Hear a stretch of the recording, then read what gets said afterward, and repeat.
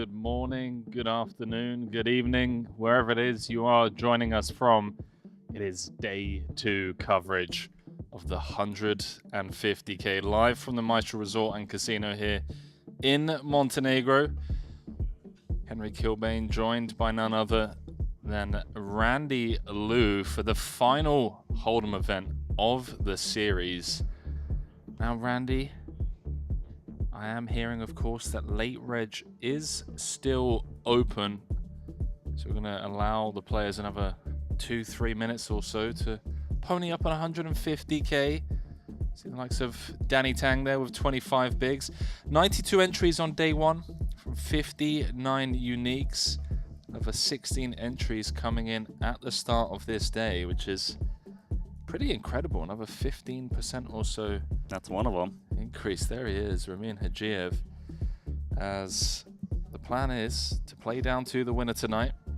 Jason Kuhn leads most titles. 2 small cashes. It's all he has to show this trip. But a win here in the biggest buy and Hold'em event of the series other than the Invitational would be huge. Bryn Kenny, #1 on the Triton earnings all-time money list. Doesn't play many events, Randy, but it does seem when he shows up to play the bigger buy and stuff, he just seems to get it done. Coming in second in chips. Did pick up a title in both Monaco and Jeju. And see if he can keep that streak alive. Ibinger, he won his 4th title, was it? 4th title, baby. The Turbo King. Yeah, we got Nacho Barbera there, picked up his 3rd title here. Daniel Dvorak with a couple of final tables. Christoph Volksang also with a couple of final tables here. See Dvorak starting the day with 73 bigs. And how about this man? I mean, this man at this point needs no introduction. Artur Martirosyan run a savage bluff. 2nd to last hand of last night's play. And he showed it too, right? He did. Yeah, that King 9 of Spades was something else. Sicko. Who we got over here? I see Santa, Mr. Gambledore. Oh, yeah. Oh, look at that. That Dan Smith, the cowboy hat. Cowboy Dan. Yonne Ukamayan. Oh, love this guy. There's the spell. Adamir Korzanen with a fresh stack. Max late regging. Dan Smith just under starting. He's got 19 big blinds to start the day. An absolute hero that man is. I mean, he's been around, what, 2 decades now. He's been getting it done at the highest stakes. That's right. We got over here. Is that Fedor Holtz? Fedor, Ponokovs. Looks like Fedor's max late reg. Barak Wisbrod, Limitless. All over on this table. Star-studded over here. I mean, where is it not? Let's be honest. True. Show me a table where it's not star-studded. So we are just waiting a couple more minutes for Luca to get the table set. Ket Lee, fresh off that 3rd place finish in the main event just the other day. Oh man, it's gotta be so painful, right? But 3rd is pretty good. It is. I mean, you look back at that 3-handed play, Randy, it feels like any of them could have gone on to win it. Kiat got very unlucky for a chip lead pot. Oh, who's that? The most in-form man on tour. Jesse Lonis with the max late reg. Main event champion. Took down that main late last night for a career best score. 2nd title of the series is insane. 4 final tables, 4 top 4 place finishes with 2 trophies is just insane. You know, he could get the 3rd here if he can run up that starting stack. 57 players remain. Gonna head on over to the main stage where we join the likes of Punat Punsri, Santosh, Stevie, Young, Foxen, Espen and Mateos, both max late regging. You can see them with that fresh 20 big blind stack. Punat Punsri coming into today, top 5 chip counts. Gonna look to do some damage here in the biggest buy-in tournament on the Hold'em side of things.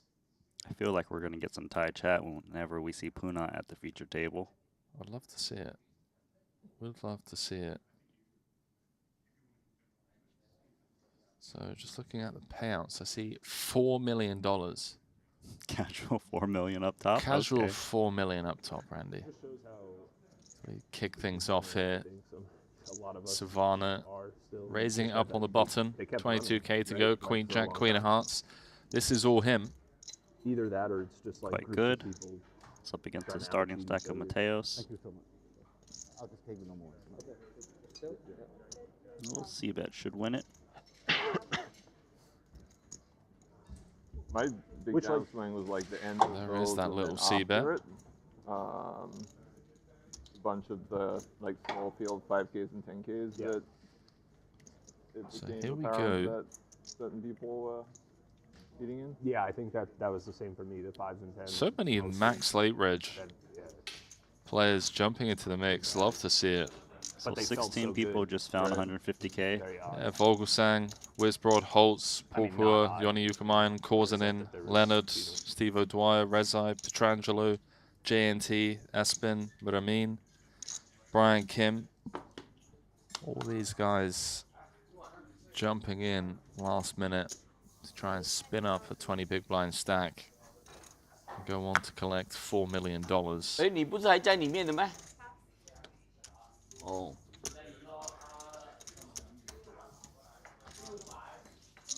Puna, King Jack suited. Table captain.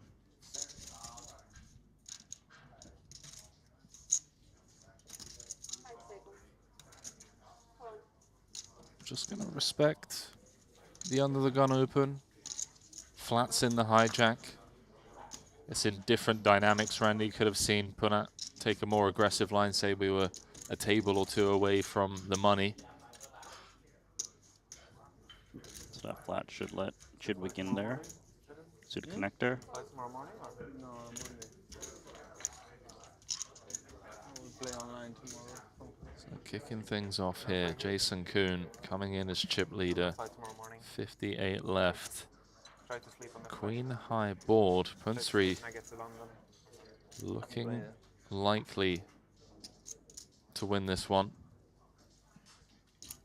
And Foxen doesn't have great properties to try and stab a flop C-bet. He checks it over. And should just end here. Yeah, I will much Not much reason for not to bet the flop. He's got a flush draw, one over to the queen. What if your flight is late? What if your flight is delayed? I guess you have an early flight, so you're gonna make 10 on. Yeah, I mean, if I flight delayed, I don't play them anyway. I don't think it's like super easy. Yeah, let's see. Bet's going to get the job done, Randy. Punsri's going to climb up the leaderboard. Third in chips.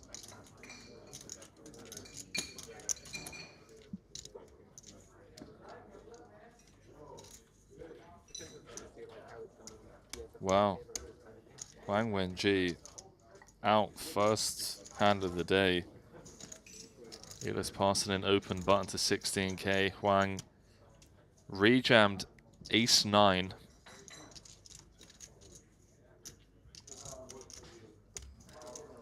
Out of the small, and Biao Ding woke up with ace-king.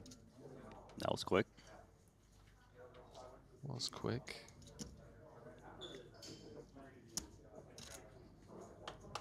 Thomas Santani also out. Ace-queen into ace-king. For 10 big blinds. Nothing you can do there. Sometimes, Randy, you're just destined to be out the tournament. It's that simple. This is the final no limit hold'em tournament we have, so going forward will be some pot limit Omaha. Not sure if those guys that got eliminated will be dabbling in that.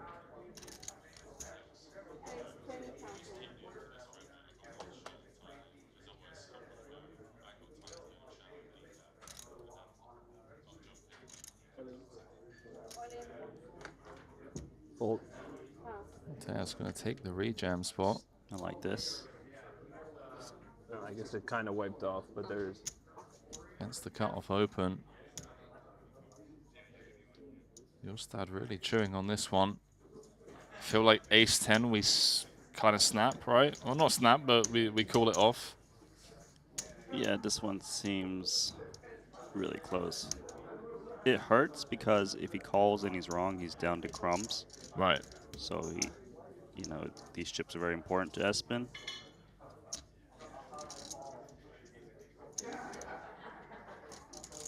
This is really close. And this isn't for 20 bigs, by the way. This is for 14 more. That's a 16.3 big blind jam. Button V cut off. The problem, he knows that Mateos is willing to reshove all of these smaller aces, which he dominates. He doesn't want to take it, which is great for Mateos. Close, close. Yeah, it's for sure the one, or you know, it's the pip for sure.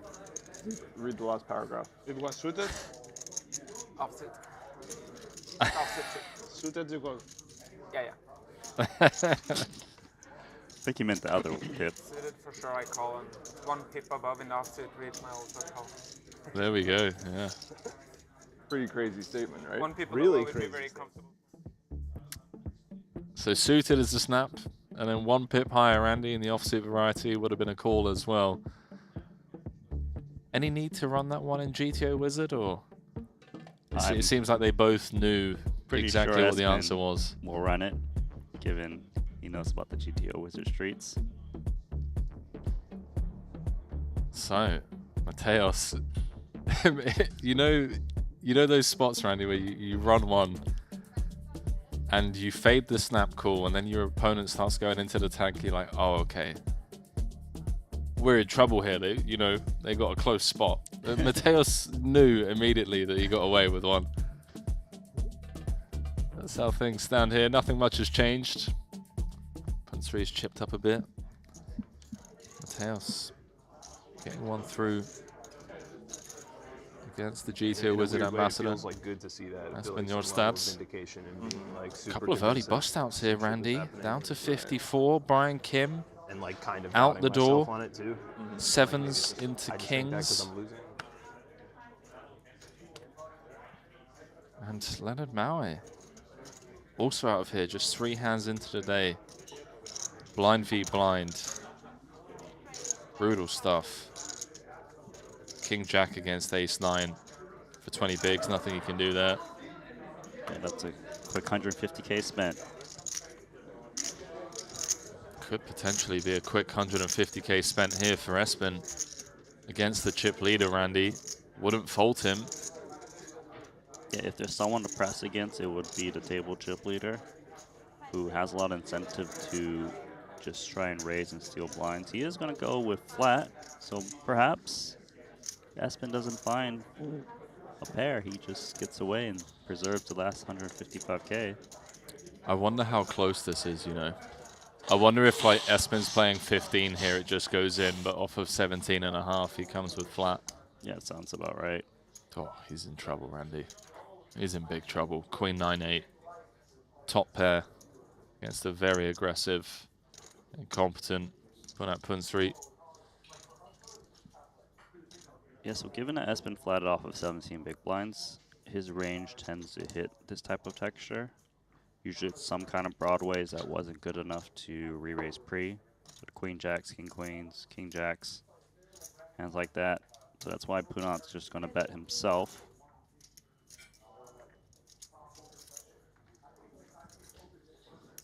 So what is this? 18 into 65. I mean, Espen, he's just thinking, how can I get the rest of the chips in there successfully? 55K, 50K, something like 2.5x. Seems pretty good. Play for I thought it was stacks. just with 2 tables left that I couldn't.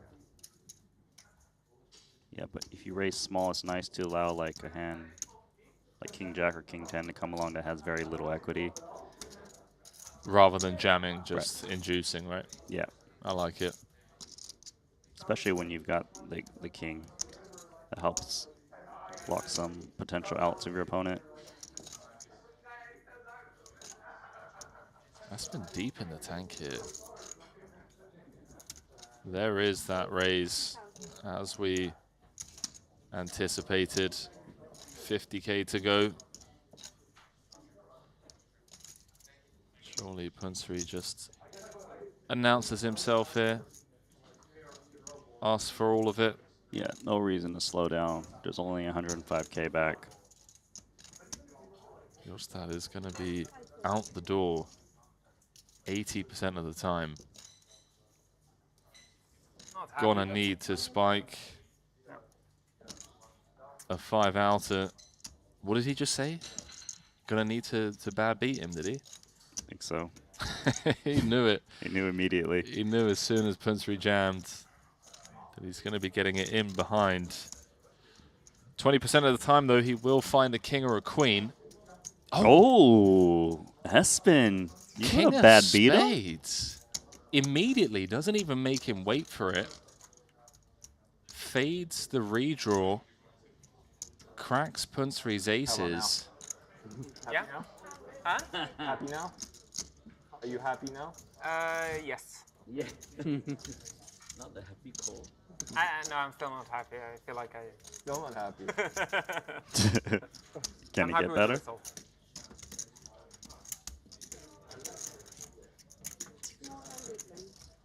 Okay, that's interesting. So not happy because he feels like maybe he blundered the spot. I don't know. I wouldn't mind being...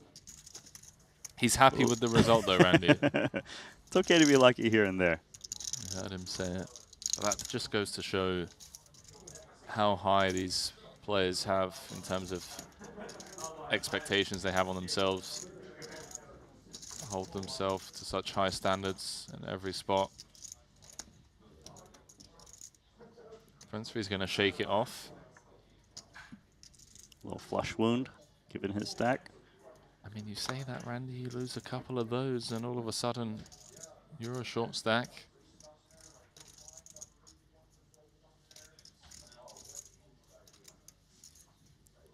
Santo Suvarna.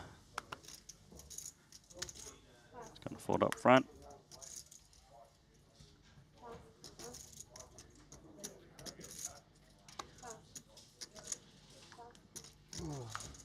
Call.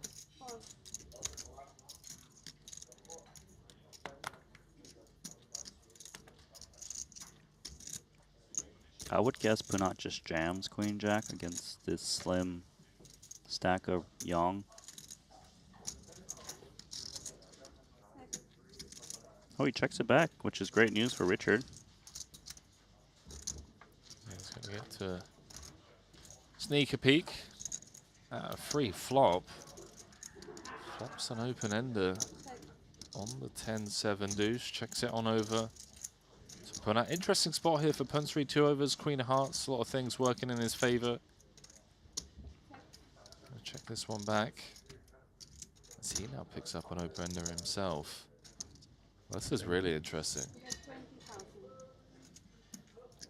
Young's come out firing 2/3 pot. Yeah, as played, I would expect Queen Jack to just call now rather than play aggressive all of a sudden on the king, which could have improved Richard. That's not bet folding.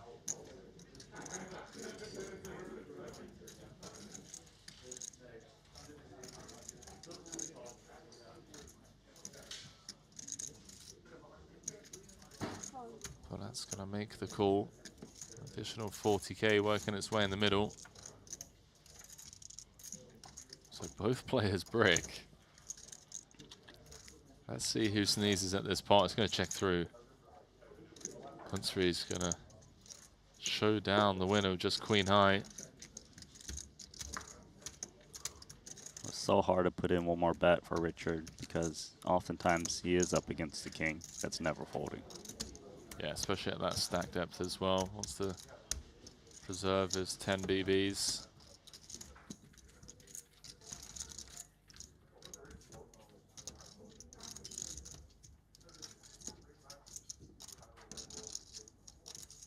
Bryn Kenny, tournament chip leader.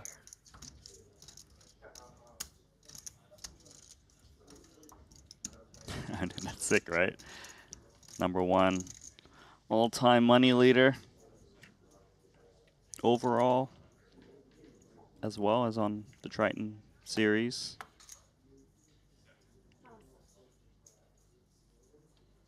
The guy just gets it done. I feel like he's just been picking up title after title.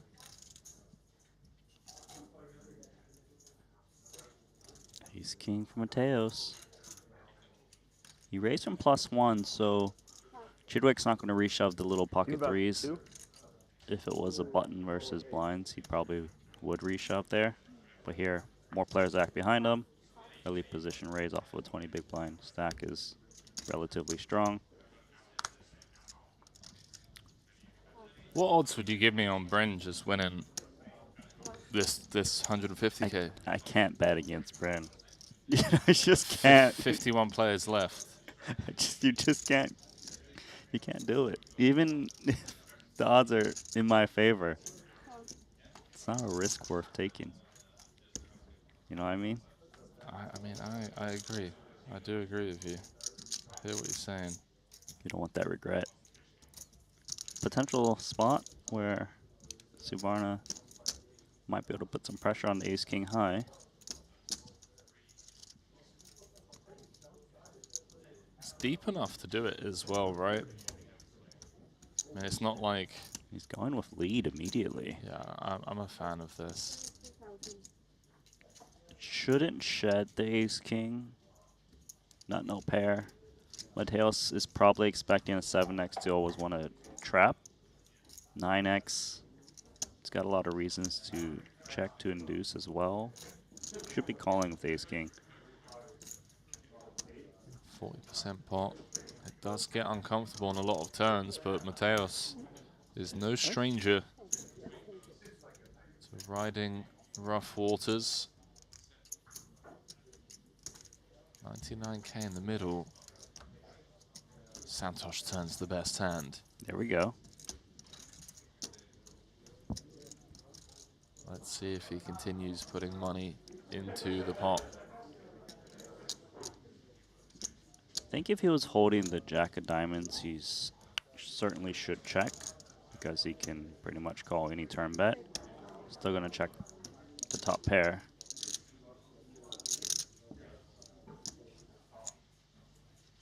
It's an awful turn card for Mateos. Some of the hands that were leading into him connect with that 10. Like this Jack 10, right? Mm-hmm. Jack 10, 10-8, Jack 8. 8-6. Checks through as expected.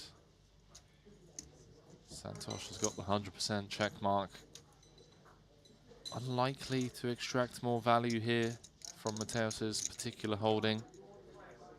It doesn't mean he's not necessarily going to try. Yeah, I think he should try. Something small, like what, 15, 20%? It's probably going to go a little bit larger. It's not unreasonable. Mateos has a 9 that can pay off. Just checking, which is great news for Mateos. Doesn't have to be put to the test.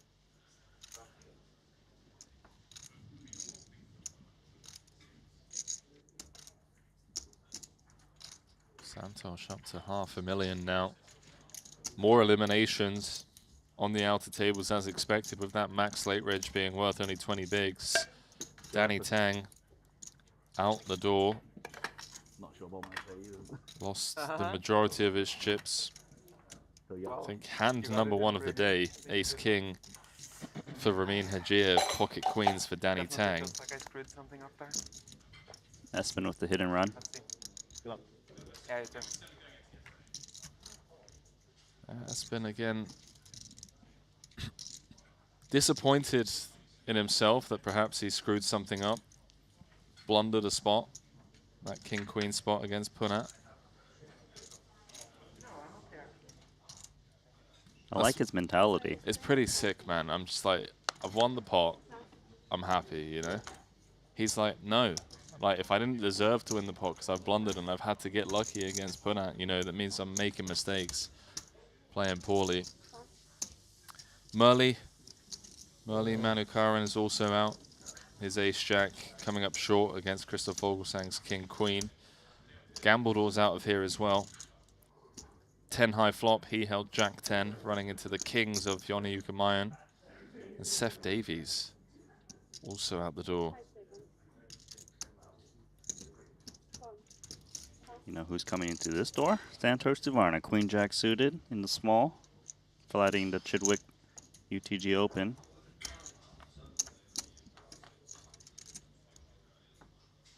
Down to 50. 975. Top pair, very decent kicker for Stevie. I wonder if this is a combo that he would check behind with. Although it's really difficult, right? To navigate turns. He probably will bet when it gets over to him because there's already 60K in the middle. He only has 136K back. He can get called by worse. He knows Santosh is willing to defend the small blind a bit wider than some other players. In theory, he's not really supposed to hit this board, but you just got to build the pot when you got a decent piece. So build he does. 30% pot. Santosh. Yeah. I felt like this was coming. Comes with the check call, 2 overs, backdoor diamonds. Just too much of a hand to fold at present.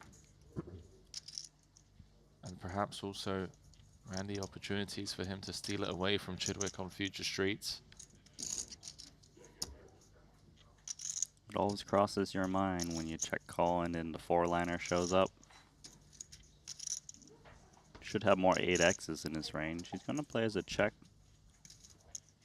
But if Stevie checks back the 9, could certainly see Santosh try to rep the straight.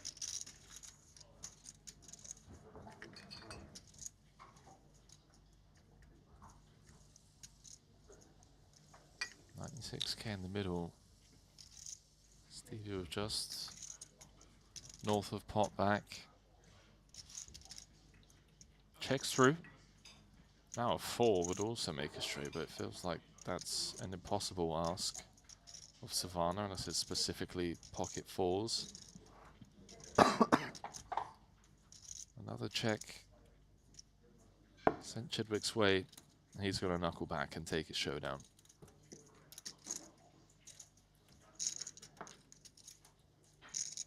Yeah, hard to imagine a worse hand that can call a bet for Chidwick, hence the check back.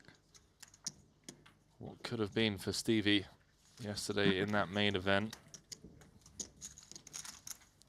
think his bust out hand was one of the more brutal ones we've seen in a long time. He came 6th in that, $879,000, taking his Triton earnings to over 26 million. I want to say it was Queens on a 10-4 deuce board, 2 diamonds against Mikolai Vaska-Boynikau. Yeah, Vaska-Boynikau with a set of deuces. Money went in on the flop.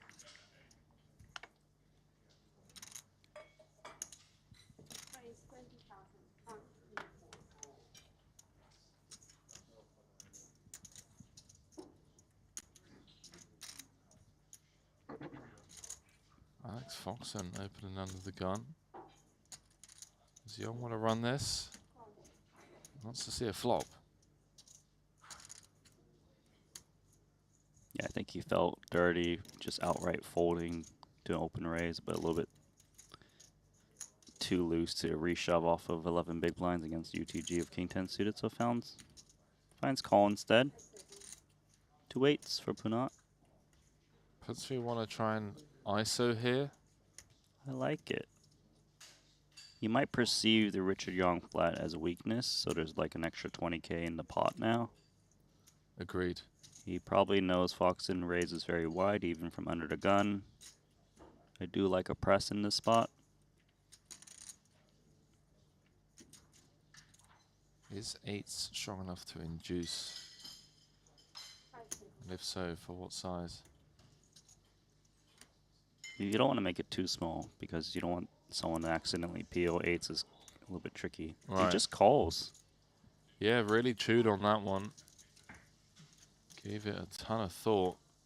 This is interesting for Chidwick. Sub 20 bigs getting laid 8.5 to 1 on a call with the 5 deuce suited. He says, let's make this a 4-way affair. It's half the table. Like to see a flop.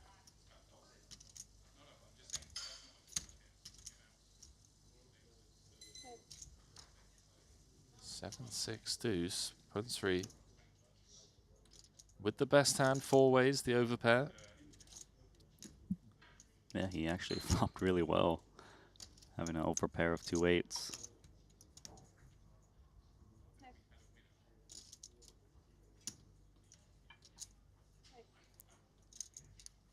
I think the good news for Punat here is, even if he does get resistance, his opponent's stacks are quite shallow.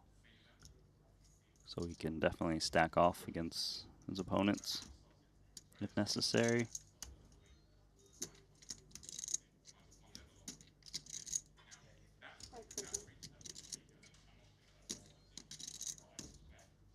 Yeah, Pun 3 is just like, you know what, boys?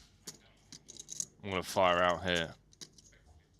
32k, and I'm happy to stack off against anyone. I mean, maybe not thrilled against Foxen, right? Yeah. 24 bigs. He's not excited about it, but, you know, obviously it doesn't mean Foxen's going to come in with check raise. Probably just check folds a lot, his 2 overs. But he would love to get in against Chidwick or Richard Yong. Yeah, Stevie's the one he's really targeting, right? He's just praying that Stevie's got a 7 or a strong 6. Mm-hmm. Foxen doesn't like to fold. Normally plays the role of table captain. It's a tie captain right now. It is the tie captain. As the ace-10 bows out.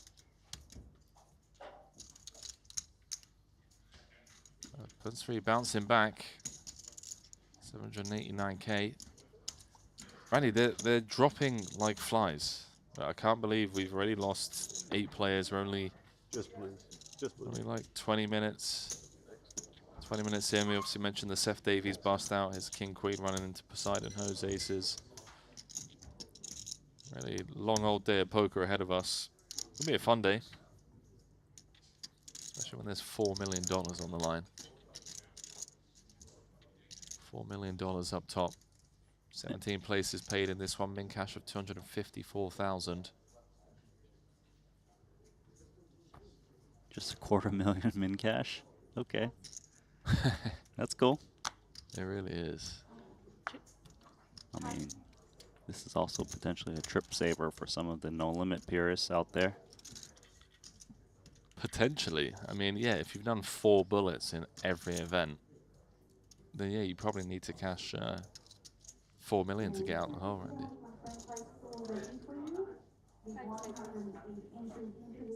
We have generated $16,200,000 for the prize pool. 17 places will be paid, and the 17th position will be receiving $254,000 and the first prize of $4,076,000. There we go. Prize pool officially announced to the players. 17 places paid, eh? And Bryn Kenny is the chip leader. Stevie open jamming the 18.5 bigs. Is that a Pokemon on his shirt? Yeah. I don't think it is. Steve doesn't strike me as a Pokemon player. Oh, do you want to bet? Oh, you know. I don't know, but I'm happy to wager money. I mean, you think Stevie wasn't catching them all back in the day? Catching them all. Are you kidding me? I think he was doing the one on the app. Which one is that called again? Oh. Pokemon Go, is it? I remember when that came out, yeah. That was pretty cool. I had a little dabble. I feel like they did it a little bit too soon, like technology now versus 10 years ago when that was released. Like, can you imagine if they released it now? I think it'd be pretty cool. But the hype was real. The hype was real. Imagine you're going, I got to go to Montenegro to get this Pokemon. I got to go to Jeju to get this one. We should be like, where's Randy? Why is he not in the booth? He's like, sorry guys, we're going to be late. We've got to try and catch this Snorlax down in Budva. Where did your adventures take you? I feel like you probably... Well, I was had having some- a vacation in Manhattan. Okay. And then I was like, we got to go to Central Park right now. We got to get that Pikachu. Because it was an early going. And Yeah. when I went there, it was so late. There was like 100 people there. Really? But the park was closed. And then people were trying to like get in there. Yeah. I didn't know Central Park closes. Well, I mean, like, yeah, the gates, it was really late. We're talking like past midnight or something. I guess that makes sense, yeah. That does make sense. I wish they just, like, released some in some random places. To make it really Just like the most unique. remote places ever. That'd be hilarious. Just like in the middle of some random desert. Yeah, they've just got Mewtwo in the middle of the Sahara, and you just see like a bunch of people fly over to Africa trying to catch Mewtwo. Or like a Charizard or something, just in like Andalusia, Spain.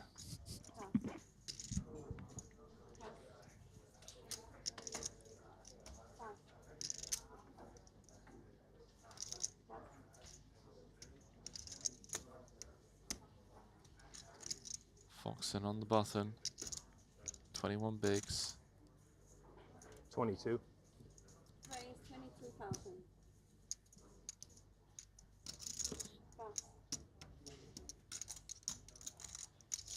Oh, Richard might be in trouble here. Oh, nice. He doesn't rejam. That's a spot he could have taken.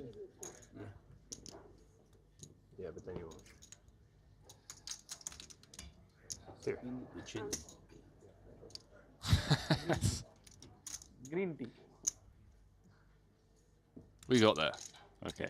You We like did 80 get there behind? eventually. That's Punat's No, fault. it's okay. I blame Punat. Next one. So counting done. To a flop.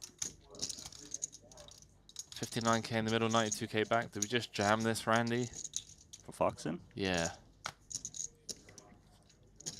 I don't know. I think he could maybe just bet and then jam some turns.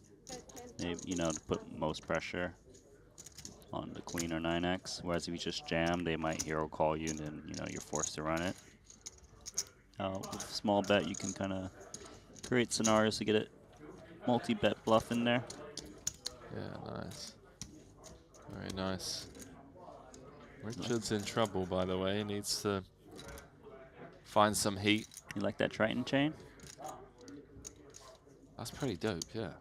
Where did he get that from? They don't just hand them out to anyone. Wow. Thanks, Randy. Don't worry, I don't have one either. I'm going to get one.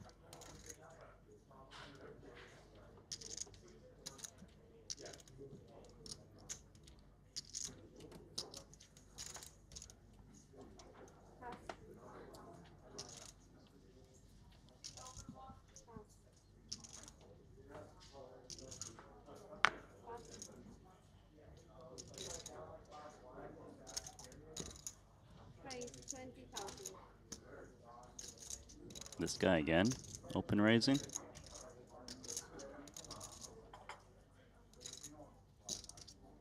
Don't do it, Ivinger. 9-8 of spades. He is in bad shape. Just comes with call, wants to see 3 on the button. Wow. Let's see. I mean, this opens the door, right, Randy? That Ivinger flat incentivizes Punt 3. Potentially take a more aggressive line. 25 big blind. Rejam. Yeah, I think this is a really nice spot to rejam with King Queen. Ivinger is unlikely to be trapping. He doesn't have any players act behind him this time, whereas the 8s was a bit different. He knows Foxen's going to open super wide. But I'm not sure if he can get through Foxen if he does put in the jam. All in. There is the jam. You started with like Fox is 250 as well?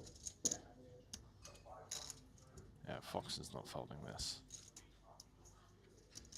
Yeah, you notice that he's checking Ibinger stack because that changes, you know, the ranges, and realizes that Punat's going to attack a lot more.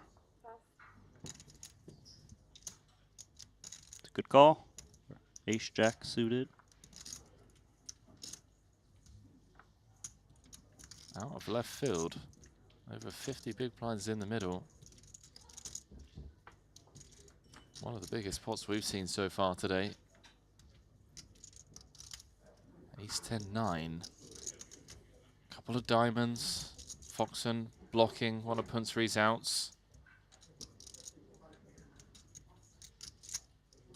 Punat looking for a jack, and a jack only. Doesn't 250 find more. it. Sorry. Foxen earns the double. Perhaps a double he wouldn't have picked up had Ibinger not flat on the button.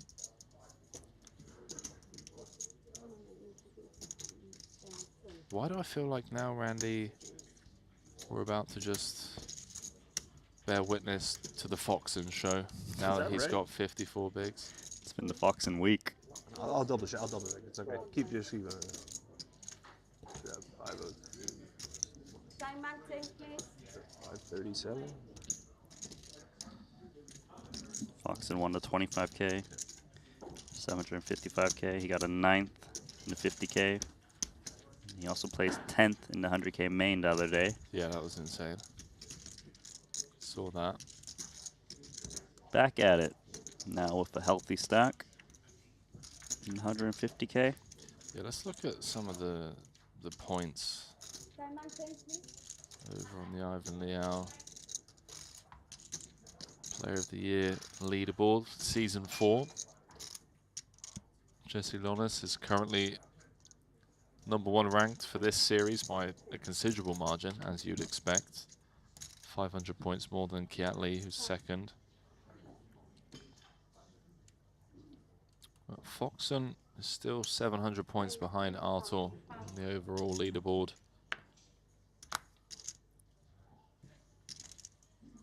Yeah, but Jesse should be up there as well now. Yeah, Jesse's in third. So the known limit crushers are doing quite well on that leaderboard. Man. Guess where Jason's ranked? Bearing in mind Jason plays full schedule. Jason Kuhn, Yeah. number 6. 52nd. Surprising. That's insane, bro.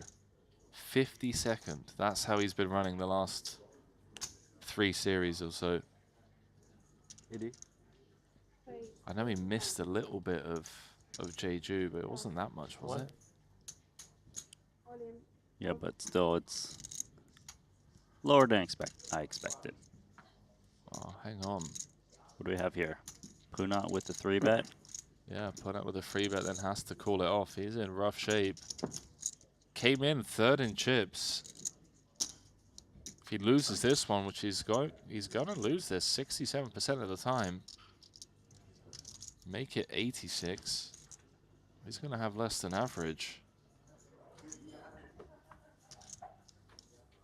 He's officially turned dead.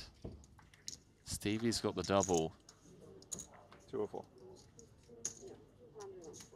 Rough day in the office for Punat to come in with a top 5 stack. Now drops down to 34th.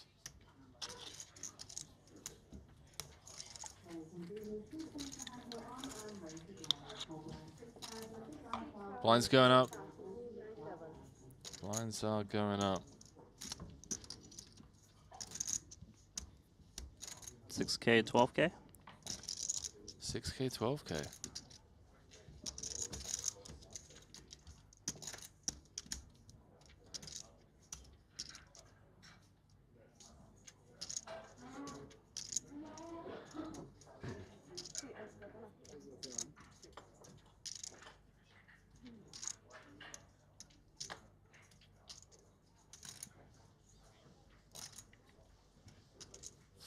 8 players left. A couple more eliminations on out the tables.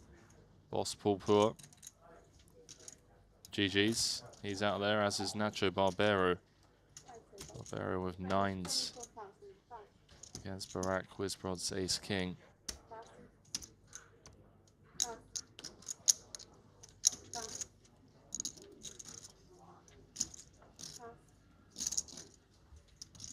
Chidwick with the light open under the gun. Queen 9 suited. Not gonna shake Mateos. Loosely connected 8-4 of hearts.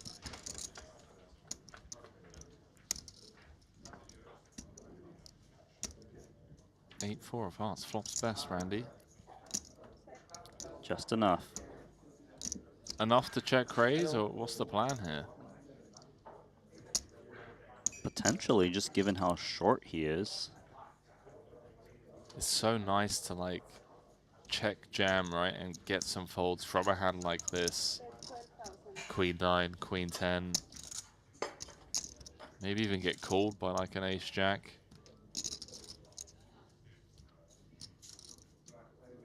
Just 20% bet. A little min bet. Certainly crossing his mind to check raise his 4, given how vulnerable it is. Goes for the call though.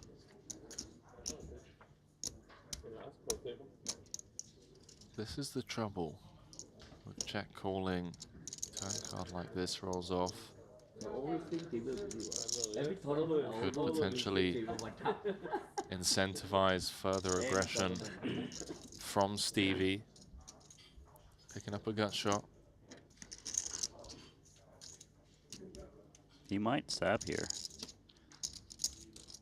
Try to shake out the 4 or the deuce. Some ace highs. Now what do we do for Mateos?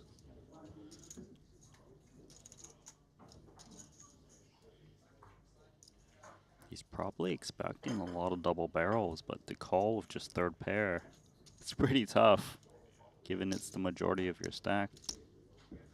On 3rd. I hear what you're saying. I mean,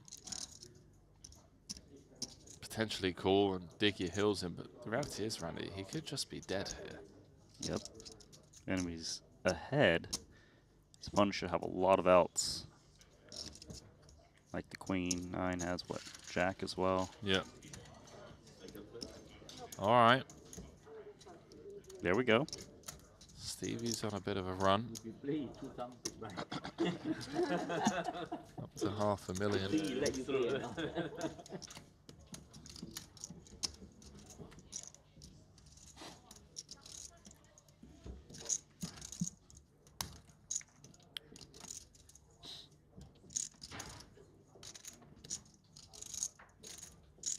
I'm just looking to see how Boss busted out his jacks. All in for 18 big blinds against Christoph Vogelsang's Ace Jack, Ace on the turn. Daniel Rizai is also out. His Ace King.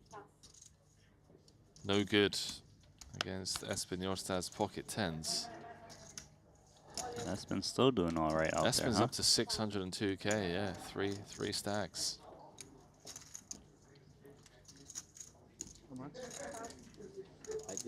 Oh, short stack on short stack violence, perhaps.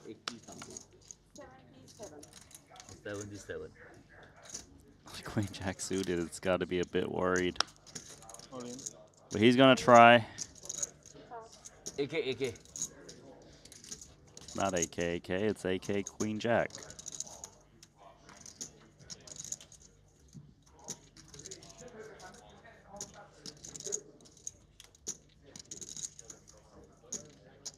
So one of these 2 short stacks. Gonna collect that 190K pot. Advantage to Young. See a queen and a jack. Hold on though, Randy. Oh, he's going for the D mic. This guy knows what's up. Oh. Don't take it off completely. Picks up heaps put of it back on. outs. Oh. Ace King 10-5 needed. GG's. One of the Triton co-founders. Richard Young Game. was covered ever so slightly. Got it in good, Randy. That's all one can ask for. I can play. How you can play? Welcome. 10:36 He's always got the drip on, Randy, you know? Come on, man. That's swaggy. You got the green sneakers with the matching fit as well.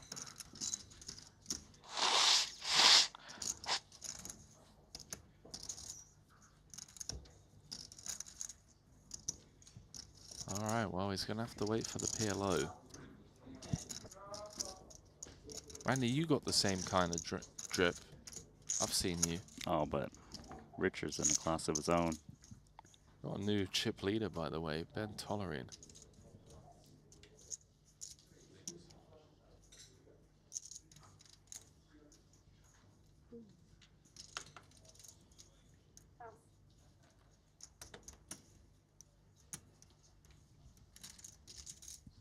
Punch 3 suited king, early position, Randy.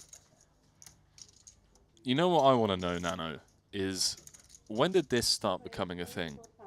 What? Do you remember that? I feel like this was introduction of solvers. You saw more and more people opening these suited kings, high card, low card from early position. Whereas pre-solver days, I don't, you know, if I think back to like 3:30. WSOP main event coverage from 2011, you didn't see people looking down at king 6 suited from +1 and thinking, yeah, I'm going to raise this one, you know? Now they salivate. I think it's less. Hold on, we got something potentially It's okay. happening here. Foxon's like, I'm going to try and send you packing. Sorry, yeah, I have left. I have 3:30. Yeah, okay. That's what I thought I saw. Yeah, Oh, yeah. yeah. Cool. Thanks. Yeah, you got some of those chips already, Foxen, and you're going to get more from Penat. Top pair versus the pair of kings. Let's see if this is one of the King X that falls into the checking bucket. Backdoor hearts. Although it does just feel like a range bet kind of board, doesn't it? It's his type of texture. Ace king. Just going to keep firing. If he was to check the king in this spot, he needs to check some of his weaker aces. Gonna balance that out a bit.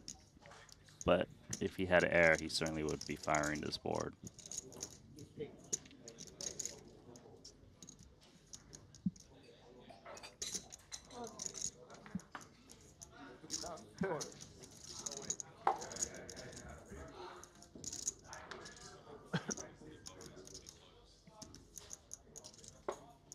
How about this for a spicy turn card?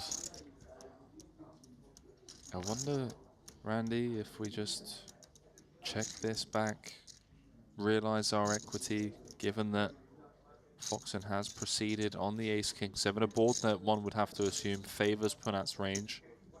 So caution. Should be a check here. He doesn't block the ace. You know, ace is not really looking to check fold. Realize equity. No hit. Rough start to the day for the Thai superstar. Been a rough series as well, let's be honest. Came in top 5 stack, now he's dwindled down to less than 30 big blinds.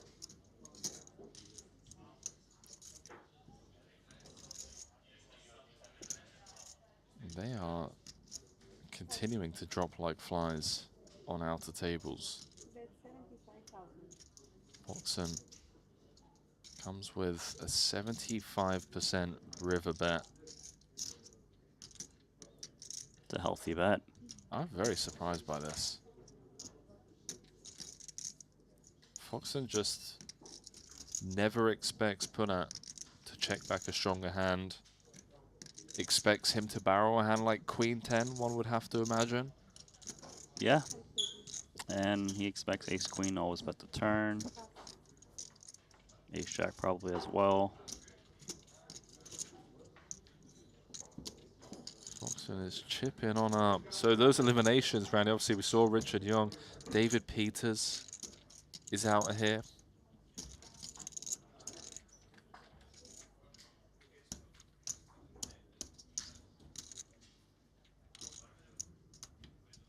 Feels like we got a couple bust outs every Yeah. other hand.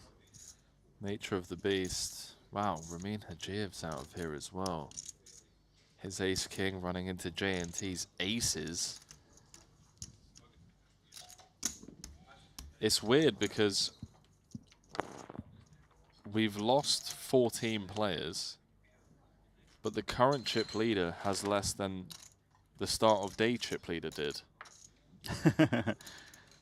Ben's got 865k. Start of day one chip leader was Jason Koo with 991k, and we've lost 14 players, which is the equivalent of how many chips? 2.8 million chips. Yeah, so it seems like it's the short stacks consolidating. Yeah, exactly. You know what that means. Plenty of deep stack poker. Is Pooh not going to win a hand? It's been lose, lose, lose so far here at the feature. Randy, you're a savage. This one, surely he wins, right? Well, I don't know. I don't know if he's just gonna fire out here, you know. He's more likely to fire out given Ibinger is quite short. Reason is Ibinger can't check raise bluff or speculate and check call as much. There we go. A winner for Punat Punsuri. It's got to feel good, given the start of the day. Let's get one under his belt.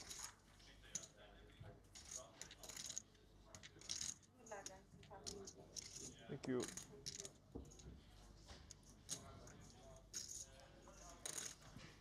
A quick dealer change.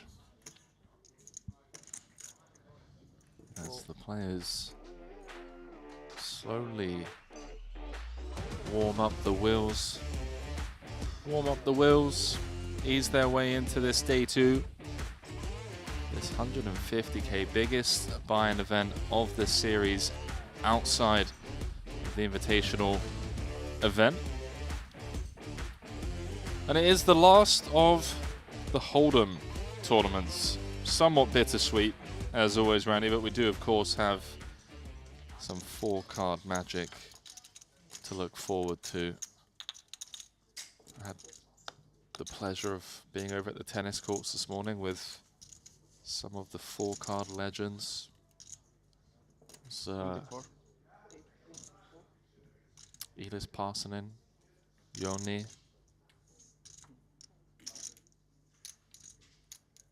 So Jonas was over there, Jonas Kronwitter. But who's better at tennis? Ronnie Kaiser was over there. Elis by far. Not being close. Elis used to play juniors, yeah. Although Ronnie was top 10 in Switzerland when he was a kid. So both of them, it was incredible, mate. Yeah, front row seat to some real tennis talent. I was like, is that what it takes, eh? To grow up, be an elite player at tennis, and then be like, hang on, I want to play some PLO as well. And it seems to be the case. They're like, tennis for rolls or PLO for rolls? Tennis for rolls, exactly.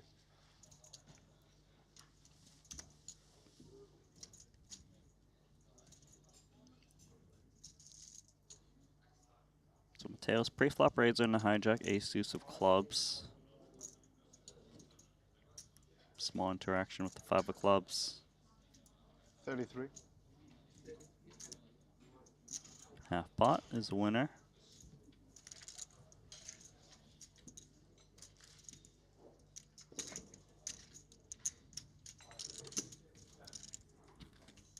Mateo's putting those chips to good use.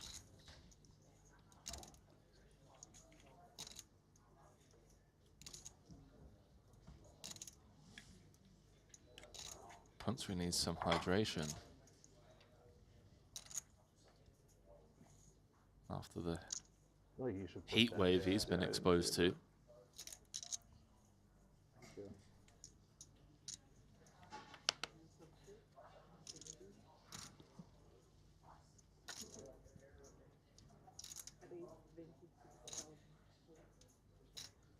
It's got to be my favorite hand in No Limit Hold'em, Randy. It's up there. 10 out of hearts.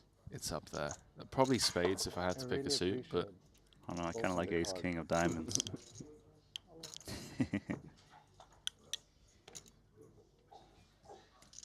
Oh, 2 10s. This is a powerhouse. Unless a bust.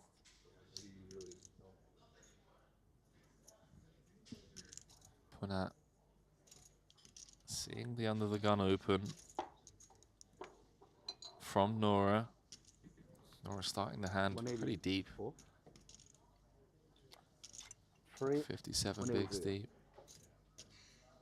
Ibig is jammed on the bottom for his 15 bigs. Let's see if Punsri. Such cursed hands whenever there is an exposed hand.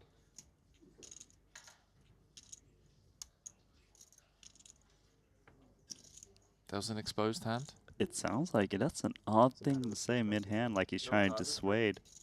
Hmm? No, No, just was a one-timer. It was nice because I got it as a present from my nephews, but then I don't wanna. Man, showing Santos the pretty looking 10-9 of hearts. Why do you get a really? What do I do? It was ace deuce off in the first place, and now I get. Without showdown if you Now I got replaced by the king of diamonds. Who sold the deuce? Is it good or not? Somebody sold the deuce. I mean, it's somewhat flat or something. Yeah, if I was looking, I would have been able to see. Oh my.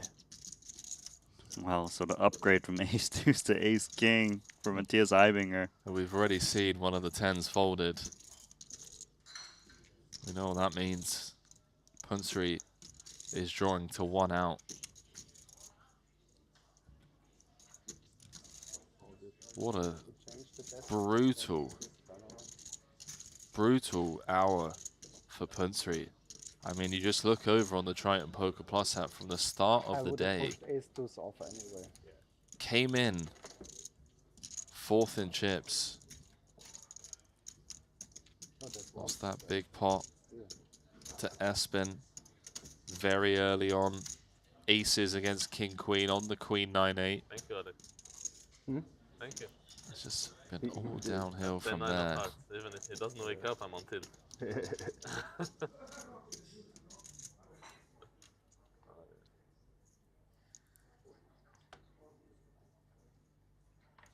I would still be on tilt. Yeah, Don't even get to see a flop with Yeah. that hand. It's- I'm on tilt. 10%. Maybe you want to take a lap or something. I just fold for a couple of times. Chidwick eyeballing Mateo's stack, contemplating a little 3-bet. Type of hand I can attack. It is undergun versus undergun +1. It would look very strong if he can put in a re-raise.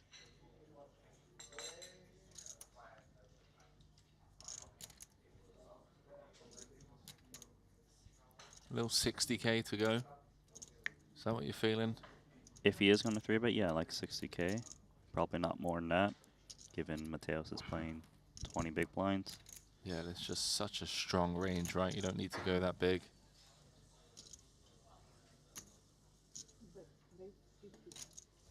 $52 goes even smaller. Yeah. About 1 small blind less. Punat's got ace queen. Finally some redemption. New hand got you a double instead of one. I'm sure I have. I don't remember one off the top of my head. Trying to think now. Hold on. He's in there. He knows what's up. He's only got 10 bigs. And Chidwick's going to be forced in here, isn't he? Yeah. He's already made a 52k. Has to go about 60k more. So surely Punat can start to climb here. I mean, let's just see if I don't know who he was hanging out with last night. or how he became this cursed. 65% of the time. Oh my god, look at that flop. It almost seems like destiny that he's not going to hold with ace queen. Chedwick with a straight flush. Okay. Chop outs. Chop outs indeed. There are the chop outs. I mean, he didn't bust. He didn't bust Randy, but it feels like, you know, he lost the pot. He's picking up chips, but it has been a tough day.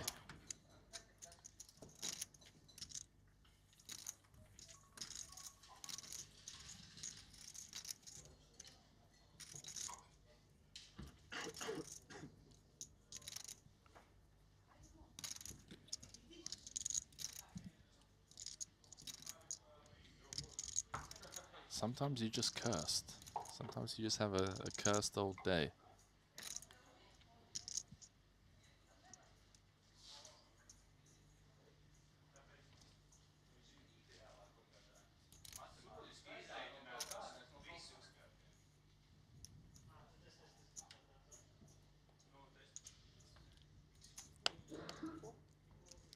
Mini raise for Chidwick. 2 broadways. Offsuit.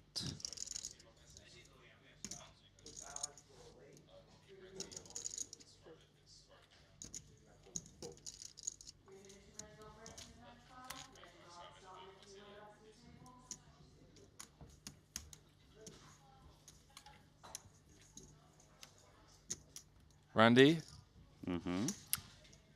Kevin and I reserved our room in Jeju. 3-bedroom apartment, 1,800 square feet. We got a spare room. You wanna? You're already committed.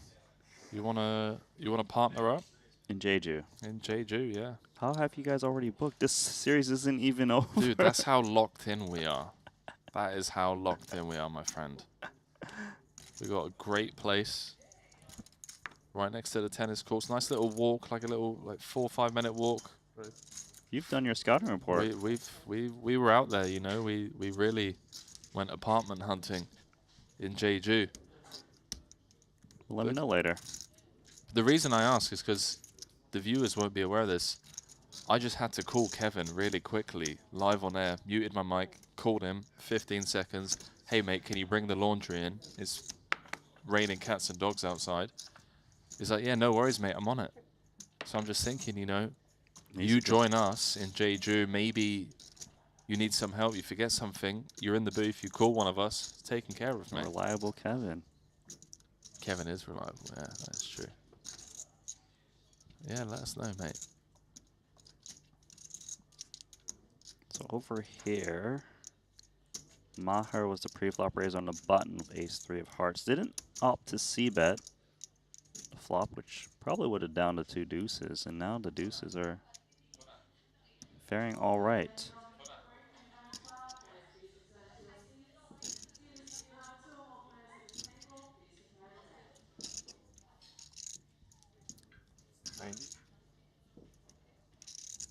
Chidwick's found a way to win this pot.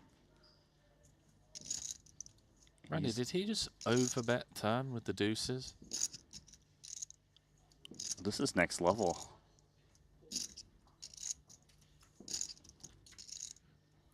Turning his hand into a bluff. I wonder what the idea is behind the overbet. Make it big enough to force out potential draws because the price is poor. Fold out better pairs like all the little baby pockets. Yeah, sixes through. His hand's vulnerable to counterfeits, of course. Yeah, it's a very interesting one. I'm blocking a lot of the. I'm blocking like the folding range and. Sorry, blocking the. Blocking the I mean, lower end. you pretty much unblock everything You with unblock deuces. everything, yeah. But yeah, it's a pretty cool play. That is not a cool something play. we see often.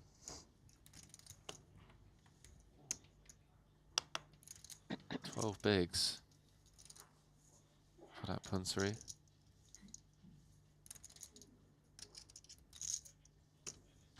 $24.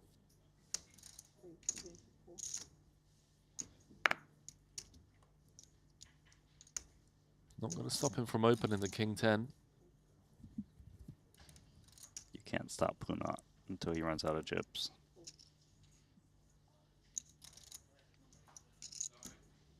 Just enough for Foxen.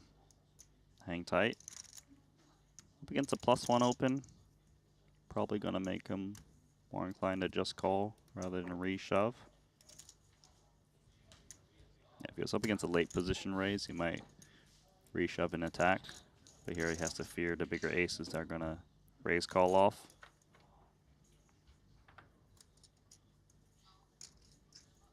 998.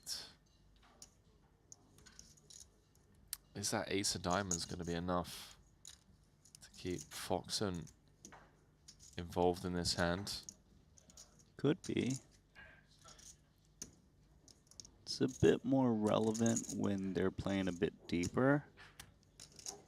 Of course, TBD on the sizing, which could change things up. And it's just a min bet, so I would think he would check call at least with the ace-5.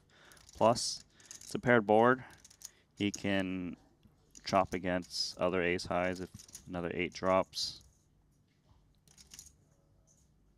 In before he makes it 27k. Possible. It's Foxen. Looks like we're not going to go for the check raise. Check call. Standard. Punchery now picking up an open-ender on this 7 of clubs turn.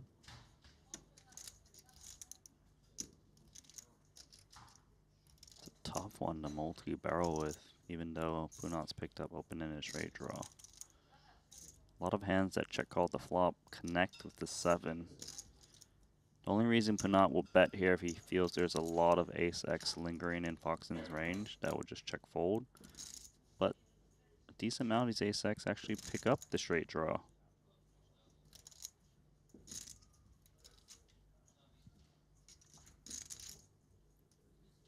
This really is going to be frustrating if it gets to showdown. Goes check, check.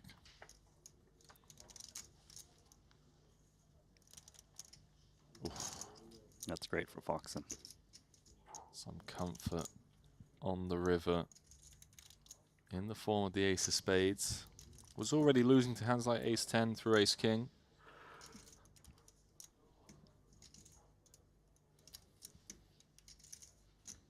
Just in case he was up against a hand like 4s or 5s. Maybe some 8x that pot controlled turn. It's going to check it over, trying to contain the pot, maybe induce some broadways that whiffed.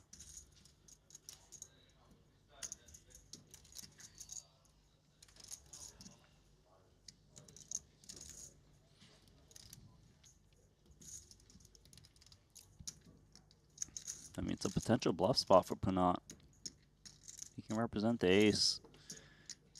He can put a lot of heat on a pair of 8s or 7s. That would take a very similar line, especially from the big blind defense. Should hit that a bit.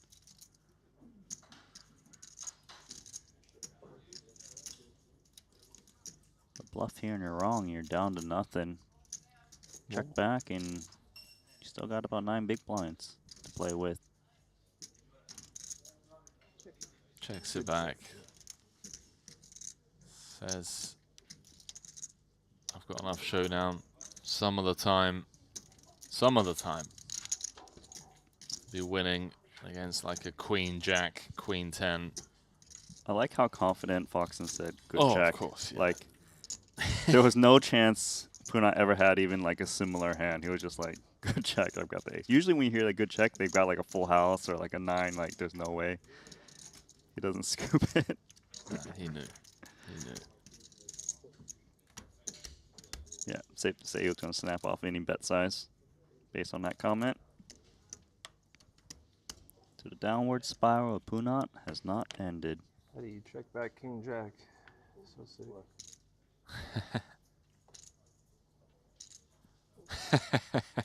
Close. Yeah, 1 pip lower. 25. 25? Rumors being spread, Randy, that Foxen shaved off the stash, the bad luck stash. I'm not sure about that. He's been having quite the trip. Why did he have a stash at the start of this week? Yesterday, Did he? Well, why would he? because he came 10th, he final table bubbled the main.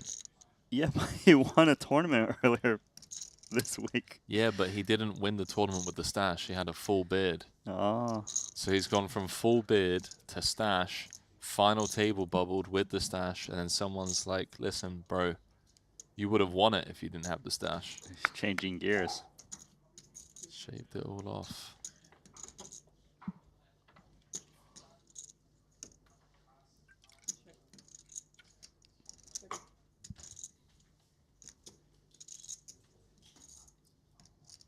Wow, that's crazy. More eliminations. Steve O'Dwyer out of here. Just haven't seen anything from Steve at all this series. Been a rough trip.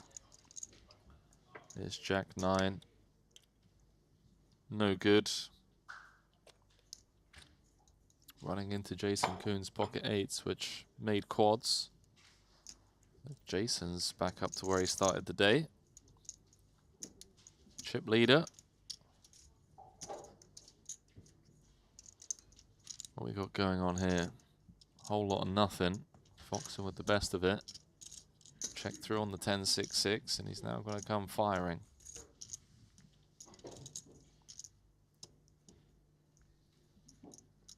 Yeah, I understand that he's got the best hand most of the time. Wants to clear out a single spade. Matthias with a strong spade in hand.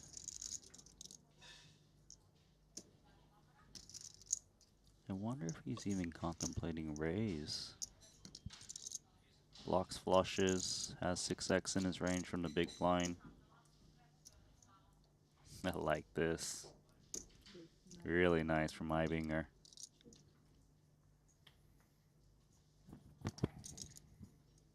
Checking the temperature in the room. Really putting pressure on this particular holding. Yeah, because Foxen should never have 6x to flat the small blind. He's got a lot of hands like this, 7s, 8s, 9s. Even a 10x would have trouble calling down at the moment against that big blind defense. Turbo King, getting it done. Turbinger. Turbinger. Man, Phil Ivy's second in chips now, by the way. Played an insane pot against Wong Ye. Do check out the Triton Poker Plus app because stacks are just flying in at the moment, and I don't know why. Maybe because it's the last Hold'em event of the series and everyone's just like, you know what? Run it up. Do or die. Do or die, yeah. Clemens Reuter has taken the chip lead. Wow, what on earth happened there?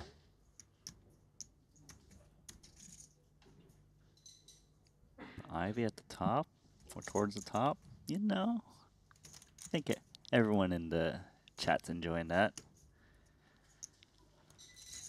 I mean, why does it seem like Foxen's in every single hand? Is it just me, or is that really happening? We did kind of predict that, right? With the double up. That he was going to start getting involved. Can't play the Doyle.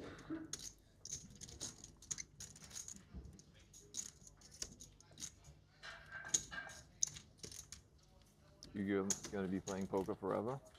Or do you have some To some extent. plan? Flat probably, but definitely don't plan to play as much as I do now for that long. Difficult. Yeah. Maybe a few more years. How about yourself? Who do you think Ask your question. this first. room, or this tournament, whatever, is most likely to be playing at this level 50 years from now? 50. Yeah.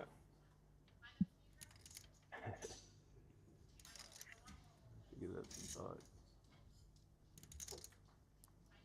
Randy, are you going to still be playing in 50 years' time? Just worrying about staying alive, you know? 50 years' time. That's a good question, though. Did you catch that question? I did, yeah. Who do you think? Anyone come to mind for you?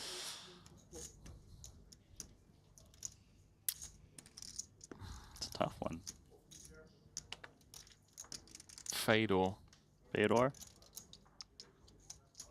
I can just see him just saying, you know, I don't want to retire early, you know? No, I can see that, but I think he will always remain competitive, even if he does take time off. JNT. What? So much love for the game. Wow. I've had this conversation with Espen before. Okay. Espen can see himself doing this into his 60s, which I think is it's crazy. Yeah, like they're still taking focus. Adrian's up there. Or like they're playing at least at the highest. Like not necessarily winning, but like they're in there competing. Okay. You know, like who's gonna be Doyle Brunson? Like still playing Bobby's Room and they're 80 or whatever. Like Patrick Leonard comes to mind as well. I don't know if there are many Adrian, people you're that gonna be love the playing game more than Pats. when you're 80, right? Should tell him to come out the Triton. Yeah, it's Adrian. Someday for sure. I guess less than today.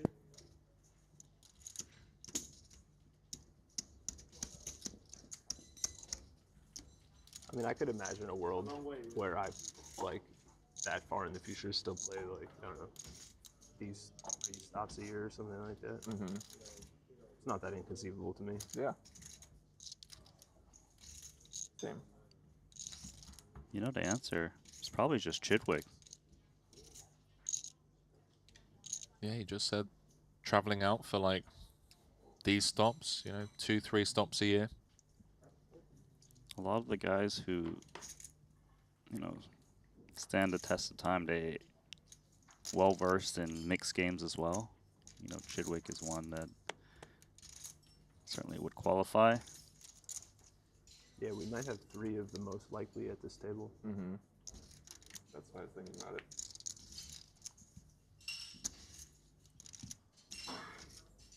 How many hands are we expected to play against each other?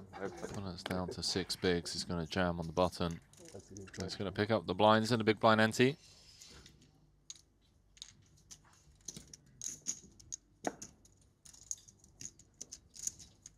Not too high. I mean, If we play for 50 more years, maybe pretty high.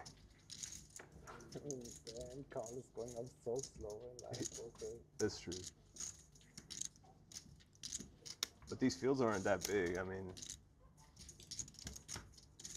I guess it would still probably only be. Yeah, what do you play like 11 hours a day? Or something you play like 25 hands an hour, Yeah, maybe 50 hands a day. 250 hands. You maybe 1 hour or even 20 hands per day. I mean, obviously it's not many comparison to like what you could play online or whatever, but still just a lot of hands both. Yeah.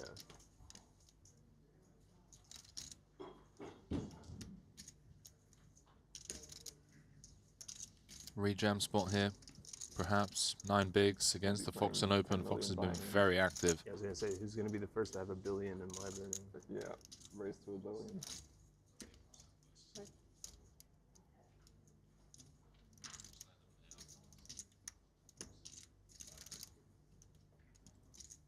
First to $1 billion in live earnings.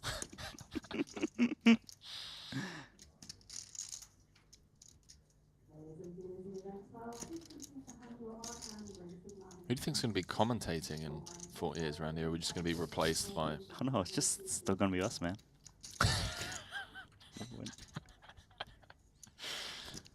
Oh, Same 4 crew. Forever. Once really thinking this one through.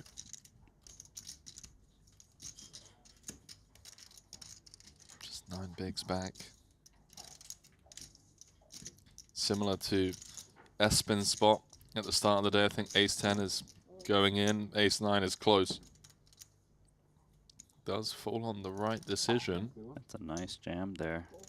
I guess we had the same hand. Punsri has him out pipped. We saw 1-8 folded as well.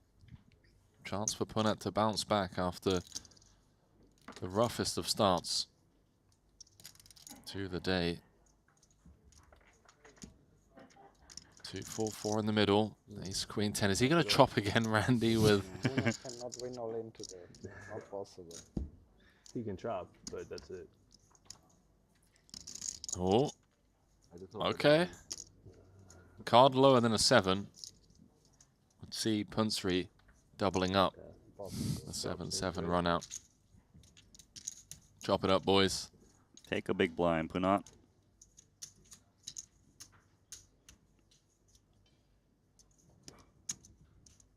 So just us four forever, Henry. What about, you know, Jason chasing his 100th Triton title?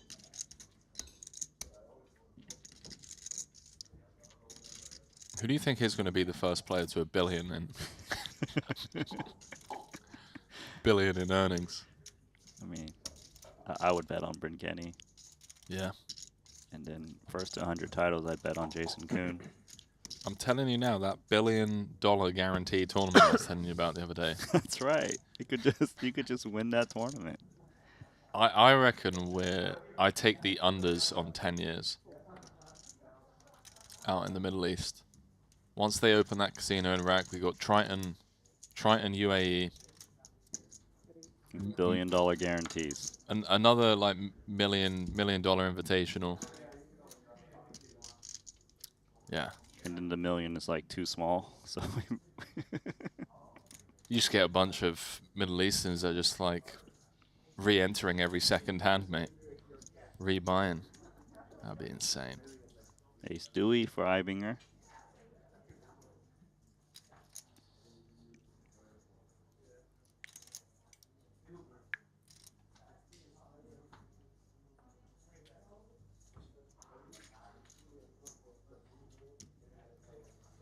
Little raise and take.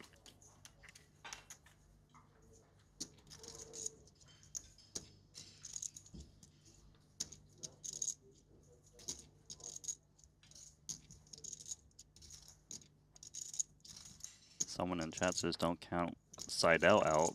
You think he's just really going to turn into the cyborg?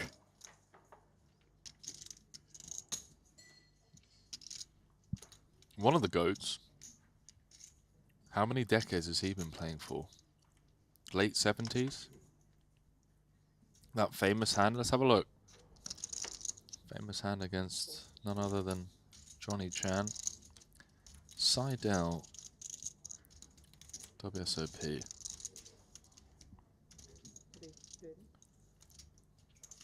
That is the most iconic poker hand. 1988 WSOP main event that was. Yeah, so he's been playing for like 4 decades. 80s, 90s. Yeah, this is his 5th decade he's entering. Wow. 360. All right. There's the re-raise all in from Foxen. Come on, Santosh. Get him. Spin the wheel. I don't think he's holding this.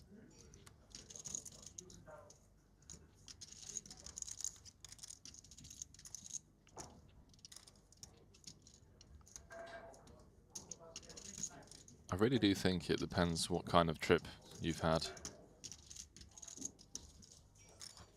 Santosh final table at the 100K main the other day.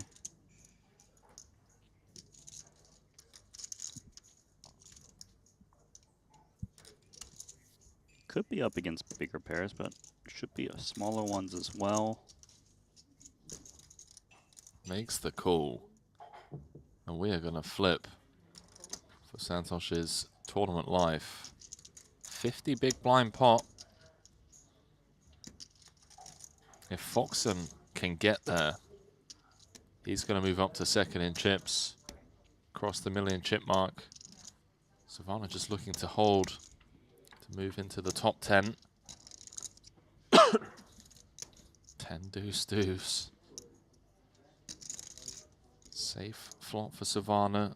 It does have to be somewhat concerned with those running diamonds, which do not materialize on the King of Hearts turn. But Foxen does pick up 4 additional outs. Ace, Queen, Jack needed, doesn't find it. Savannah's going to double. Perhaps a massive sigh of relief from everyone else. Not wanting Foxen to have a 1,000,000 chip stack. With that massive flip, Savannah, the new table captain. It's Clemens Reuter, overall tournament chip leader. It's been a while since we've had an elimination. Things have quietened down out there. Finally? Yeah, I mean, we lost like 17 players inside the first 2 levels. Now things have slowed down a bit. 17 places paid. Still a long old ways to go. Min cash of 254,000. How about that top prize though, Randy? $4,076,000 will be going to the eventual champion.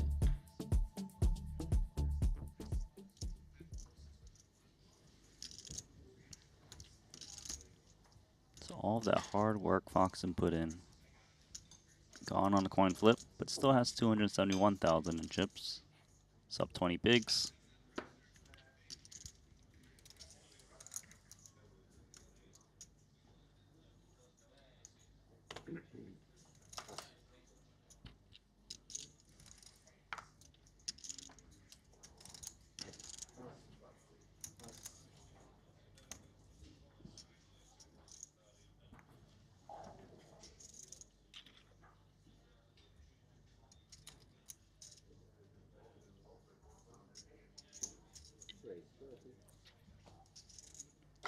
Do you cover me? 520. How cool is this updates feature, by the way, on the Triton Poker Plus app? Have you been checking it out? I see it. It literally tells you who's doubled up, the size of the pot. We see that last one from Alex Foxen. It says Alex Foxen lost 58% of his stack. 120,000. It's so cool. More reasons to download the app. Yeah, from all of the outer tables. So a 21 big blind pot between Smith and Espen.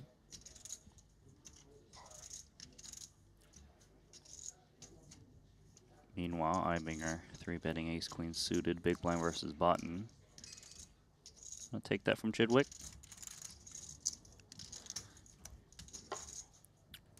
People asking about today's plan. I mean, the plan is to play down to a winner, but adding the caveat, of course, that the players always come first. And if it rolls around, you know, it's like 1 a.m. and we're still 6-handed, 7-handed at the FT, then it wouldn't surprise me if Lucas says, look, guys, let's call it a night. Everyone get a good night's rest, come back tomorrow, play down to a champion. But let's see. Let's see. I mean, it's been interesting this trip. You know, the 200K Invitational, we went down from, what, 11 players to a champion in like 3 hours and 15 minutes. But then on the flip side, we had the main event. It took us 7 hours to get down from 11 to a champion. So it really just depends on card distribution. And operators as well.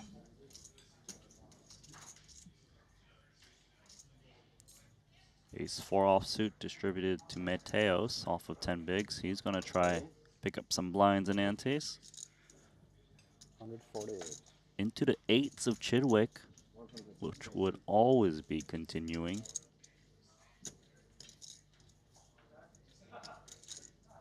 Guess he plays his whole range as a flat here. Or fold. Certainly not folding 2 8s though.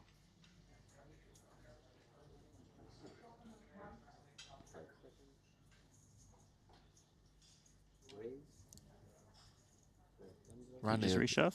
These are 2 of the guys, right? 2 of the guys that were in the conversation for still playing in 40 years from now.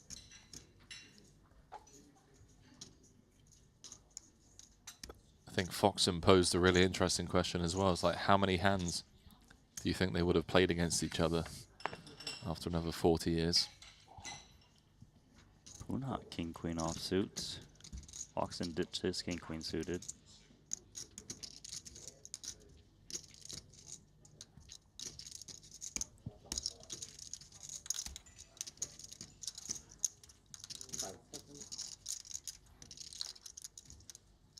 I mean, A three-way all-in is pretty ambitious with king queen, isn't it? I have to agree with you, Randy. We can see here, it's actually a great spot for Punter. He has 35% of the equity.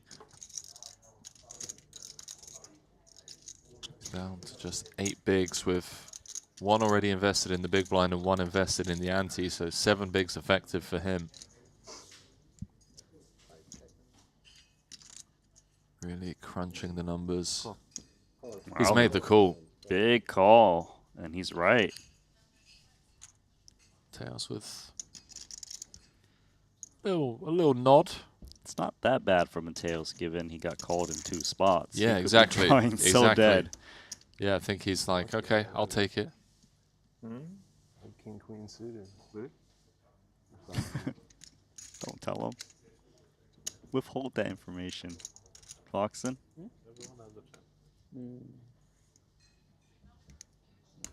Chidwick looking to eliminate 2 very tough opponents. 10-5-4, so far, so good for Europe's most winningest poker player. With the red 8s.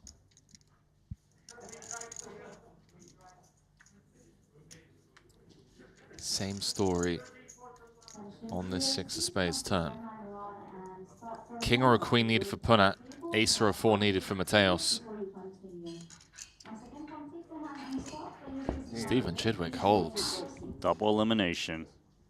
Eliminates 2 of the biggest winners on the Triton Tour in the last couple of years in one hand.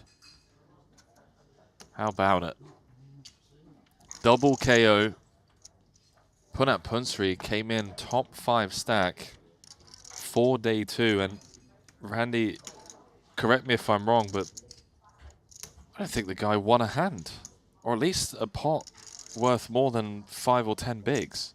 He got it in good twice, and all he won was a chop. 3 times if you include the aces against the king queen of Espen. GG's to both. El Conquistador is out the door. Final Hold'em event of the series. So we won't be seeing him, obviously. That's right. Won't be seeing him in the PLO portion. So a little what, 4-month hiatus for us? June, July, August. You did it. Again. Oh, only 3 months. Time to We'll see him in September. practice again and show up for the whole Jeju festival.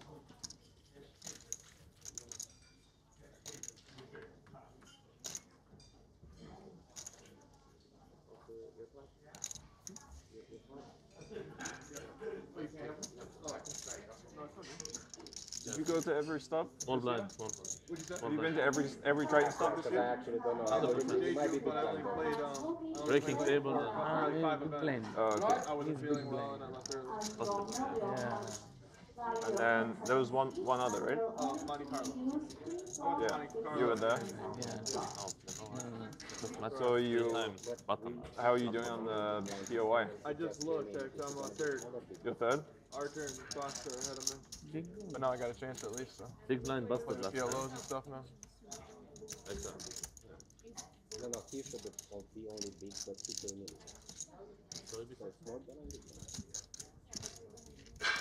I want to know who's going to take the seat of death.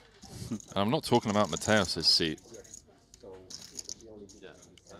I want to see who jumps into Punat's seat. I think I heard Lonus's voice. So he could be the one.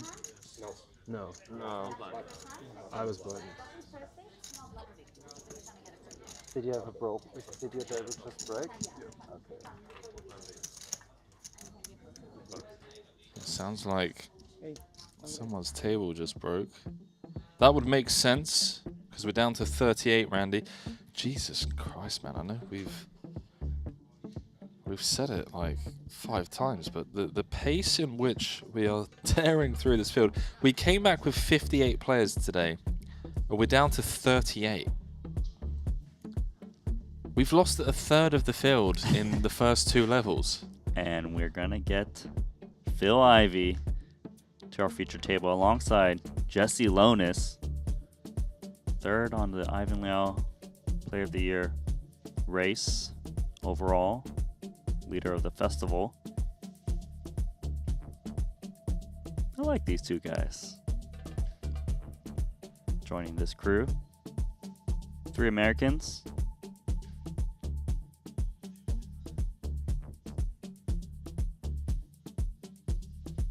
Blind still 10K, 15K.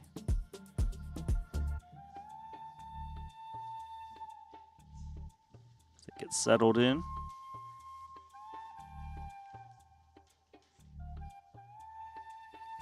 There he is, Phil Ivey. So here we go. I mean, the field size has just been so big this Yeah. year. It's I more feel like You were- both the me and you were previous tied now. is like mid. One of the fan favorites. 4,900 apiece we both have. Okay. And Archer has like 36. Yeah, it's re-enter, every re-enter more points. I think so. That fits him. What's that? I'm saying good for Archer, they need a point system.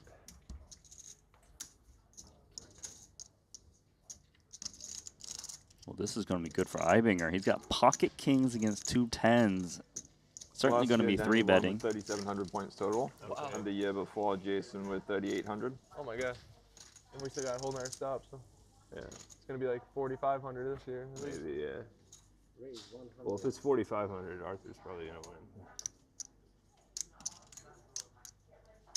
It's hard for either of us to get 1,600 in a stop. I guess we have a good amount more here still. Yeah. Jason got, like the year that Jason won, I think I was 900 points ahead going to the last stop. You were? Yeah. Oh, wow. Anything can happen. And I final tabled the main. So Wow. Jason won the main and won. Jason got 1,800 points in that stop to pit me. I think I have that many this stop. Probably. Oh, you hear the flashbacks to anyone when can win. Win the main and Stevie win something else. And JG will be so big that, yeah. went into the final festival of the season with a 900-point lead Yeah. over Jason Kuhn, 3 and weeks long now too. including a main event final table, still lost it to JK. I think it's a week longer. So it's safe to say, Randy, that it's not clear-cut for Artur. That anything can happen. Yeah, that's why he's definitely going to be playing some PLO later this week. Onto this hand. This is just trouble for Maher. He's got the overpair. 633 rainbow. So clean. Plays into the 2 kings of Ibinger. Turbinger. Turbinger. Yeah, he's continued for 3rd pot. Find out how much he gets for breaking and stuff. 'Cause they did Button last against +1 Monaco. was 3-bet pre. Okay, only got Does feel like an impossible ask, though. 10s is one of those hands that might just jam now as well, you know. Could see it. You just don't want to give, like, King-Queen offsuit a free look at a turn. 220 for no cashes? Yeah. So Wow, just I comes don't with think call. I think I was in for 1 and a lot of the SPR Lister 1, massive pot brewing here. I mean, this could be a chip lead pot. floor might even be like 1,000 points if you're playing every tournament of every stop. Scrim. Yeah. That's one of the worst turn cards for Maher because Realistic. clubs show up, Minimum ace has, 5 like, gets a any gutter that might barrel. Yeah. Unless Yeah, and he you're unblocks both. He unblocks clubs, That's the unblocks battle, those like 500. ace 4, ace 5 type holdings.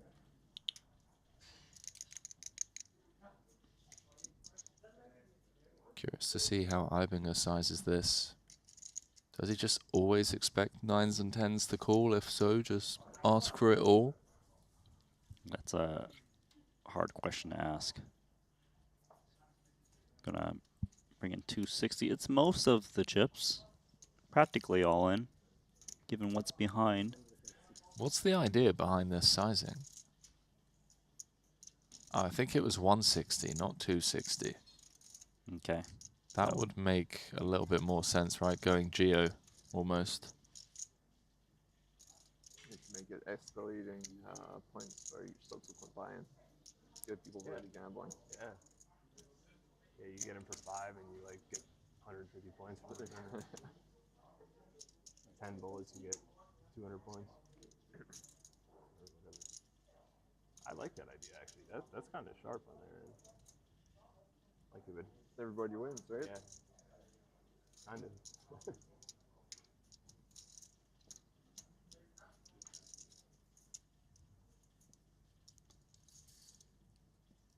Can he make the right laydown? Great play with the 2 10s on that board run out. Elite fold from Maher. It's been incredibly impressive this series. Final table, the Invitational.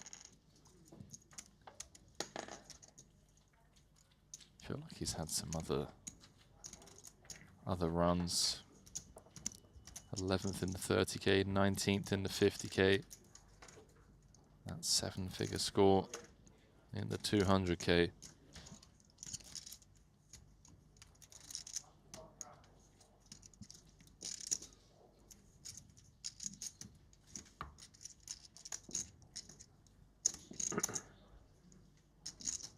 Some big shifts at the top of the chip counts.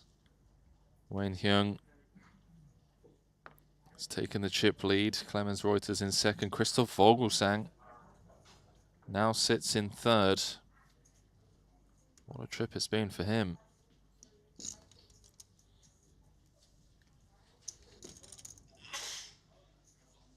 My coffee.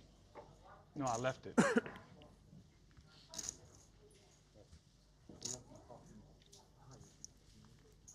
Vogel's already cashed for the better part of 2 million here this trip.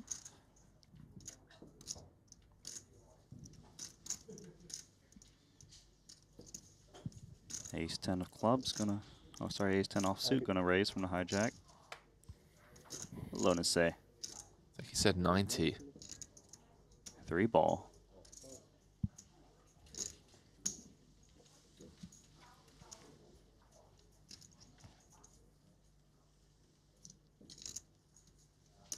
Foxen open off of 17 bigs. This is kind of tricky because he doesn't perceive to have much fold equity. Lays down the best hand. Lonas, Lonas, Lonas. Two of the most in-form players on tour.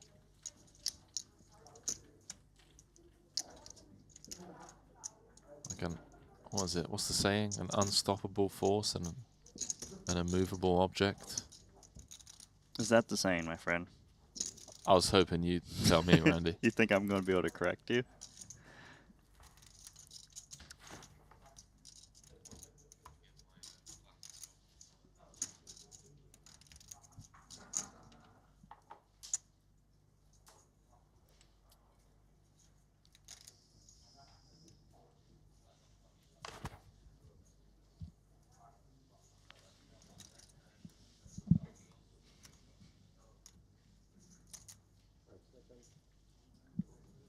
Lonas has really made a name for himself this trip. He's got a lot of fans. He's been getting a lot of love on socials.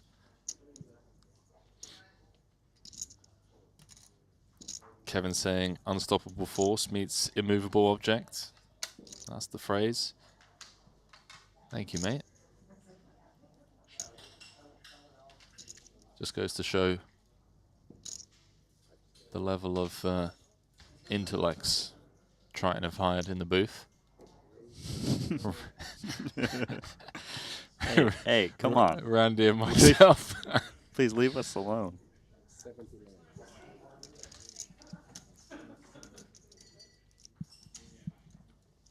Foxen with the ace 10 offsuit attack. What do you mean irresistible force?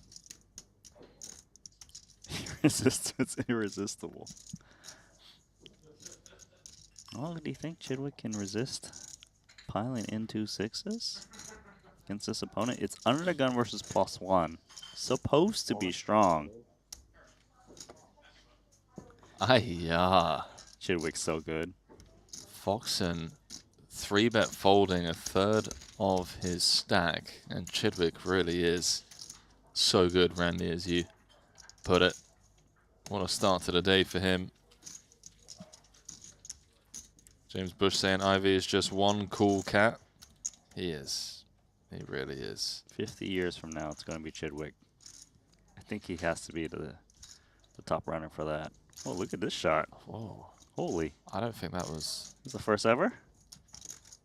I don't know what's going on, but I got some vertigo watching that, Randy.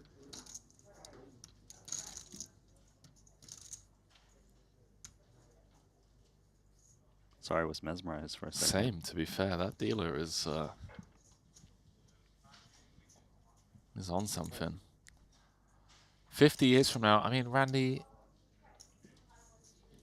will planet Earth even exist in 50 years' time? Poker will. Well, hang on. So planet Earth might not exist, but poker will have...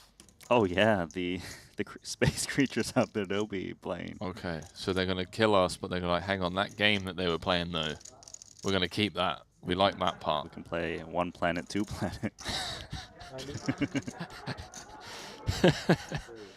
See some aliens out here playing heads up for planets. Oh, bad timing for Lonis, but excellent for Maher.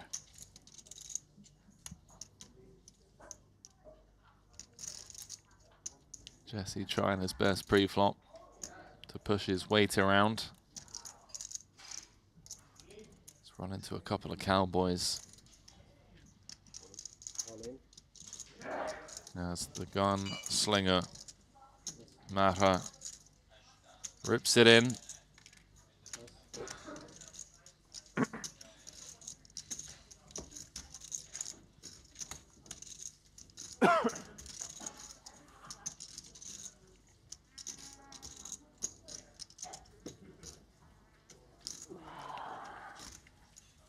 Vincent Wilson. Randy saying the Triton Miles Invitational. I like the ring to that.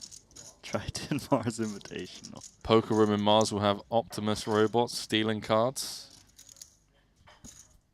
I like this. We're going to have to get some of the viewers in as consultants. We're set up for the future. We're ready. Waiting on NASA and SpaceX to take us there.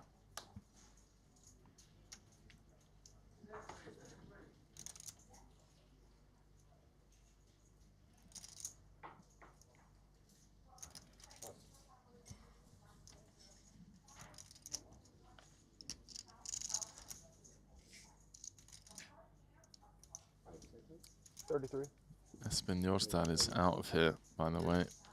King, Queen. Running into Jason Coon's Ace, Queen.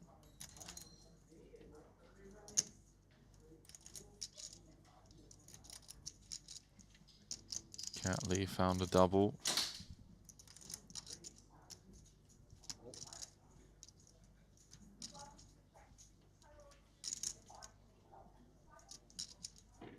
Send the kings over to Chidwick.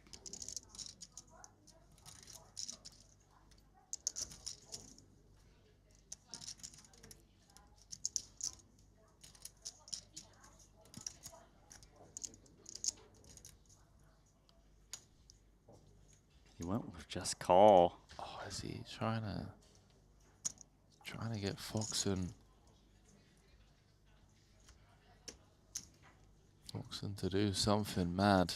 Yeah, trying to get him to sprinkle in one more chip, which he should with Queen 3 suited. And the thing is, he probably knows Lonis is just raise folding a lot off of 20 big blinds.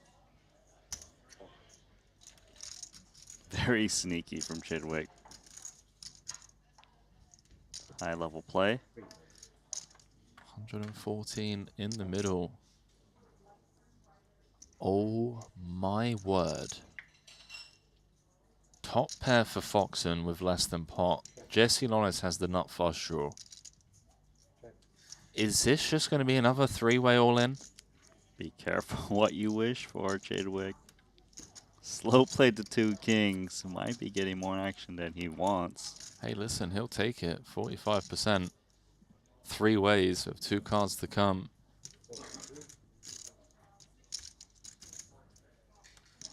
So Jesse's going to continue. Let's see if Chidwick flats. One would have to assume that Foxen jams.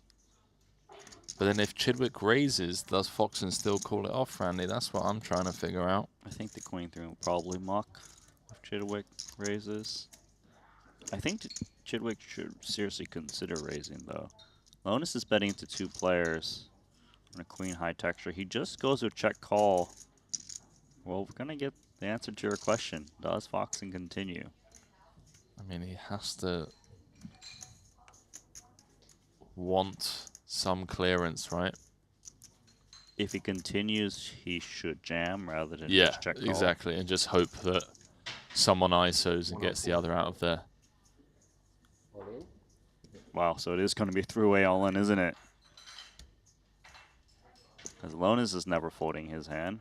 Randy, is this worthy of a buckle up, ladies and gentlemen? Oh, this is multiple seatbelts.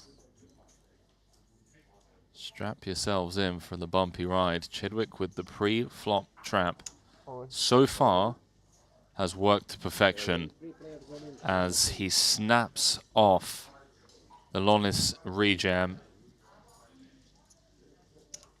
Chidwick a 45% favorite to eliminate both Foxen and Lonis, 2 of the most informed players on tour. If he can just hold here, he is going to be the tournament chip leader. He's going to be up to 1.3 million. Closing in on the money bubble after final tabling the main just the other day. That's a great turn card for him in the sense that it removes one of Foxen's outs. Oh, sorry, 3 of Foxen's outs.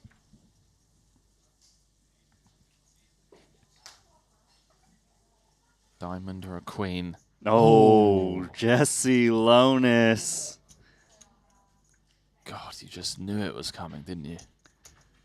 You just knew it was coming. Slow play got punished for Chidwick. Of course it was coming. And bye-bye Foxen. Swiftly out of there. Was it ever in doubt that Lonis was not going to get there? Down to 34. Dropping like flies, almost the final 4 tables, where we will have a final 4 table redraw.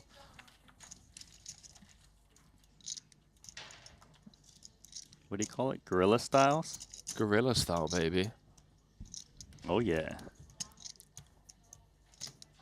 Lonis moves up to 10th in chips overall. Man, more eliminations.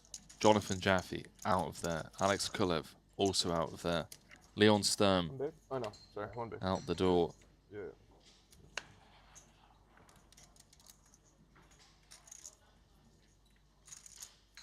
Jaffe took an aggressive 4-bet jam spot against Jason Kuhn with Jack 10 of diamonds. Jason snapped him off with Ace King and held. That's for a 936k pot.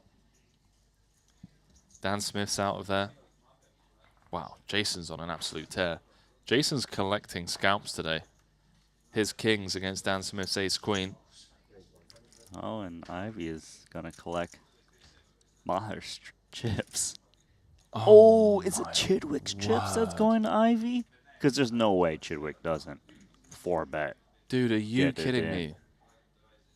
Just 2 hands ago, Stephen Chidwick had a top 7 stack, was 2 cards away from becoming chip leader, had he held with the kings, And now here he is, Randy, with, I don't even want to say 1 foot out the door.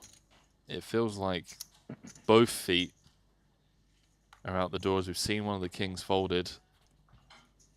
Or we are going to see one of the kings folded, sorry. Oh my god.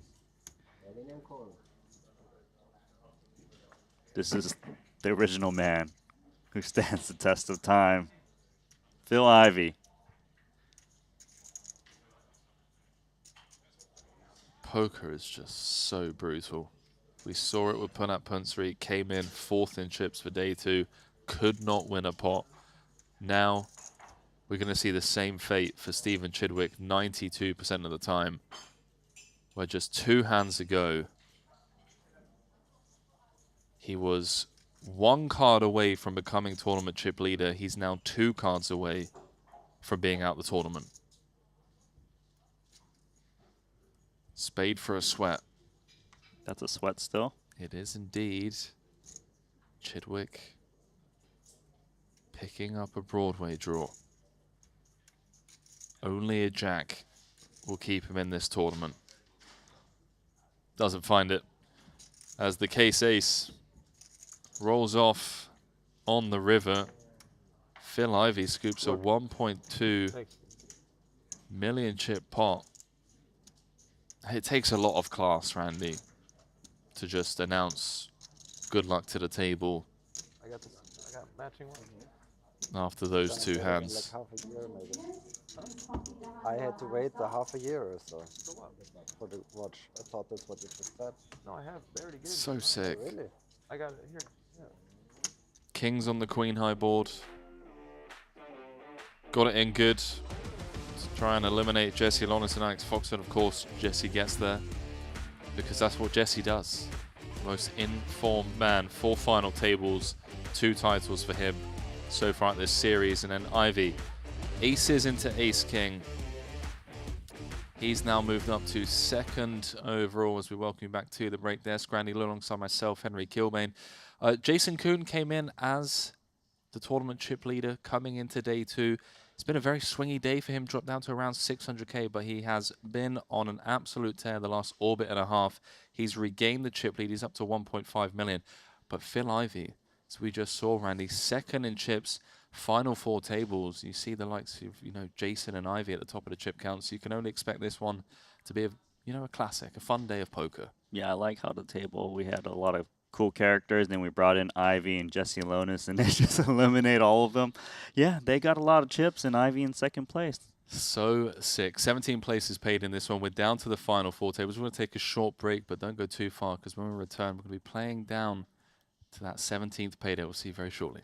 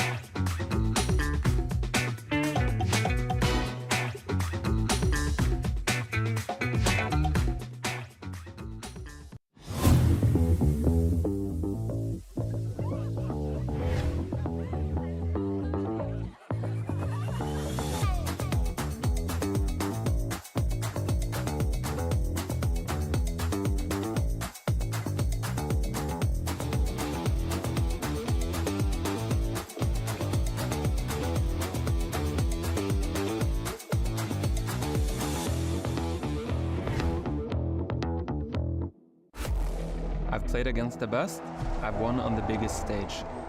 But what if I told you, it's not just about luck or talent. It's about using the right tools. GTO Wizard is the fastest and most efficient way to study any spot in poker. This is how you level up your game.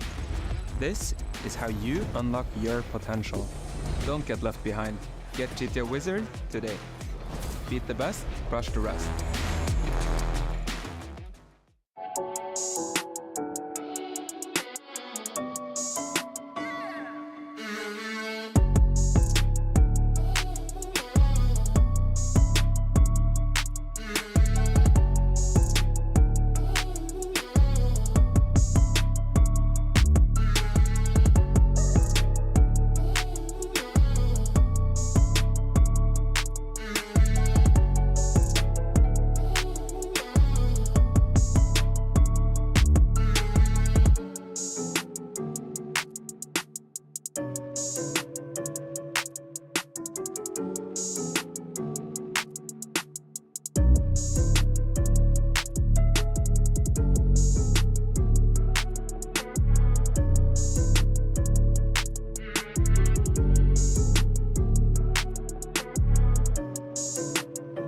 top pair against a very aggressive and competent Punat-Punsri. Yeah, so given that Espen flatted off of 17 big blinds, his range tends to hit this type of texture. Usually it's some kind of broadways that wasn't good enough to re-raise pre. But queen jacks, king queens, king jacks, hands like that. So that's why Punat's just going to bet himself.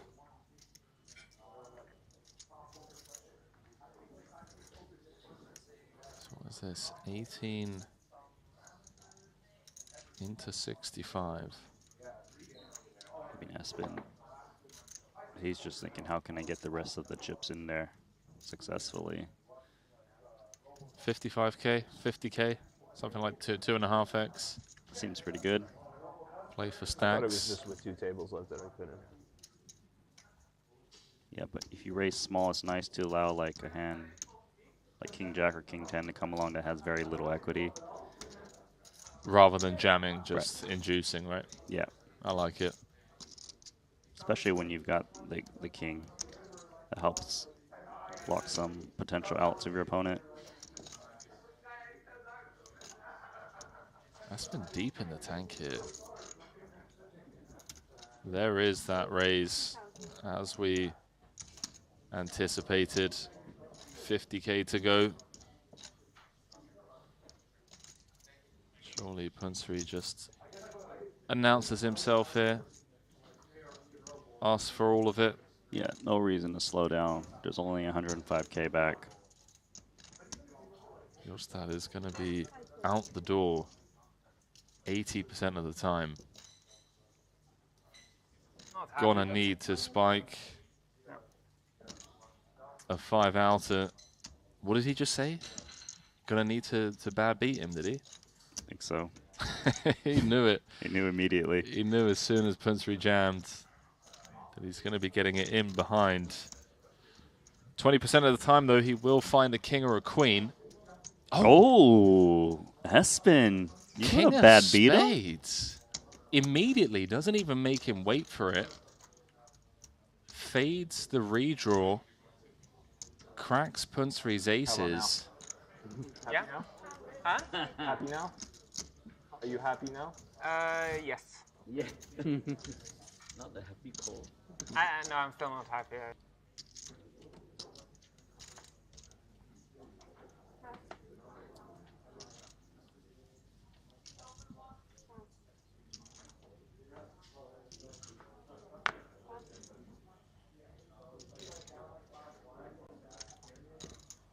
Price 20,000. This guy again, open raising.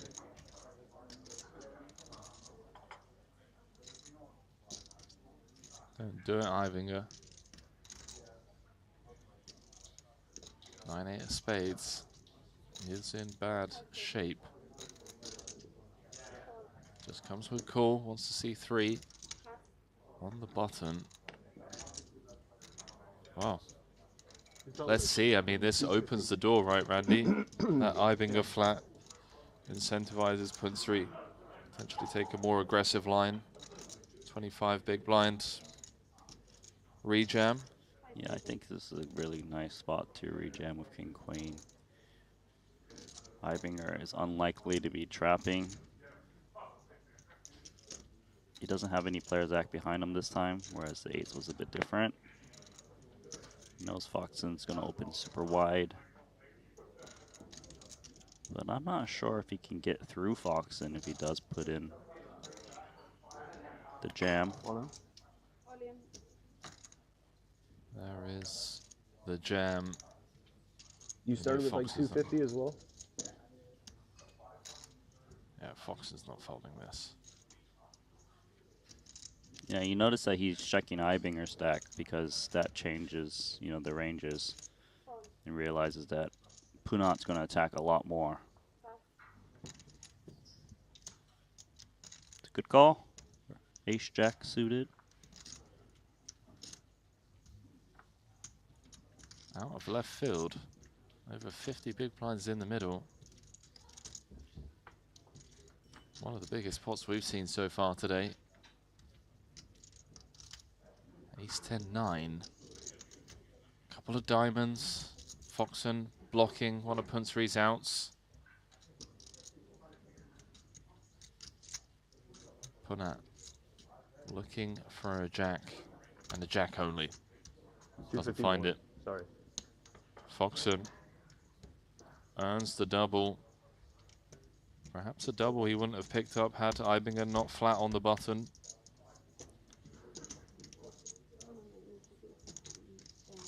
$500 points more than Kiatley, who's second.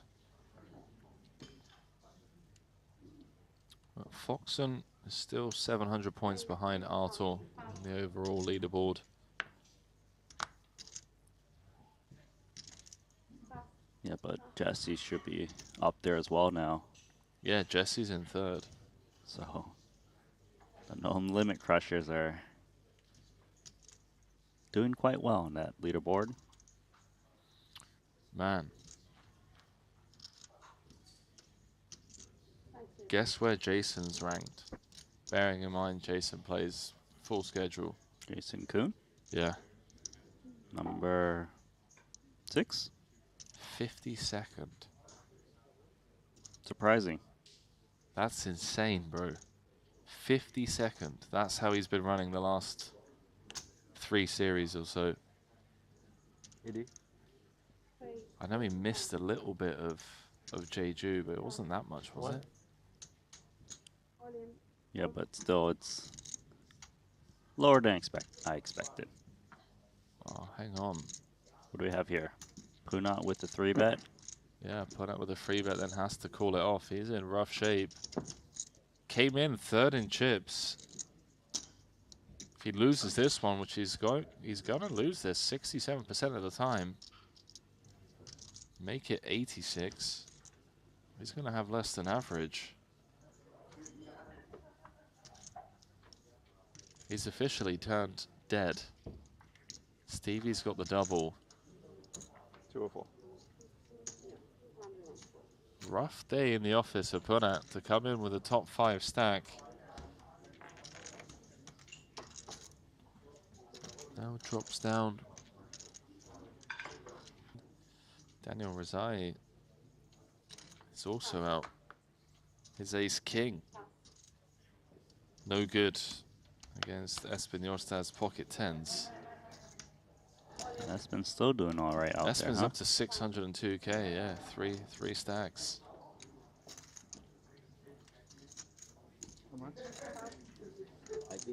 Oh, short stack on short stack violence, perhaps. 77. Queen Jack suited, it's got to be a bit worried. But he's going to try. AK.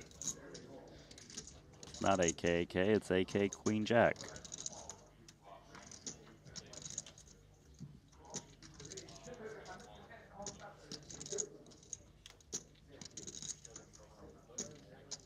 So one of these 2 short stacks going to collect that 190k pot. Advantage to Young. See a queen and a jack. Hold on though, Randy. Oh, he's going for the D mic. This guy knows what's up. Oh. Don't take it off completely. Picks up heaps Put of it back on. outs. Ace King 10-5 needed. GG's. One of the Triton co-founders. Richard Young was covered ever so slightly.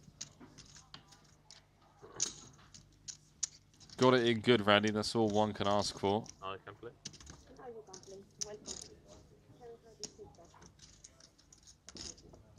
He's always got the drip on, Randy, you know?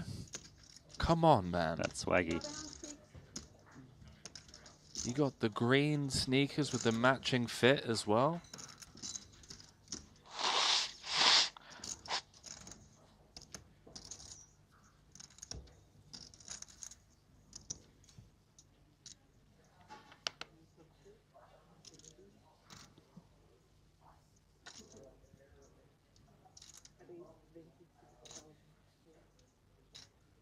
It's got to be my favorite hand in No Limit Hold'em, Randy. It's up there. 10 out of hearts.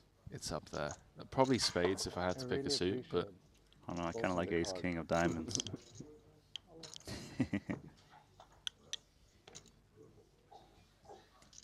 Oh, 2 10s. This is a powerhouse.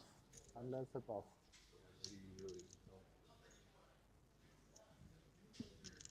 Punat seeing the under the gun open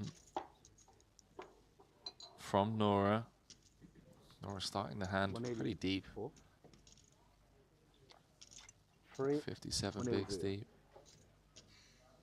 Ibig is jammed on the bottom for his 15 bigs. Let's see if Punsri.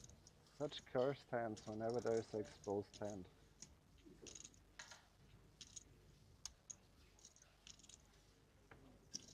That was an exposed hand? It sounds like it. That's an odd thing to say mid-hand, like he's trying to dissuade. Hmm? No. That was a one-timer. It was nice because I got it as a present from my nephews, but then I don't wanna. Man, showing Santos the pretty looking 10-9 of hearts. Why do you get a really? What do I do? It was ace deuce off in the first place, and now I get. Without showdown, if you now I got replaced by the king of diamonds. Who sold the deuce? Is it good or not? Somebody sold the deuce. I mean, it's somewhat flat or something. Yeah, if I was looking, I would have been able to see. Oh my. Well, so the upgrade from ace deuce to ace king for Matthias Eibinger. We've already seen one of the 10s folded. We know what that means. Punsri is drawing to 1 out. What a brutal hour for Punsri. I mean, you just look over on the Triton Poker Plus app from the start. I would still be on tilt. Yeah. Don't even get to see a flop with that hand. I'm on tilt. 10%. Maybe we want to take a lap or something. I'll just fold for a couple of hands. Chidwick eyeballing Mateo's stack, contemplating a little 3-bet. Type of hand I can attack. It is undergun versus undergun +1. It would look very strong if he can put in a re-raise.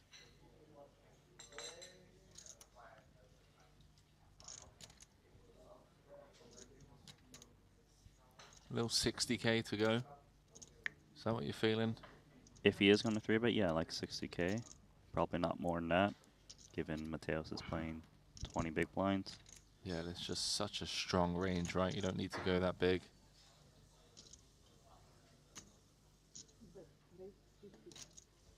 $52 goes even smaller. Yeah. About 1 small blind less. Punat's got ace queen. Finally some redemption. New hand got you a double instead of. I'm sure I have. I don't remember one off the top of my head. I'm trying to think now. Hold on. He's in there. He knows what's up. He's only got 10 bigs. And Chidwick's going to be forced in here, isn't he? Yeah. He's already made a 52k. Has to go about 60k more. So surely Punat can start to climb here. I mean, let's just see if I don't know who he was hanging out with last night or how he became this cursed. 65% of the time. Oh my god, look at that flop. It almost seems like destiny that he's not going to hold with ace queen. Chidwick with a straight flush. Okay. Chop outs. Chop outs indeed. There are the chop outs. I mean, he didn't bust. He didn't bust, Randy, but it feels like, you know, he lost the pot. He's picking up chips, but it has been a tough day.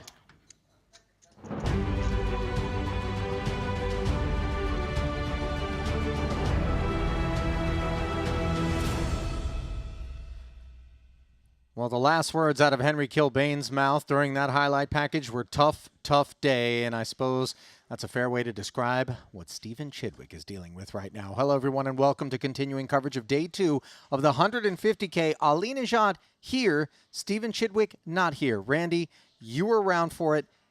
Dirtiness with Kings and Ace King back-to-back. Good night and good luck. Yeah, and it was the last one that really hurt because it just seemed like, well, he's got 550K chips, so found a spot to 4-bet rip in an IVS 2 aces, and he's gone. And that has a lot to do with why, as we dive into the Triton Poker Plus app, we find Phil Ivey in second overall. Behind Jason Kuhn, the two of them were parked to the left of Patrick Antonius to start the day. Now here they are, parked at the very top of the leaderboard. 32 remaining. We're going to be playing 10 and 20 when we get the action back underway. We are 15 spots away from the money bubble. 17 are going to get paid in this one, a whopping $4 million up top. But we've got ourselves a brand new feature table. And given that, why don't we take a quick peek into the app, or why don't we not? Why don't we just go right into the arena, forget taking a peek in the app, and get things back underway? This is going to be Martirosyan, Samao, Kalajerjevic, and company. Maybe the name that's going to jump off the page the most will be that of Jean-Noël Torel, as one of those entities around whom the action tends to revolve, and he is the chip leader at the feature with 53 bigs. Matthias Eibinger parked to his right. And there's Phil Ivey in the foreground to the left of Jason. Looks like Patrick going to be there as well. Is that Jesse Lonis on the phone there, Randy? You think he's giving updates to some of the folks that maybe somehow, some way haven't already figured out that he is a now 3-time Triton title winner, with number 2 coming in the main event just last night. So here they are, your new crew. The Austrian Clemens Reuter, 77 bigs, actually sitting deeper than JNT. Apologies, didn't clock the 24 big gap that he held over the Frenchman. 7-figure stack, the only one. Soiza with Martirosyan on 12 bigs. Work to be done. Yeah, work to be done. Not less than starting stack, but maybe they can run it up.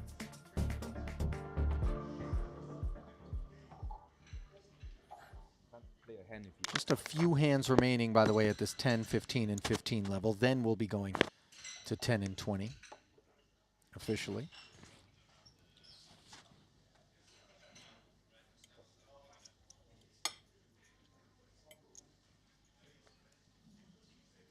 Now, producer James is a big fan of golf. Randy, you and I, not so much. But as I understand it, Tiger Woods used to wear a specific red shirt on Sundays, is it, James, when he would make the final cut of a big major? Eibinger, I feel like day 2 orange. That's how this hoodie gets deployed, if I'm not mistaken. I thought you were going to go with the JNT wearing the red. We play 7 more. No, not. He got me. I don't think JNT's bothered by what day of any event it is. He's just reaching into the closet for whatever feels good. Ace-6 offsuit, feeling good enough to open from the hijack. A click here. Ding Biao. Ace-10 suited. Mulling it over here.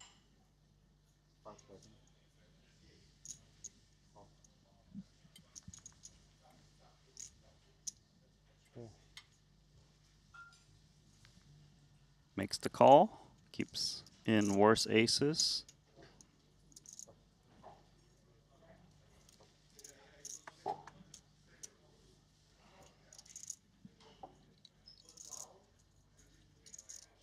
Right? Ice Americano. Not as good as the cafe, but good enough.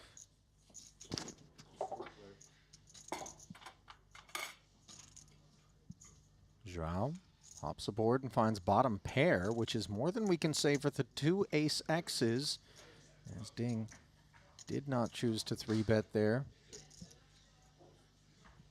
Does have himself the Broadway draw. Checked on over to Ding Biao. Let's see if he can activate, because if he does, good chance he just wins it here on the flop.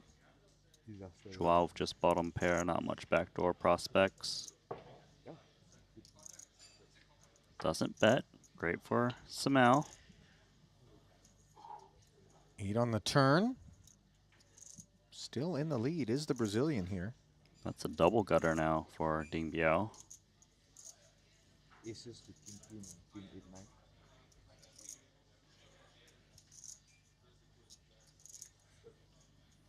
King to ace jack. J&T's going to try to rep that board. Horse hand betting.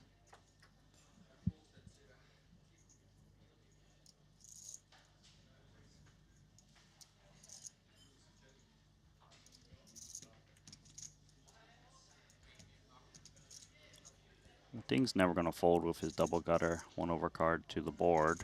Just contemplating, can he rep a big hand for raise?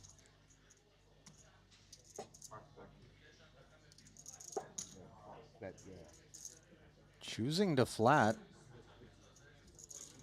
Sevens can't feel particularly good. Tens to ace king. Yeah, it's a best hand too, but how can you ever think it's good? The answer is you can't. Or can you? Come on, Brazil. Wow. Whoa, Brazil. Hang on. Well, hold on. That's more than 20K. This is a statement being made by Joao Simão, who just decides that absent any betting from JNT and Ding Biao on that King Jack 7 board, their hands can't be all that strong, and so he is leaning on them and leveraging the flat by Ding Biao to make this check raise look even stronger. Then, yeah, before then the whole thing just reversed, you know, like, that was it, you know. I mean, Ding doesn't expect this to happen. He's holding 10, which actually blocks hands are willing to go for a check raise like 10-9. Although it's not unreasonable that Joao could check raise 2 pair as played. And he's going to lay down the big draw. I mean, best hand won. Yeah, yes, technically it did, but it went about it in a fashion that was very emblematic of the capacities of the Brazilian. That was cool. It really caught us both by surprise. 2 cashes thus far here at his first ever festival for Joao Simão. Finished 22nd in the 25K WPT Global Slam. Then in the 50K 8 Max, he found his first ever FT, second cash, $615,000 for that effort. Working on cash number 3, and what a tidy one it would be, given we're playing 150K buy-in.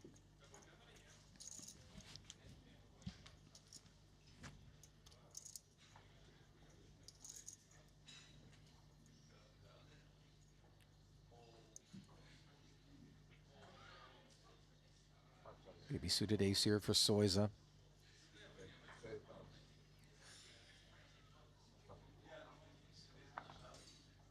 Click.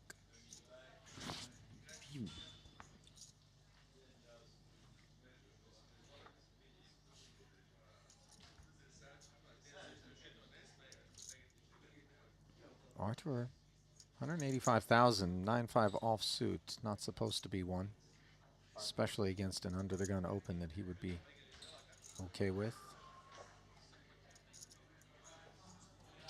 Chip leader bows out.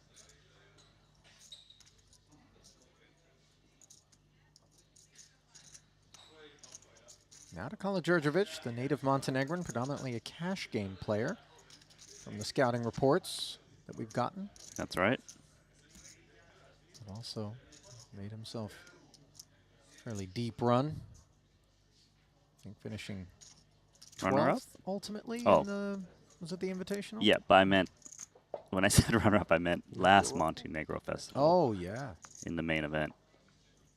And this is where we find him at this stop here at Maestral. And we find him with nothing more than 10 high on this paired 2 heart board. No diamond out there, but textures that invite the ace-X's to get after it. Yeah, we could see Michael just sprinkle in a little min bet or something similar. Min bet it is. Small but effective.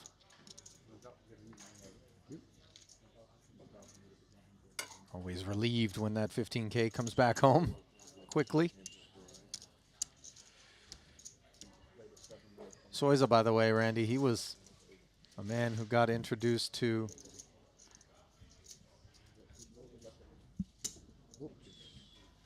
Jesse Lonis.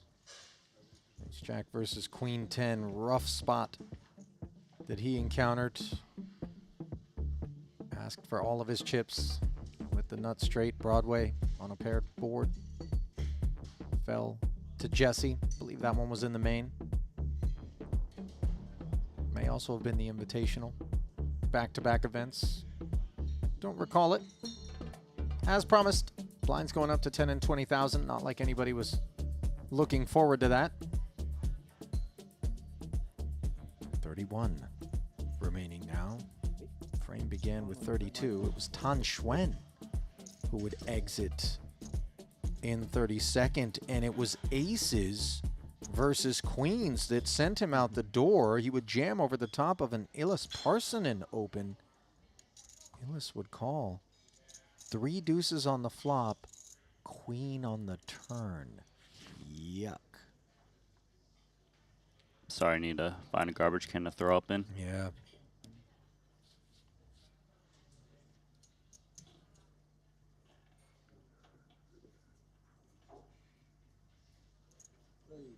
Ace King suited. Taking us to the second floor is Ibinger.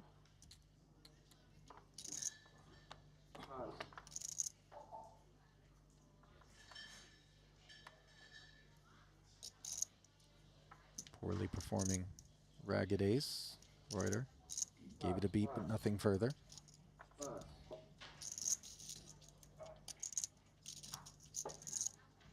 Over to Soiza, who's playing a 10 big blind stack. Ace-5 offsuit.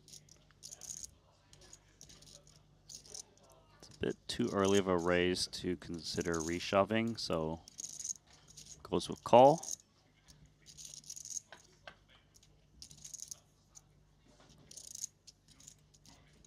Two 4s and a 9. One ace high better than the other. Ace of hearts working hard. Soiza checks. Matias doesn't waste any time. C-betting. Sub 20%. Yeah, so practically the min. Soiza with the ace of hearts. He should be continuing, especially because it's a paired board. Even if he's up against a bigger ace, you know, he could chop with a 9. 6. Not bringing any relief to ace-5.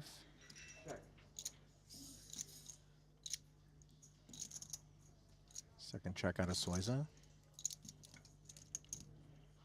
Matias knows that even off of that stack, there are hands that would peel, that would step aside in the face of another barrel. Yeah, another barrel might be nice, actually, because Soiza has a lot of incentive to check raise a 9 on the flop off of the 10 big blind stack. He's going to check it. Pot control, 10 on the end now. Soiza, I would imagine, just north of 1 SPR is simply going to be hunting cheap showdown. He can still beat the broadways that whiffed. Ace high.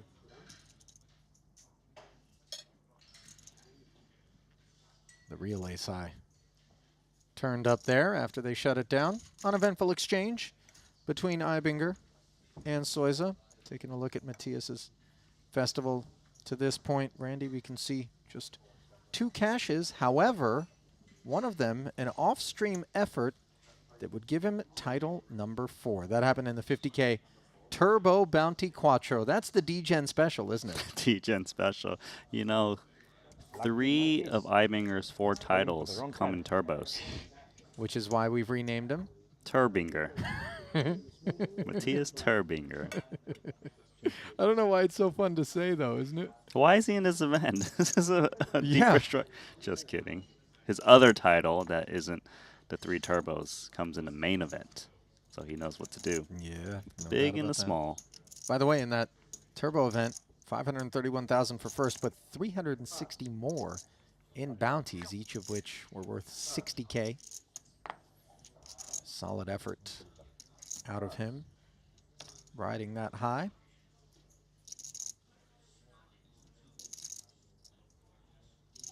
His countryman Reuter yet to get involved here, despite having the boss stack. at the table.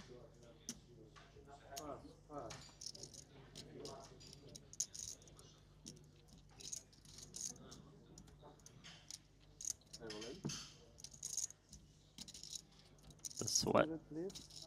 Suited, please. How much is it?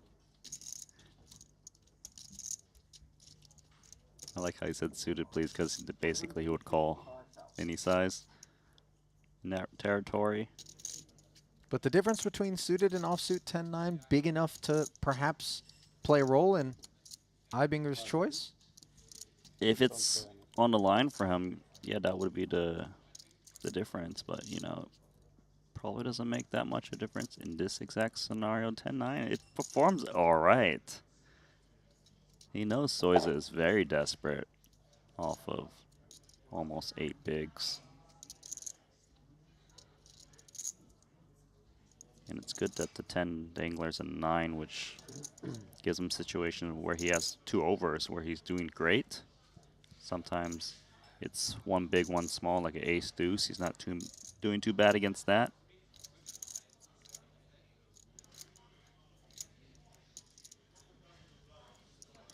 I think the last bit of key information is if he calls here and loses, it's not the end of the world, given he's got 770K back.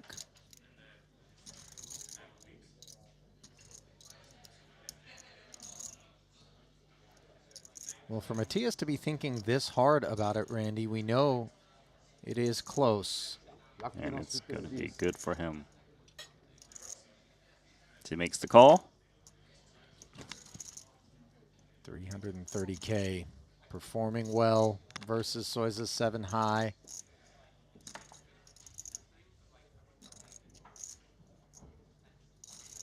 Flop will bring focus.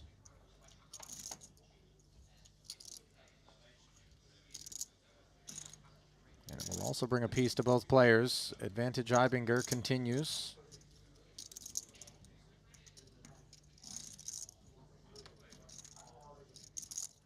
Tens hold on the turn. And now just 5 outs one time for Michael Soiza to fight on here in the 150. Not to be, as he wraps the table. As always, with an incredible amount of sportsmanship and positivity. Yeah, going to be the end of the festival for Soiza. Don't believe he dabbles in the 4-card streets. Well, that means officially he will have had a 10th, 2 6th place finishes, and a 21st in the 100K main most recently. Cash number 5 of the festival. And for that matter, title number 3. Not to be. See you in Jeju, Soiza.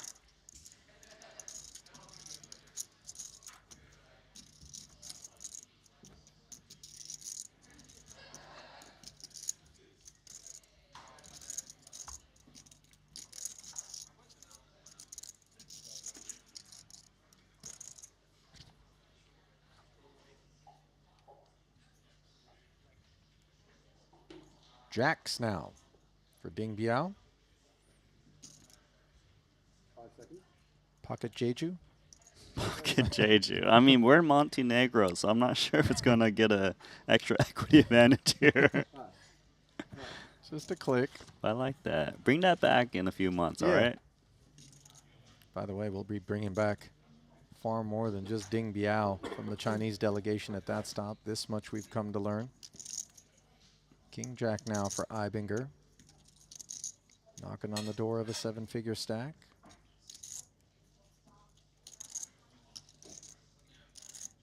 He might just step aside. It's an undergun open.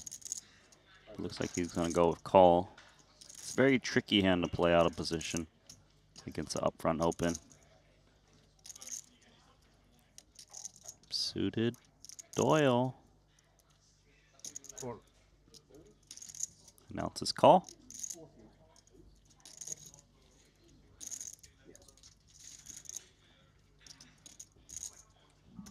So 3 players take this flop. Opposition wasn't doing well pre-flop, and now all of a sudden both parties have a piece, with Eibinger having down the hooks. J&T backdoor diamonds in second pair. Told you. Should have kept the pocket Jeju's and Jeju. Mm. King Jack looking good. JNT's contemplating a bet. Middle pair. Oh, he does check it over already. So Ding Biao wants to see what's what. 35,000 into the 140.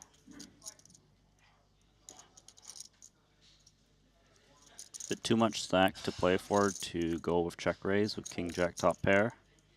Potential kicker issues. JNT. Overcalls as we still have 3 players going to a turn card. 6 on the turn is a raggy looking one.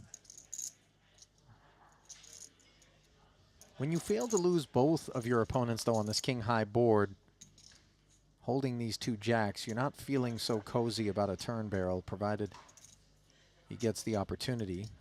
You see Matthias deferring once more. Yeah, I would like to see Ding Biao check back. He has to be very worried about the king. It's hard to get value from a 10 anyways.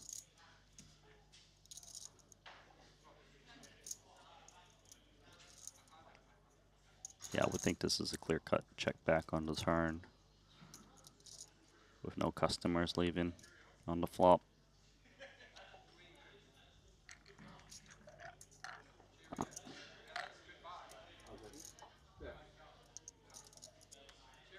So the round of checks and now an ace on the river. Matthias hates to see it against a line such as this.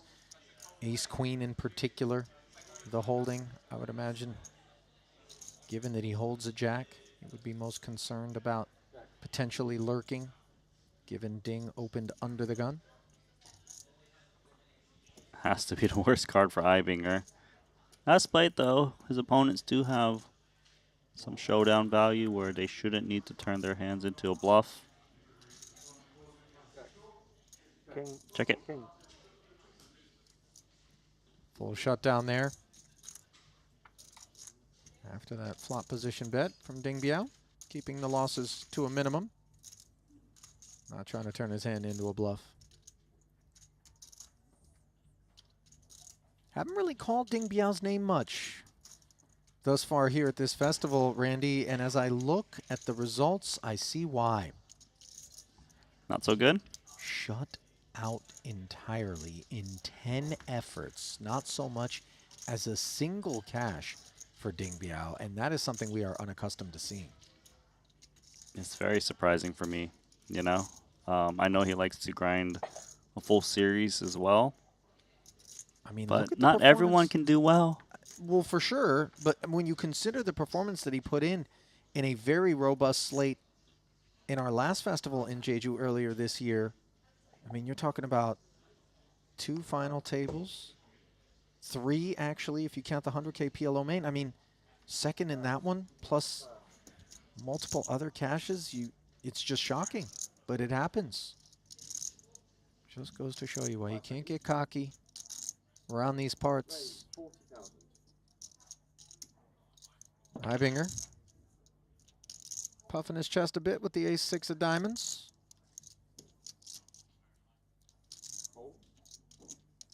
JNT. Flats. Queen-8 of spades. Now for Ding Biao, a squeezable one. I think it's a no-brainer attacking spot. Playing 20 big blinds, button open. Small blind flat, which should be capped.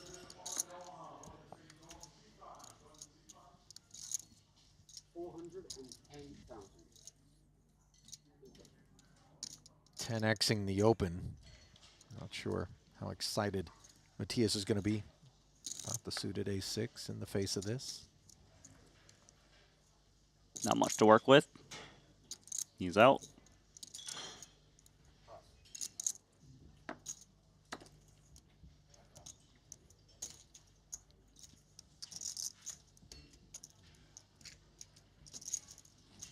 That jacket, though, something you would see if you look to the skies. You know what's crazy? You and I always zoom in on the fashion around these parts, right? And I clocked it the minute that we saw it, and it's not the first time I've seen it out there, but I think it's the first time you and I have been in the booth for it. Yep. And I purposefully didn't say anything to figure out whether or not you thought it was cool, because I liked it. But you really didn't. You kind of, you just said it's something. If you look, do you like that particular windbreaker from the House of Vuitton? I think it's quite nice. I agree. I'm not sure if I would buy it, but, you know, it's quite nice. Is it because you're not a blue? Blue's not your color? Is that the thing? I'm usually just monochrome. I know. Most of my closet is the black, white, gray.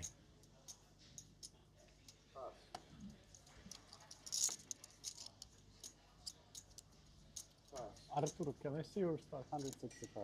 Behind. So it's all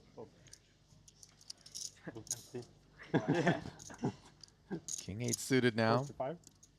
Dayon. This is 45,000. Obviously unnerving to have Ibinger as the second biggest stack at the table to your direct left. Just 2 bigs shy of Clemens Reuter now, who has been wholly uninvolved on the frame.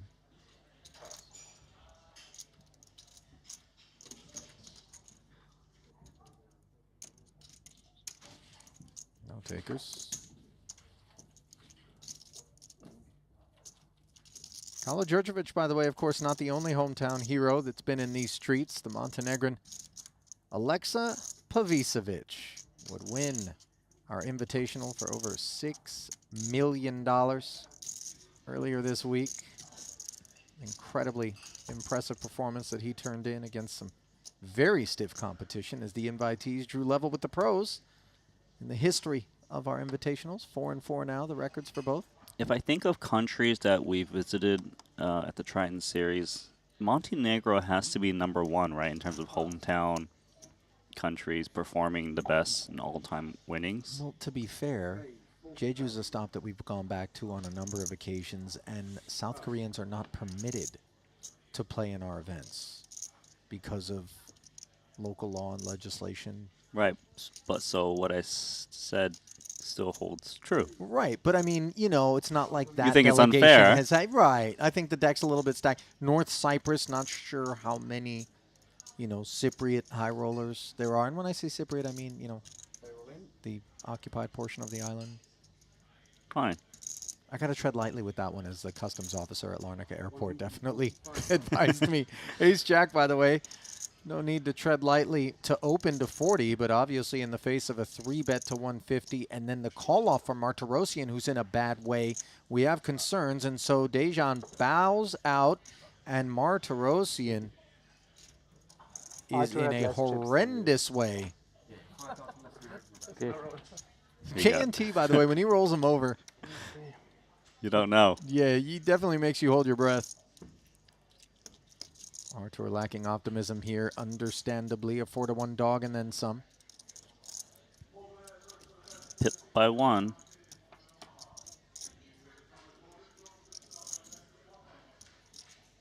Top set for JNT, and now it's going to take runner for Artur. That'll do it. Bye-bye, Artur. Yeah, unceremonious dismissal here for the Russian.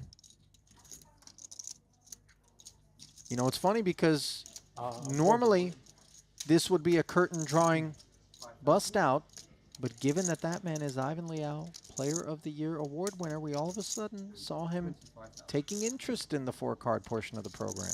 That's right, and he actually picked up a PLO title one of the previous stops, so he's sticking around. It's not over. Just over for the next few hours. By the way, this is only the 3rd event Artur has played that he hasn't cashed. Coming into this one, 6 of 8.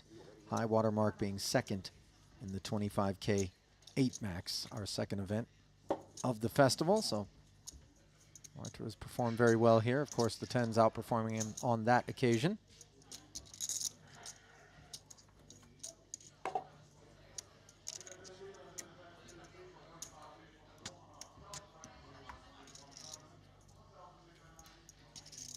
By the way, I've seen some faces lurking around the property, Randy, that I hadn't seen thus far here at this festival. That means the snipers are in the building. What kind of snipers? the Laszlo Boytash, PLO types. You know, normally we would have counted Ilis Parsonen among those, but Parsonen's been playing quite a bit of two-card of late.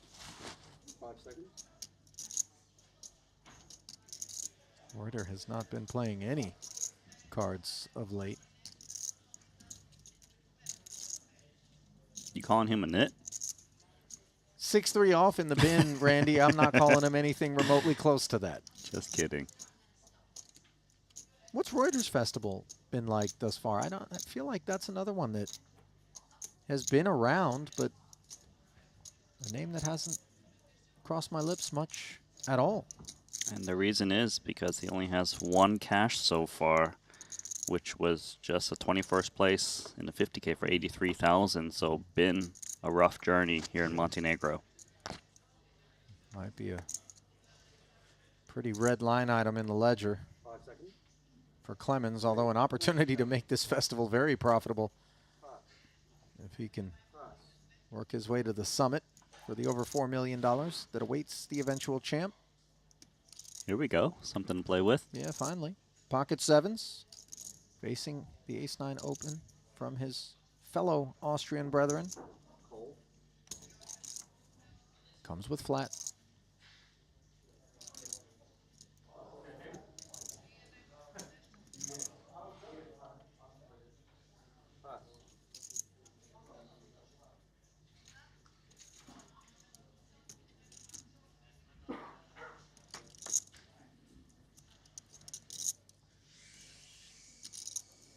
Outflopped is Clemens. Jack-9 deuce board. 2 overcards, one of which connects with Matthias. See how he feels about second pair out of position.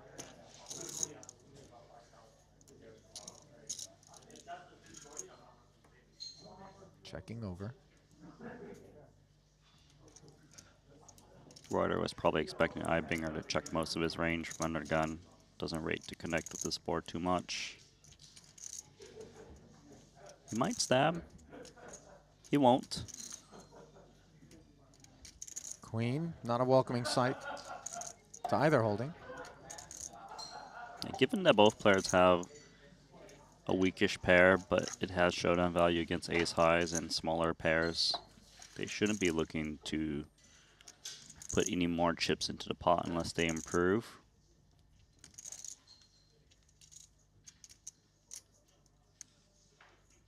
Like, there's more reasons for Reuter to consider betting like pocket threes because he can get better pocket pairs to fold, but sevens shouldn't need to.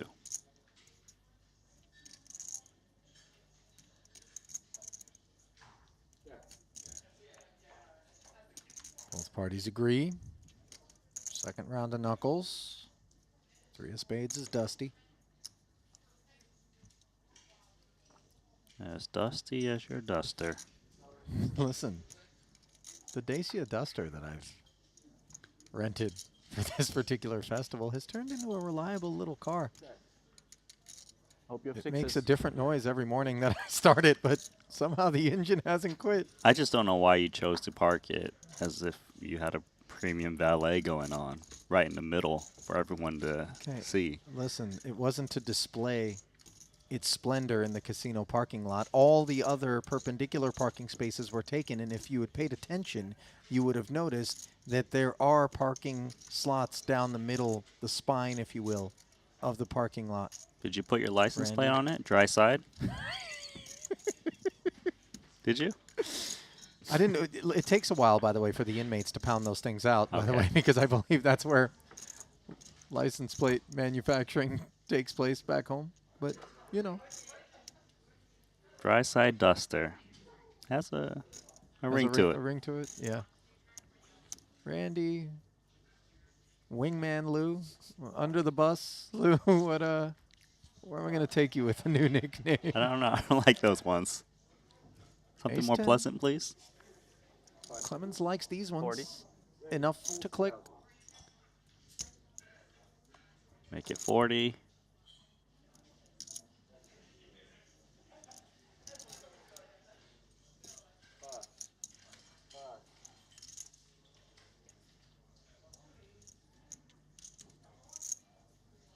Round 2 possibly here. Queen 5 offsuit. I feel like different players have different appetites for these type of hands. Some are willing to battle a bit more. Does this fall into that big little offsuit combo camp for a 3-bet sometimes, as we see Matthias concede? The Queen 5 offsuit is very low frequency, probably more flow dependent, but it's more so like King 4 or lower, or like Ace 5 and lower offsuit. These type of hands, because the Queen doesn't really block hands that want to get in as much.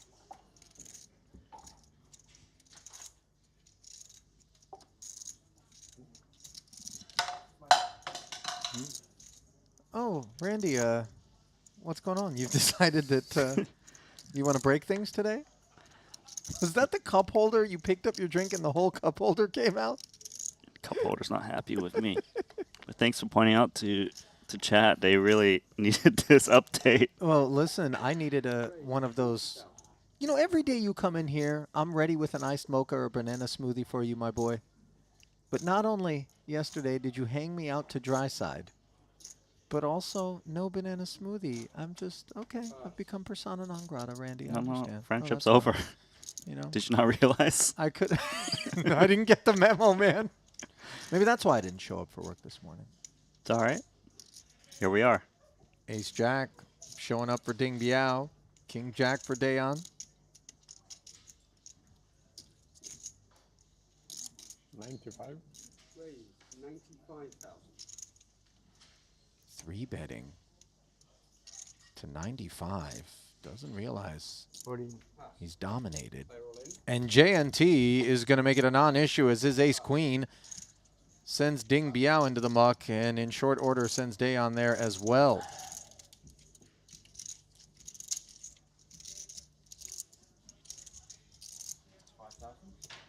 One big blind away from a million chips. J&T.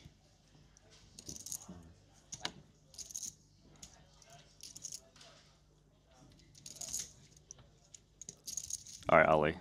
I think we should start over. What do you think? Oh, an olive branch, Randy? You know, maybe Come on. taking a moment to reflect upon the unwarranted tire marks that you've left on my back over the last day or two. Last 24 hours, you know, it hasn't been I love you, that buddy. great. You know I love you. So I'm forgiven?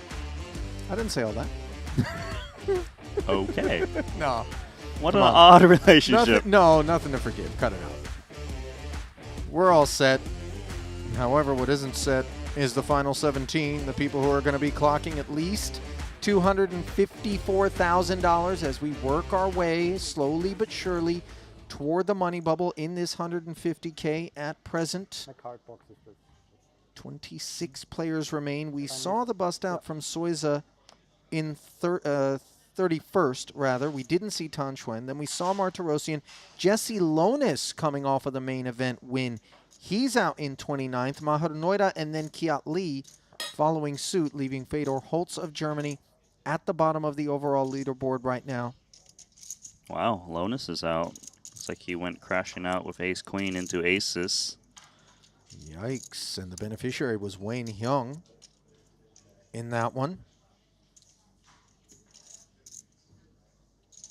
That helps to explain why it is that Wayne finds himself with over 2 million as the new overall chip leader, with Christoph Vogelsang running in second. Now third, neck and neck with Kuhn, who just leapfrogged back in to the number 2 slot. Meanwhile, Matthias on the button comes with a call. JNT with King 10 suited has raised it up to 85,000, and now Ding Biao can return the favor for what happened to Potago. Yeah, push it back on JNT.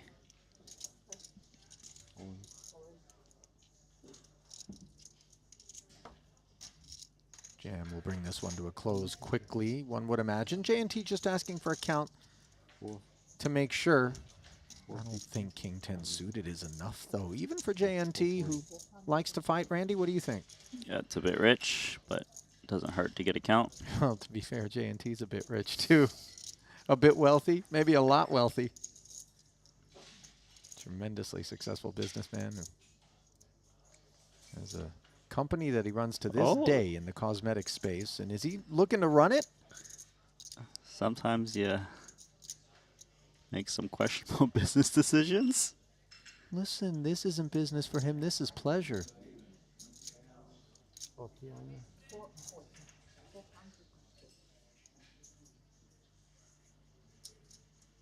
Okay, Wow. call. This is a thin one from JNT, and you could see a world in which Ding Biao is walking out of here. If JNT finds this king, 920,000 in the middle. Gamble, gamble. 9 of clubs interaction, but nothing beyond that for JNT. Ding still on his horse, but a cowboy would book him right out of this 150. Not going to happen. And that is a meaningful double for Ding Biao. I'm sure he didn't expect that, but he'll take it. You're very unlucky in this series. Yeah. No luck. Very unlucky. Yeah, I saw some hands there. Maybe Piero. Maybe this tournament, Ding Biao. You know, that was a really empathetic exchange there from what seemed to have been Zhao Samao, who instantly said, you've been very unlucky this series. Obviously, if the king had rolled off, I think Ding Biao would have been like, yeah, to be expected. Just given that 0 for 10 effort thus far coming into this one. Zhao saying, I saw some hands. You know, these players do sweat each other. You know, they're keeping tabs on what's going on. And by the way, it isn't simply in the interests of being able to provide empathy when they cross paths, but also to kind of know where someone's head's at, right? It's important. If you've got a guy, you're looking at these hand histories, he's been taking some pretty thin spots, riding a high, pretty confident. Maybe you think this guy's all of a sudden getting out in front of his skis a bit, opening light, I can target. For that matter, on the flip side, if you see somebody who's just running super bad, you can try to take advantage of them as well. Yeah, a couple of the hand histories with the results, and you might be able to get some extra information. Well, JNT looking for some extra chips with 10-9 of diamonds after his stack was paired. 7-8 for Clemens Reuter. He defends and finds top pair here. 2 overs and a gutter on the monotone texture. Clemens checking over.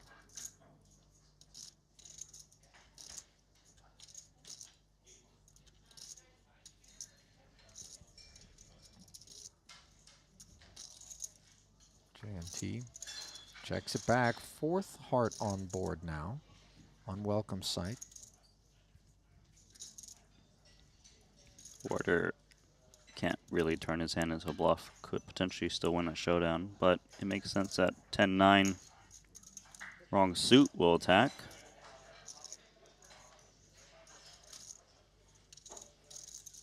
Pretty tricky here for the pair of sevens. You're unsure if another barrel would come.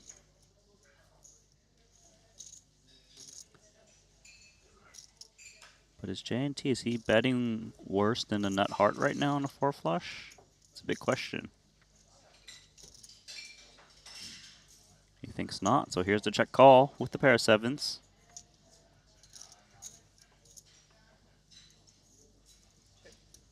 Non-believer for that one street, and no further pressure applied as JNT took the one shot for 50. Wraps it up.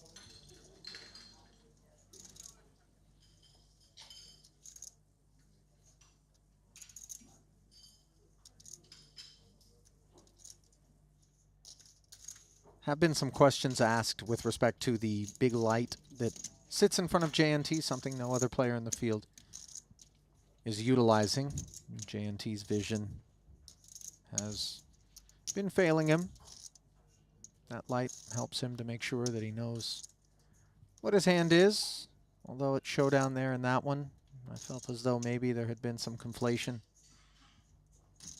Perhaps he thought he had a heart in his hand. Unclear, but He loves to fight.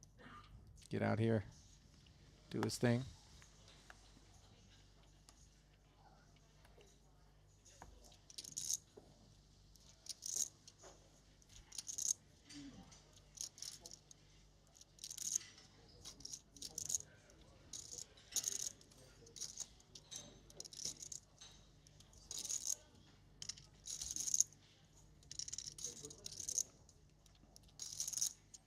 Ace 10 now for Reuter.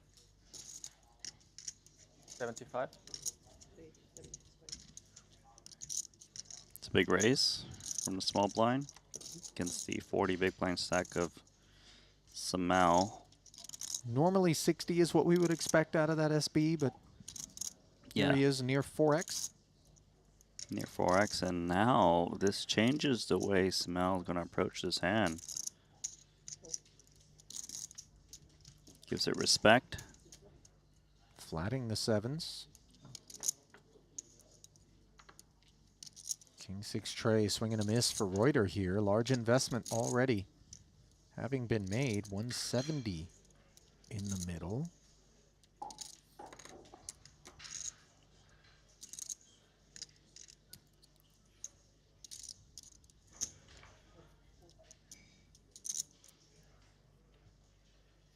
$40, the follow through. Sub-quarter pot. Yeah, a little bit of concerns about the king, but then again, 7s. Over pair to the 6. Got to continue. Got position. Probably aware that Clemens is playing a polarized range from the small blind.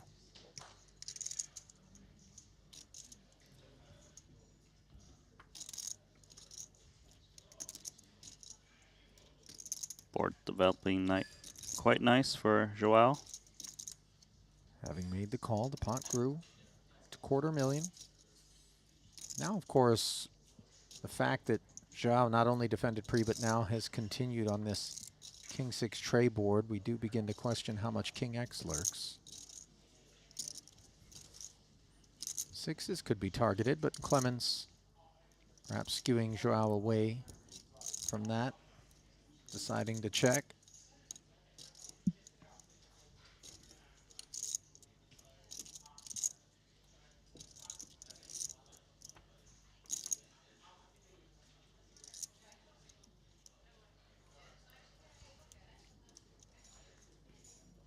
So ace 10 is going to want to get the showdown without having to put in any more chips, but the 2 7s, I think it can try and cobble some value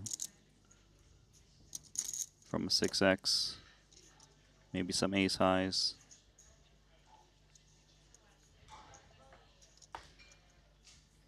Just seems so unlikely the 7s would be behind, but he checks it back and doesn't think worse would pay off.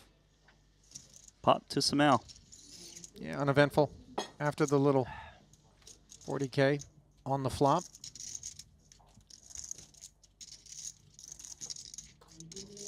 At what point, Randy, we know 17 are going to get paid, and we know that at present we have 26 runners. Do you feel as though soft bubble begins to creep in and influence people's decision making? We're 9 away from the money right now. Is that close enough for it to be taken into account? Yeah, I would say so. Would say the players are very well studied. Players like Ibinger, they definitely will adjust their ranges accordingly. But there's a lot of guys still in the field that they're not going to take that into account. And J&T, one of those characters, just rip it in ace queen suited for 22.5. Unbothered. Single decision point. No takers. Of course, it would have required quite a bit of hand to be willing to get it in there against JNT. Yeah, so it's all about knowing how each player is going to approach things, right? And just adjust the strategy accordingly. Like at Triton series, we just have a wide range of characters, you know? Some professional tournament grinders, we got cash game players, we got those, you know, here for fun. Guys that like to just randomly begin eating a green apple. Yeah. Where did that come from? I know. There's actually something very like artsy about Clemens's vibe right now, you know, between the nail polish, the beanie, and then wasn't there that famous artist where like the photos would just have an apple in front of someone's face? Oh yeah, I don't you know know what I'm who, talking about? Yeah, like, with the black suit or something. things have just gotten even more artsy now on the visual as a result for me. I feel like I read somewhere or saw briefly that Clemens is like a musician or something of the sort. No, he's legit rock stars. Yeah, so this story checking out. Well, Samao with a legit ace-queen on the button is going to push back on this Ding Biao open suited connector. Being asked for another 60K. Folded back around to him. It might come along with the 7-6 suited. They are plenty deep. You want some board coverage in 3-bet pots. TBD. Perhaps approaching the money may dissuade him from continuing, but Ding Biao is one of those characters. Always trying to get in there.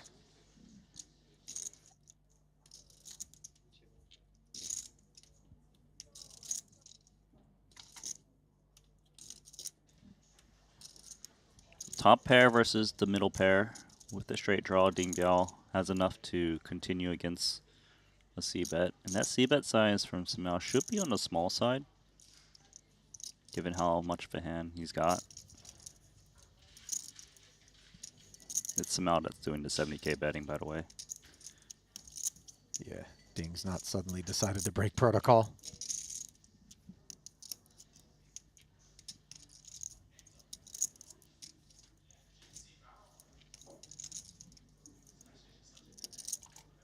$70, not a number, by the way, that's going to shed Ding. No. So in it comes. Of course, respecting the presence of that ace, even though his range should contain some aces. 10 of spades on the turn, doesn't change anything.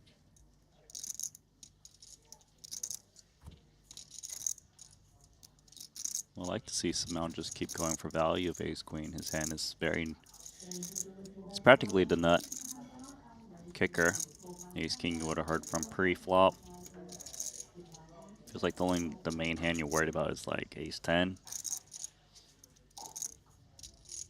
You beat ace-jack, you beat all the worst other aces.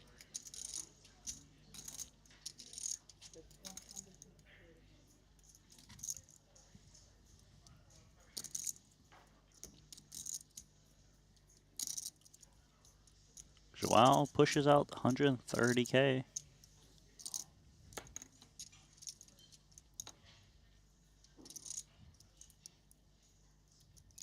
Everything is credible, and as we can see, as advertised, Samao not telling tall tales, and Ding Biao gets out of there. You know, those folds are a little bit tougher when you're on the back end of an 0 for 10 stretch, and you know, obviously Samao having shared that he kind of has clocked Ding Biao's run bad. Now that he's aware of that, you're wondering, is this a guy just looking at what he thinks is the unluckiest man in Montenegro right now and getting after him? You know, and you can level yourself into actually making the run bad even worse at times, you know? And this is why, conversely, when we look down at people who have just been finding the bags, finding the cash, picking up a title here and there, you start to observe very confident procedures, right? It's not simply economics, it's just psychology. You're right, and then when you talk about confident procedures, who comes to mind for me is Jesse Lonis, you know, from the past week. Like, that final table the other day, he was very confident in his decisions, you know, and then we have Ding Biao who's struggling, but he's been there. He understands it. You know what's wild about it, too, is Lonis eventually emerging the champion in that main event. That hand, the one where I got the nickname Dry Side, that hand, ace-king versus ace-queen versus ace-queen, both he and Vogelsang were supposed to be out. And somehow, some way, the parlay of everything aligning to allow Jesse to not only win that pot, but go further and win the tournament is another aspect of the upswing. It's like confidence and then also some run good, and it all comes together. Meanwhile, we bring together 3 players to look up at a King 10 deuce board. 50 a man brought us here. Reuter was the pre-flop opener with his ace-9. JNT with the best hand, middle pair. Oh, forgive me, the deuce showed up. Ibinger with bottom set here. Quick oversight. And Matthias loves the look of Clemens reaching for chips, and even more so, JNT continuing in what form TBD.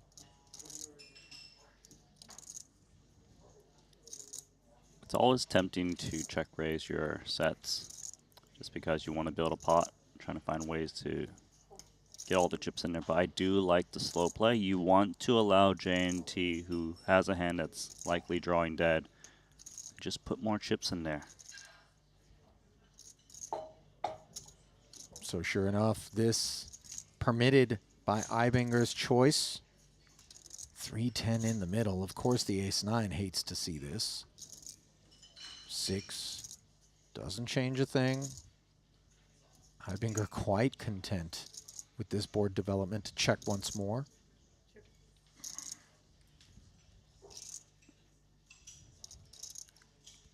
Unlikely to see a double barrel from Clemens once it gets called in 2 spots on a King 10 deuce.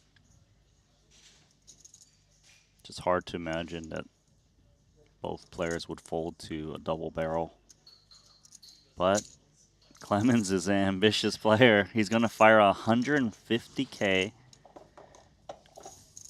And he's got a spot where if he bets this hand on the turn and another club drops off, he might try to represent some flushes with that ace of clubs.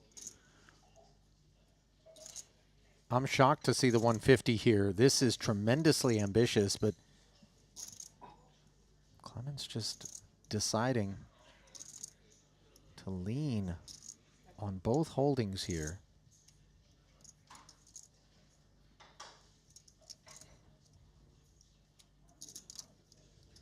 This is ill-fated as we can see. I like slow playing again for Ibinger. Give JNT a chance to put in more chips, drawing dead with like a king.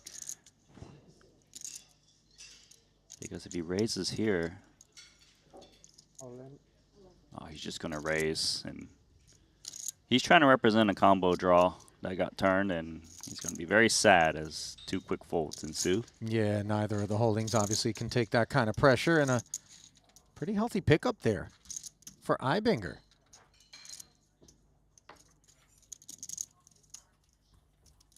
This is a guy who, when the chips flow freely toward him, you're going to have a lot tougher time getting them back from. Yeah, you need a crowbar to get those chips back. And even then, it doesn't really work. Well, that turn barrel didn't really work for Clemens. The fact that they both fly that Austrian flag, though, you know, sometimes you question whether or not there's some context, some meta that might have also helped influence Clemens, given what he might be thinking Matthias perceives his range to be. Things beyond what meets the eye from here in the booth and at home. Now, there can only be one Austrian player at this table. Let them fight to the death. They're not betta fish, bro. They're not Siamese. Siamese Austrian fish. Neither of those guys are fish. Not much I can guarantee you. King 8, Ibinger with the click here.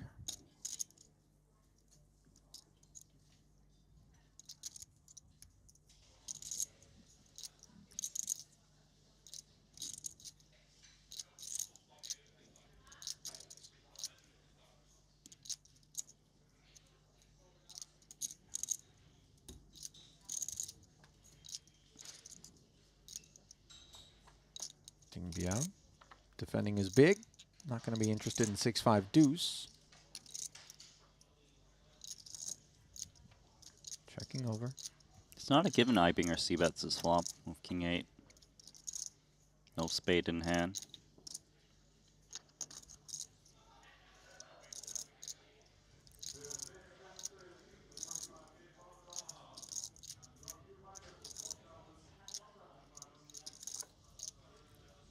Since he has found a bet, he should win it here. 40K.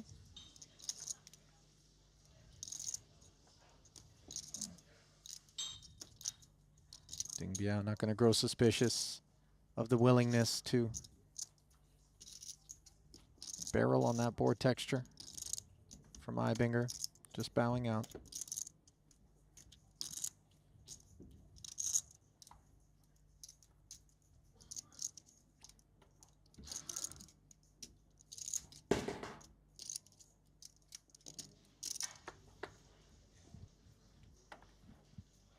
Oh, you got a banana smoothie. Shall we cheers? Do you have any left in yours? Wow, you really put a dent in that thing, I've got Randy. 10% left. You got a full stack. You want me to pour some into your glass? No, I'm good, man. We can still cheers it. Okay. All right, there you go. Two new friendships. What?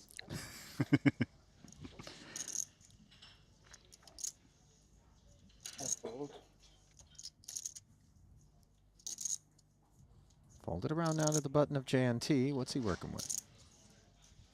Little king 5 off.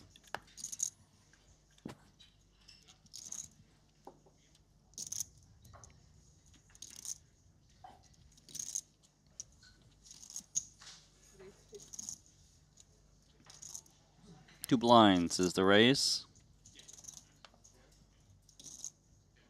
I like to see this from JNT, by the way, Randy. It's showing that despite the fact that his stack is kind of unraveled here, he's not lost the will to fight. King 10. This is better ammo in the fight. Dominating his ding. He flats. Now Jack 10 offsuit. Clemens can absolutely take the price.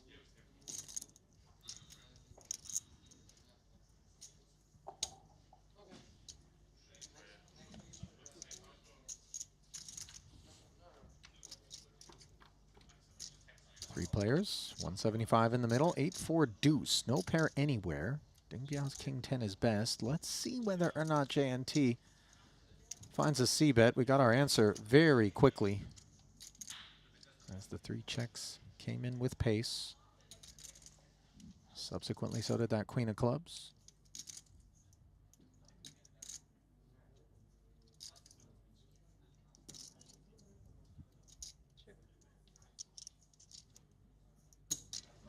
Here comes the bet from JNT, and I think he's going to win it.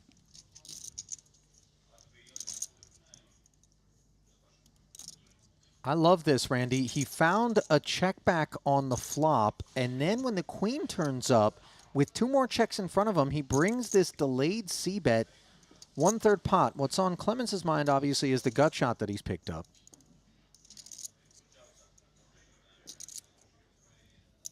I would think if he wanted to continue, he would go bet rather than check call, and he does lay down to Jack 10 as expected. Well, there you go. JNT showing a little pep in his step as the elder statesman tries to work his way back to his high water mark on the day. Looking at JNT's festival, by the way, he, not unlike Ding Biao, has failed to cash thus far. We call him Mr. Main Event because it just seems like every time the main comes around, he makes a deep run. Not this year, but perhaps going to make up for it here in the 150K as he's within sniffing distance of the top 17, $250,000 plus. The bubble.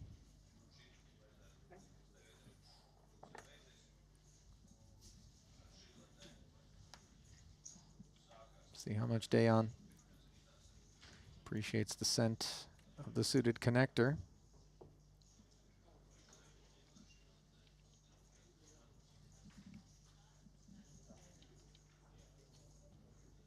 Use the big blind the next hand.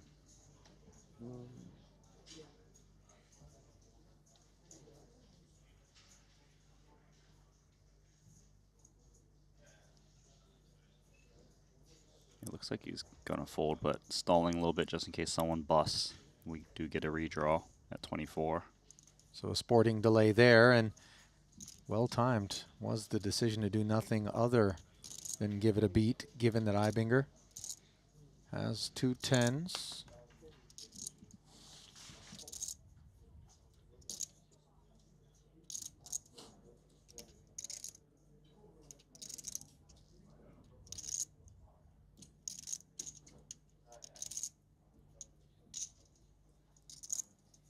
Hold it around to Samal's big. Queen 8 offsuit.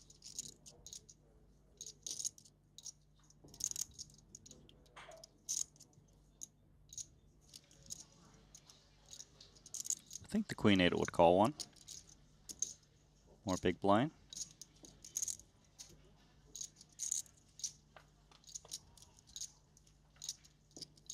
Defense from the Brazilian, yielding ace 5-5.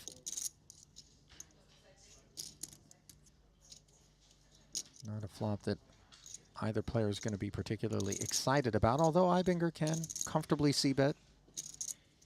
Yeah, seen worse flops for 210s. Sure. Just 25K. Yeah, he doesn't need to bet much. Ace 5-5, your opponent has the ace or they don't. This guy, Joao Samal, he just out of position float with Queen High. He's a tough customer. Very surprised to see Joao stick around, but maybe it's the price point and that perception that if we check and Matthias checks back the turn, we can rep the fives more credibly as needed. More rep the ace. He's Sure. expecting Ibinger to just see bet his whole range, and he was getting a good price, just one big blind on the flop. And he expected this turn check through. And he pairs the 8. Now, if he didn't pair the 8, he probably would be bluffing. But as played, less reason to do so now. Yeah, it's almost unfortunate that he improves because he was more likely to bet and potentially win the pot absent the improvement. Ibinger very happy to check back the 2 streets. Show the 10s for a winner. Those are the little moments that cue you in to what you're working with. And Joao Samal, by the way, Randy. Not for the faint of heart. Trying to float Matthias Ibinger. Get yourself to a W, but he was up for it. Yeah, it's not the first time I've seen Joao really go after it. Earlier we saw him, you know, raise with the pair of 7s, 4th pair, multi-way.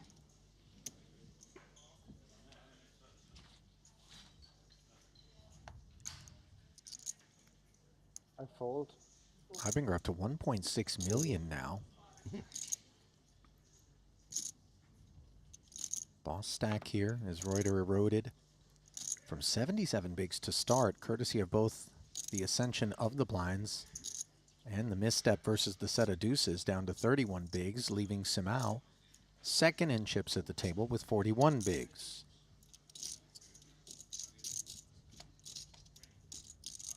$50K. 44. Little King 9 of clubs for day on. He's in there. Straightforward stuff to this point. That's right. Djurjevic, sub 10 bigs, find himself two-way straight draw.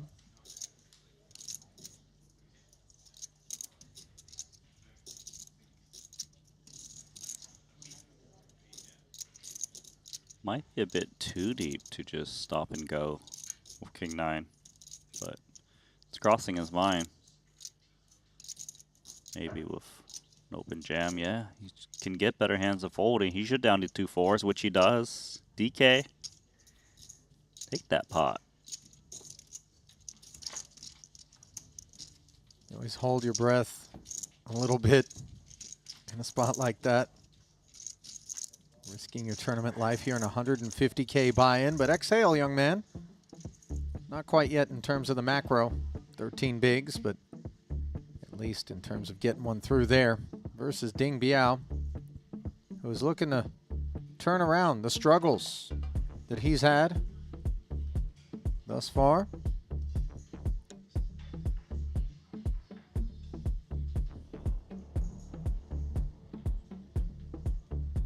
Glimpse there at the chip counts. Brought to you by BetACR. Did you miss me this morning, Randy? Afternoon? You really want to bring that up? I mean, I probably will end up bringing it up. I mean, you know, it's been a couple of days stretch here for yours truly. It wasn't your best performance. Let's Wasn't my just say best that. performance, you know, because I wasn't even here for the performance. That's what happened. Yeah. A D+. I'll tell you what, I went from pajamas to fully dressed faster than I think I ever have today. You suited Not fast up. enough. I needed time travel this morning. Luckily, though, Captain Kilbane was there. You really should have put some NOS in that duster. Wow. You might have made it. Nitrous oxide, Randy, really? What, were you a tuner back in the day? Wouldn't surprise me. Amazing. What a lucky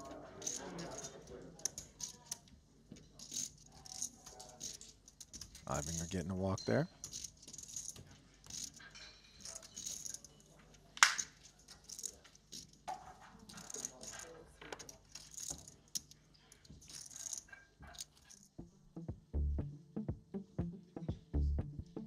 Didn't we just see this?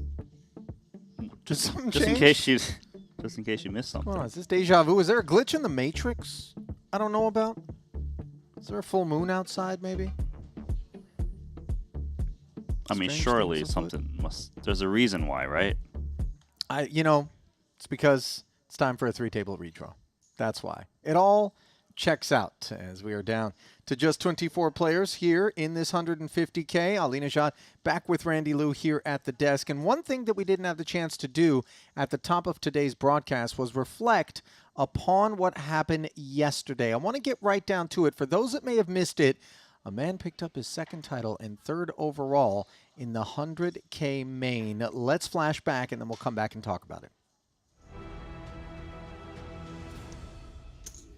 You here in this spot?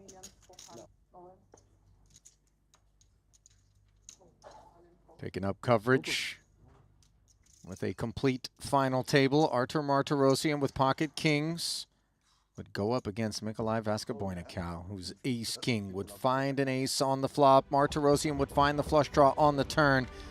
But the leader in the Ivan Leal Player of the Year award would be out in ninth, $389,000 going his way. Then Fedor Holtz, always dangerous, had ace-9 against 9-7. And once again, Vaskoboynikau was on the opposite end of things.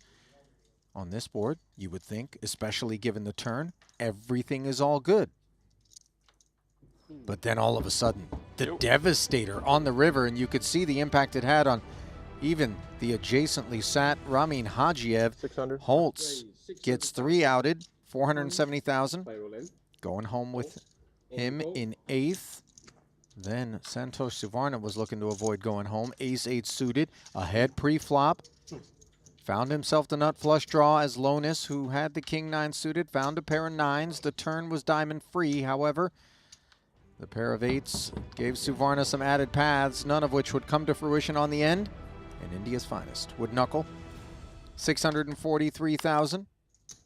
7th place finish for him. Stephen Chidwick, who ran into some savagery here in the 150K we're bringing you today, picked up 2 queens, and then Vaskoboynikau once again found the sun shining down on him, flopping a set of deuces.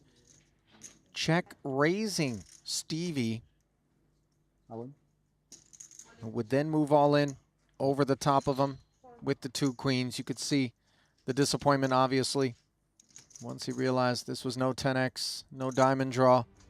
This was a set, and this would be the end for the mighty Stephen Chidwick. 6th place finish, $879,000, unlocking the 7-figure payout part of the program. Ramin Hajiev with a couple of 9s. He too was in a good way against Mikolai. Not the first nor the last person to find themselves in that situation. Mikolai had the wheel draw. Ace or a 5 would do it as well, and you could see just how badly Ramin was hoping for the spin in that spot. Mikolai absolutely sun running. 1.159 going home with Ramin, and then Vogelsang with a king-queen would decide to get the rest of his stack into the middle versus Kiat Lee. He'd seen some bad beats doled out already all around him. Christoph was wondering whether or not he could dish out one of his own, but dominated and in rough shape the whole way down. He was unable to enjoy some of the good fortune that Mikolai had. So the end of the line would come with 1.46 million. Three would remain. Kiat Lee at one point had the opposition down to 16 and 12 bigs versus 47 bigs. Then they whittled their way back, and Kiat was caught with just 12.5 million in front of him. The ace-7 given a spin by Jesse Lonis, who flopped the 8, picked up a turn, flush draw, removing outs from Kiat, and then removing Lee entirely from the program. Kiat Lee, 1.8 million and change. Heads up was just a two-hand affair. This was the second of them. Baskaboynikau doubled, taking the worst of it to bring himself to a 2-to-1 chip disadvantage. Queen Jack suited up against King 10. Wasn't doing so hot. The prophecy from Baskaboynikau, who had just seen it time and again, take the worst of it and get there. Said he thought Jack was coming, but instead second place was what was coming. They had made a deal and just played for 125,000 in prize money. 2.9 million would go to the Belarusian, but the second title of the festival, third overall, would go to Jesse Lonis, the American, who is absolutely destroying everything that he touches in the best of ways. 3.4 million plus the watch, plus the trophy. Everybody, get out of the way.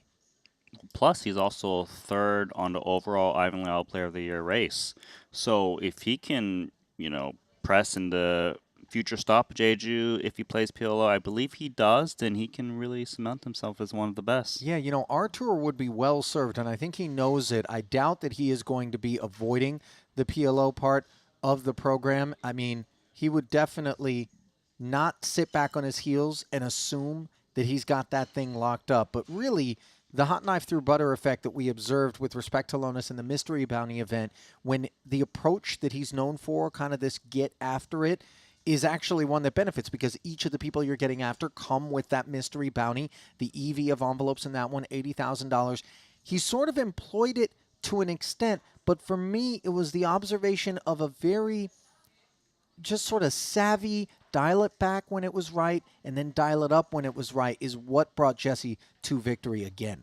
That's right, and you know, he has that image, he knows how to play off of it. There were many hands that I got to witness the other day where he got value in spots that others probably wouldn't have, and he's just able to, you know, snowball that into a big stack and press that to a win. Yeah, super effective in that respect, you know, and when you bring up Lonis, who are the other operators that kind of fall into that camp? For me, the first one, and I don't want to steal your guess, but Bryn Kenny was where I was going. Are there others that kind of... I was going to go with Alex Foxon. Okay, yep. Sure. And he's someone who's performed very well at Montenegro as well, you know, but you're right, Bryn Kenny is also one of those operators. Yeah, definitely. And they're so exciting when they get into the mix because you just know that that kind of ICM GTO, let's all agree that we're going to respect things.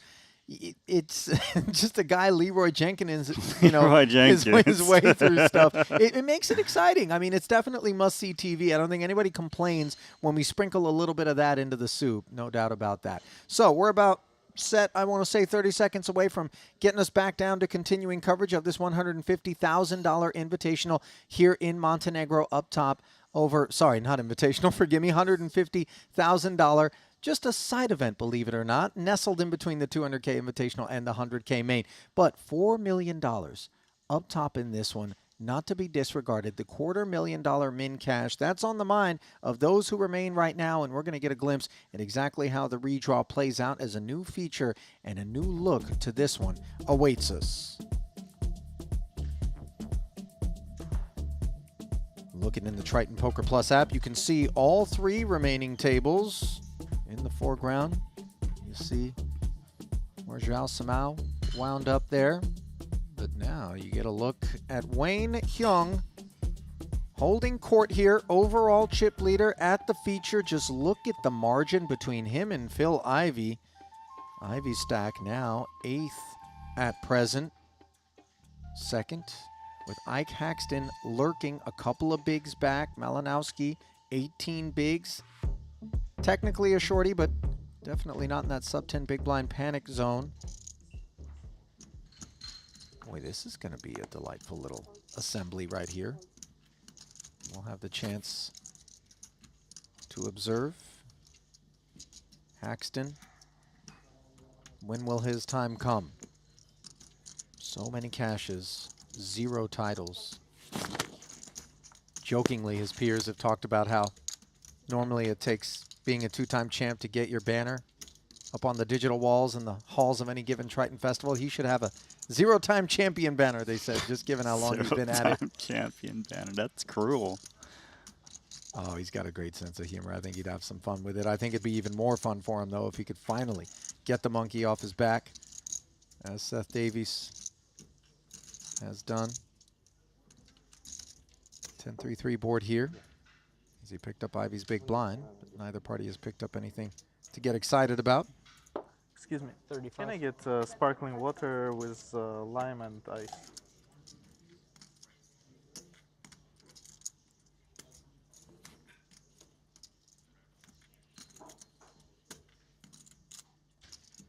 $35K C bet into Phil Ivey, who's got just queen 8 high.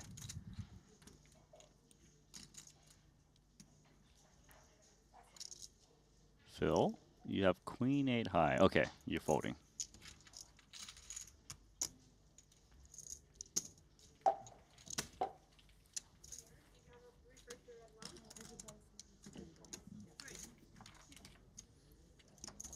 Getting a look at Haxton's Montenegro.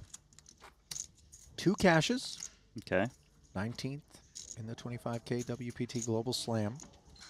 That was our first event. Then he failed to cash in the next 6, which would include the 200K Invitational. 50K 7 max. He would find an 8th place finish for 167,000. Didn't cash the main, didn't cash the Turbo Bounty Quattro, and now here he is, looking to make a run at this one. Shikurchi running with ace-queen suited.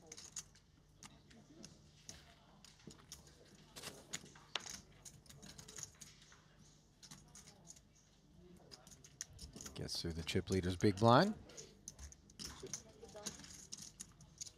Oh, yes, yes.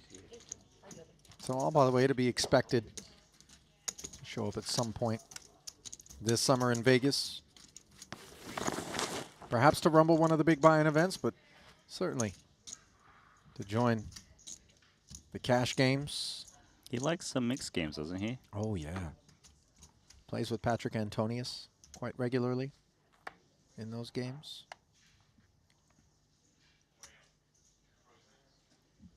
He's 10 suited now for Haxton.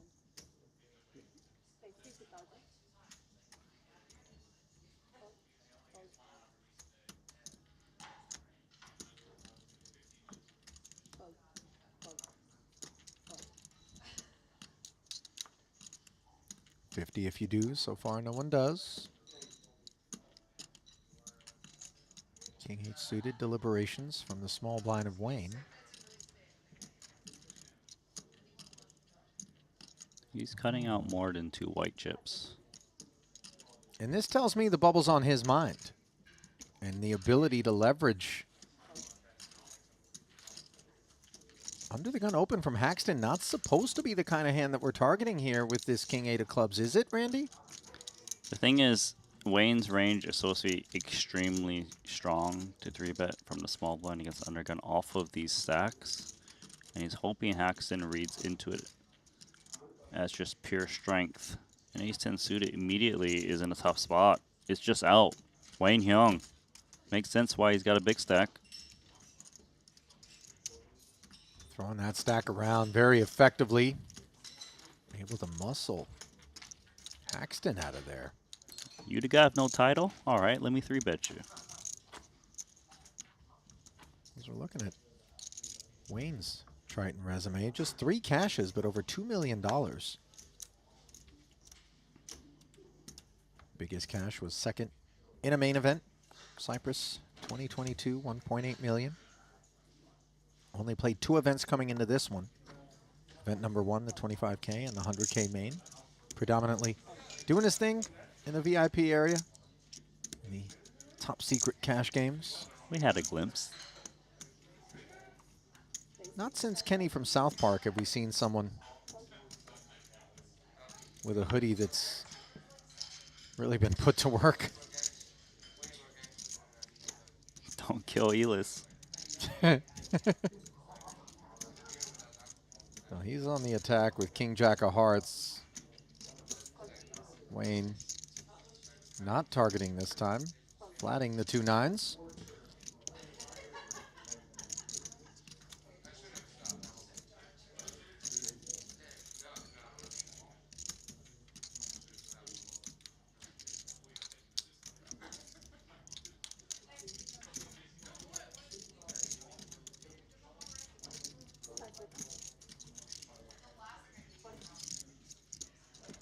Haxton gonna close action.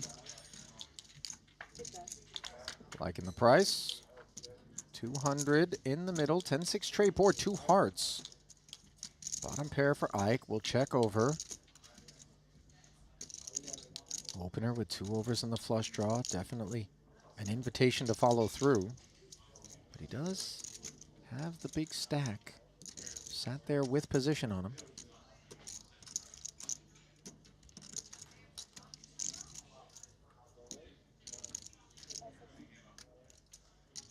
See, he's tempted to fire in a C-bet. He's going to check. Why the check, Randy? I think the main thing is that the player out of position, you know, they got to play the hand out of position throughout the rest of the hand, so it's just much harder for you to, wow, what a turn card. 9, no waiting. Wayne interrupting your thoughts with a set. Note that that card gives Parson in the gutter as well.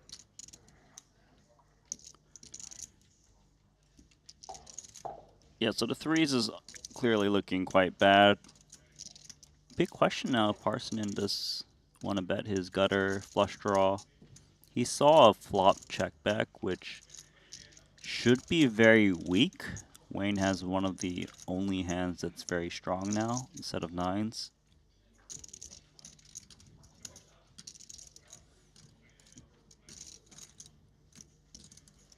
Well, Ellis reaching for chips means things are going to get exciting. He's brought 90K, sub half.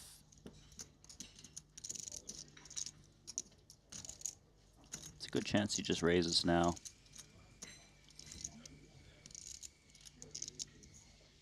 Wayne's got a reputation for kind of attacking spots, but he's cutting out calling chips. Trying to keep Haxton in there, who could be drawing dead. Yeah, he's not at all worried about not having the best hand here. This is just trying to allow Parsonen to barrel off at him. 9's full now on the end. Disappointing for Parsonen. 380 in the middle. What sort of range, if you're in Illis's seat, are you giving Wayne as played? Medium strength hands like 8, 9, 7s, 8s, some 10x's, but a lot of draws. But when you're holding King Jack of Hearts, you actually block a lot of draws. So that means that Wayne is very likely to have something that can bluff catch at least.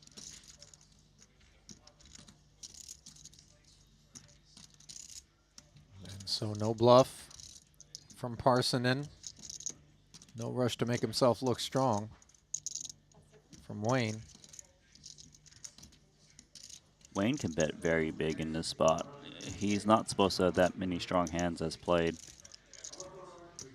Yeah, I tend to agree. He knows how bluffy it's going to look if all of a sudden he rises up here. Unfortunately, King Jack high isn't really ever supposed to be a customer in the face of that sort of behavior.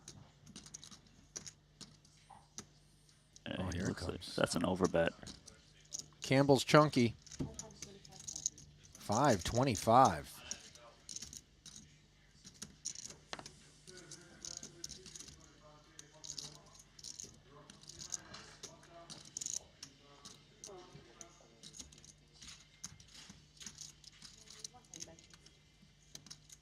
And the rich get richer. Randy? Did you say Campbell's Chunky? Yeah, you I know see the Campbell's. Chunkies? Yeah. Do they have that in Australia? I don't think so. What do they have down there? Dinty Moore? What was the other one? Progresso? They probably have Progresso. I don't really look down the canned soup aisle. Well, then how do you survive, Randy? Because we know you don't cook. I have someone else cook for me.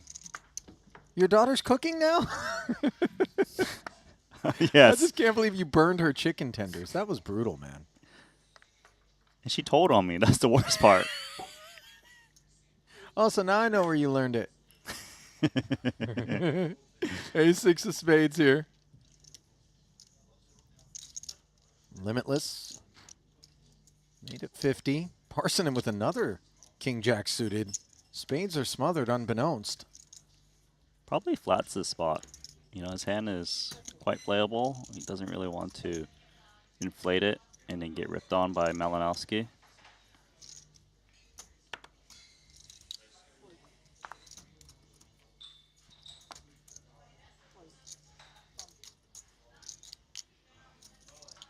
The flat obviously making the price nicer for Panakovs, but Queen 6 offsuit, too ambitious. Side steps the Latvian, heads up. 9 trade deuce. Neither party with a pair, really anything to offer excitement.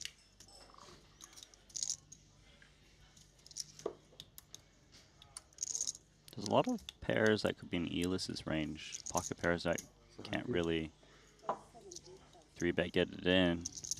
Malinowski's actually going to fire out a C-bet.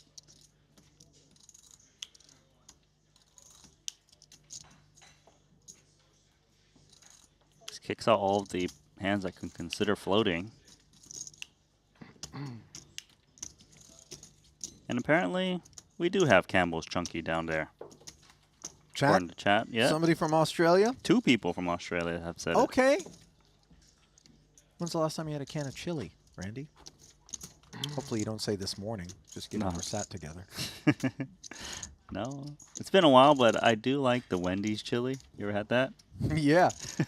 Except then after that, I think it was fake news, but somebody found a thumb in their chili. Do you remember this? Are you serious? Dead Come serious, on, man. how's that possible? They actually planted a thumb. Oh. That's how. I don't know where you get a thumb, but. Was it a fake spare thumb or a real one? No, I don't think it was fake. Oh. I got to tell you, my first idea is not how do I scam Wendy's if I manage to, You go with sever the my thumb. thumb. But At least you here don't have we to are. pay for that one. Get a replacement. I don't think free chili was all they were asking for. Oh. Parsonen asking for 125, an extra 75,000 from the ace jack, which is in a way here. Ding Piao. The under the gun opener. Direct left, the 3-better. You do often want to call a 3-bet with a hand like this, ace jack suited. But man, these positions are a bit strong. Elis is supposed to not have that many weak hands to 3-bet 1 over. He goes with call. 3-10 as they book a date for the flop, which provides Ding Biao with top pair, top kicker, but the monotone all-club board giving Parsonen the queen-eye flush draw. Ding checking.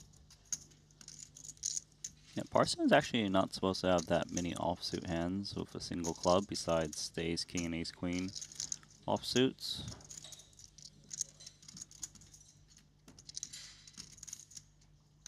$70. 7-0. The declaration.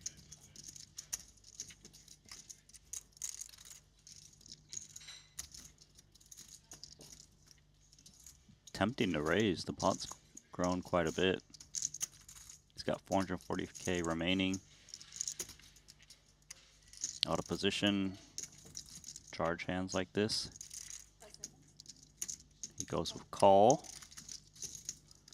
Just saying, no club, please. Deck complies. 450 in there. after the extra 70 a man. Ding, of course, deferring again. Yes, Parsonen picks up outs. Goes up against the jack.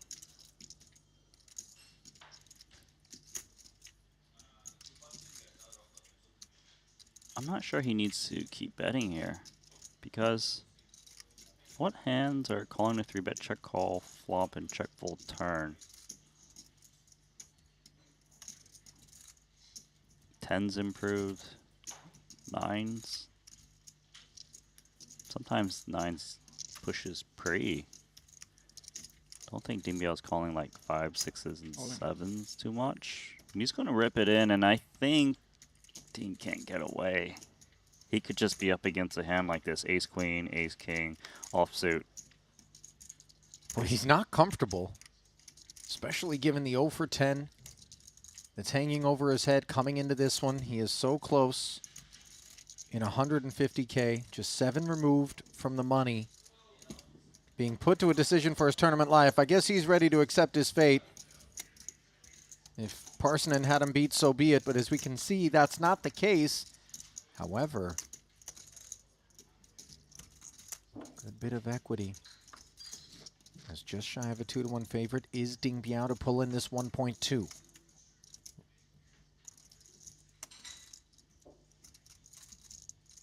Is the run bad official? Or can he find the double? Oh. It's the former. Run bad again. Brutality. I hate to come back to life as his chewing gum.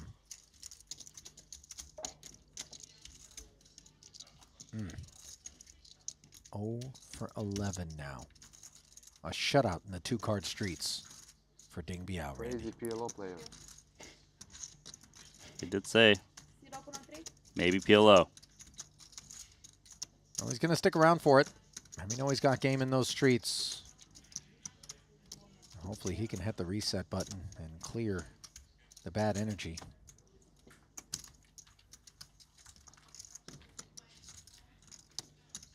Did you live in a superstitious household growing up, Randy, by chance? You mean like having the feng shui of the house a certain way? Yeah, a Things like little that? bit of that, or you know, the burning sage and incense, stuff of this nature?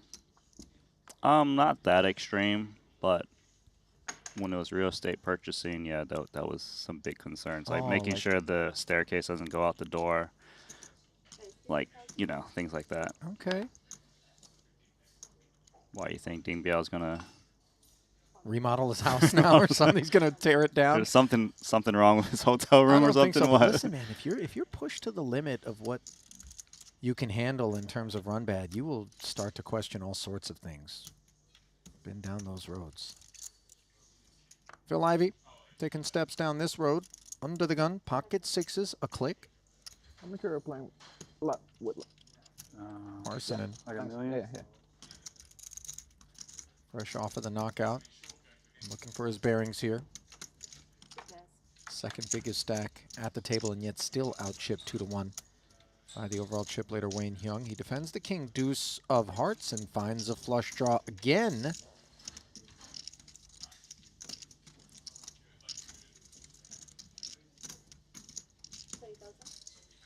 $25, right?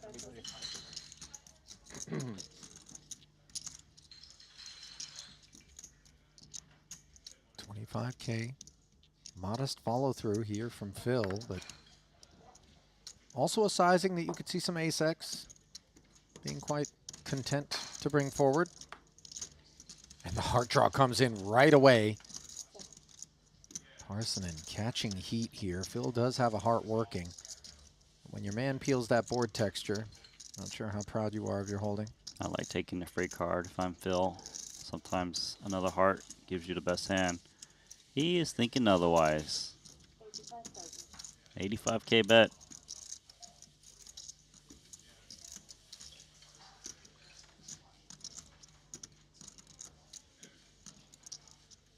I like just calling here.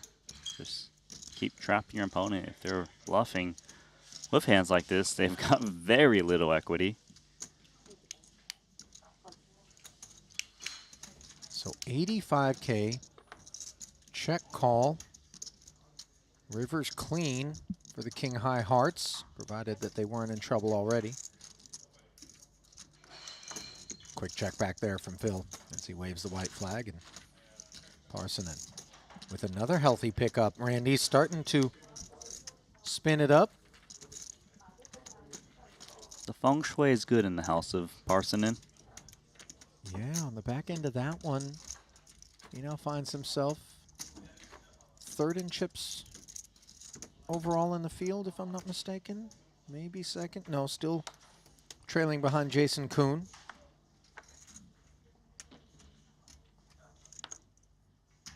Taking a peek at Parsonen's festival thus far. He is coming off of a 6th place finish in that Turbo Bounty Quattro that Ibinger won the other night. One-time title winner. That title came in a PLO main event back in Monte Carlo 2024. Chip leader chirping from up front here. King 8 offsuit. Luxuries afforded Wayne, given how dominant his stack is. And you see Ike recognizing that there are plenty of opens and folds to a 3-bet in Wayne's range, putting ace-jack offsuit to work. Chirping louder. Yeah, clearly King 8 offsuit is very loose from UTG.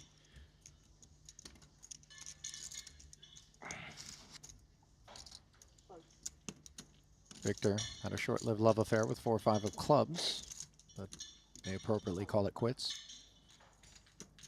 King Queen. Ivy. Not even a contemplation. Same story for Wayne. Haxton with the takedown there. Those are the sorts of spots, too, Randy, that we see Haxton, dare I say it, more willing to take than some on the approach to intricate situations.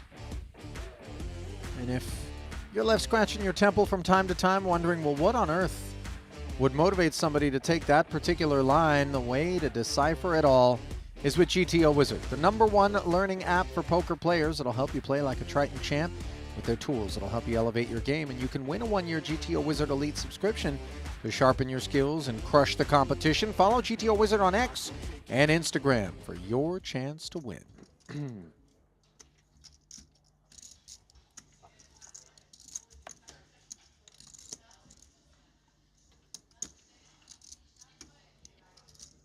Queen 10 suited now for Haxton. Chip leader in the big, undeterred. Yeah, chip still in motion.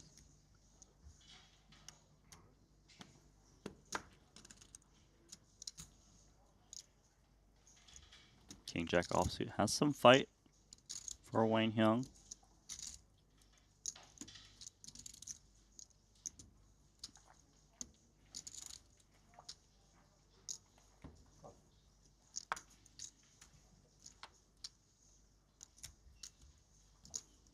$135 in the middle after Wayne click call. Jack 6 tray, top pair. This is all Wayne with no diamond out there.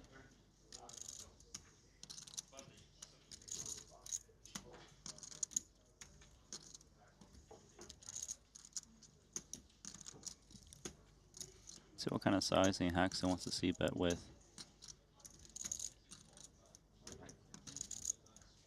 $35. He's gone small.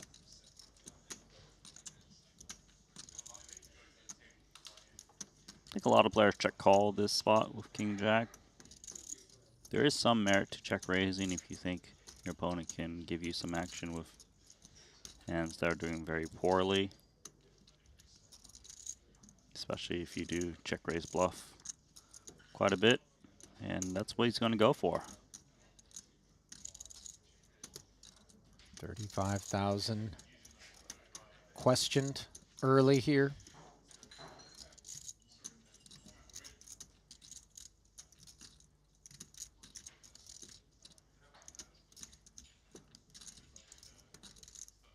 Surely not, Randy. Haxton's like, are you serious? You really check raising me? Yeah. You going after me? But Wayne got it.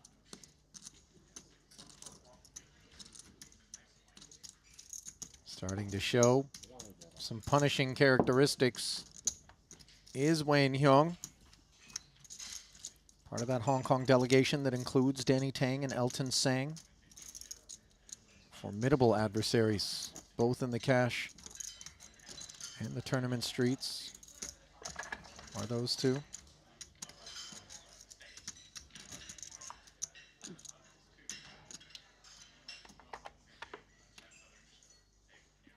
It's going to take a while to color up those blues. I think you got to deconstruct a lot of the foundation. Yeah, he doesn't want to move the whites down. Trying to mess up his feng shui.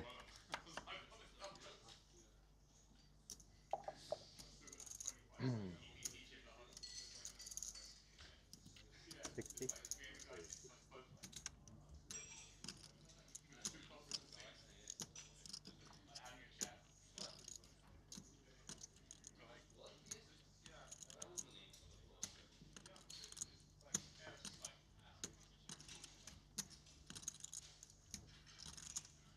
$60K said Ponikov's here.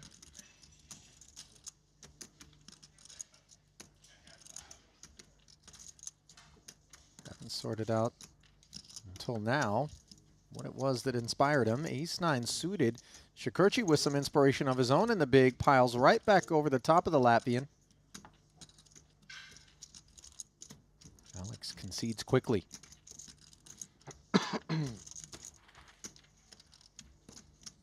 Things feel bubblicious out there. Bubblicious? Is that the gum? Yeah. Remember Bubblicious? Oh, Hubba Bubba, Bubble Yum, Bubblicious, obviously, yes. What a juicy fruit. That was dusty, man, because like after 10 chews, the flavor was just gone. I like the, there's this tropical mango or something, tropical Triton. Okay, no, I haven't tried the fruity Tridents. Is this where you're going to tell me you guys don't have it in Australia? We got Tic Tacs. Let me ask you this. When you go back to the States, is there something that you always buy and take back home to Australia? Snacks at a supermarket? Or anything? Oh, I always hit up Chipotle. That's my go-to. Is Mexican food just non-existent? It does non-existent. They have or what they have is just dust. It's dust. Knockoff. Mad Mex, no, garbage. Like, they try to be Chipotle, it's not even close. I'm so upset about it. Seems like perhaps, Randy. Can they open a franchise down there? You can open up a... Randy, what? It would be like full circle from your days at Del Taco. You can open up a Mexican restaurant in Australia. As Ivy opens the pot with ace-queen offsuit. Wayne doesn't put any guac on it. Flats the ace-10.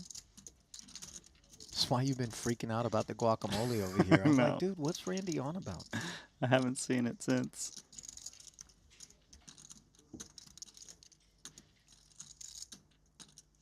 7-5 off, being given a chew. Ike steps aside. Ivy in a good way here, but we never love being out of position against the boss stack on a soft bubble, especially when it's as thick as this one. 195 in the middle. Jack 8-4, 2 spades. Wayne with the nut flush draw. Ivy still technically in front. Yeah, but no spade in hand. It's pretty tough to continue. Gonna think that Wayne's gonna want to build a pot with his nut flush draw.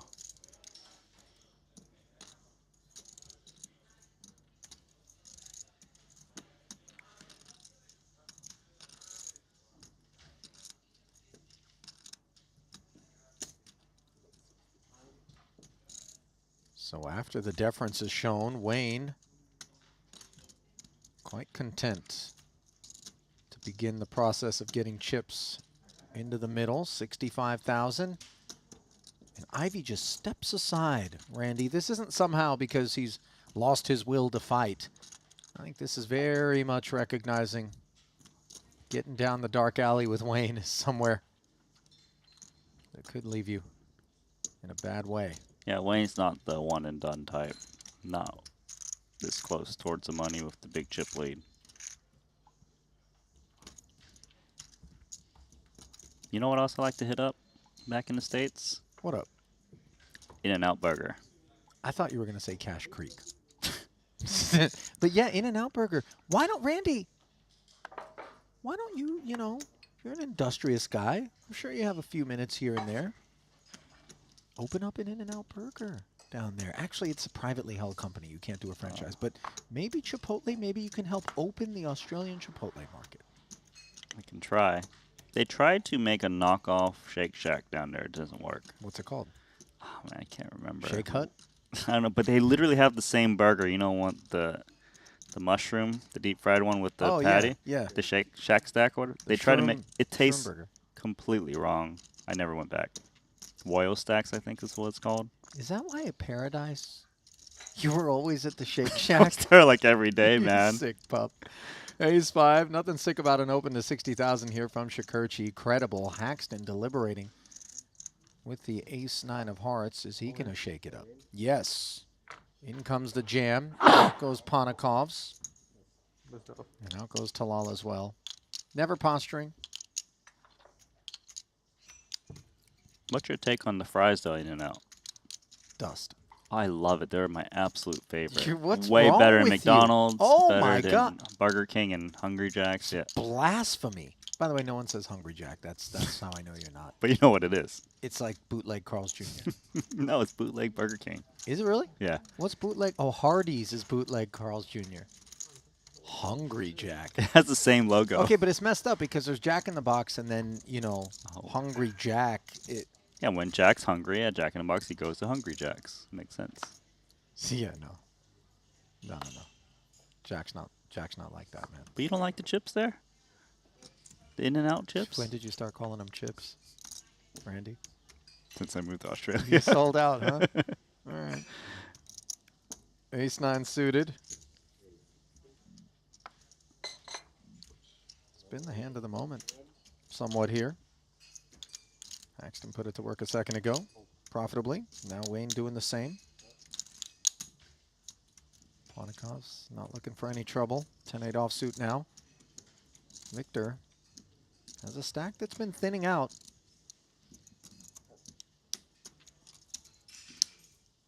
Yeah, you see him fold there, and it's mainly because ICM is on his mind. 23 remaining, top 17. He needs to not play speculative hands from the big blind and bleed out.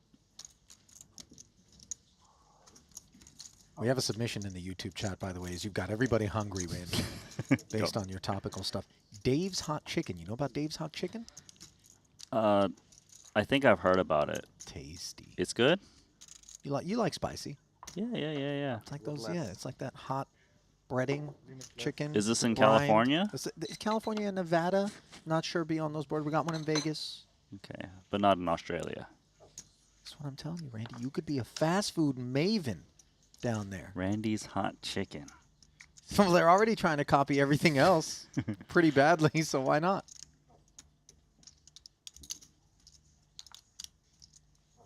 I won't sell you out, by the way, if you do it. I'm not going to call up Dave and be like, hey, I got a hot tip. This Randy guy, who I owe one to. He's running a bootleg chicken operation. Nothing bootleg here on the button. Ponikov's with the real deal. Ace, Jack of diamonds. Unfortunately, things are a lot realer for Limitless in the small. KK. Probably just has to jam. I feel like it would be too suspicious if he 3-bet small, but he will try.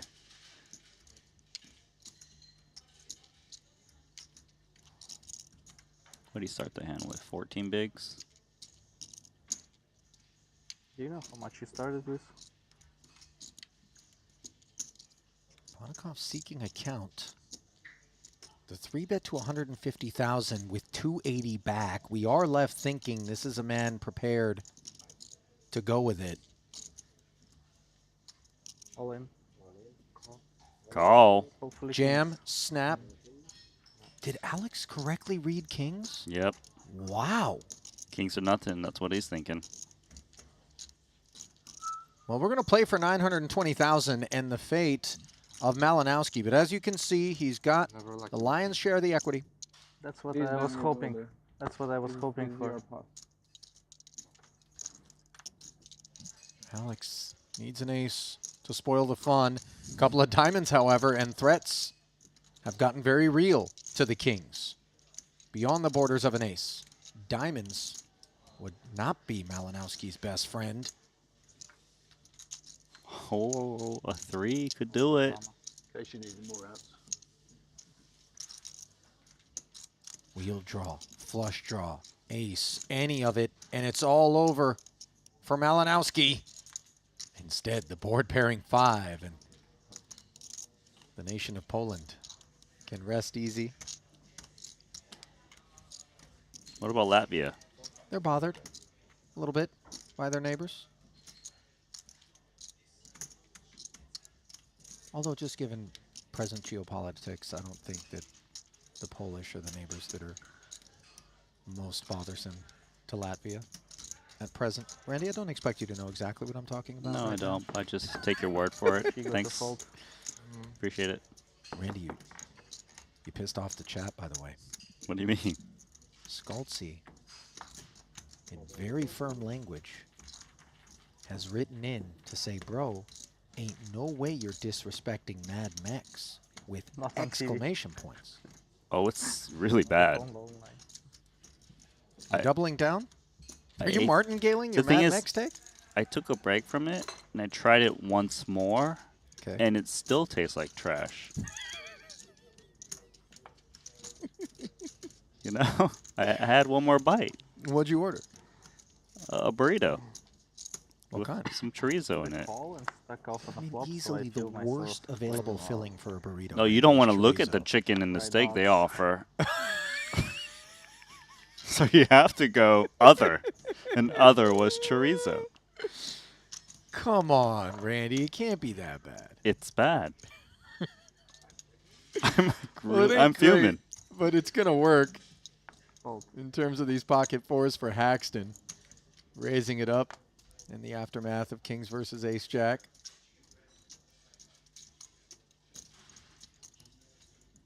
Jack 7 suited now for Ivy.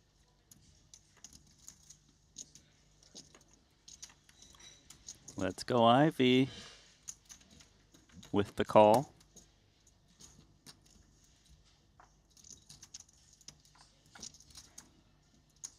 Big blind defense. Yielding no fruit. 10-5 tray. 4 hearts, an interesting presence for Haxton here on this texture. Haxton should be expecting Ivy to play relatively straightforward as we approach the money bubble off of the 690K back. So he can see bet quite relentlessly at the moment. 45. Downsize from the pre-flop open to 45,000 now. The deployment.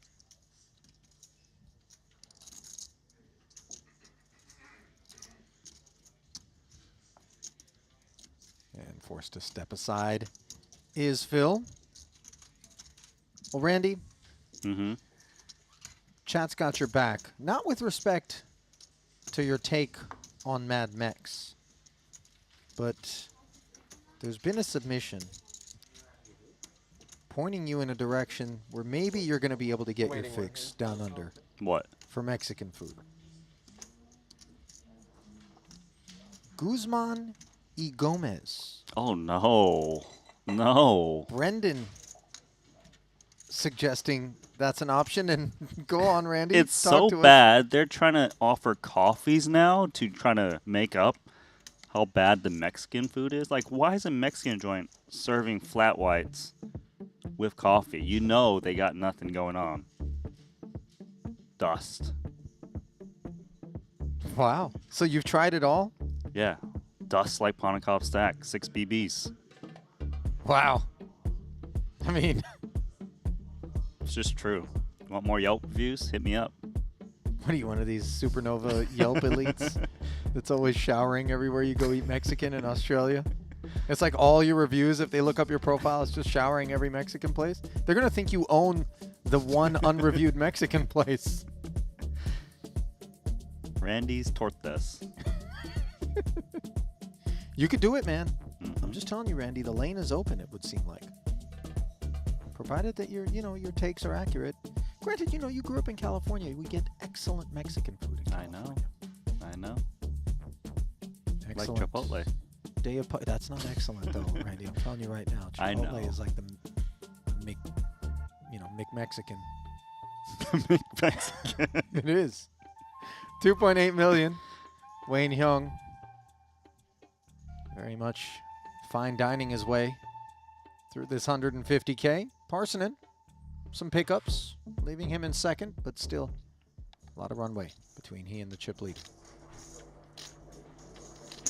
What's this now? 60,000. Wiesbrod, ace 10.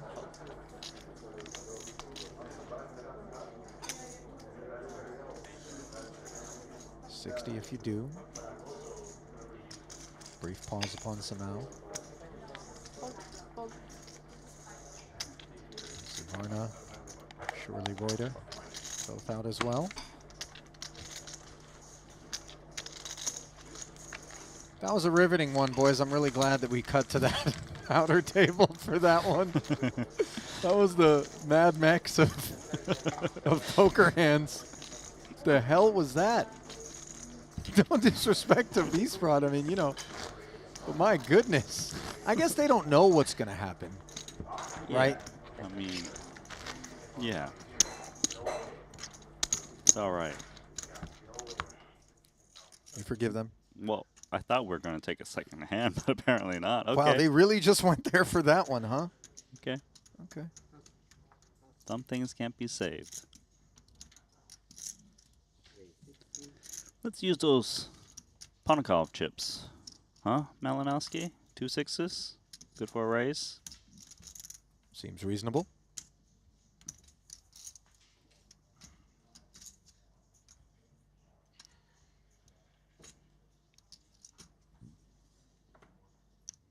Crab cakes? Nope. Oh, I like that. The evolution of crabs to crab cakes. Yeah. Randy. Think Did you I'm skip hungry. lunch? Yeah, I was just I'm gonna say. hungry.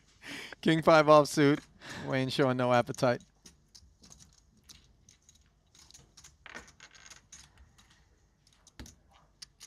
I got an unpopular take, though. Go for it. Crab cakes aren't really all that. Some people freak out about Oh, it. I don't like it. Like, whatever. It's no biggie. I don't like it because sometimes the crab inside has the mayo as well. You know what I mean? Like a little... Well, I mean, when I get crab cakes, I actually want a lot of crab meat in there. Some places... More cake, less crab? Yeah.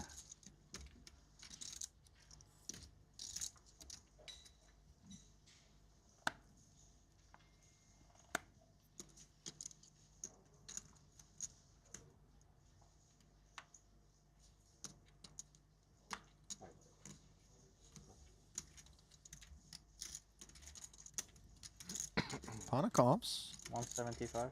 King 9 of diamonds. He's going to decide to jam his remains. Diamonds were not his best friend last time around with the ace-jack. Now Parsonen can well afford to make a move here with this ace-6 of hearts. Yeah, he could just call in this spot. He's going to stay away. Oh. 175. The Devastator lurking in the small blind with the chip leader at the helm, no less. Wayne rips it. Talal would have to wake up to something very special to get involved. He steps aside, and Ponnikovs is going to get the bad news here. Hey, yeah. Taking it in stride for the time being. But this 410 has got to go his way, Randy. Otherwise, it's a wrap. Gonna need 9 or diamonds.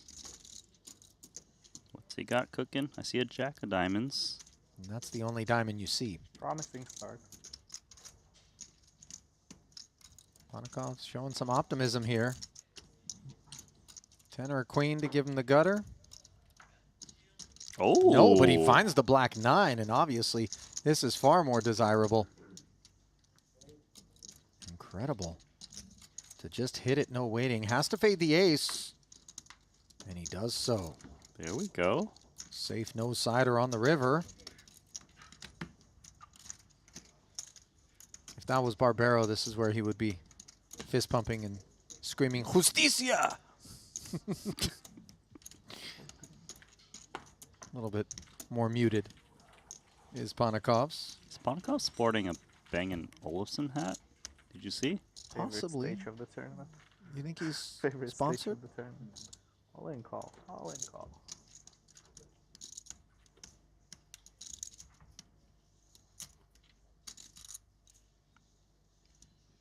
Cranking up the music after that double up.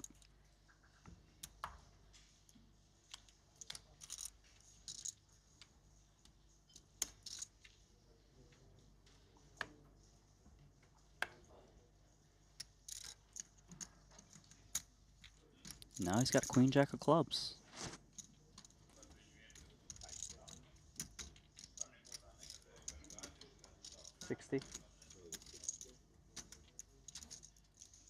Chirping, even though he's not deep.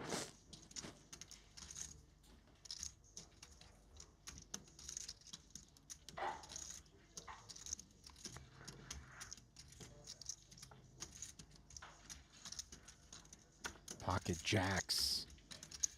Again, Panakov's is going to be in a bad way here. I'm not sure how attached to the open he's going to get in the face of the impending heat. And it's going to be Wayne that delivers it again. Here we are. 135. It's not a huge 3-bet. I like the sizing Wayne goes for here. Jax is such a powerhouse. Maybe he can invite Panakov's to come along with a hand that's doing very poorly, like Queen Jack.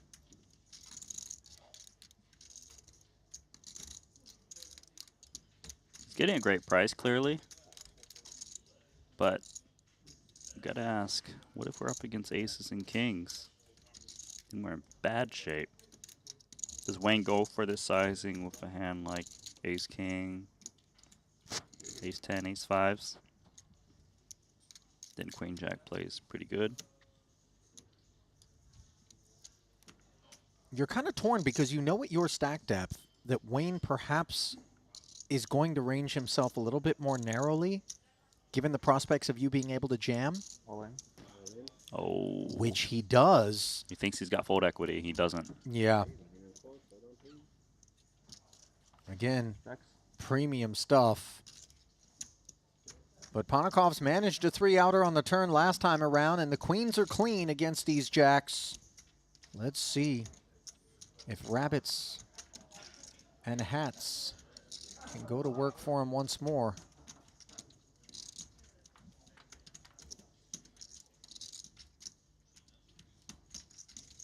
Not looking that way on this board, but he's been in this position before. Backdoor clubs. Or the queen, what he needs for the time being. Take the clubs off the board. And it's just a lonely 3 outs that stand between Panakov's and elimination. And the 7 of clubs makes it official. Lucky once, but not twice. Panakov's fought hard, but just ran into it as Wayne Hyung put his chips on loan only briefly, Randy, and the road to victory is always cleared when talent like Panakov's exits the building. Yeah, he just felt like the chip leader was trying to take advantage of the situation close to the money, pushed into Queen Jack of clubs. Thank you. Couldn't find a rabbit of that magic trick. Is that like if the magician were to accidentally saw the lady in half for real? Try to put her back together? I mean, don't know if it's that extreme, but no prestige.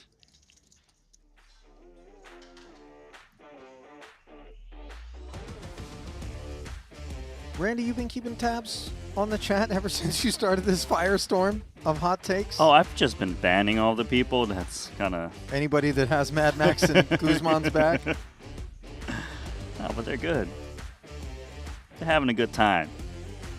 Lab Dwalkin asking us if we've ever heard of Whataburger. What did you say? Yeah, I've heard of it. I don't think I've ever eaten it. I think it's a little bit more a Midwestern thing, as I recall. I think I was in Tulsa, Oklahoma last time I saw one of those. No. Yeah. Well, probably never. But thanks for your I would try it. offer. I would try it. Yeah, if you delivered it. I mean, I don't think. Why am I going to the Midwest? Interstate, Randy. I've never been to the Midwest, I think. Do you know where the Midwest is? Yeah, it's Chicago. Yes, that Yeah, qualifies, see, Randy. I know You've it's close. not been there? Been to the airport. 240. Well, I guess you sort of have that. Texas? Not quite right. Yeah, I think Texas is Midwest, man. Yeah. Okay. I have been to the Midwest then, but I'm still not going to Whataburger.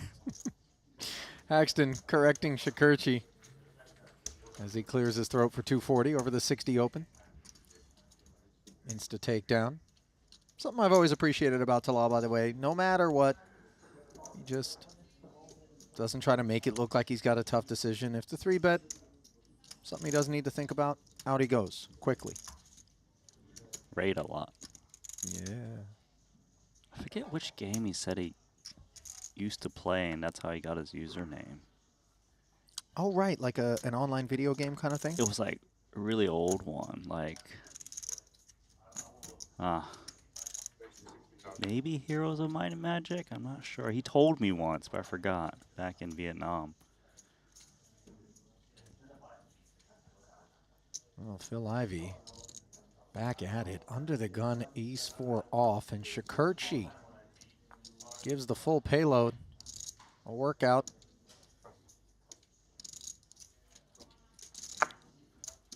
Ivey's just been bleeding. Brutal for him.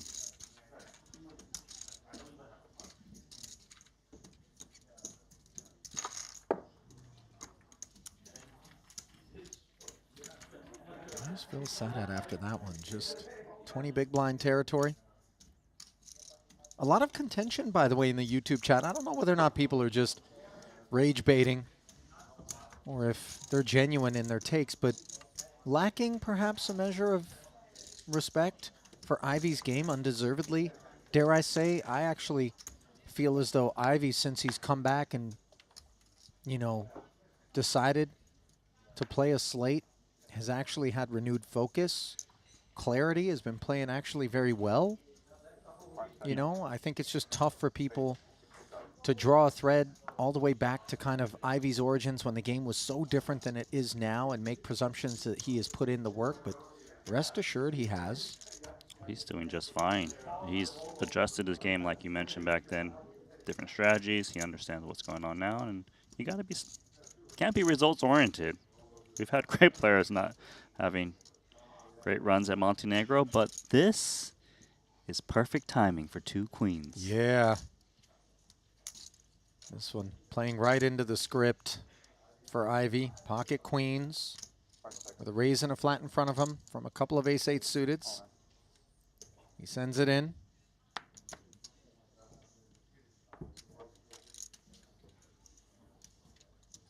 And takes it down. You went to the Chick-fil-A? Too often. I got one that opened up not far from my house. And not good for the belly, huh? Nah, man. The Dave's Hot Chicken's farther than the Chick-fil-A. My house.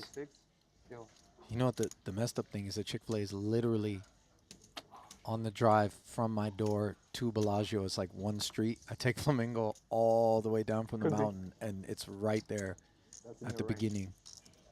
When I first went to a Chick-fil-A, opened up in my old house in Mountain View, I just get like 10 different sauces because they have so many different flavors you can grab. What are you loading up in the kitchen drawer, Randy, just in case? Yeah. Somehow. Yeah, it was sick. You got to survive on sauce. Look at this table we're gonna get next. I've never seen someone so mad in my entire life. Well, it's not even peak mad at the poker table, peak mad anywhere. Had to take a walk. I mean, he was hurt. He covered him, and they just got all in for 2 mil, and he's like, what that is. I'd be peak mad if that was my table draw, with no disrespect, but oh my goodness, what a minefield that was. We just glimpsed on our next feature. Yeah, no knock at this table, but that next feature looks hot. For sure. Hopefully whatever the action we're going to watch here is a little bit hotter than our last glimpse at the only other table besides the two we just looked at. Okay, shaping up that way. Reuter, pocket sevens, under the gun open. Daniel DeVoris, ace queen off.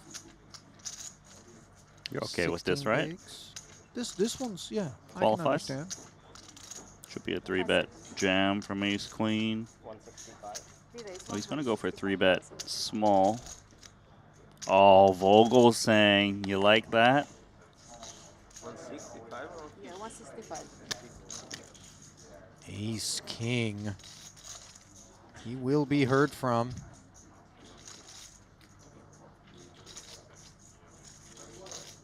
Let's put in the 4-bet. Call. 310,000. Call. Call. 310.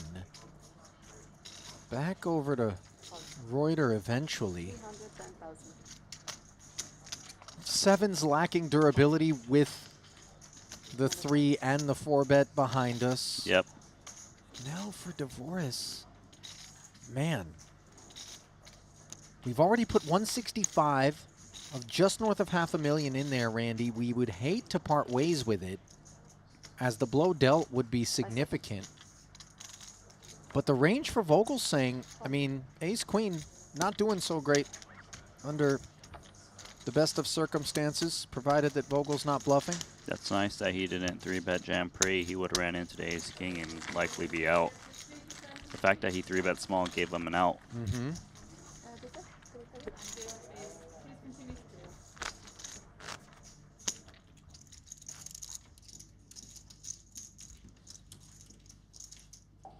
Back over to the feature now to soak up the final few orbits of their stint under the lights. You're in this 150K.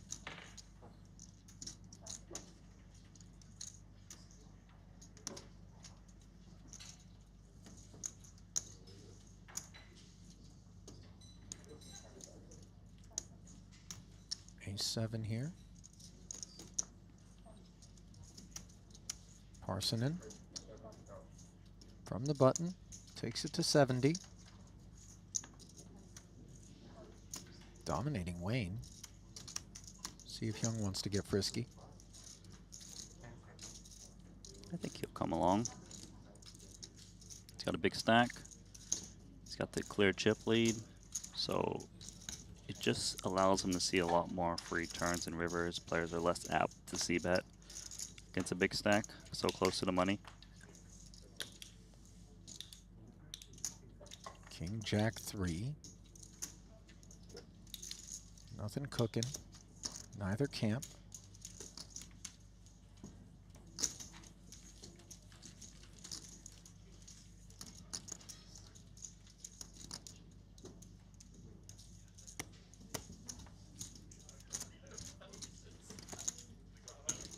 All right, just a muck.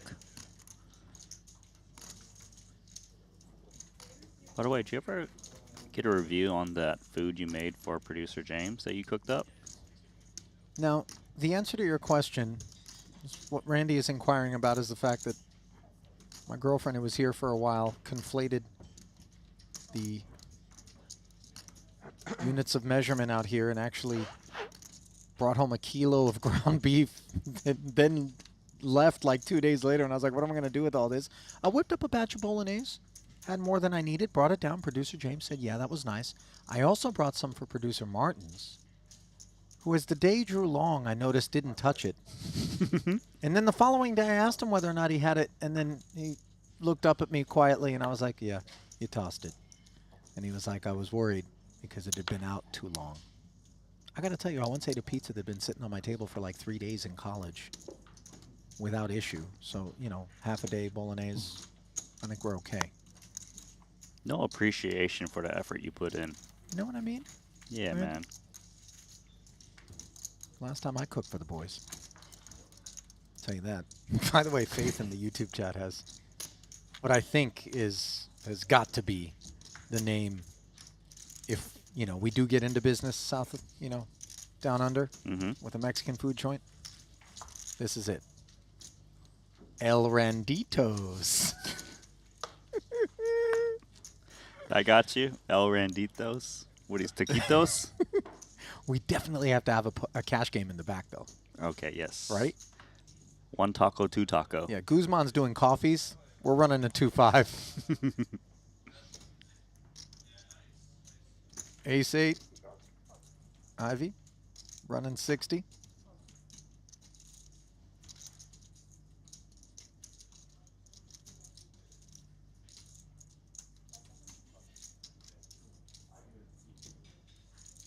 King 9. Took a beat on the button before the release. Shikochi doesn't need any time with 6-7. Queen 10 off now. Haxton in the big, very defendable. Let's see. Offers are Haxton. You want to keep Ivy honest. Trying to go 60. The ace 8 off.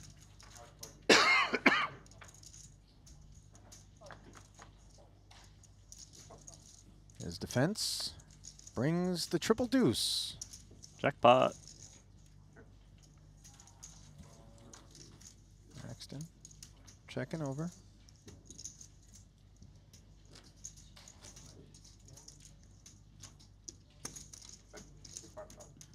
Little baby bet, 45K. I mean, board textures like this is the appropriate sizing, is it not? Yeah, you should scale down as much as you can.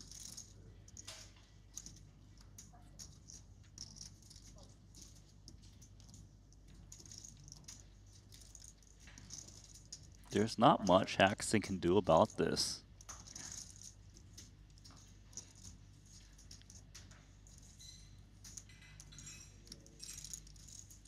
No, he can't rep anything.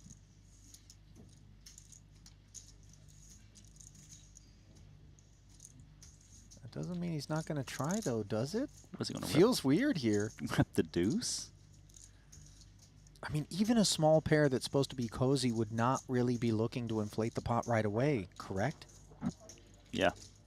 Well, he does choose to just peel. Oh. And he finds the 10. My goodness. Ivy's running bad.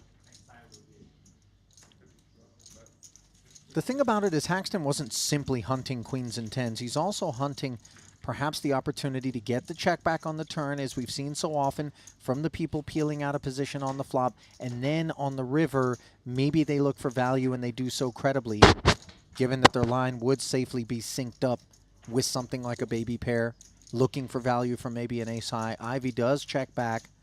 Now here we are, 9 on the river, and a couple of cards that I don't think Ivy is assigning to the peeling range for Ike. Yeah, a lot of the peeling range is probably more towards the king or queen. It might get a bit confusing once Haxton goes for value with the 10.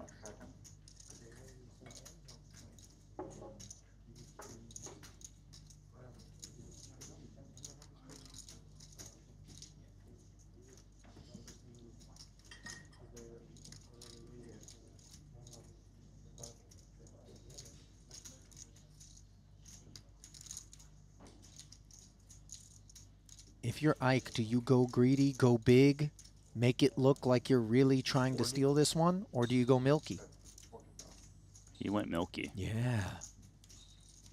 He's targeting ace high.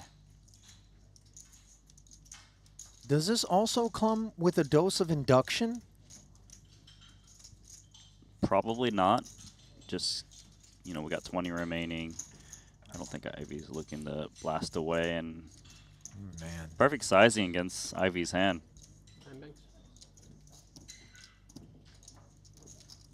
That one didn't go down smoothly for Phil. Never one to wear his heart on his sleeve. He's seen it all through the years, but you can feel it. That one sucked. Well said. That one sucked. If you're Ivy. Oh, yeah. Great if you're Far Haxton. from it, yeah, if you're Ike.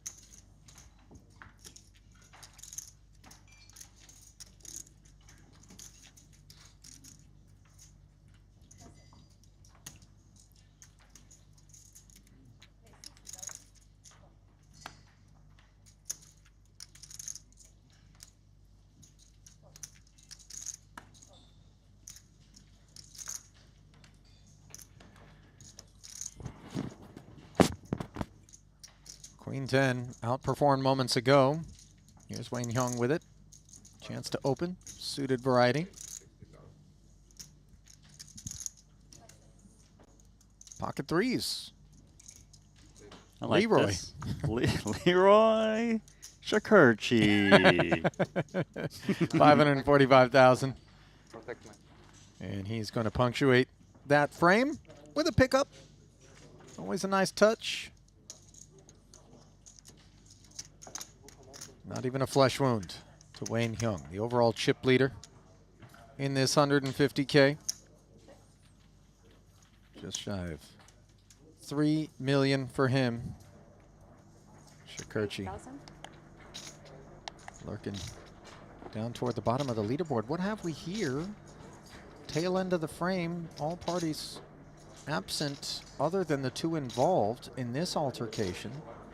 Suvarna open, Tolerine defended. Checks king high and sees the c-bet from ace high. And will lay it down. Thought maybe some theatrics might have been upon us. Not the case, however.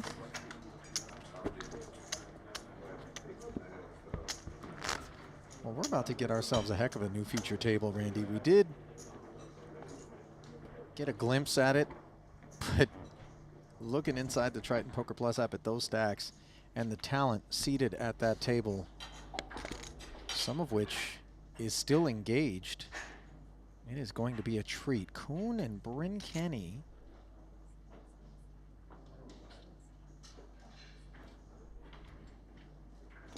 On the river. Yeah, full run out so far. Kuhn's the one betting.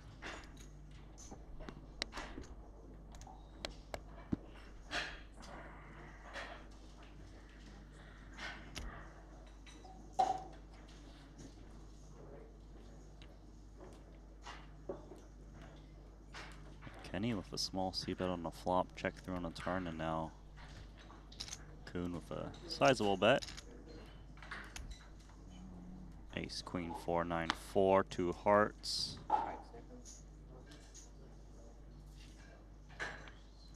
And a fold.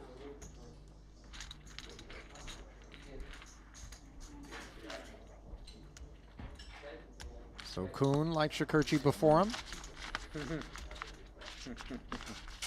with a nice punctuation point on the round.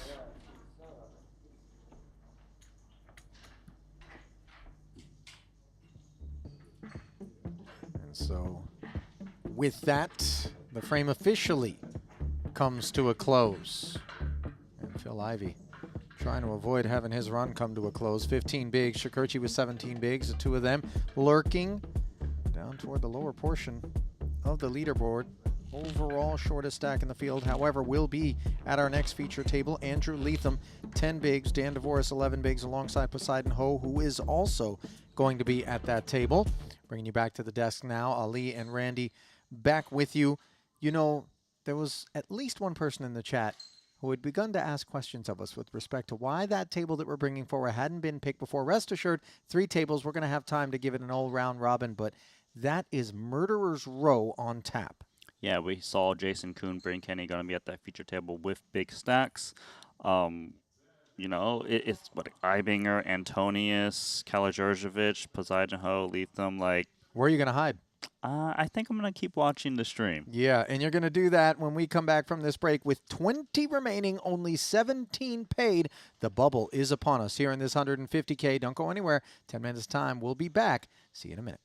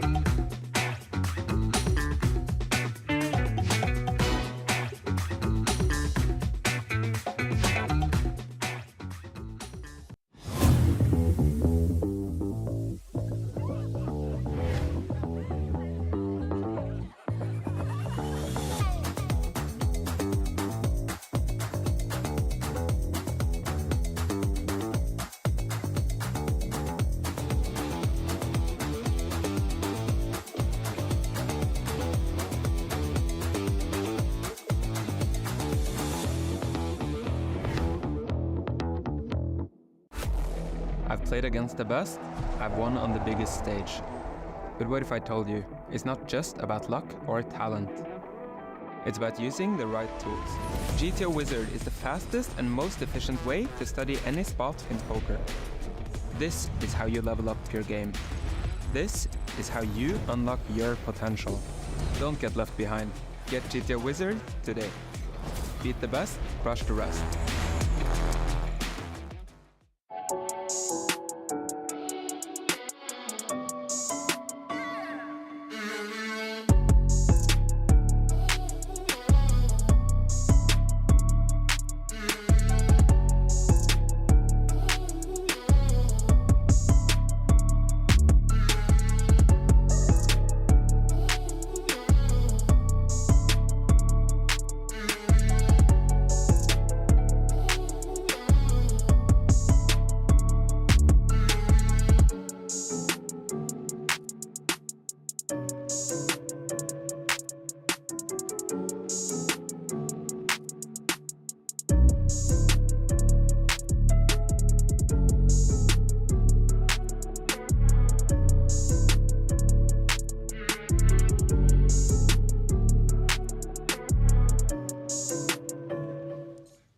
Ace 4 offsuit distributed to Mateos off of 10 bigs. He's going to try pick up some blinds and antes.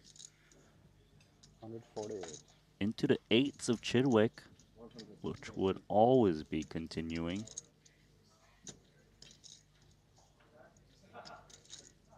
Guess he plays his whole range as a flat here. Or fold.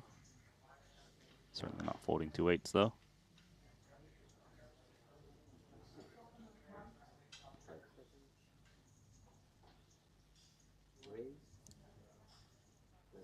Randy, Just reshove? These are two of the guys, right? Two of the guys that were in the conversation for still playing in 40 years from now.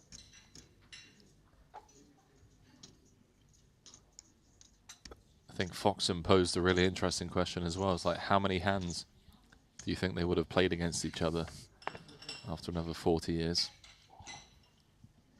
Punat king-queen offsuit. Foxen ditched his king-queen suited.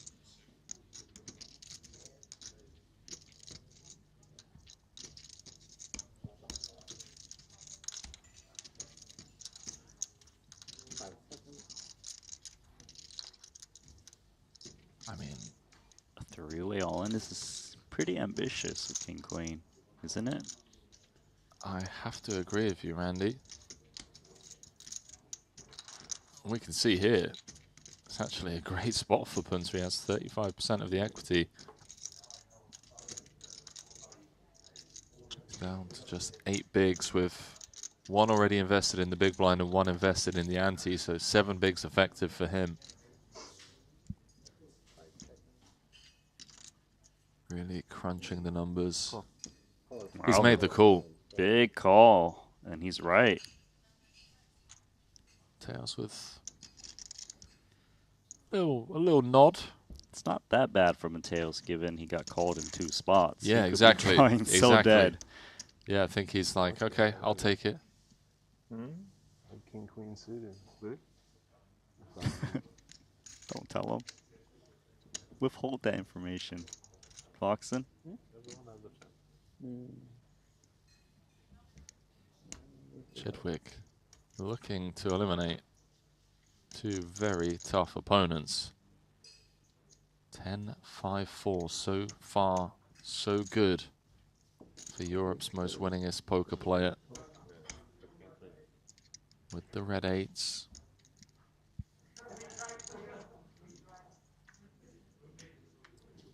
Same story on this six of spades turn. King or a queen needed for Punat, ace or a four needed for Mateos. Stephen Chidwick holds. Double elimination. Eliminates two of the biggest winners on the Triton Tour in the last couple of years in one hand. How about it? Double KO.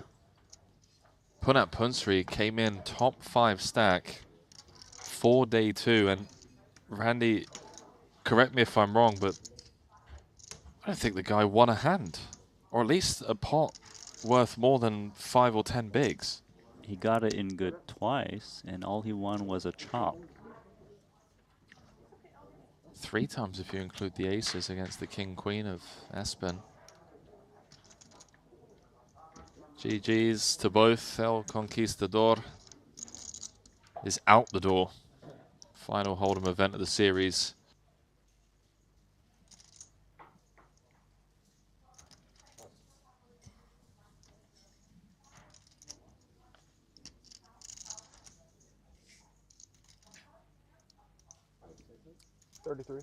Espen Jorstad is out of here, by the way. King Queen running into Jason Kuhn's Ace Queen.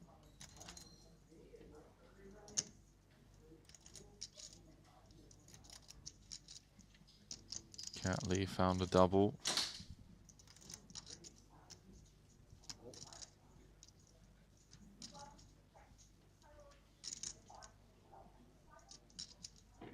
Send the kings over to Chidwick.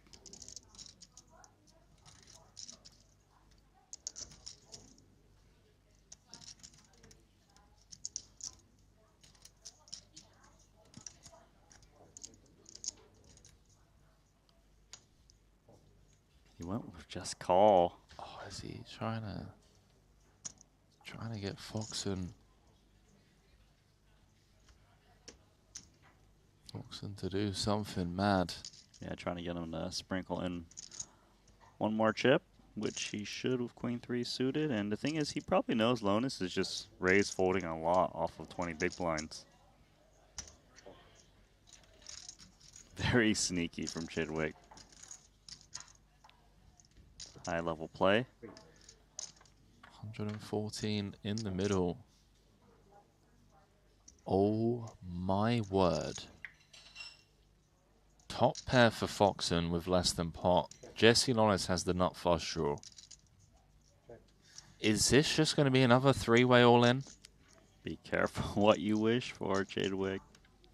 Slow played the 2 kings. Might be getting more action than he wants. Hey, listen, he'll take it. 45%. 3 ways of 2 cards to come.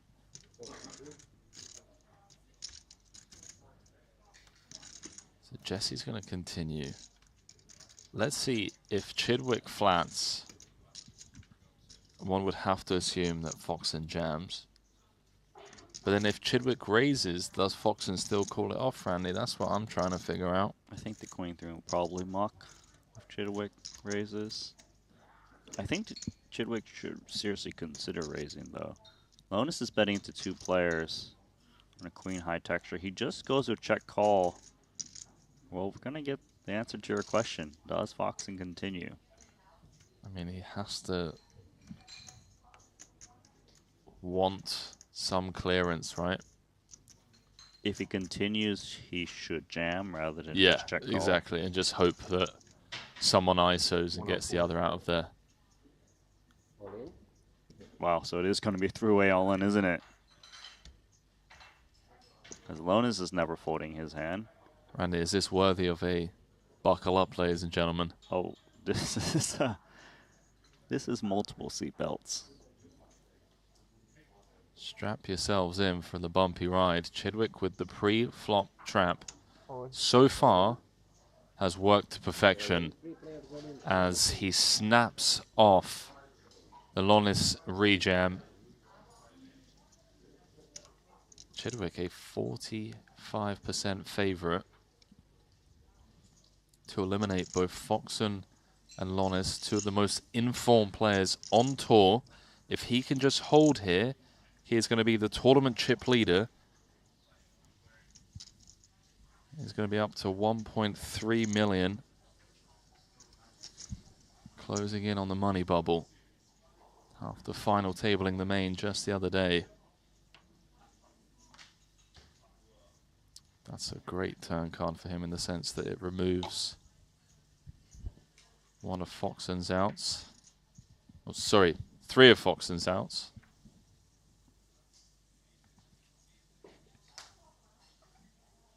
Diamond or a queen. Oh, Jesse Lonis. God, you just knew it was coming, didn't you? You just knew it was coming. Slow play got punished for Chidwick. Of course it was coming. And bye-bye Foxen. Swiftly out of there. Was it ever in doubt that Lonis was...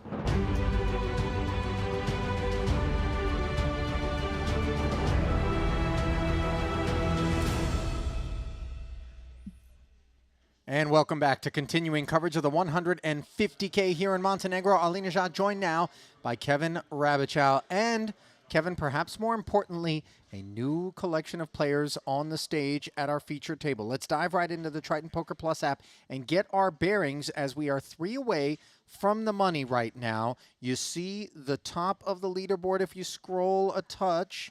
Looks like there you are, Kevin, all the way, Wayne Young, where we left him. And look at the new crew, if you would, over at the gold feature. Yeah, I mean, we've got a number of the biggest stacks in the room. We've got Jason Kuhn, Bryn Kenny, and Dejan Karađorđević, who's around middle of the pack, but still over 1 million in chips. All kind of in a row along there, Poseidon Ho wedged in the middle with just 9 big blinds. But the confrontations to come potentially between Kuhn, Kenny, and Karađorđević the most interesting. Well, for me, I zeroed in on the fact that Andrew Leatham sat there with his 7 big blinds. Now, as we know, the pressure is mounting more and more with each successive step toward this very thick bubble. We're talking about $250,000 or zip. So with that kind of right there, you don't have to look up at the tournament clock, staring you in the face. Any of those stacks that are in the middle of the pack, you know, I talk about this concept repeatedly, but it is so prevalent and it is so apropos of what you're going to witness and observe at this feature and anywhere in the room. They're going to be different. Yeah, definitely. I mean, what's interesting, we're dealing with a bit of a smaller field, right? 150K, less runners, less players are going to cash. That means that those shorter stacks don't exactly have the room to sit back and wait for the other guy because, you know, if you are on 7 big blinds, the entire room can see you. There's not exactly a place to hide in this field, so they do potentially need to make a move. Well, listen, that move had better come quick because the blinds are going to be gobbling Andrew and company down at the bottom of the leaderboard up. Dan DeVoris, 8 bigs. Poseidon Ho, 9 bigs as we send it right back down to see how it shakes up. Will the shorties spin or will they give way and burst the bubble? That's what we're waiting to find out here. This frame brought to you in part by Bet ACR, Maestral Resort and Casino. See Sammy Alamawi out there. Maybe he's got some horses, some runners on the track. 100K in orbit. That's the cost to sit back. And it's a pricey one if you're parked on 340 or 285 as Poseidon and Andrew are. Kuhn with good distance between himself and Kenny, the only 2 million plus stack here at our new feature table, 7-handed action with just 20 remaining. Current average stack, 1.1 million. Good for 27 big blinds. If you want to keep tabs on the action elsewhere in the room, the Triton Poker Plus app is the place to do it. Completely free of charge. Available on Android or iOS devices.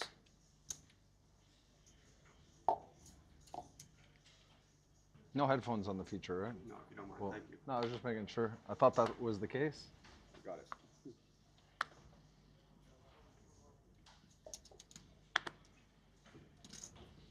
Oh, pass. We are so accustomed to seeing the deep runs from Sensei. Well, I guess it doesn't matter if I Bryn do or Kenny. don't mind, right? And yet, we failed to make the money.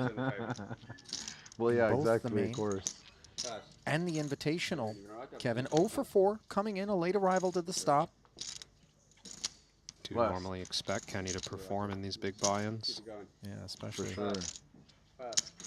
when it was you who, at the desk, pointed out he's a man with a $2 million average cash here at Triton. Obviously, that is thinning out with each successive failure to find the money.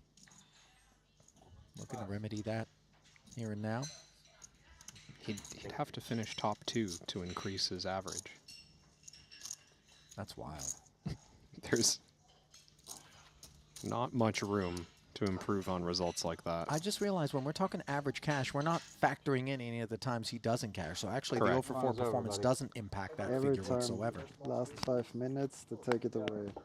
But it is pretty remarkable to consider just what kind of performance he would have to turn in to better his average. As third is worth 1.79, second 2.755, and of course the aforementioned top slot will bring with it 4 million plus.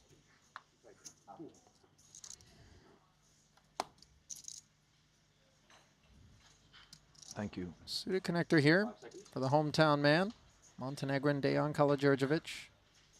Yeah, not an exciting hand when you're one of the middle stacks at this table. Yeah. F-117. Saw Karađorđević looking around at his table mates for stack depths. And we're looking around elsewhere in the room and finding aces versus kings. Vogelsang gonna get a bite taken out of his stack here, potentially by the Austrian. Filthy things were afoot, though. Aces v kings in the invitational. We observed lunacy with Seth Davies, the beneficiary, where kings binked a turn card. Not going to happen on this occasion, and now all Clemens needs to do is ward off the Cowboys.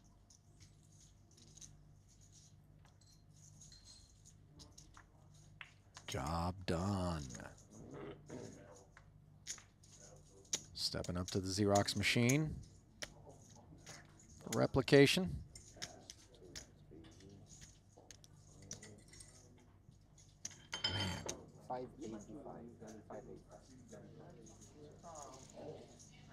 The coolers are real.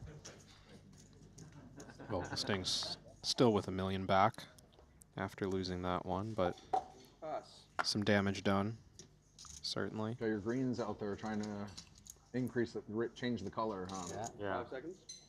Make sure you don't attract more green, though, is the problem. Yeah. You've got a lot of green there. It might draw more in towards you. I'm fine with it. Pass. What do you need for other than green? 3? Pass. Yeah, number Top 3? number 3 is red. Number 2 is black. Number 1 is gold.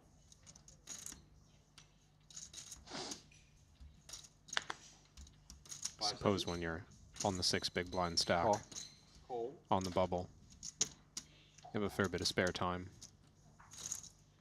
Work on arts and crafts. Other things to keep you entertained as you continue to press the fold button and watch everyone else play pots. That's fair, Kevin. Check. Bryn's 4 dominated by Karađorđević. Limp pot, blind v blind. King 9-5. Nothing noteworthy brewing.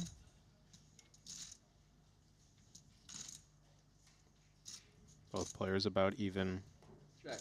in chips. Pot small enough that the weight of that bubble not exactly present in this moment. Ace high still, just a very showdownable hand.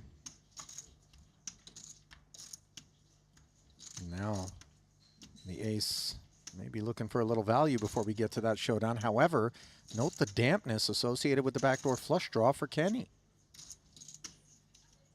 Yeah, definitely options for Bryn. Jack high flush draw. In this spot, probably good enough to check and call, or potentially check and raise. Doesn't have to bluff with this one. He does check it over. And even the ace with a low kicker, keeping in mind that we might face check raise.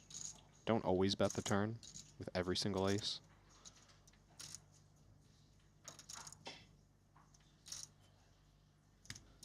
Bet. 120,000. 120. Yeah, this size is awkward for Bryn. Maybe checking with the plan of facing half pot or 2/3 the majority of the time when Kala-Djurdjevic chooses full pot. It's a little trickier with the jack high flush draw. I still think probably good enough to call. It's quite unlikely we're dominated by a bluff.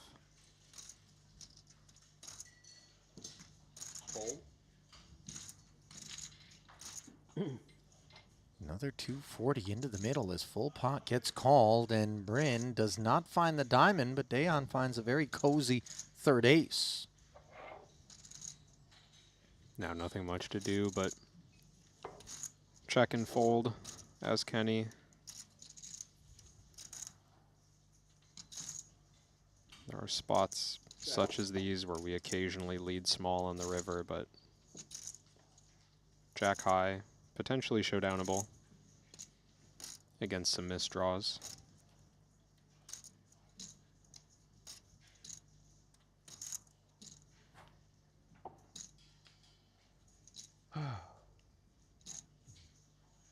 This point, maybe not the largest size incoming.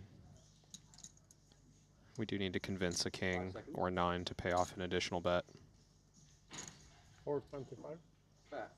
And he's come with an overbet here in the interests of polarizing and maybe getting Bryn, who can find the cape with some frequency, to pay him off, but jack high.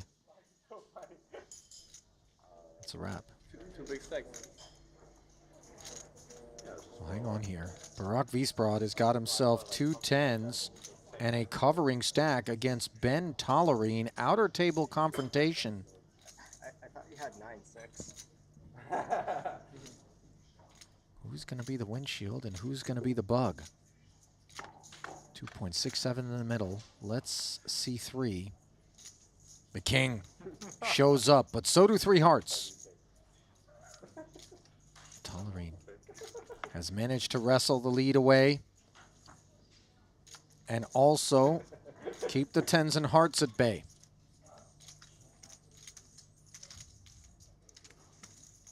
But looking to keep his seat. He'll need to do the same on the river. Mission accomplished. 2 would have won. Can I count your chips, please? That is a devastating blow to Wiesbrod, by the way. He's going to be left 7 bigs. Yeah, that was quite important. Obviously flipping there for a very meaningful pot, 2.7 million going Tollerine's way. But Wiesbrod was the player who risked it all after facing the 3-bet there. Tollerine 3-betting in position, Wiesbrod going all in with the 2 10s. 5 seconds. All in. Play roll in. Dayon rips it over this button open. Interesting spot when you have Leatham in the big blind on just 5 blinds. Kala-Djurdjevic might feel as though he's 5 seconds. nearly playing heads up against Bryn Kenny in this pot. You expect the button open range to be so wide with the short big blind. Pass.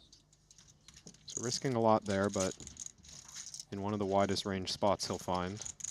Looks like a nice pickup. Yeah, but 265, that's what I wanted to hear. Great all in. advising.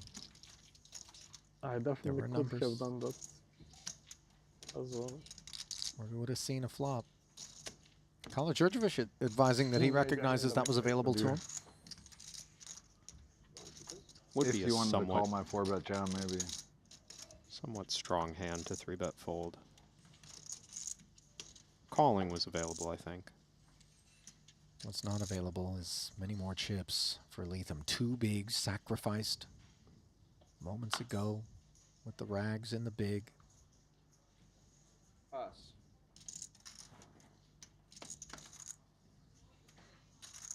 Pass. Pass.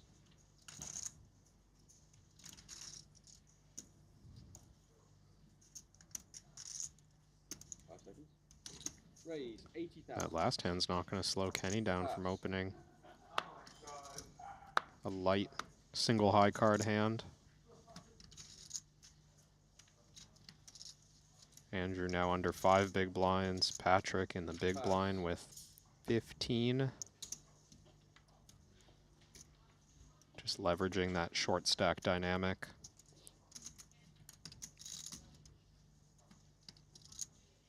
Queen 10 is not an automatic fold by any means.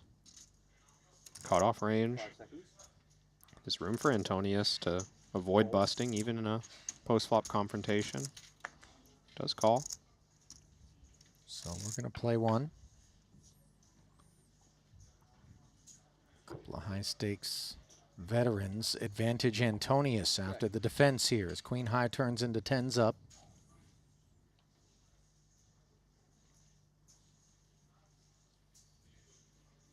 Kenny, I think, will recognize that this big blind defense range is snugger than usual, which means the 2 4s are not much of a threat. Just the top pair hands are the likely strong ones for Antonius in the big.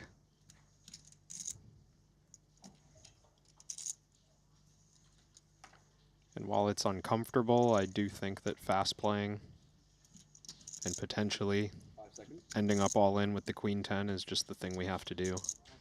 Raise 200,000. Patrick agrees. Pass. It's just quite important to protect your hand in these spots, not having to deal with the blender incoming when we go check call, check call. And you flop that well. Just win the pot. Do you want to put your phone on start table, please, sir? Thank you.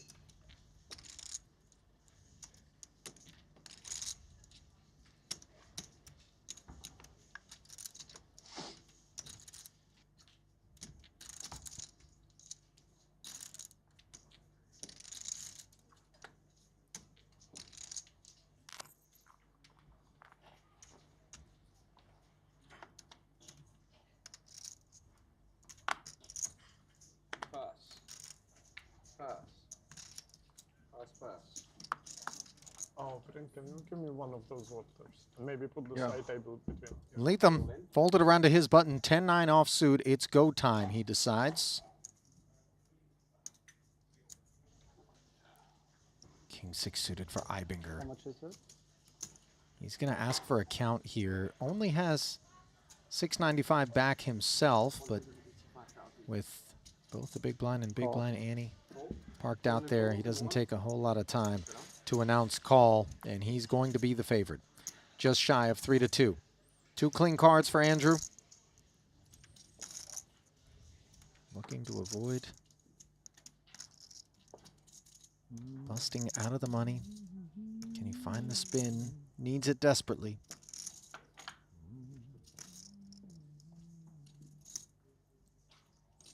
Jack 5 deuce. That doesn't rate to be the one. He does have the 10 of clubs. The 9 of hearts. 2 spades on board, now becoming 3. Thought for a moment we had 2 clubs on board, but the light flickers and then dims completely. For the Brit, Andrew Leatham. 4th effort here in Montenegro, and the 4th occasion on which he's not been able to bear fruit.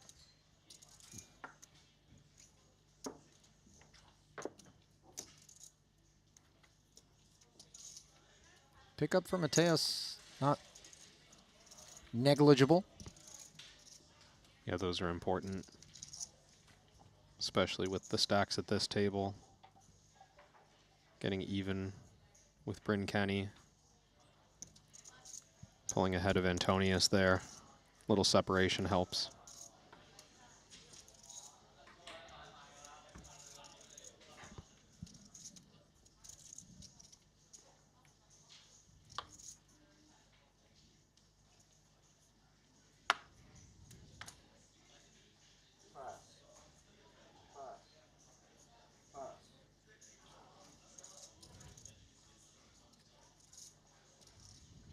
Pocket sixes on the button.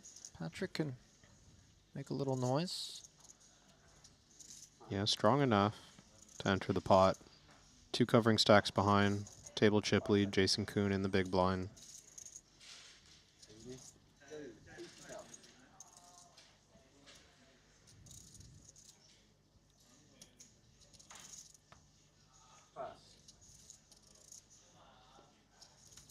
Well, this, Ace Jack, you would think is an all-in hand class against the button raise.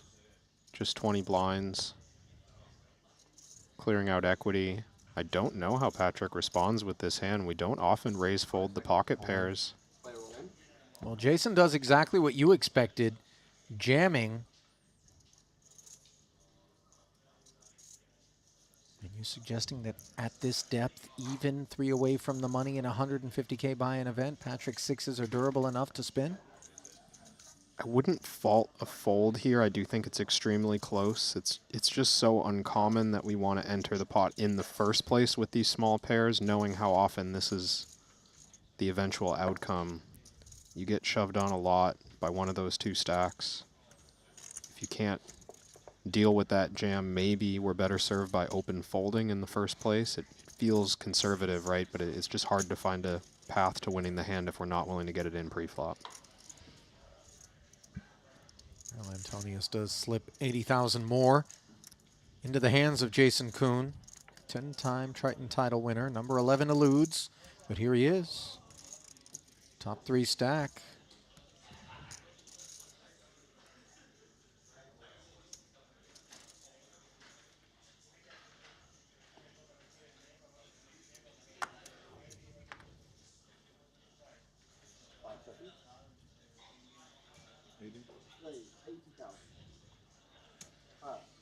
Bryn, pocket queens, a gift under the gun.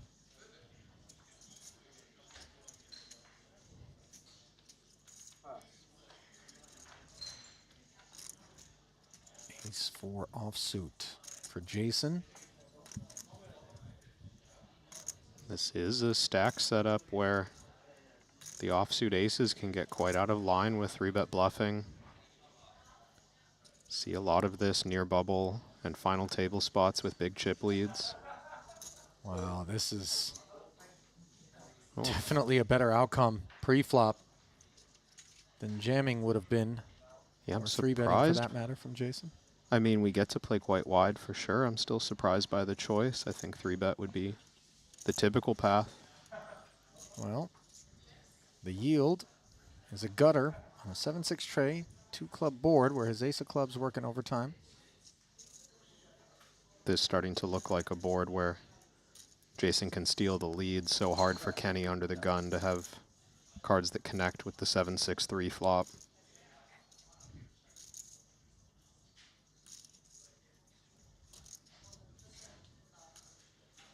Queens have options. Strong enough to just raise and deal with the consequences. But the consequences are so magnified.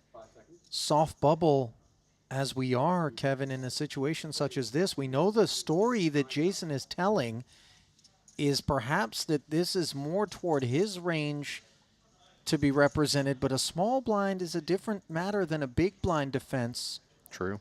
So Bryn will take us to 255.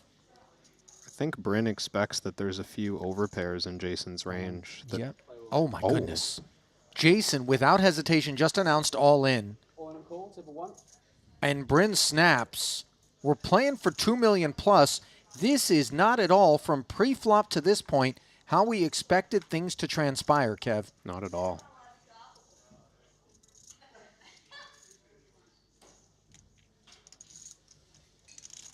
Now, Kuhn covers. This the good news, but Kenny wasn't shy on tokens coming into this one. 10 on the turn. And his stack rates to fill out here. Barring an ace or a 5 on the end. Oh, no!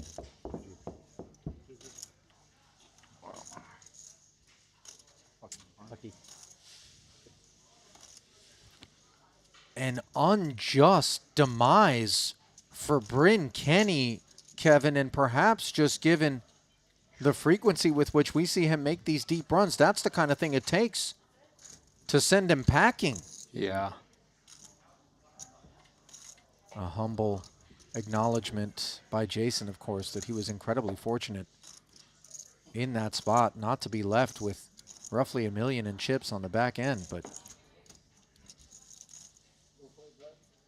I would love to know just what's going through Jason's mind, because certainly the caliber of player that he is, he's one of those guys where if he does something that surprises you, you want to take a closer look and be like, maybe there's something here that I'm not aware of. You know he's been putting in the work, you know he's got cutting edge ideas, but then there's always that chance that it's just like, you know, I was out here guessing and I just got lucky against Bryn Kenny. There's that possibility is very real in my mind. I mean, listen, I think the against Bryn Kenny is what I'm zeroing in on. I don't know that Jason's lines are unilateral. Yeah. I think that variable in particular might have left him. You know, they've played together plenty in these big events at Triton, you know. Hard to make any assumptions, but the one thing we do know for sure is that Bryn Kenny isn't going to sleep quite as easily after that one. And more chips are going to flow Jason's way as he attacks from the button. Not even finished stacking the last one. Overwhelming chip leader now, Jason, with 3.4 million. 3.5, excuse me. One makes things perfect. Perfect.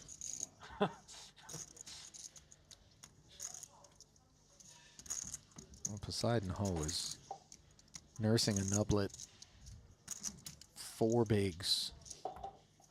On the button, though, quite a few free hands to go. Once again, he's got his time banks configured in the Stealth Bomber.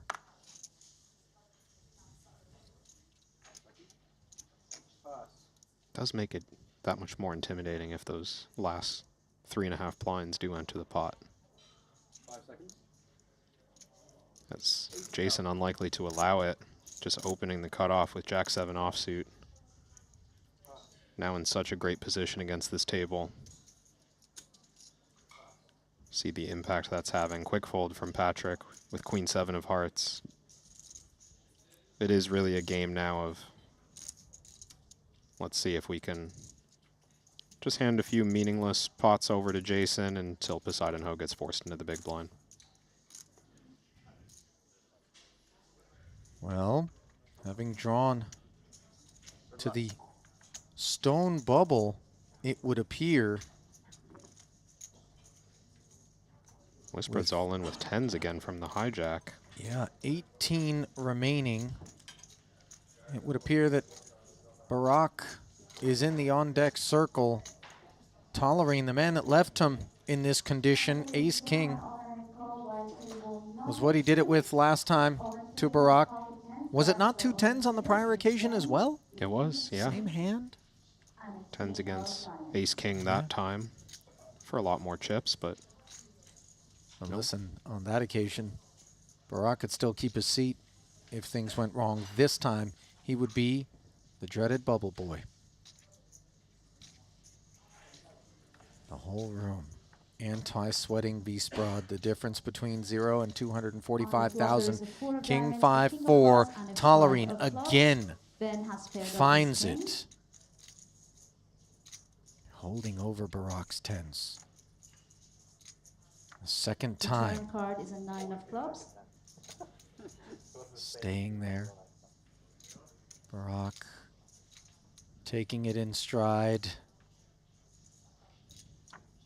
The river is an 8 And across. it is We have official. lost Barak in this hand, and we are down to 17 players remaining.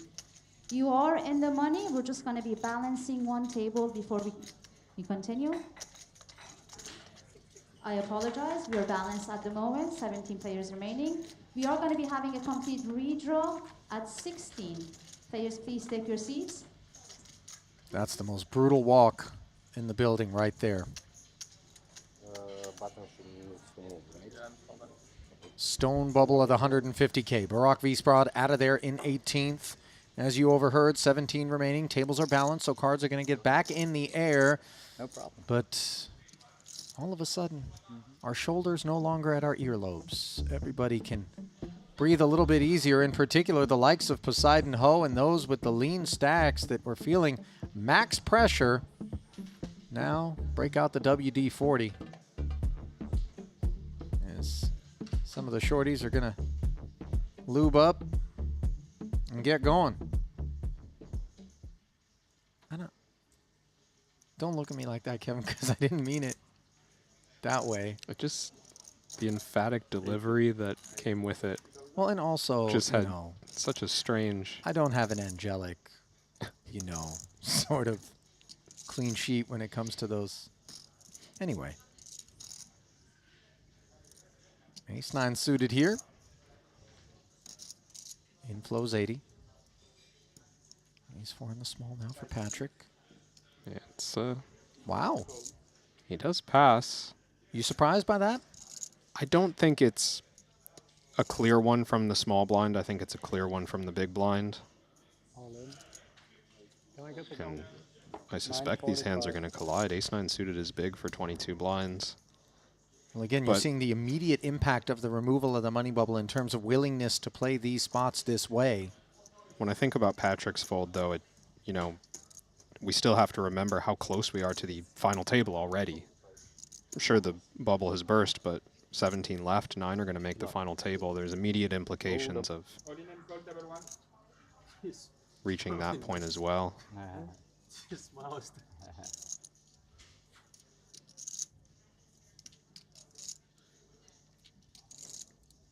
1.9 in the middle after Kala-Djurdjevic. Click call, sort of thing we weren't going to see prior to Visprad's departure.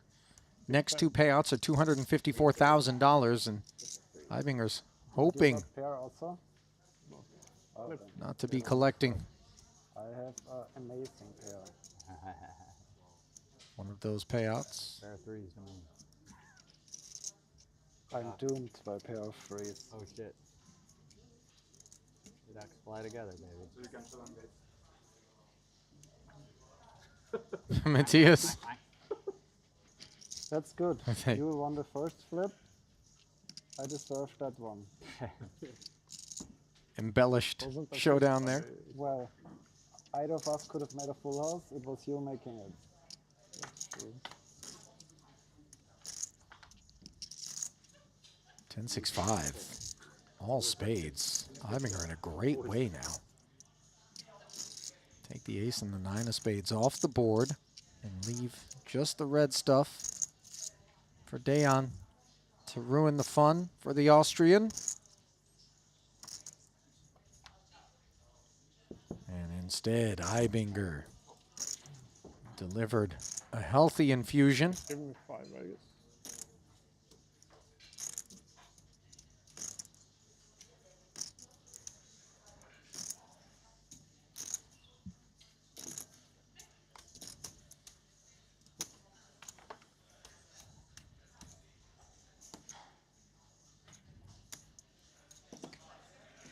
You don't want to give this dude a stack, Kevin. That's an operator. Granted, the hyper-technical associations of the bubble have been lifted temporarily, but we're not far removed from the final table, as you mentioned. And if you park Eibinger at a final table with a good stack, with any sort of stack, he's just going to make sound decisions. I was going to say, almost regardless of stack depth, when I watch Eibinger, I just respect his willingness to get after it. He seems to be so well, more than his competitors on average, so willing to get involved in pots, taking the thin ones that maybe others shy away from.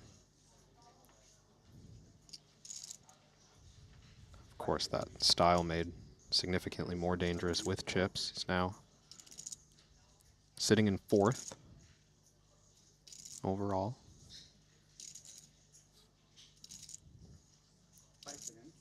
Far from 4th is Poseidon.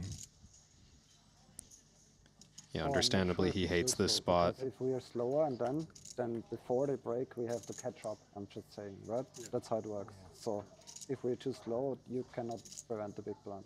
Yeah, they'll just freeze the hand. What if you give somebody a chance to bust this hand? No, Is there a sure. ladder this hand? No, it's not. Matthias Oh, there's not even a ladder this hand. So even helping if somebody Poseidon busts, you don't recognize make that more money. competitive advantages are not available to him if he burns through these time banks, between the fact that there's no immediate ladder, as well as the fact that number of hands being played at tables are being clocked. So if they fall too far behind here, they will have to catch up. Because for me, it's either this hand or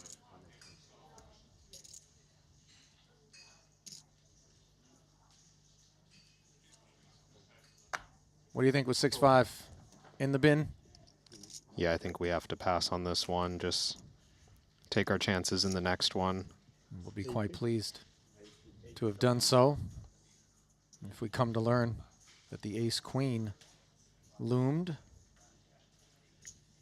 I do think Poseidon was giving that one serious thought, just recognizing how costly it is to be forced into the blinds next hand. Not exclusively a tactic. Should be 600 before.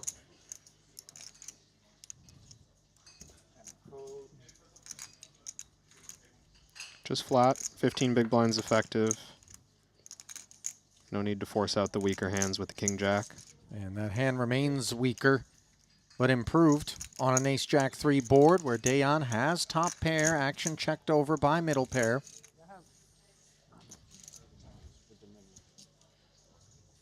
Board texture we expect Dajon to go after aggressively. He can have king-high bluffs in the pre-flop range.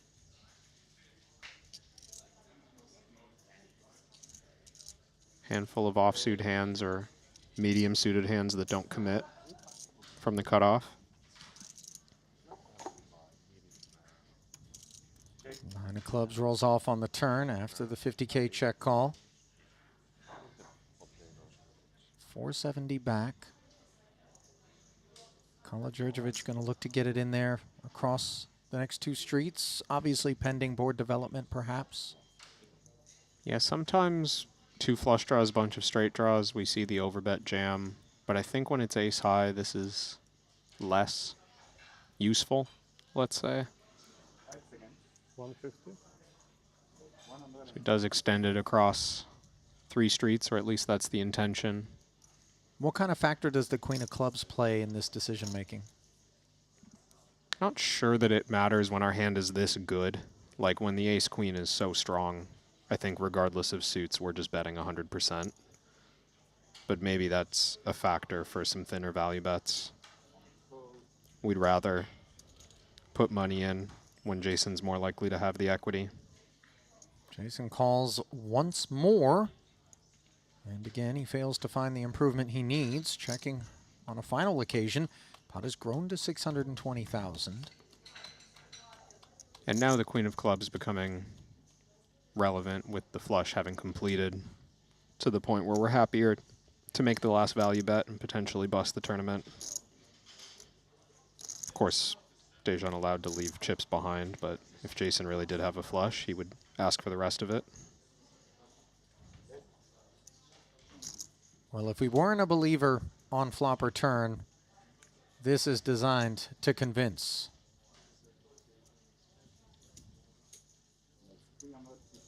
It's a tough one for 315 or 350? 315. Jason's hand is a pure bluff catcher. He might expect Dejan to give up the river with the king of spades bluffing, which makes the king of spades a perfectly fine card for him to have. Maybe even a good one, blocking ace-king.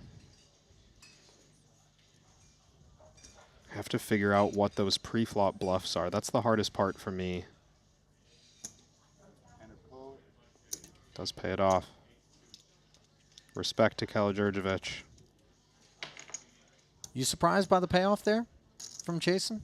Not entirely. Just in thinking of his own range, it's high up there. It's a pretty good bluff catcher. He's getting 3-1 on the river. And when you have that significant chip lead, it pretty much is a chips decision. True 3-1, just trying to figure out if he's good 25% of the time. Yeah, there was plenty of affordability to keeping Dejan honest there. Do we question whether or not one pair of aces is going to be as inclined to seek that river value? That does come up when the board changes, right? Flush completes, and our bluffs are so inclined like, oh yeah, that's a great card, I'm going to keep firing. But maybe the ace-10s or the ace-8 suiteds and such are like, yeah, starting to get uncomfortable, check behind on the river, so that certainly could influence. Well, starting to get a little more comfortable is Kalogjurjevic, just given he now sits north of 30 bigs. Kuhn still 2.9 and no concerns. Ace Queen for Antonius now. His 6 1/4. Thrust forward. Contrast to the previous hand, open jamming instead of min raise. Is up against the big blind of Poseidon Ho this time. He's forced to call for just 100K. Yeah, the 10-8 better than the 6-5 before it, but with so few chips, Poseidon now finds himself in the all-in that always lurked. 260 in the middle. Ace and a queen on the board, and tough is an understatement, Patrick. Check. Oh man, maybe it should be a couple. There it is. Double gutter. Look at that. Wow. Could have drawn dead quite easily. Instead, all of a sudden, an 8-outer for Poseidon Ho. Wow. Is sorcery available? No. 5 of hearts. Congrats. And Poseidon did nurse that short stack to what one could argue is glory relative to Barack Wiesbrod's fate. $254,000 to Ho. We rebalancing? Redraw. Full redraw.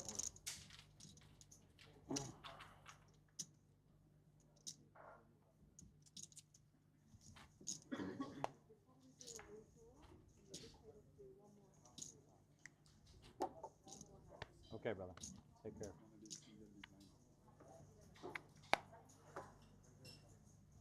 Poseidon. All smiles.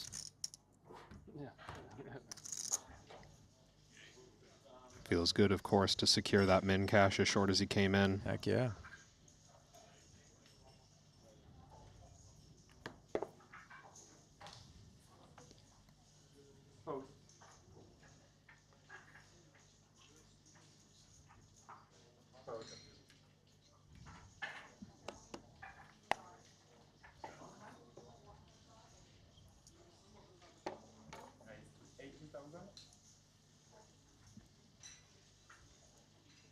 Ace 5 now, as the battle rages on, absent the Taiwanese delegate.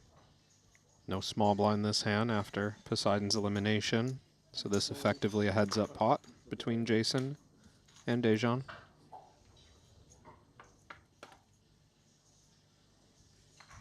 Kalogjurjevic dominated pre-flop, but you sort of like his hand here with the clubs. Granted, Kuhn with more equity. We'll draw.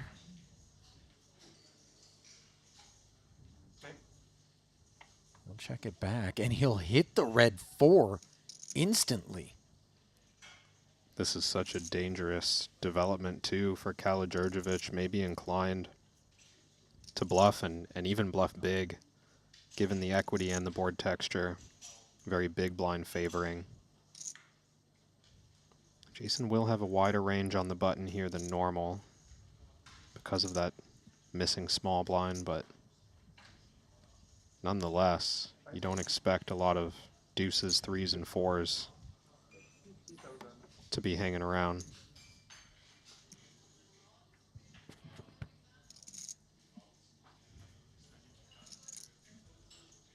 $50K. You're looking at this board texture and a man who checked back after opening pre, and you're thinking this is perfection. Open-ended, club draw, durable. He But can't no, go. the modesty of the sizing, though, is of note as well.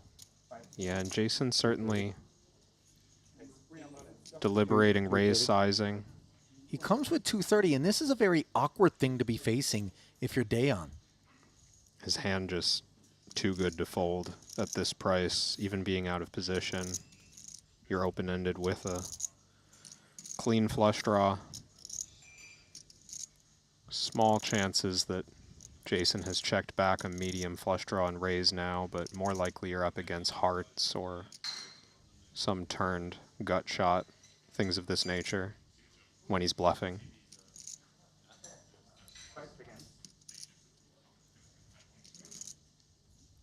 We redraw now. I would generally think that there's not many hands for Kalogjurjevic that would be inclined to just jam here, because Jason representing that he's turned a good one. Maybe a two pair, a set. Obviously, we can see a straight as well. Possible. It would be unusual to non-all-in 3-bet with this. Oh, he has set all in. Well, Kuhn, of course, is never going to go anywhere. He's curious as to whether or not that 5-6 is involved. You see Dayon very demoralized by this. All of a sudden, $2.5 million in the middle, and those Kuhn tokens that were passed along may be coming home with new friends and one less man in the field. Bar a club.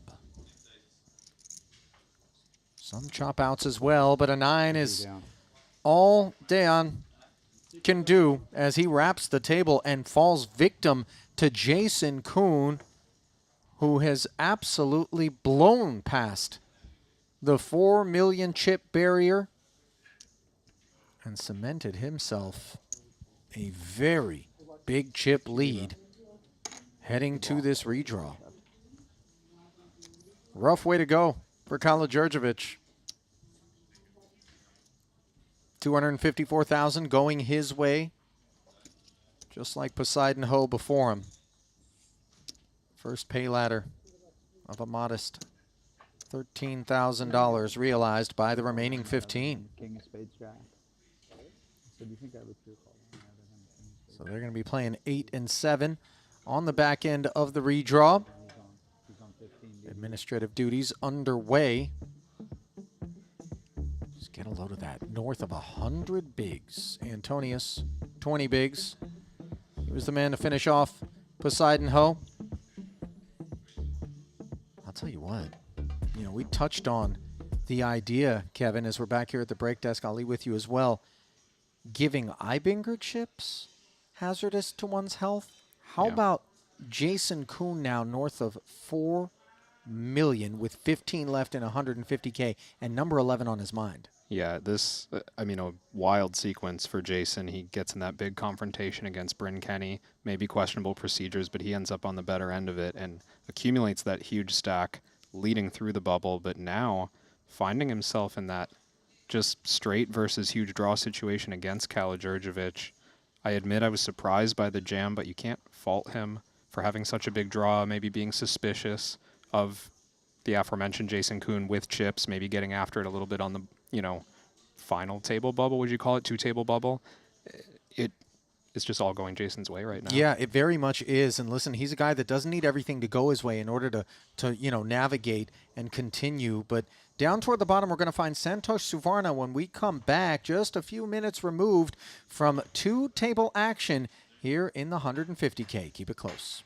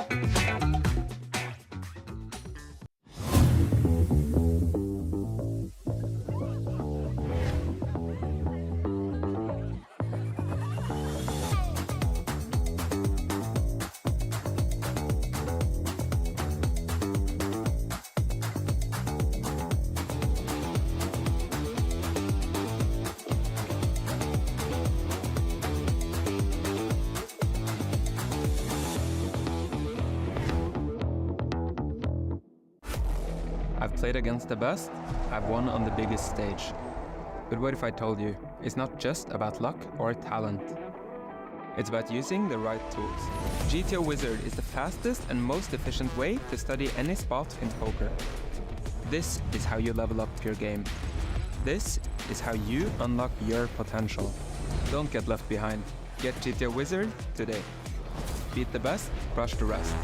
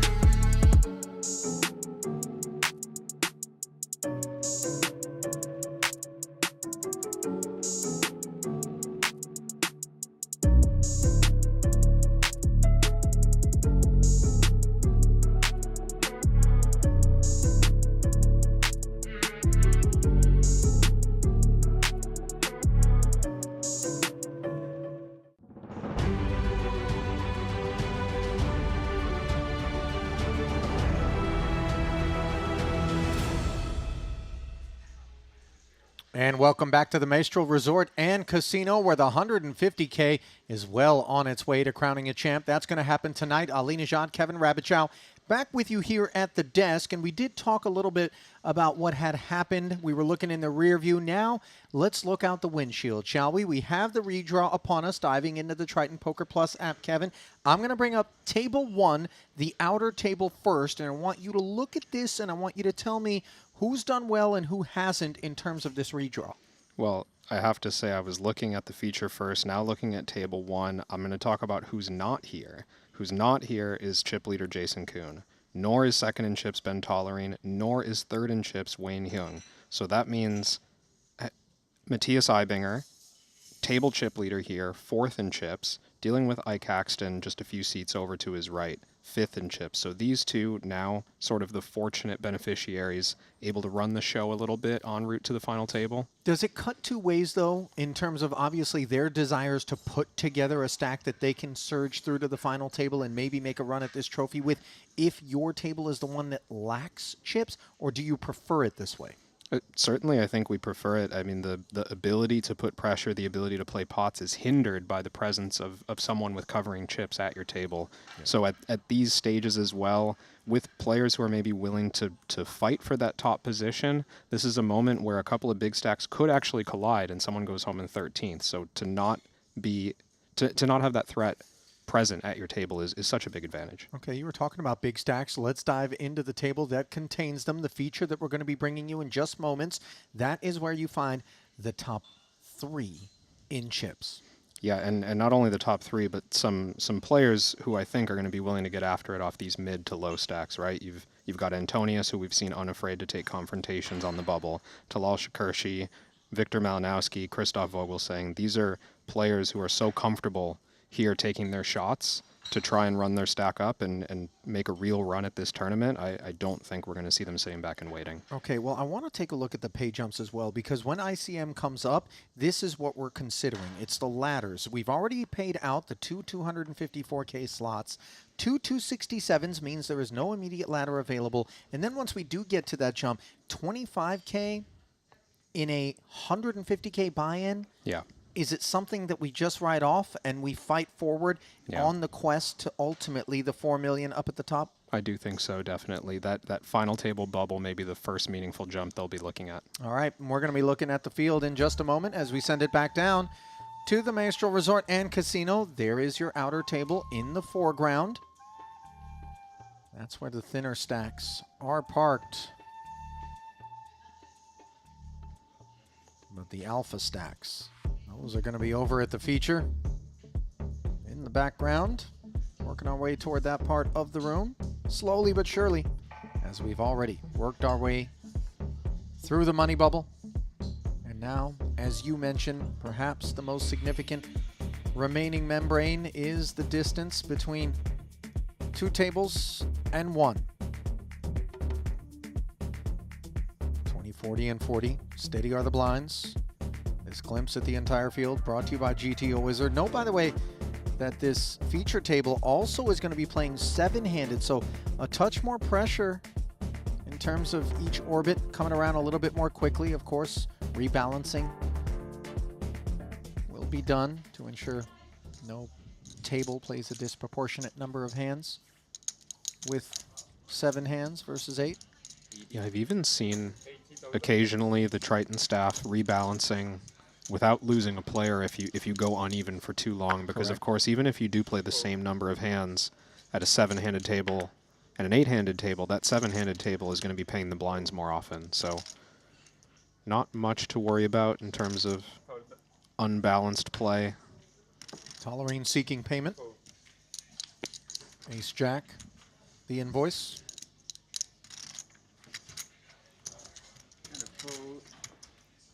Victor, 40K more. Let's take a peek. Queen Jack 4, not exactly the peak he had in mind. Second pair, ace kicker here. Spadeless kit for Tolerine.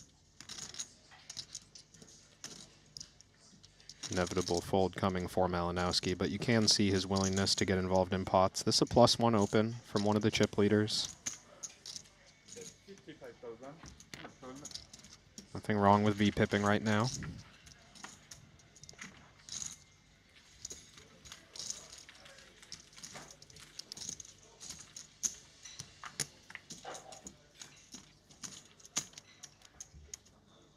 $55K follow through, draws the curtain promptly on that one.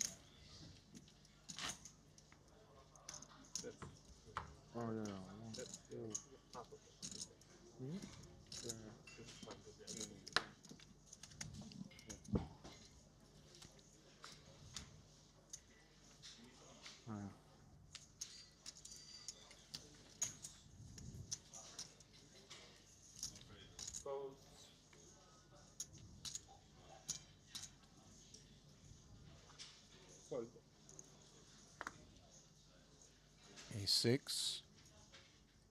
Not given a whole lot of thought. Well served, considering Ace Jack is present. 535 for Talal. A little north of 10 bigs. He's going to stick a little north of 2 of them out there.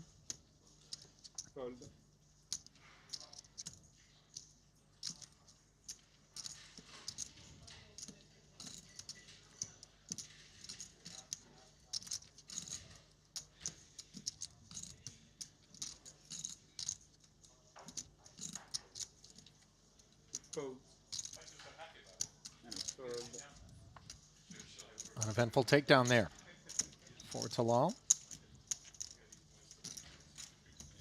Love to examine as we come to the end of the 2-card portion of this festival the performances of each of these players, just to kind of put yourself into their mindset.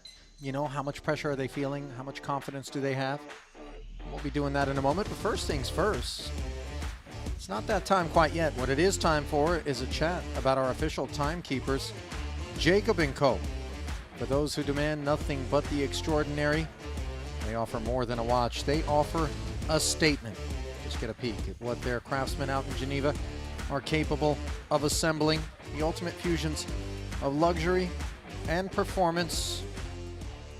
Check out all they have on offer at Jacob & Co.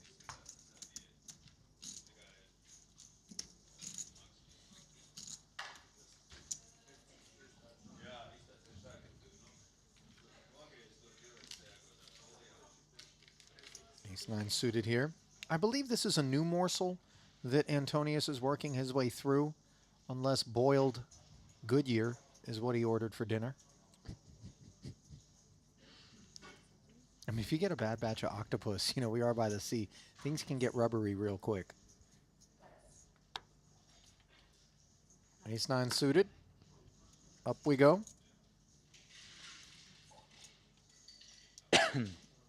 It's unfortunate to be on camera and like have that thought. I need to take a giant piece of chewed food out of my mouth. That's just not. It's not what you're looking to do. I think you bring the napkin forward and just kind of gracefully evict whatever you've been unable to get through. It's always like the oops, where'd the bone come from? You know, what's this cartilage? Still going. It really is impressive. I mean, honestly, it's become less of a theme of late, but there have been festivals where there wasn't an occasion on which Antonius was on stream or elsewhere in the room, and we would train our lenses on him, and there was anything less than 2 to 3 plates of sustenance there. It's hard work out there. I'm sure he's going to the gym on breaks as well. Get good food served at the table. Just keep on ordering. Why not?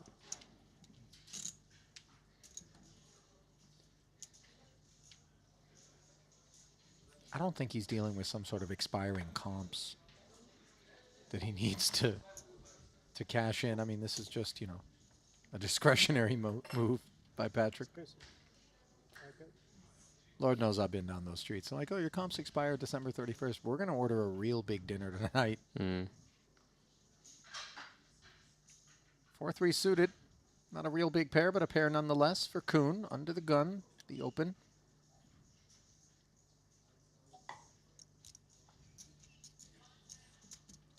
Pretty one on the button now for Vogelsang. Sat was 730.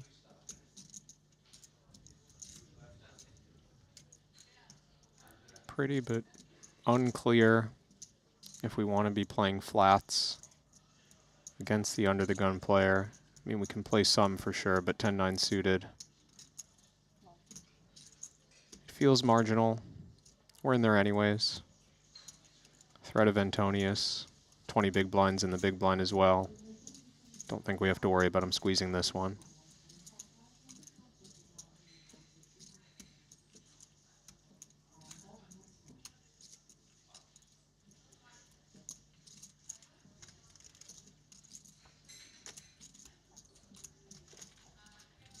So heads up as the blinds concede. Jason sizing up. Vogelsang, looks like the hoodie has been tactfully placed to prevent Jason from really getting much of anything here. This is oh yeah. Okay.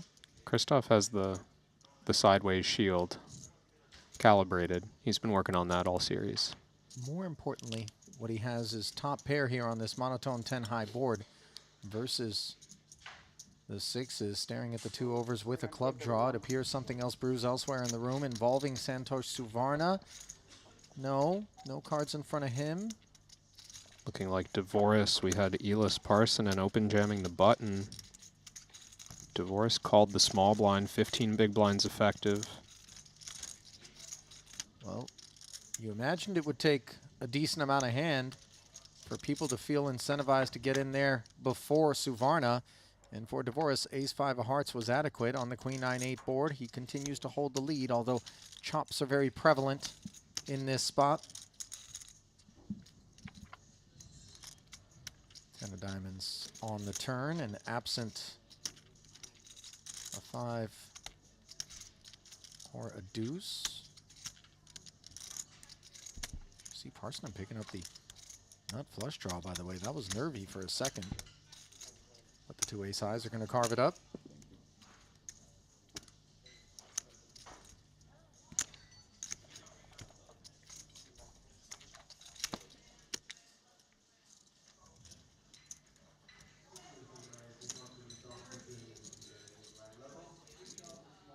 This one's still in progress.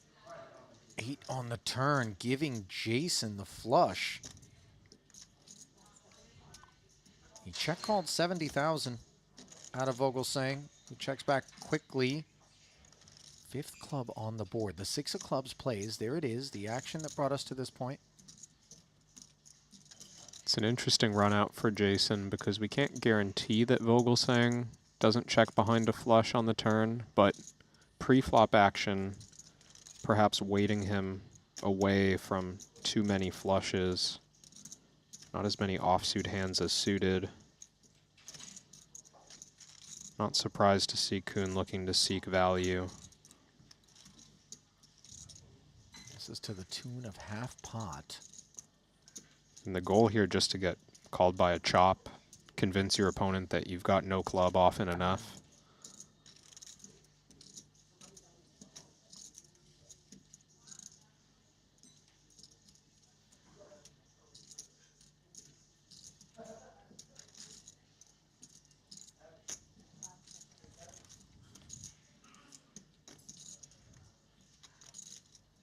Effectively calling 200 to win 400. Only half the pot on offer if Vogelsang goes that route.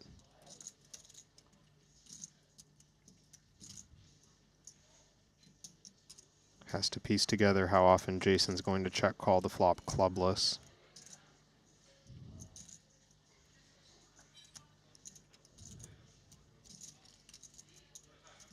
Makes a good fold. Looks easy when we're staring at the flush of Jason Kuhn, but half pot in spots like this. Yeah.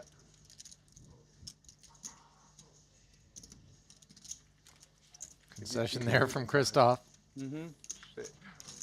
Jason knows what he was thinking. Queen Jack of Hearts.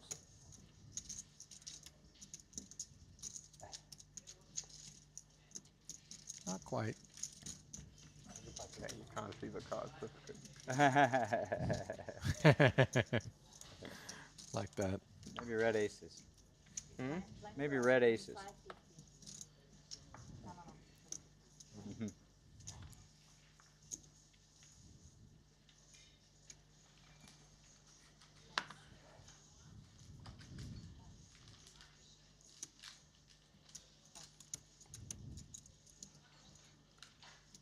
Blinds up now, and Vogel's just got 12 blinds. Likely to discourage him from playing another suited connector. Just too short. No tolerant passing there on the button raise. Number 2 in chips against number 1 Jason in the big blind. Not wanting to get involved. Light on the button when he's going to play so wide in the big.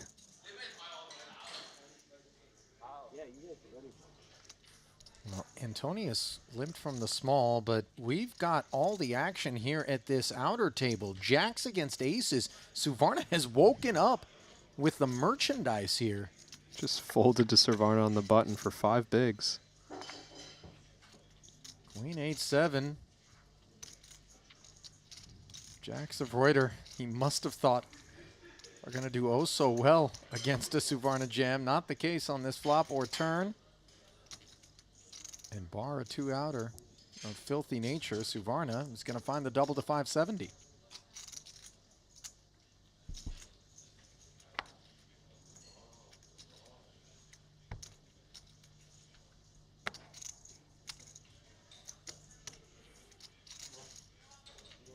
That's going to take him off the bottom of the leaderboard.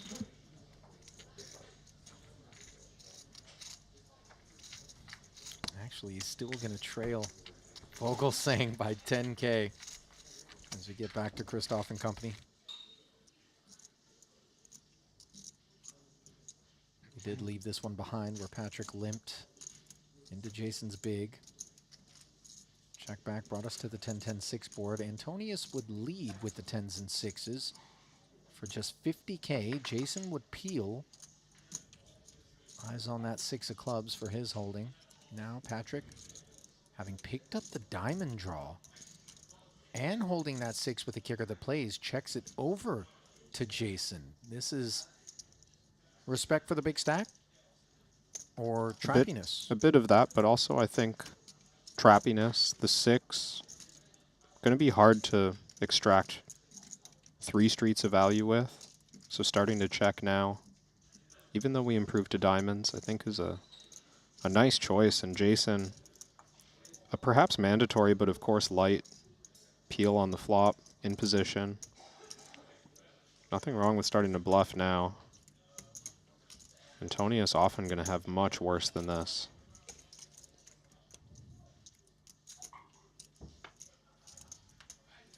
$150K. The first effort, of course. Patrick never had a fold on his mind. He had things other than the 8 of spades on his mind on the end. Checks once more. 7 high, never winner at showdown. How much white flag do you foresee? It's tough on the 8 of spades to not fire. Diamonds have missed. Some perceived draws in your range have completed. If we're not bluffing this, are we ever?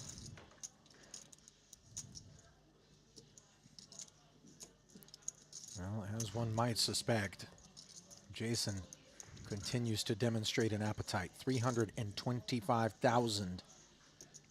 And interesting that he's leaving Patrick some chips back here. I think he's aware. SPR was 1 on the river, but the goal here is to get paid quite light if he has value. You want maybe even unpaired hands, but obviously all 6s to pay you off when you're value betting a jack, or even potentially an 8. These blind versus blind spots are very wide. Both these players, plenty of heads-up experience in their past. Don't think a call here is out of the question at all for Antonius.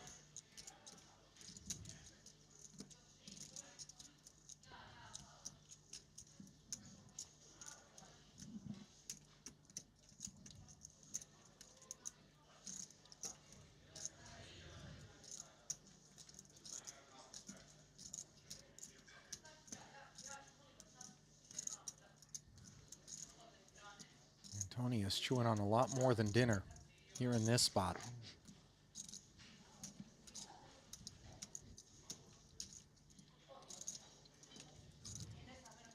Just feels like he wants to call. I tend to agree, but when you consider that we've been asked for over half of our remaining chips,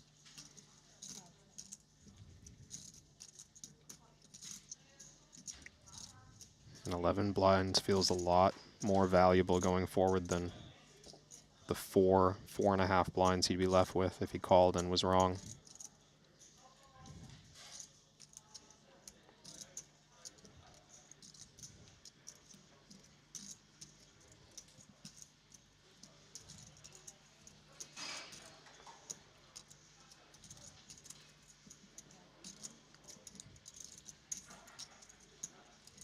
Sigh of relief. Jason getting one through as Patrick cannot find the big call. 875,000 slips through his fingertips, and more chips slip toward the 10-time title winner. You have to imagine right now, even though we know Jason is as centered and grounded as possible, that the grandeur of victory in number 11 has begun to permeate his thoughts. Oh yeah, you can't avoid it. You go on a spin like he has over the last hour in the biggest buy-in. Well, the spin that Patrick has been on has been a tailspin. 11 bigs. Granted, he did claim the pelt of Poseidon Ho. But the situation grows urgent for him. Now, the hijack grows into ace-10 suited for Christoph.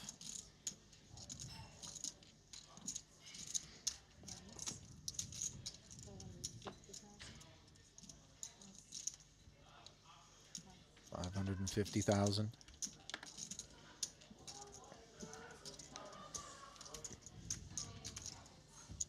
Kuhn and Shakurchi bowing out.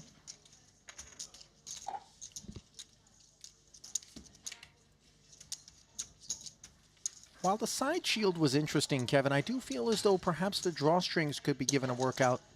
Just kind of bring it down to nothing but sunglasses, you know? Well, he's also got to see the board. Well, right, but sunglasses aren't opaque. I mean, you know, you just pull the drawstrings until the hood covers everything but the lenses. Mm. South Park Kenny. Yeah.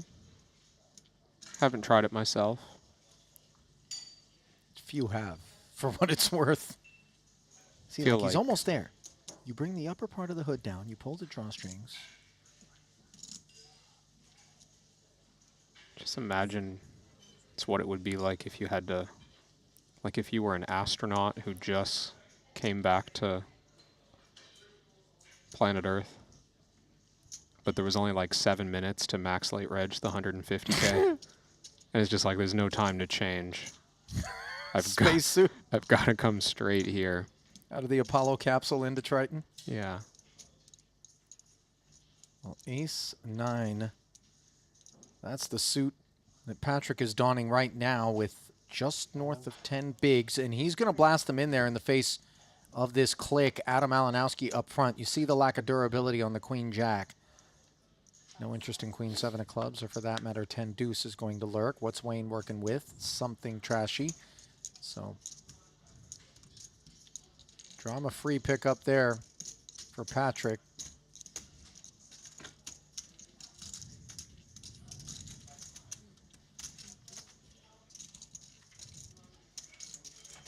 You familiar with bovine digestion practices by chance, Crab? Like, would that be the name of the book that I would have to have read? No, no, just cattle. You know, they got the multi-stomach situation. Okay, yeah. And they, That's good. you know, they bring it up and, like, chew it and then send it back. You're Know not. that one.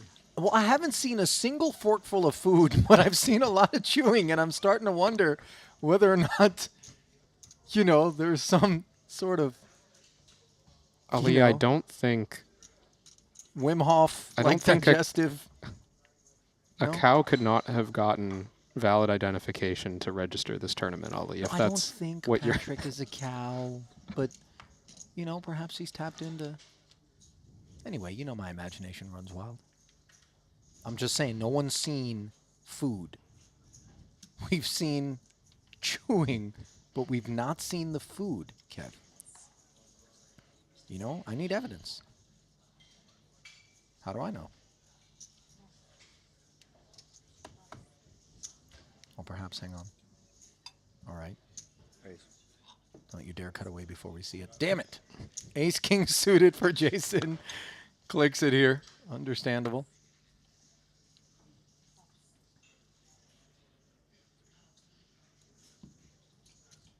Seven, 8 offsuit. Not the first time I feel as though Victor has been confronted with a click in the big with this exact sort of holding.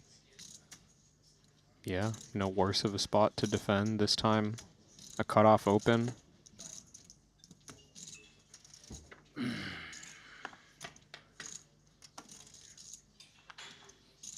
Queen Jack 10, the joint for Jason. Unfortunately for Malinowski, just the wrong end of the gutter here.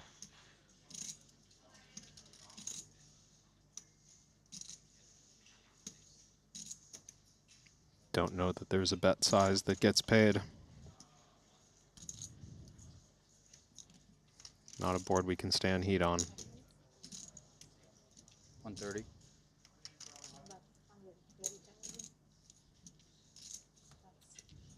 $130. Disappointing not to get action there with the goods. All the action seems to be taking place at this particular table. It doesn't come as a surprise, as you pointed out, though, Kevin, just given this was where the shorter stacks were lurking. This is where the pressure would be mounting. And Zhao Simao has thrown a saddle on a couple of jacks. Ace-king for Parsonen. 1.2 million chip altercation. Ellis open, Zhao jammed. And the King 7 deuce board is all Parsonen. The covering stack, rating to eliminate the Brazilian. Jack-free environment on the turn. Jacob needs to say hello, otherwise Joao is saying goodbye.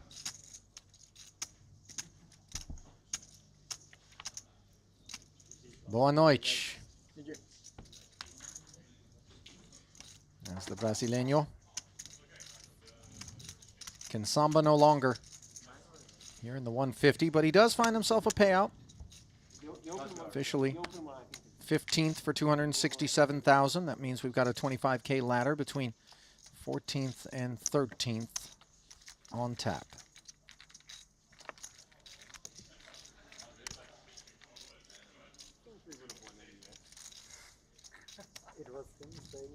Retrieving the cell phone there. Electronic devices sequestered during the final two tables here at Triton.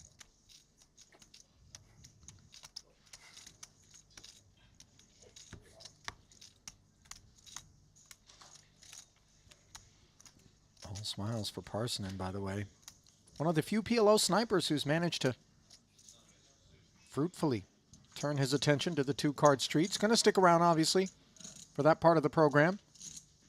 Underway elsewhere in the room is 25K PLO action. I spy one Vladimir Korzen, and by the way, walking into the tournament area. Fans will certainly be thrilled to hear that. Gambledore has not booked his flight out of here. Have we seen Korzen play with 4 cards before? I don't remember it, but that could be. Can't wait. Producer James verifying that he has not played Pot Limit Omaha as yet. So, you know, a guy that can thrill us the way that he does with only 2 cards in his hand, I shudder to think at what's in store for us if we manage to find his way to a feature table in some of the PLO. Meanwhile, Shakurchi has managed to run into 2 queens as he open jams ace-5 of clubs. Wayne Hyung not going to be going anywhere. Flatting, hoping to invite somebody to get themselves in trouble behind.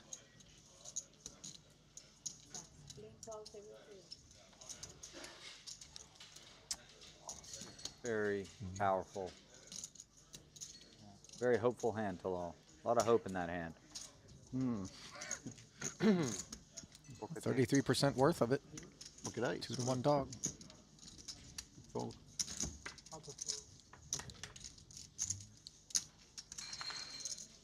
lot of hope in that. Well,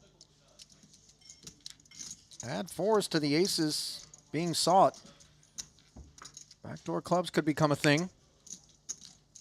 No, no clubs but 5s. As outs continue to be acquired, one of them needs to say hello. And the 6 of spades ain't it. Look. So, right after Zhao Samao bows out, Talal Shakurchi will collect the second of the 267K payouts. 13 remaining. Phil Ivey all in with 7s. Haxton opened, then called off the jam. Queen Jack 10. 7s outperform. Haxton, Broadway gutter. Ace does it as well. Now we can counterfeit the 6s. Ivy has heart coverage. Can he hold?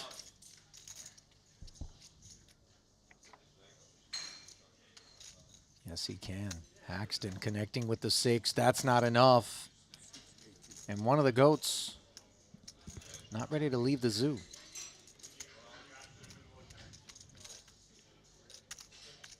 When's the last time you went to a zoo? It does Kevin? feel like an apt comparison for a poker tournament. I feel like I've been to a zoo recently. Oh, I went to the Singapore Zoo a few months ago. Really? Yeah, it's very nice. What were you doing in Singapore, Kev? Before Jeju, I was in Asia for a bit. Okay. Yeah, great zoo. Forgive, you know, the probing, but I continue to speculate. What were you doing down? I feel like in Asia a bit, Kev. There was a different path that was zoo specific, but you know, yeah, we but can, now all of a sudden we can we've talk unearthed, about you know, my honeymoon if you want. Oh. Yeah. Okay. Not that exciting. I Not mean, what for you were you hoping and for. her, sure. Yeah, it was. For me, you know, It's a beautiful trip. I thought perhaps you were some sort of covert operative or something cool. But Is that the only reason people go to Singapore? no, but you know, you felt a little bit like a deviation from where I would place you under normal circumstances. Meanwhile, we're going to place ourselves here at the outer, which is where all the violence of late has been transpiring. Bill Ivy, fresh off the double, going to limp into the Parson and big. Check back from the offsuit cards. He's 10-4. This is an excitement-free board for these two holdings. Yeah, unless Ivy decides to bluff at the ace high texture, which he started. Half but pot? half pot might be too large for the 9-6, 6 of spades. How was the Singapore Zoo, Kev?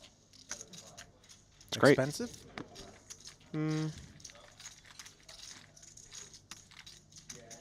Well, so you really tanked on this question, by the way. Well, I'm piecing together my trip. There's 2 zoos that I recall. The one that's on my mind right now was in Hong Kong, so I've got to forget about that one. The other one, Singapore, it's big. Like there's a night safari, which I think is the highlight. Is that where they let you into the enclosure and you have to get through it without being preyed upon? Well, that's just it. There's just no enclosure. There's just animals around. I mean, there are some enclosures. On foot, bro? Yeah. Just walking around. There's like monkeys in the trees. Yeah, that's hilarious. I'm not worried about the monkeys. Are there like tigers? Well, those would be in enclosures. I just mean the safari area is open. Night safari, not like Hunger Games. Not night safari like open all the cages and just good luck to you. No, that yes. Charging for admission to that would be a stretch. You're right. You should get paid. Yeah. Run the gauntlet. Run the gauntlet Fridays at the Singapore Zoo. Should at least be a winner. Tolerine looking to do some winning here. Small blind. K9. See if Antonius wants to go on safari with the Queen 7. Size up, of course, as per usual. Small versus big. King 9 offsuit, one of those funny ones. A pretty good hand, but I don't think Tolerine planned to commit. I'll be training at 7 a.m. every day this summer. 6, 7. Fuck it. Gonna get up at 5:30 every day. Nice. You'll see me in there. I like that. Vegas had the best schedule out of any schedule. Oh yeah. Yeah, I mean you guys play early, right? Yeah, daytime. I love it. Yeah. Daytime games. I wish we could do that. That was my favorite thing about playing with the Chinese guys. I'd have to get up at like 4 in the morning, but I was done by like the afternoon. It was really nice.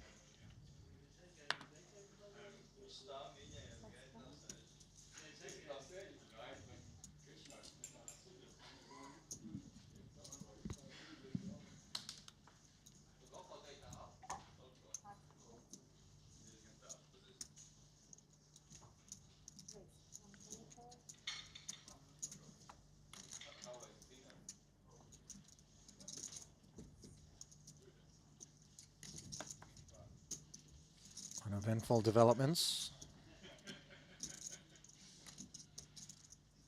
After the Tolerine, Queen 5 of hearts open to 125. We await Kuhn's response with an ace deuce.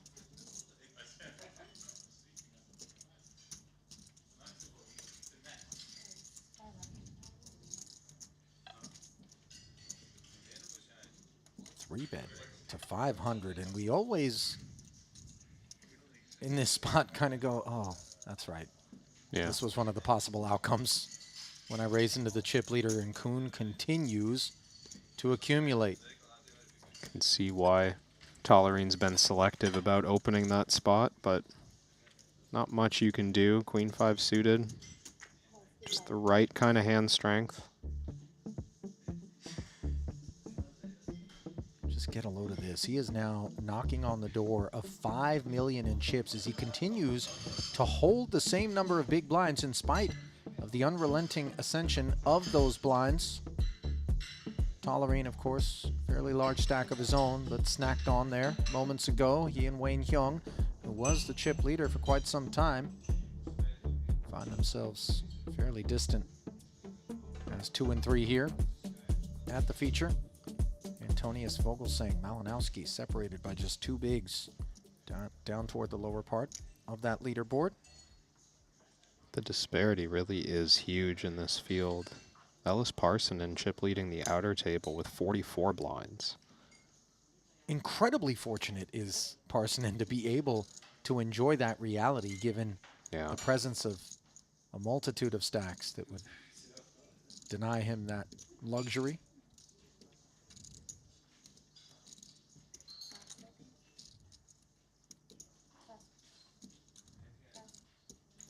Again, just a relatively snug fold from number 2 in chips. This hand even more reason to be cautious with Wayne in the big blind. Well, I don't know that we need to exercise too much caution with the ace-king, however, as Wayne, a luxurious one. Yeah, I would like to just see a not only a raise, but a large one in these spots. No need to encourage action from the player who covers you. Goes about 4x here. Should easily get the job done.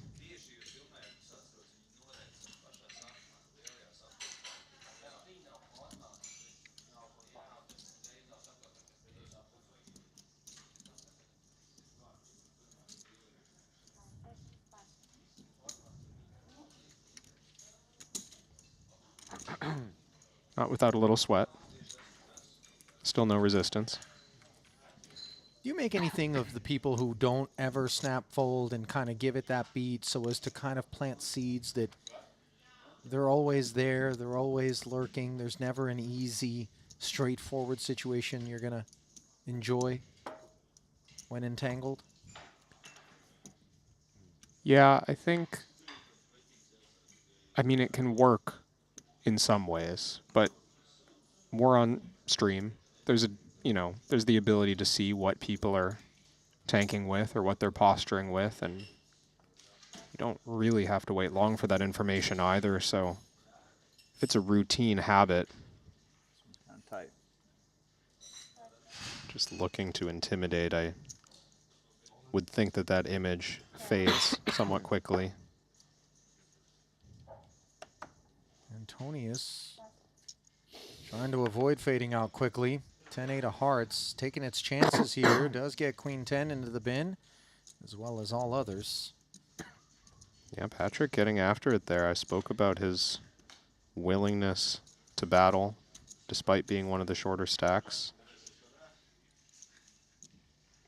Spot not everyone would take.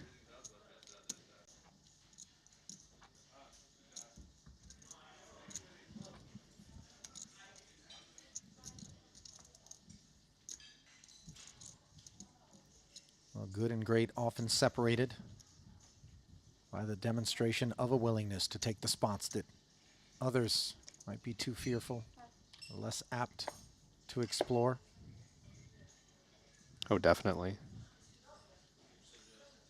And in a game like this as well, just giving yourself the opportunity to get lucky. I mean, if we fold our way down, there's no opportunity. You know what's interesting, though, as we see Antonius now with a depth that he deems allows him to simply click and open, facing ace-queen and definite resistance impending from Kuhn.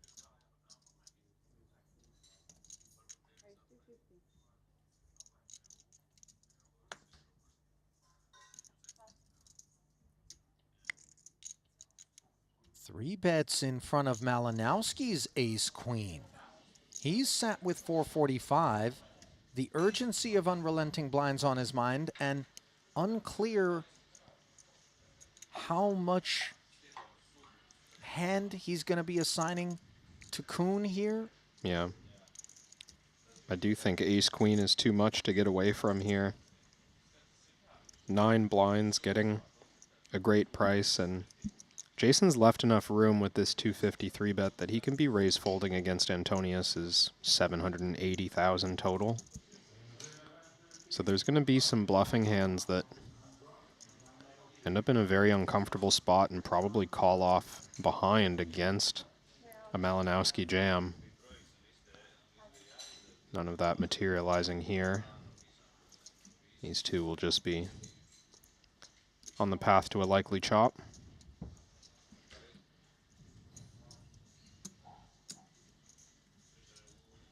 So Patrick sacrificing 100K, the bulk of what he picked up a moment ago. Understanding, better hands were afoot. They would have outperformed him on this 10-8-5 board. No harm, no foul.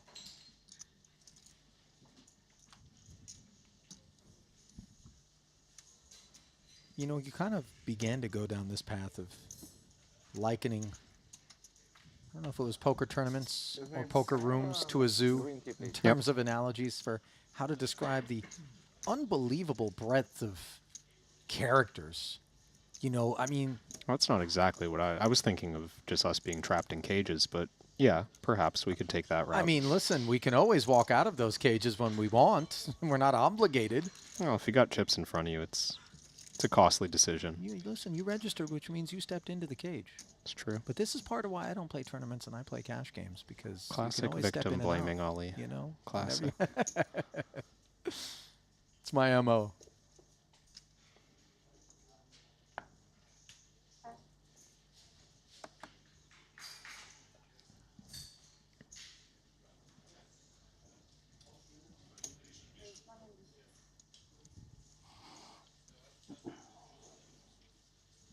Jason takes it north.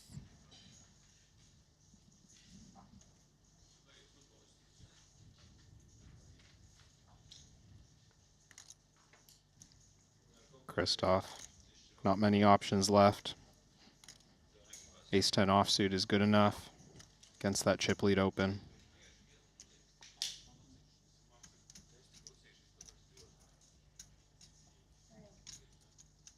Is it 480? Exactly. Is it? But he's got 30 back, yeah. Not quite all in, as Jason observes. Gotta appreciate his willingness not to just get hasty. We've seen some big stacks unravel quite quickly when somebody decides to play sheriff gratuitously.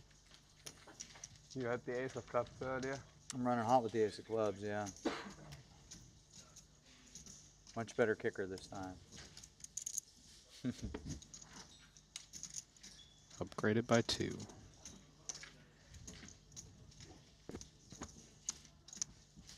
I usually fold the hand I had against you. Oh no. No, like pre-flop, like I made like fairly loose. Oh, the other hand? Yeah. Oh no, I didn't have ace of clubs that hand. Oh, okay. But I had you beat. I had a flush.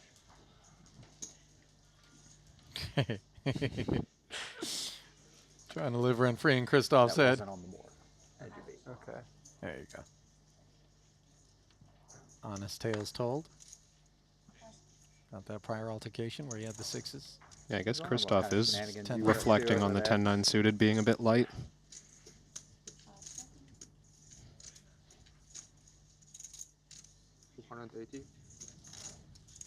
Pocket 8s, which I believe Malinowski folded when Wayne found the queens.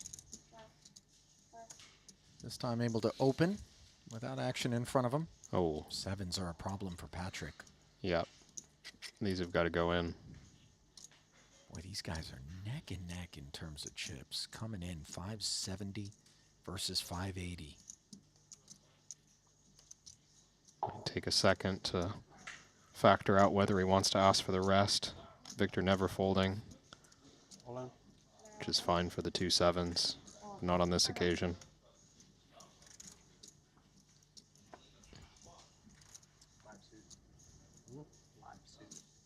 Sometimes they play. Well, Patrick does cover by 60 as The big blind had already been deposited, along with that big blind Annie. So he can't get eliminated. But he can really deal a deadly blow to Victor here on this monotone ace-high flop. Just get a load of it. Not just the sevens he hunts, but hearts.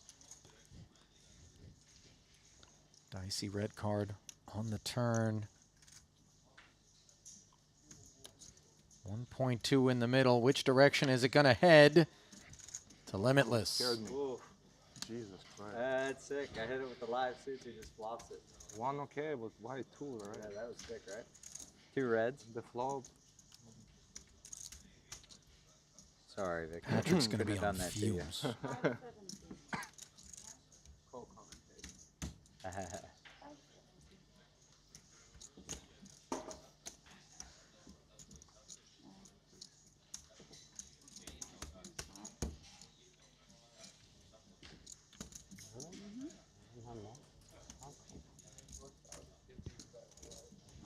Yeah.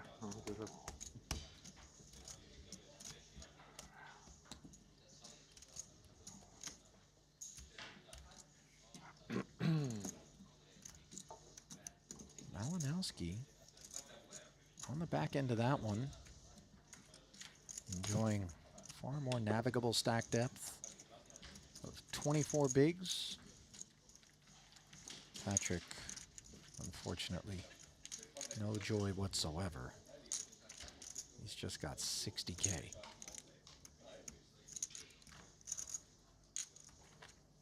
Those ones are tough. Did get a sweat.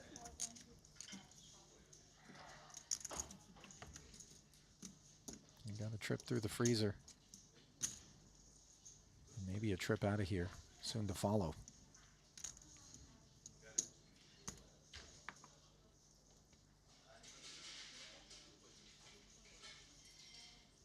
Ace queen now for Wayne.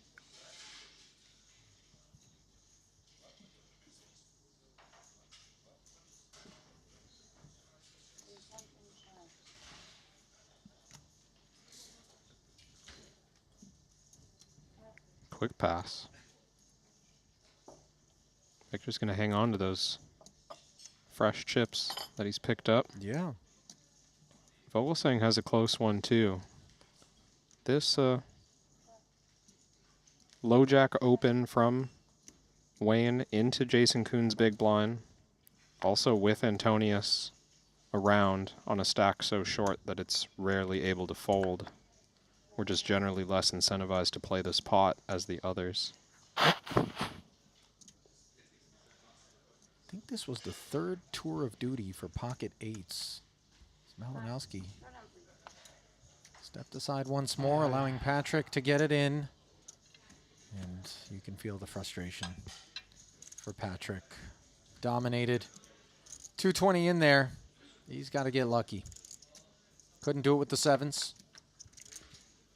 Can you do it with this dominated holding? Doesn't look that way. 10 deuce deuce. 9 needed.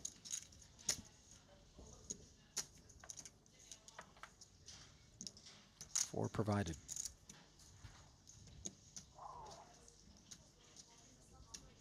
Unless provisions come down on the end here, which they don't, it's the end of the road for Antonius.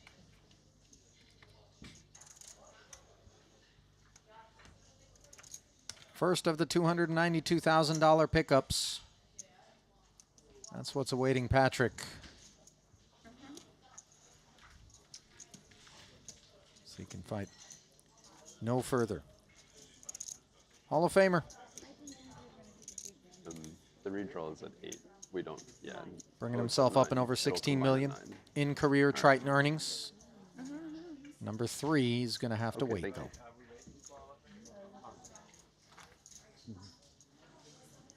Shit's happening.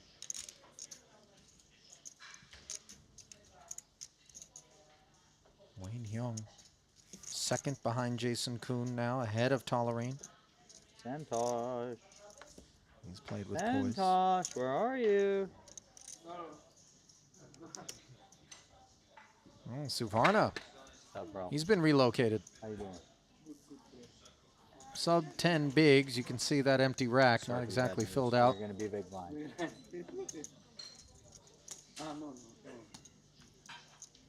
He's been forced into the big blind.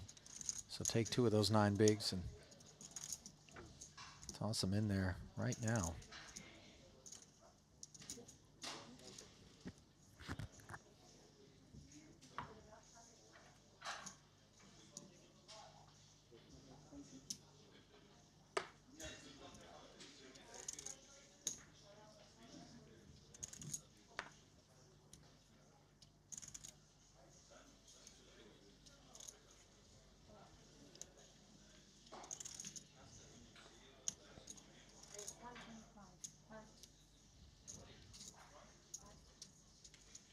Offsuit ace, happy to go after that short stack of Santosh. First things first, A7 offsuit for Jason. Doesn't take much time. Jack 8 now for Santosh.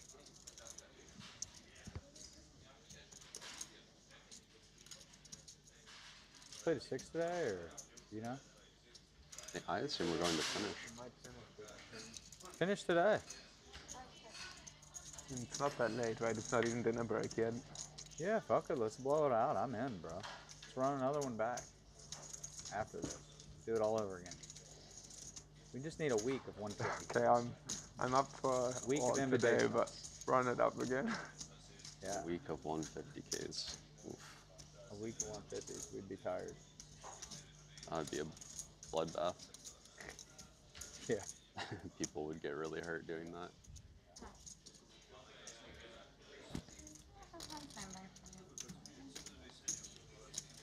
Santosh gonna pass on that elevated price. Little snug, but we're used to seeing this out of Santosh. Wants to survive these later stages, get those pay jumps. You know what chess boxing is, right, Kevin? You want to? Pardon? Not this Chess week, but boxing? next week. Yeah, let's play Oh, I've heard of this. Somewhat self-explanatory. So let me know if you want You to or know, not. Yeah. A Play a head-to-head little bit of match. chess, and then a round of boxing, and then more chess, and then a round of boxing. Yeah. Yeah. Comes to mind as Jason talks about a week's worth of 150Ks, and Tolerine advises it would be a bloodbath. Maybe there's some gladiator sports that we can kind of incorporate. Not that we could do a win some bracelets. better version of the triathlon. But You mean the you feel like bike, there's something. run, swim? Yeah. But you feel like there might be something there in a multi-day event. I mean, we could have our own triathlon here at Triton with, you know, a level of 2-card, a level of 4-card, a level of short deck. That would be a good one. Or how about a day of each? Day 1, you play Hold'em. Day 2, we switch to PLO. Final table, day 3, it's short deck. What about everybody gets the chance to play a full day's worth of each discipline, and then whatever you have cumulatively, whether it's, you know, 0 across the first 2 days and then you made a big stack, you know, you move forward with into the final day. Or, you know, anyway, we're tinkering up here. Jason Kuhn toying with the King 4 of Hearts. Wayne, one of those stacks that he can definitely apply a good bit of pressure to. It looks like he may have folded before Jason announced the sizing there. It's about how strong 9 it is on that board. Fold for 0. I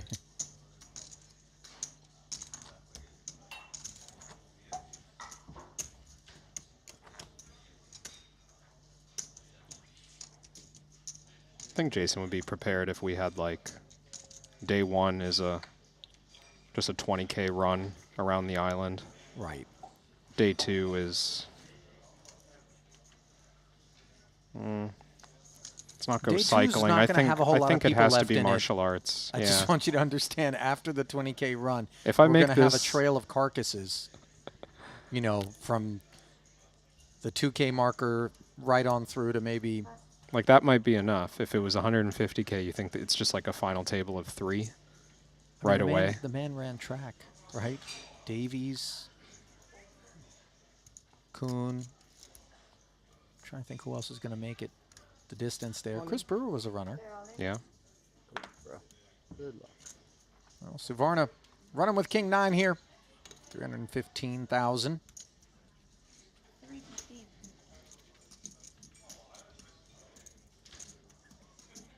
These offsuit connectors just feel like they're always there in the big blind of Victor. Looks like too much. Okay. Over 5 blinds. Yeah. Totally the best hand. Yeah. Yeah.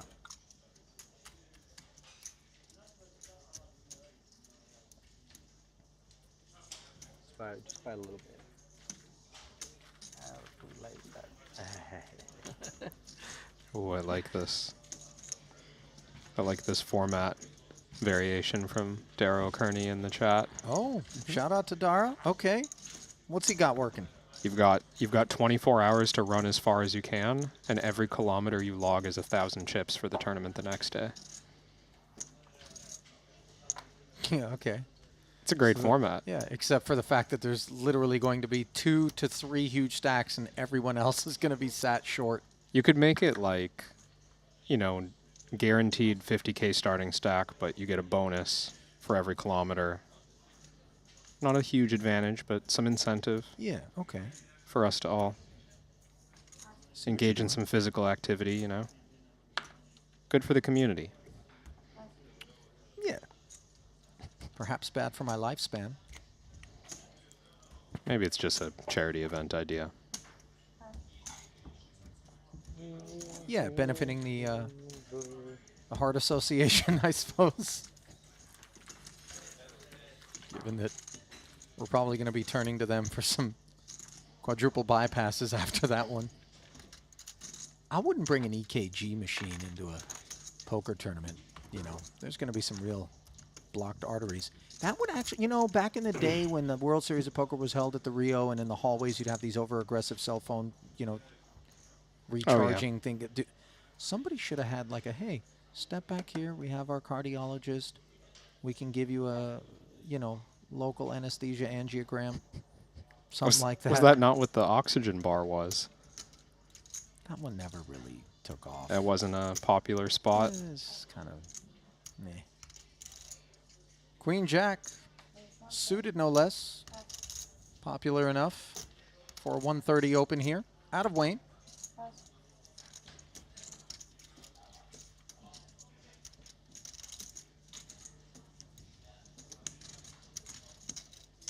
Queen 8 underperforming for Tollerine in the big.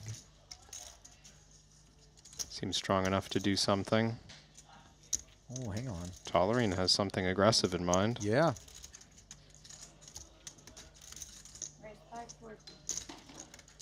And Boy, this is big stack entanglements here. I mean, same idea as the ace deuce that we saw Jason going after Tollerine with not long ago. Slightly different properties with this one. The queen jack suited is uncomfortable. Well, so is Ike Haxton. All in. Dominated by the ace-5. The margin of victory just 13% in terms of equity right now for Ivy. 1.14 in the middle. King Jack 8. Clubs. Could be a problem. Haxton blocking. And we are going to carve it up, barring Queen 5 or a deuce. There it is.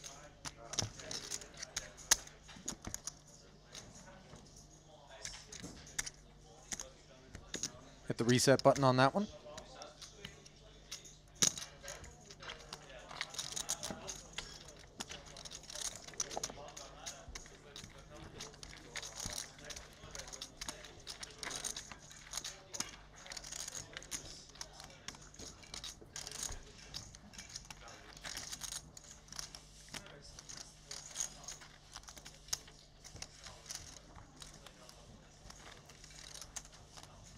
Ivy. Sat 2 million at present. That's actually the big stack at the table by a nose as Parsonen 33 bigs. Phil performing quite nicely out here. Does appear that Tollerine did get that 3-bet through with the Queen-8 offsuit. That one ended pre-flop with a fold from Wayne. Credit to Ben for the find. There is 135.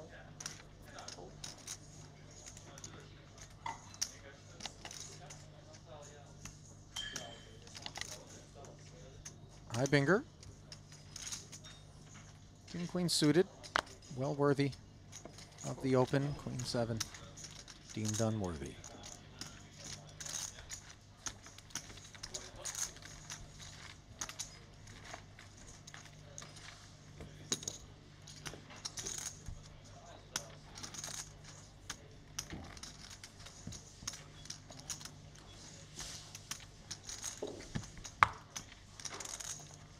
I like this one in the chat. Mandatory alcohol shots every level. This is more the culture I've come to expect if you were doing an Ironman tournament of sorts. I just like a healthy alternative. Either or. You know, I confess that the healthiness is less exciting to me. You know? I want to stir the pot. I want mischief. I want debauchery. This is where the entertainment lies.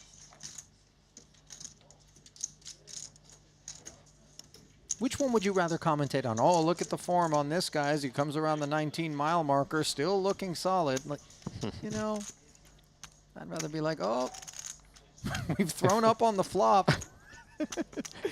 2 kings. And Haxton might be thrown out of here if this ace-3 suited can't find the needle. Queen, Jack, 7. Is this a prepay? Prepay from the kings, and Haxton's pulling it in.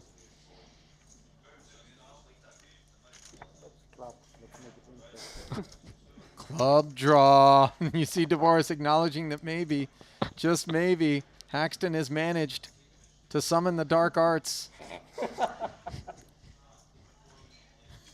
Daniel getting the kick out of it.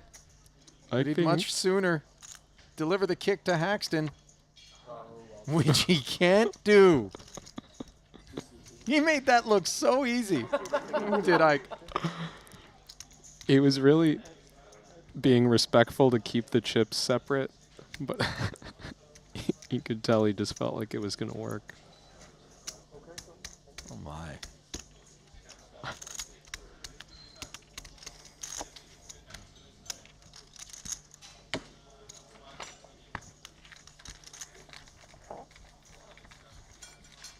I think that one's on DeVoris. That's just... He brought that upon himself. What is Clemens Reuter snacking on? I think that was a beautifully displayed green apple. That was my read on that plate. Oh, right. He had gone to the green apple earlier in whole fruit mode, so that story does check out. Meanwhile, back here, we find an open ender against ace high. Tollerine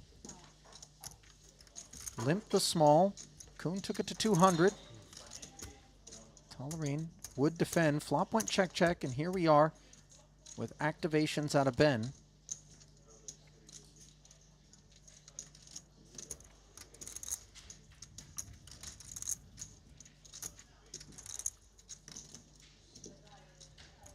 These guys know each other well, Kevin. Yeah, and well enough to know that they need to do the tough things in the deeper parts of the hand that you're meant to do in theory. Ace of spades 7. Looks viable to do something with. Calling is uncomfortable. We remove some bluff candidates with the 7. It looks like Jason does think ace high is good often enough to stick around at this price.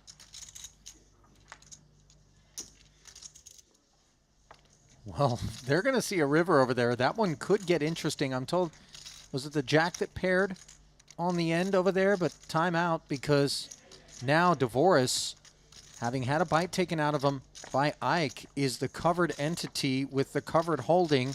Ace-8 v Ace-Queen. Ibinger rooting for a sweaty one. Queen of Hearts is brutal. Spells the end for Dvoris as he runs into an iceberg. The hull breaks apart and his hopes sinking. It's just like you blink, and after so much poker, so many spots, it feels, I don't know, like it lacks the sort of gravitas or the sort of ceremony that would be more worthy of all the time and energy invested to that point for Dan Dvoris. It really is a ruthless format, Ali. So Dvoris collecting the second of the 292K payouts. 11 remain, 332. The on-tap distribution. Now here we are. It was indeed a jack board pairing card on the end, which could make this ace high. Curious in the face of Tolerine 250, but that sizing on the end, Kevin? It feels like Tolerine's been telling a story from the turn that he's got significant thin value in this range. 155 was about 40% pot, maybe even less. Does a 6 do this, or is it just the 10 and maybe some Jack X? The 10 feels credible. Even some low pairs that seek protection with like a low side card, but after limp calling preflop, there's so few hands like 6-5 or 6-3 suited. So yeah, it does feel like the 10. And as Jason, if you want to piece together an opportunity here, the question is, how often do you actually lead the 10 for that size, or do you just check it over? Because checking feels very comfortable for a 10 on the turn. The price is so good to be a jack, and a jack only. Tolerine needs to have thinner bets for this to add up. Jason gives him credit. Yeah, he does, and gives him a pot in the process, obviously. Jason with plenty of chips can afford to pass some over, but Tolerine closing the gap in that one. Thank you. Thank you.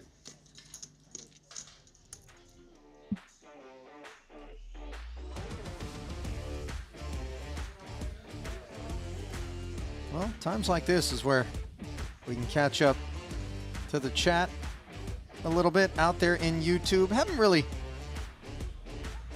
acknowledged them, I feel like, adequately. Always endlessly entertaining, especially when there's people we know, stalwarts in the community on occasion. David Lappin, Daro Kearney have been out there. Will Jaffe has been soaking things up. We see you, boys. We'll be seeing you over the summer as well. Looking forward to that. Series going to get underway not long from now on the back of this Montenegro festival. Ace-10 offsuit. Victor exploring. King-10.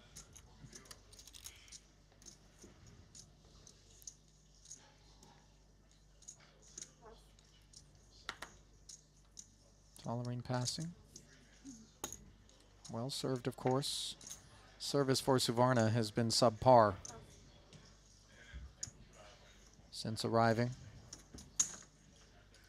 By the way, if you are enjoying our broadcasts, be it this 150K, the main, the invitational, any of what we've already brought you thus far here across the better part of a couple of weeks, the easiest way to let us know is by clicking the like button, and for that matter, clicking subscribe to ensure that you don't miss any of what we have on offer here at the Triton Poker Super High Roller Series. Oh yeah, they just haven't updated it. Sure. It's a small ask in exchange for the finest in streaming poker entertainment that comes your way free of charge. The product of efforts of dozens upon dozens of people, all of whom do it with pleasure and pride.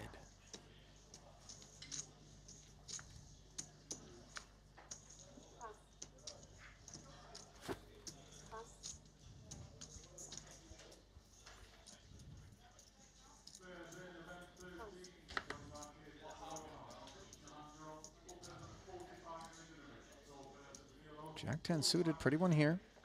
For Kuhn, we expect a wide open lane here with respect to button opening ranges. Ace 6 suited. Obviously a hand that wants to play. Yeah. Just doesn't like play dates with the schoolyard bully. And call is the clear choice to satisfy both of those at once. Well, we'll have to put a pin in it because guess what? We've got action at the outer again. Is it Reuters tokens? Yes, they are. King 7, that which he attached his hopes to.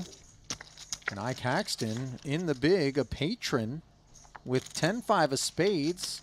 He flops bottom pair versus top pair. Nobody with a heart.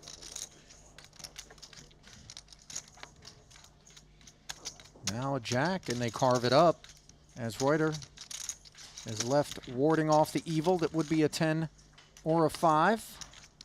And he does so successfully. So Haxton chomped on by the Austrian there. Feels like Ike just gets dealt spots like that more than anyone on tour. I mean, where he's just like got this exceptionally thin opportunity to be all in with some hand that, and maybe half the field just folds it before we even get to look at it. Okay, so this is what I'm getting at, right? Yeah. Because I've touched on this concept because Ike has made the deep runs. Yeah. But what he hasn't done is plant the flag, and you wonder whether or not his willingness to just look at calculus and nothing further in a vacuum, such as that moment there, is playing a bit of a role. Not a criticism, just, you know, an inquisition. I mean, I referred to it earlier, Ali, as an opportunity to get lucky, and if he keeps putting himself in those opportunities, one would think at some point you just string together the wins, right? So, well, not on that occasion. As he didn't want to part ways with the 60K, another 420 added to it and passed along to Clemens. We return then to the feature, efforting what took place between Jason and Wayne in that prior exchange.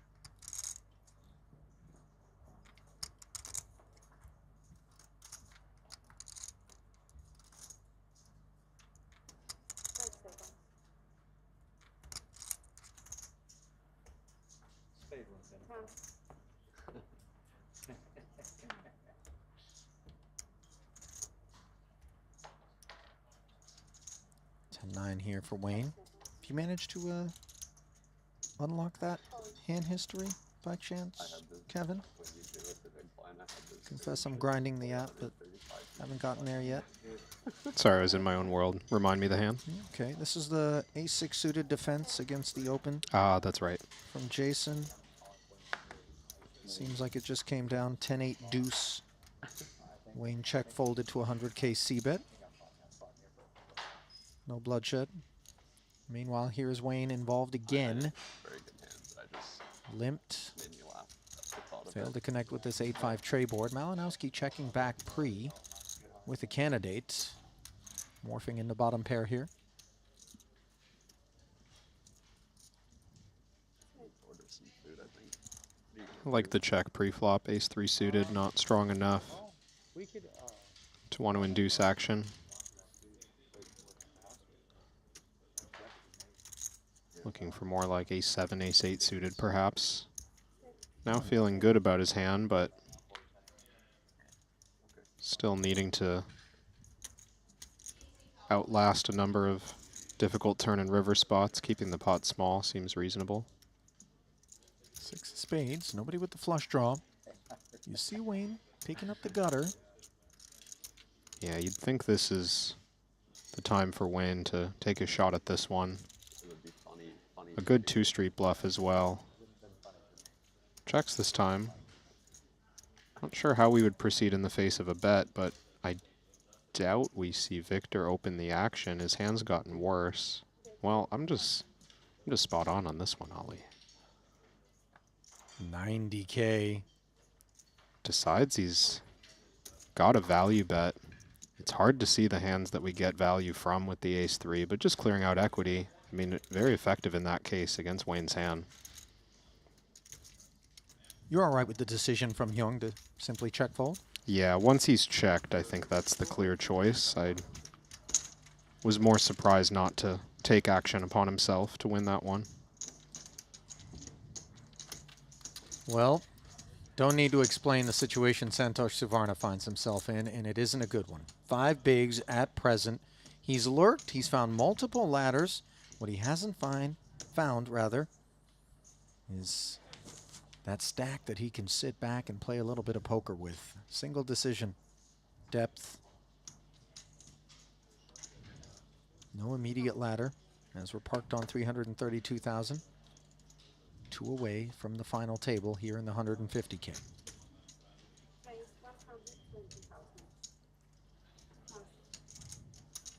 Kuhn clicking.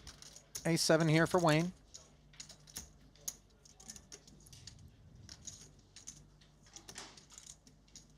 Kind of hand that you would have to 3-bet bluff to play, but not the player we want to run these risks against. Hang on to our 50 big blinds and wait for final table, perhaps is the plan. Even Victor there, ace-6 suited. Can see the luxury of Jason's position right now.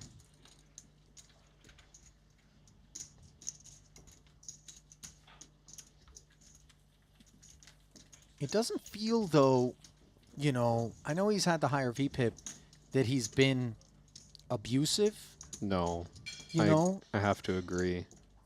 And I think it's important because once you do begin to be perceived in that fashion, you could find some stubbornness begin to percolate and respond. Want to maintain a sense of table image and credibility that would allow you to do your bidding without excessive resistance. And this is the difference to some extent at the top level versus maybe some open field mains where a group of players are significantly more risk averse around the final table bubble or the money bubble. In a tournament like this, everyone very willing to take the risks necessary. That means the chip leader can't be reckless themselves. 555, Vogel saying, placing faith in the ace-deuce from the small, Tolerine King 10. I don't think Tolerine's going anywhere. Christoph has left a 5K chip behind. Doing a bit of consideration for I'll raise. What we want to do about that last chip, and Tolerine decides he's going to raise and force it in, not just call and leave Christoph with chips. So suddenly, we play for 1.8 million in the hopes of the German. He is in front. 14% the disparity. Can Tolerine bring us to 10-handed? That flop suggests not. Vogel saying improving to the deuce, but still anti-sweating kings and tens. Successfully on the turn. Still one more to come. Can Christoph hold? Yes. 560.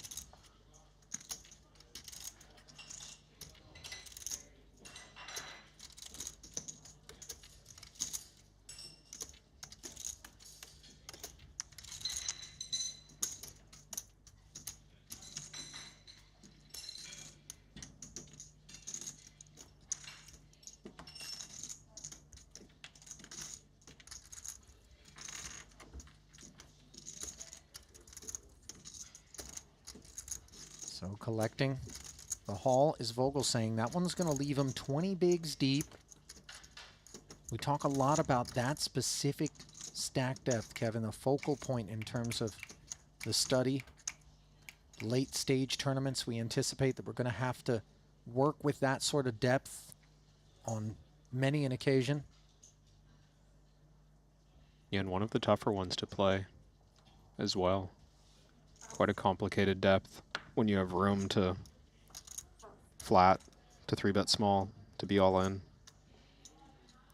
A lot of branches on that tree that need to be dialed in. I like that.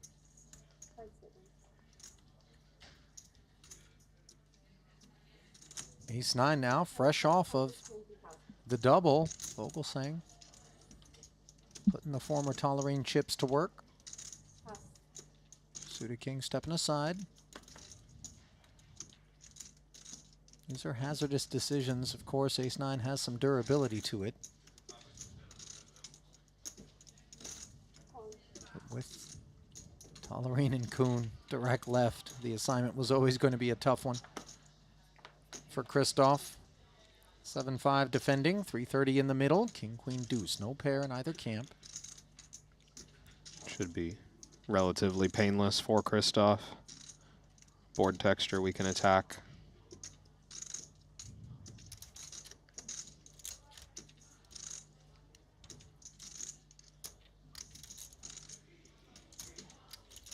Rarely going to shake the chip leader pre-flop in these spots, but once they take that weak pre-flop range to the flop, it's much easier. Always relieved that the 75 gets it done. Not having to take it further down the streets against Kuhn.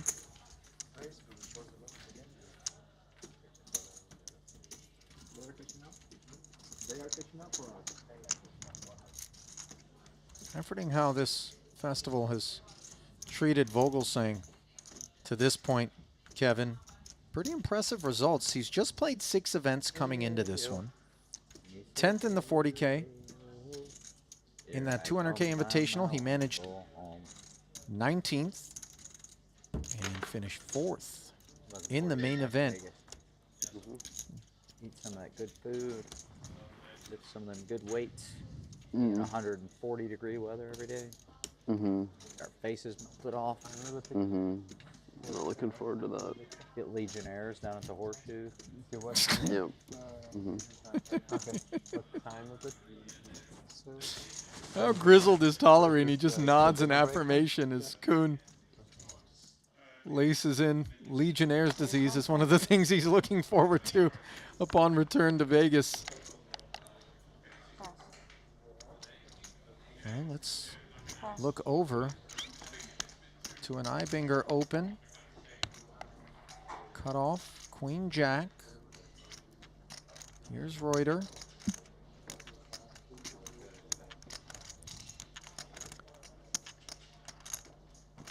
I do respect the guys who go through 2 weeks of this, battling the toughest tournaments and hop straight on a flight to go do it all over again for the next 7 weeks. It is remarkable the appetite that some of these high-stakes players can maintain, you know, because it is grueling, it is stressful, it is taxing, Yeah. It is time away from friends, loved ones, family, a lot of travel, you know, hotel rooms. Perhaps the off-season comes at the end of that World Series schedule, late July, August, this period. September, we'll be returning to Jeju. Rumor has it, the Bahamas. After that was an incredibly popular stop that witnessed a lot of top-tier talent that doesn't otherwise make the trip to play a Triton coming through, just given proximity to North America. Ace-2 suited. Ibinger.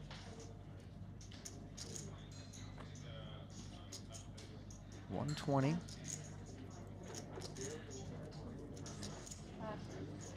And another haul for him.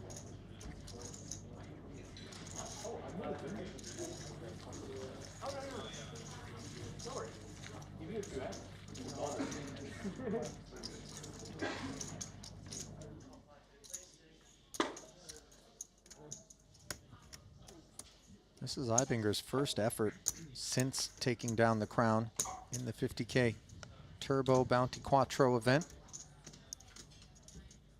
Another handsome score awaits him regardless of the outcome from this point forward. Looking at the leaderboard, he now sits 4th behind the 3 big stacks, all of which are parked here.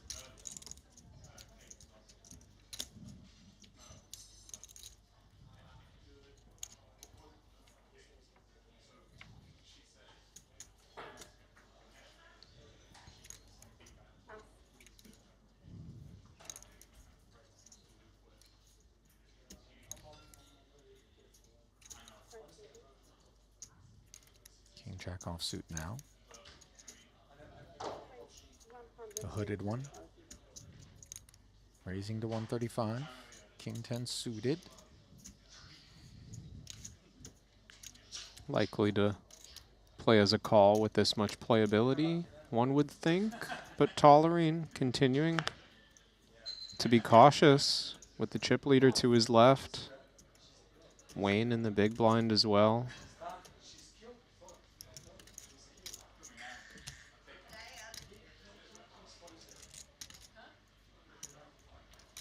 Dynamic with Savarna being this short is no fun either. Dead money in the pot effectively smaller if he were to enter the pot, but he's not going to play the King 9 offsuit. Wow, he is really in a way now. I think he's just looking forward to some free hands and hoping that a better spot will present itself to him. And for that matter, I think his presence may have some measure of influence on the King 10 suited fold out of Tollerine. Yeah, it seems that way.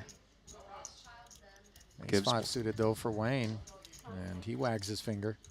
Yeah, nice take there. 25 blinds. Comfortable when you have the covering stack, of course, but a good spot once it's just the 2 of you left and it's folded to the big blind.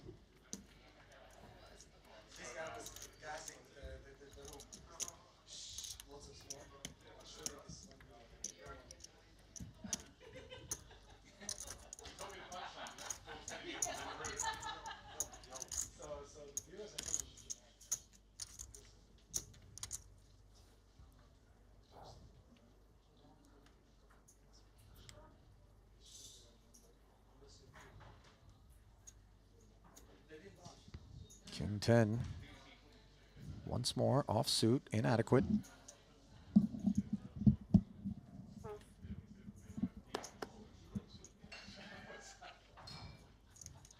Ace Jack. Kuhn with the open. And now Savarna, unfortunately, Kevin, this feels like potentially the one he's been waiting for. We know Jason's got the big stack. He's supposed to be doing this stuff. We rate to perform well against his range, yet as we can see, unfortunately, Savarna does not. He's going to think through this one. And can he fold this, Kevin? I think this is far too much to fold. There's just not a lot on the horizon in terms of, you know, there's a small pay jump coming, I believe, but we need to get 2 eliminations before the final table. There's a big gap between Santosh and the number 9 player. And he's short enough as well that an open jam has no fold equity, so Jason having entered the pot, not really a problem. Right. For Savarna, it's almost a good thing because it protects him a little bit. Makes it harder for Malinowski to come along in the big blind with hands much stronger than this even. Great observation.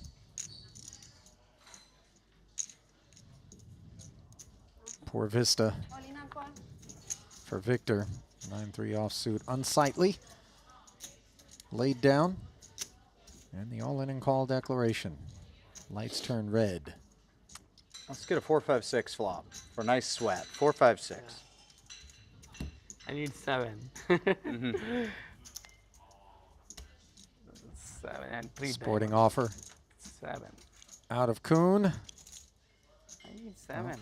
Well, 7 still what Santosh needs. 7 from heaven. Yes.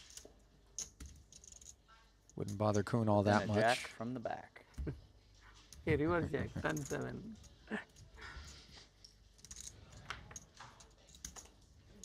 7. Top 7.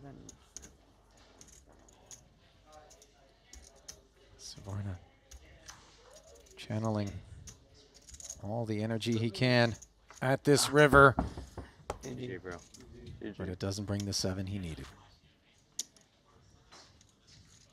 End of the road. Deserve you rooting for that 7 after me putting you through all that hell with that all heart flop. Savarna, the latest casualty here, brings us to the stone final table bubble. And in the process, we'll collect the first of 2 $332,000 payouts. In the morning, come.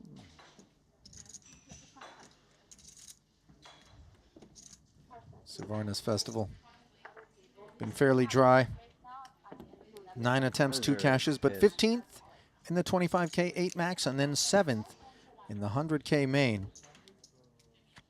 And here he is with another 332 to bring him to the precipice of an 8-figure career tally at Triton.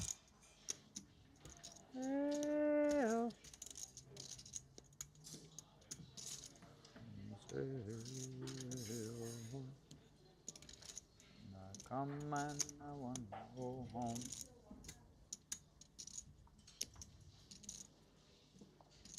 Two 5-handed tables, all that remain here in the 150.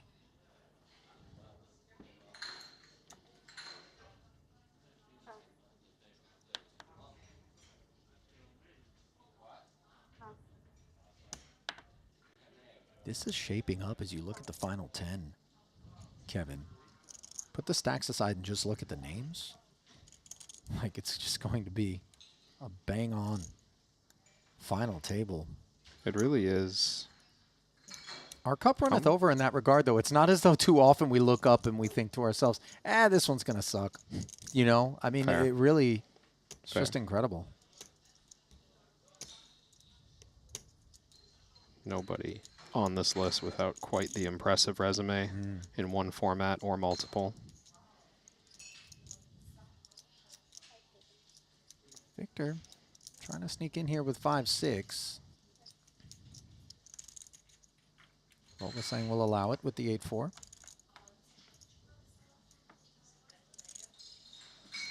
Trips for Christoph.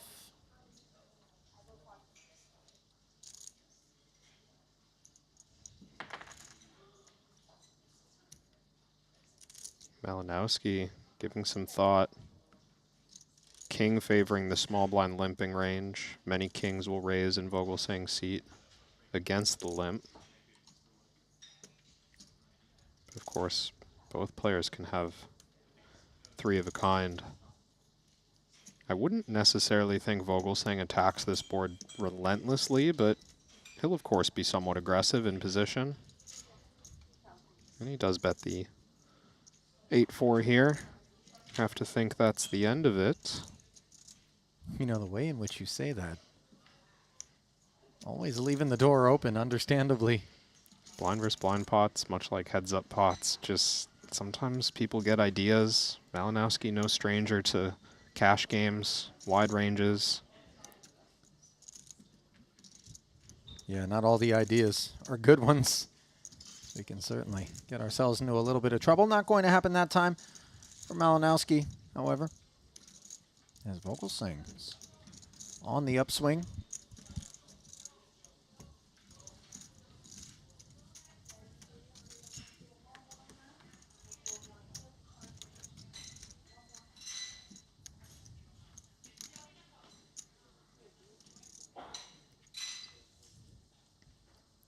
Is this just apropos of the fact that we're on a final table bubble right now? You alluded, Kevin, earlier to the idea that this would be the next meaningful division. Yeah. It's a very important jump, not only because of the increased pay jump that we're sitting on, 80,000 difference between 10th and 9th, but also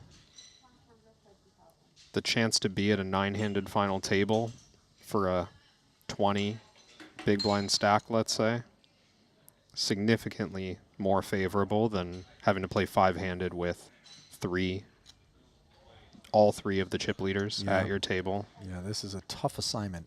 And actually, I'm surprised that Malinowski takes this button open here. Additionally surprised that Christoph folds the small blind, although he might be thinking the same as me, which is that Victor's going to approach this button open very snug. Well, he's supposed to. But maybe a little bit of a deviation on display here. Tolerine with the chips to defend. Ace 10-4. This is healthy detachment for Ben. Malinowski, you expect to win this one. Christoph would have flopped the world. Although he never ends up seeing this flop. Alternative being a 3-bet all-in and a round of folds. Simple check fold, and Victor will appreciate that as a punctuation point on the frame for him. As the players are headed to a dinner break.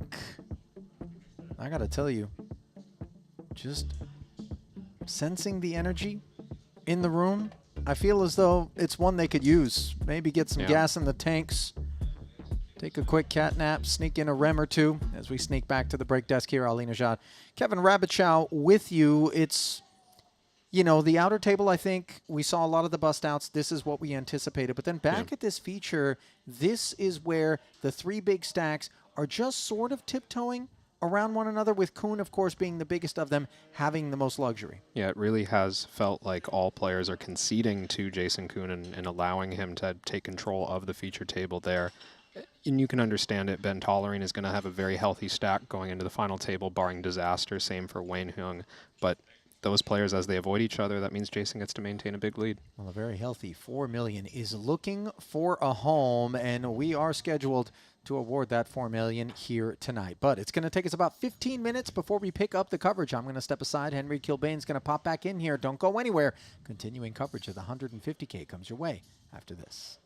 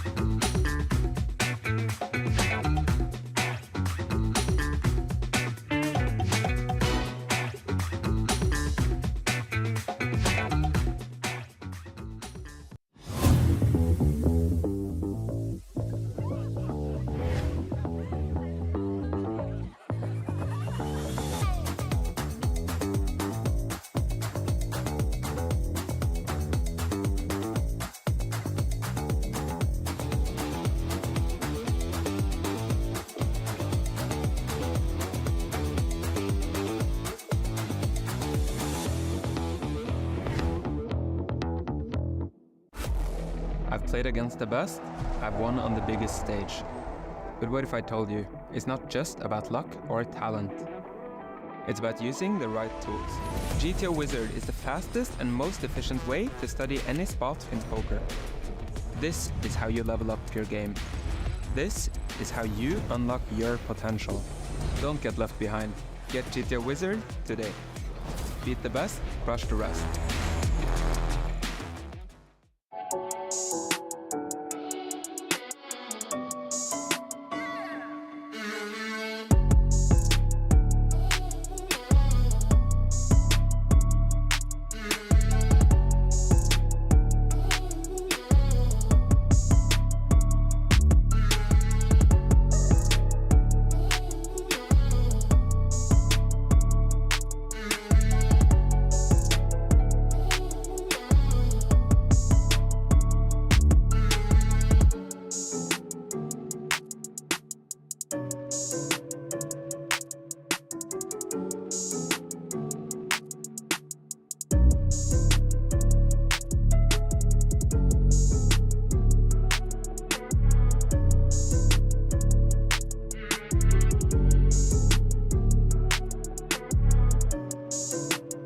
Held. That's for a 936k pot. Dan Smith's out of there. Wow, Jason's on an absolute tear. Jason's collecting scalps today. His kings against Dan Smith's ace queen. Oh, and Ivy is gonna collect Maher's chips. Oh, is it Chidwick's chips that's going to Ivy? Because there's no way Chidwick doesn't 4-bet. Dude, are you Get it kidding in. me? Just 2 hands ago, Stephen Chidwick had a top 7 stack, was 2 cards away from becoming chip leader, had he held with the Kings, and now here he is, Randy, with, I don't even want to say 1 foot out the door. It feels like both feet are out the door as we've seen one of the Kings folded. Or we are going to see one of the Kings folded, sorry. Oh my god. This is the original man who stands the test of time. Phil Ivey. Poker is just so brutal. We saw it with Punat Punsri, came in 4th in chips for day 2, could not win a pot. Now we're going to see the same fate for Stephen Chidwick 92% of the time, where just 2 hands ago, he was 1 card away from becoming tournament chip leader. He's now 2 cards away from being out the tournament. Spade for a sweat. That's a sweat still? It is indeed. Chidwick picking up a Broadway draw. Only a jack will keep him in this tournament. Doesn't find it as the case ace rolls off on the river. Phil Ivey scoops a 1.2 million chip pot. It takes a lot of class, Randy, to just announce good luck to the table I got matching one. after those 2 hands. Like half a year maybe. I had to wait a half a year or so for the watch. I thought that's what you just said. No, I have. Ibinger's 4 titles come in turbos. Which is why we've renamed him. Turbinger.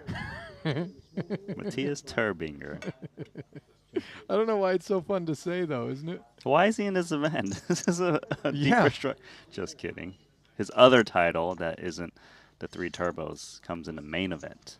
So he knows what to do. Yeah. Big and the small. By the way, in that turbo event, 531,000 for first, but 360 more in bounties, each of which were worth 60K. Solid effort out of him, riding that high.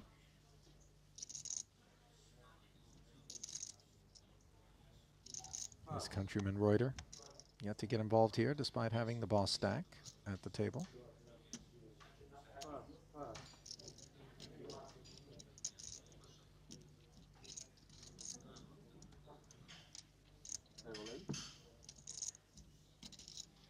The sweat. Suited, please. How much is it? I like how he said suited, please, because basically he would call any size territory. But the difference between suited and offsuit 10-9 big enough to perhaps play a role in Ibinger's choice? If it's on the line for him, yeah, that would be the difference. But, you know, probably doesn't make that much of a difference in this exact scenario. 10-9, it performs all right. He knows Soiza is very desperate off of almost 8 bigs. And it's good that the 10 danglers and 9, which gives him a situation where he has 2 overs where he's doing great. Sometimes it's 1 big, 1 small, like an ace deuce. He's not doing too bad against that.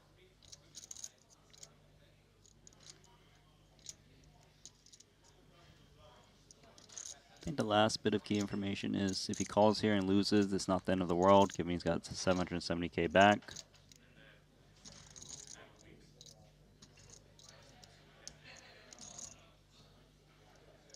Well, for Matthias to be thinking this hard about it, Randy, we know it is close. And it's going to be good for him. So he makes the call. 330K. Performing well versus Soiza's 7 high.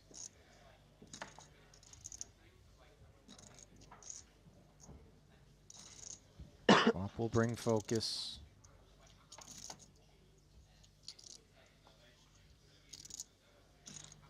And it will also bring a piece to both players. Advantage Ibinger continues.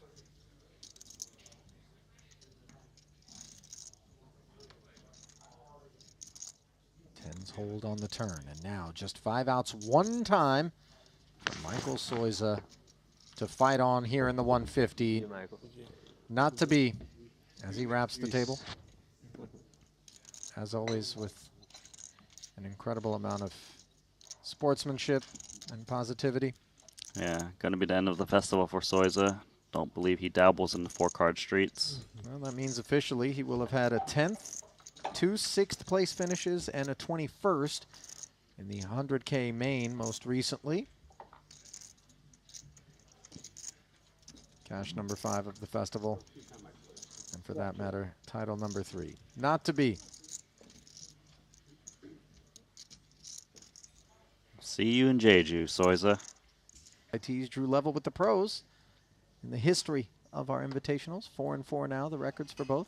If I think of countries that we visited at the Triton series, Montenegro has to be number 1, right, in terms of hometown countries performing the best in all-time winnings. Well, to be fair, Jeju's a stop that we've gone back to on a number of occasions, and South Koreans are not permitted to play in our events because of local law and legislation. Right, but so what I said still holds true. Right, but I mean, you know, it's not like that. You think it's delegation unfair? has, right, I think the deck's a little bit stacked. North Cyprus, not sure how many, you know, Cypriot high rollers there are. And when I say Cypriot, I mean, you know, the occupied portion of the island. Fine. I got to tread lightly with that one, as the customs officer at Larnaca Airport definitely advised me. Ace Jack, by the way, no need to tread lightly to open to 40, but obviously in the face of a 3-bet to 150 and then the call-off from Martirosyan, who's in a bad way, we have concerns. And so Dejan bows out, and Martirosyan is in a horrendous way.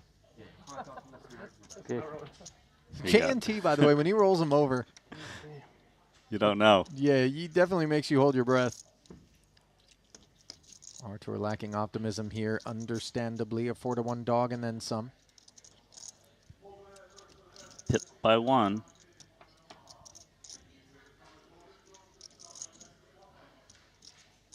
Top set for JNT, and now it's going to take runner for Artur. That'll do it. Bye-bye, Artur. Yeah, unceremonious dismissal here for the Russian. You know, it's funny because normally this would be a curtain drawing bust out, but given that that man is Ivan Liao, Player of the Year award winner, we all of a sudden saw him taking interest in the 4-card portion of the program. That's right, and he actually picked up a PLO title one of the previous stops, so he's sticking around. It's not over. Just over for the next few hours. By the way, this is only the 3rd event Artur has... How's that possible? They actually planted a thumb. Oh. That's how. I don't know where you get a thumb, but... Was it a fake spare thumb or a real one? No, I don't think it was fake. Oh. I got to tell you, my first idea is not how do I scam Wendy's if I manage to, you know, you go with sever the my thumb. thumb. But at least you don't have to pay for that 25. one. Get a replacement. I don't think free chili was all they were asking for. Oh. Parsonen asking for 125, an extra 75,000 from the Ace Jack, which is in a way here. Ding Piao. The under the gun opener. Direct left, the 3-better. You do often want to call a 3-bet with a hand like this, Ace Jack suited. Man, these positions are a bit strong. Elis is supposed to not have that many weak hands to 3-bet 1 over. He goes with call. 3-10 as they book a date for the flop, which provides Ding Biao with top pair, top kicker, but the monotone all-club board giving Parsonen the queen-eye flush draw. Ding checking. Yeah, Parson's actually not supposed to have that many offsuit hands with a single club besides the ace king and ace queen offsuits.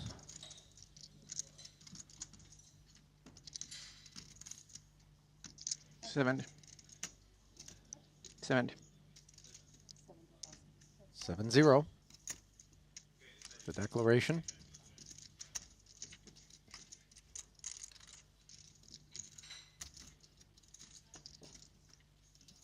Tempting to raise. The pot's grown quite a bit. He's got 440k remaining. Out of position. Charge hands like this.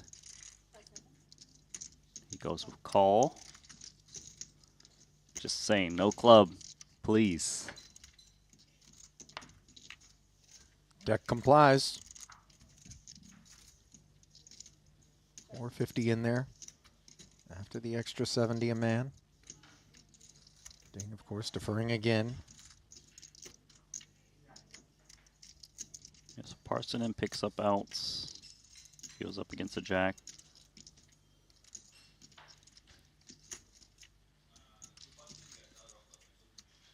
I'm not sure he needs to keep betting here, because what hands are calling a 3-bet check call, flop, and check fold turn?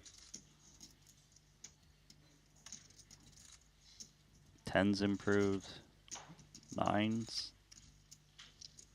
Sometimes 9s pushes pre. Don't think Ding Biao's calling like 5s, 6s, and 7s too much. And he's going to rip it in, and I think Ding can't get away. He could just be up against a hand like this, ace queen, ace king, offsuit.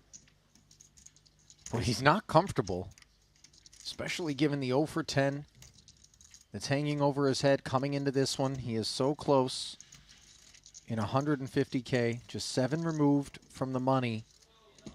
Being put to a decision for his tournament life. I guess he's ready to accept his fate. If Parsonen had him beat, so be it. But as we can see, that's not the case. However, good bit of equity. As just shy of a 2-to-1 favorite is Ding Biao to pull in this 1.2.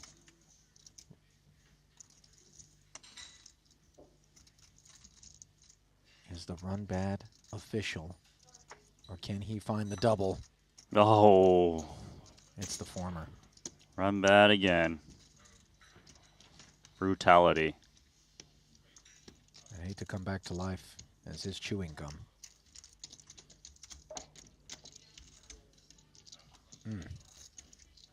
0 for 11 now. A shutout in the 2-card streets for Ding Biao. Crazy PLO player. He did say maybe PLO. Well, he's going to stick around for it. And we know he's got game in those streets. Hopefully he can hit the reset button and clear.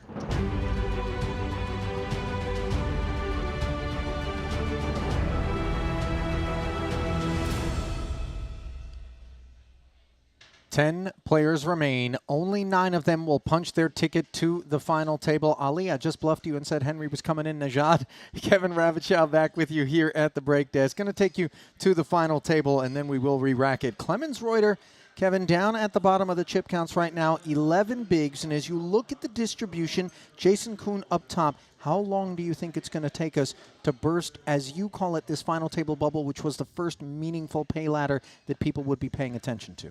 Well, I have to say, looking at our next feature table, I don't think that we'll have to wait that long, but I'm not convinced that it's going to be Clemens Reuter, because we've got Ike Haxton on 20 bigs, we've got Phil Ivey on 25, Ellis Parsonen on 25. These are all players who at that table are going to be looking to take their shot against an Ibinger Open or an Ibinger small 3-bet. And those are the players who are perhaps more willing to take the big risk, knowing that if they get the full double, they can catapult their way up to third, second in chips. That table is most certainly where the bulk of the harm as we worked our way down from the 17 that ended up in the money to this point where we have 10 remaining was taking place. The chips and the stacks obviously lent to that as it wasn't where the deepest of stacks were. Caginess at the feature that we had, the product of those big stacks, sort of deferring to one another. Jason Kuhn, as we mentioned, up top, he's going to have 65 bigs now, 40, 80, and 80. That's what we're playing. Wayne Hyung sat second. Ibinger and Tollerine in that order. The only two above the current average stack of 2.2 million. Good for 27 bigs. If right now you had to hitch your wagon, Kevin, to someone that would make a run at this thing for the title, do you think Kuhn's 11th is the way to go? I mean, I have to think that Kuhn's the favorite right now, but let's not sleep on feature table chip leader Matthias Ibinger. I think that in the position that he's found himself in, he's got the best chance to make a run and maybe compete with Jason Kuhn for that top spot. Well, he's only one big back of second place man Wayne Hyung as we get back down to the Maestral Resort and Casino for the resumption of play here in the 150K. And there are the former feature tablists in the foreground as we walk you through the room. It isn't a big one, but oh my goodness, it houses millions upon millions of remaining money to be distributed in this one.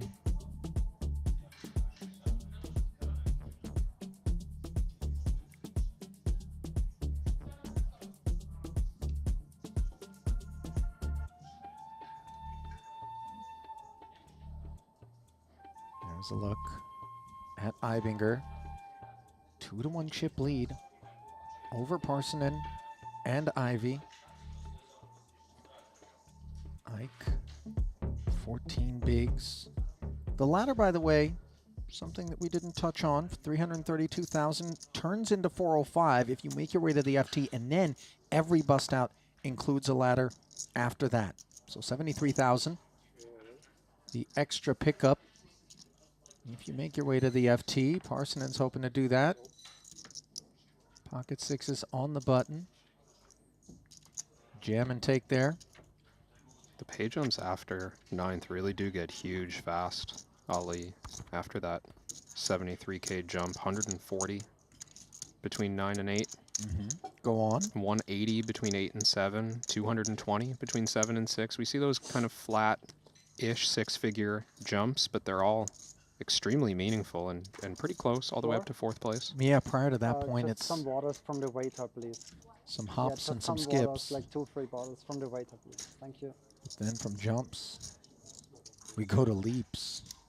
And Look that's at the gap between second and first. Well, yeah, I mean, so top-heavy is this tournament. 1.4 million, 1.3 million and change separating first and second. How do top-heavy structures influence your approach late stage? Is it get up and go and, you know, don't try to meek out ladders kind of affair? To some extent, yeah, although we may have passed that stage of this event by now that we're at the final table bubble, but 12 left, 14 left. Swing for the fences a bit. Well, Reuter knows that the pressure is on him to do just that. Shortest stack on the button, ripping it in. Ibinger asking for the count here. King Jack off suit. He's got 80 out there already. It's a big hand for this spot. 550 more required, and he's got 2.8 back in case it goes wrong. And he's going to make the call. I never showed. This is Austrian cannibalism, potentially.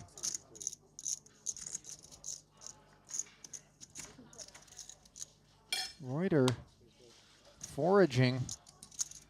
Clear match. But he would much sooner pick up this meaty 1.4 than continue his herbivorous ways. I mean, what is that, the third green apple this man's taken down? Is there a fiber situation we're working? There were a lot of pieces, you know, small slices of the green apple. Takes a while.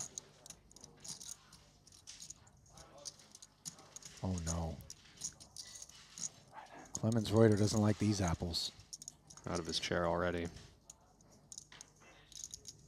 A worm burrowing its way straight through the heart of this ace-10. However, this Spades on the turn, and maybe the backpack can be removed and the seat can be reclaimed here. Can Reuter find a spade other than the jack? No, the ace. Too little, too late versus Trip Kings. And, well, it stays within the borders of Austria, but one less runner for the delegation as Ibinger dispatching Clemens. Looks like a Red Delicious has been procured as well out there. Nice, steady. Notable Unsliced, apple that one, selection by the way. here. Is there a slice fee that maybe he's looking to avoid? Shout out Sea Shepherd, by the way, on the backpack. Attaboy. Not sure if you're familiar with the organization. No. Kind of a rogue collection of people that like to get out there and intervene in whaling efforts. Okay. In international waters. And, you know, when I say rogue, they play Battleship out there, ramming speed sometimes. They caught the wrong end of the Japanese whaling fleet once upon a time, sent one of these trimarans right into the bottom of the ocean. Anyway, focusing back upon the harpoons that are being sharpened here amongst the remaining 9. Kuhn, that's the captain. As we are going to merge those final 9. Well, boy, it didn't take long to come back to the desk. I confess, this is a little bit unanticipated. You thought perhaps a little bit more care would be required. Not that it was recklessness that sent Reuter out of here. No, absolutely. Reuter just got dealt a strong hand on the button, and Matthias Ibinger got dealt a strong hand in the big blind. Necessary confrontation, and as I suggested, Ibinger was in a good position to make a run now, second in chips. Well, here we are. Final table is set. Obviously, it's going to take us a few minutes to get that sorted out. While we do it, $405,000 is going to be the secured payout for the final 9. $4 million up top. The plan is to play down to a winner, but of course we'll see. We do have the latitude to make it a 3-day event for the players if they deem things going too deep into the night. Of course, whatever the road traveled, we are going to bring it to you. I'm going to step aside and invite Henry officially back here to the desk to work your way down to potentially a champion here in the 150K. Stay close.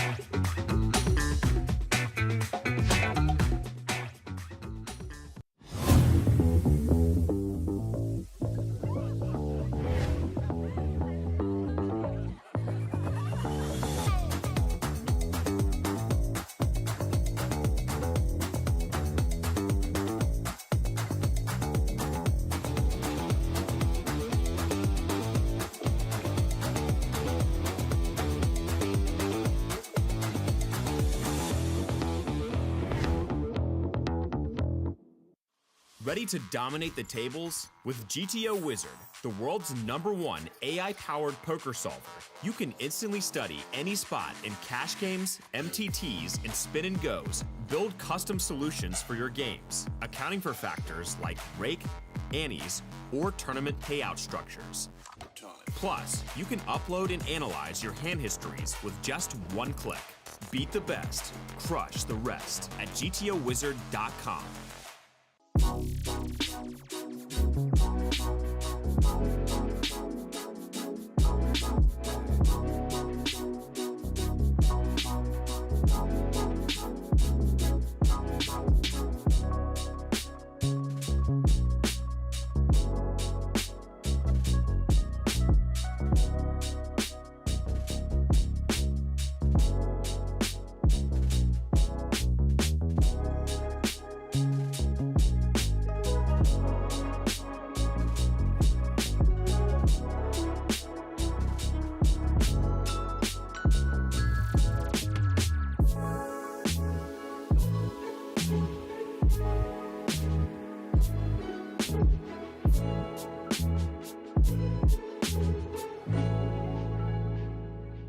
Two we just looked at. Okay, shaping up that way. Reuter, pocket sevens, under the gun open. Daniel DeVoris, ace queen off. You're okay with this, right? This one's, yeah, Qualifies? I can understand. Should be a 3-bet jam from ace queen. 165. Oh, he's gonna go for a 3-bet small. Oh, Vogel saying, you like that? 165? Yeah, 165. Ace king. He will be heard from.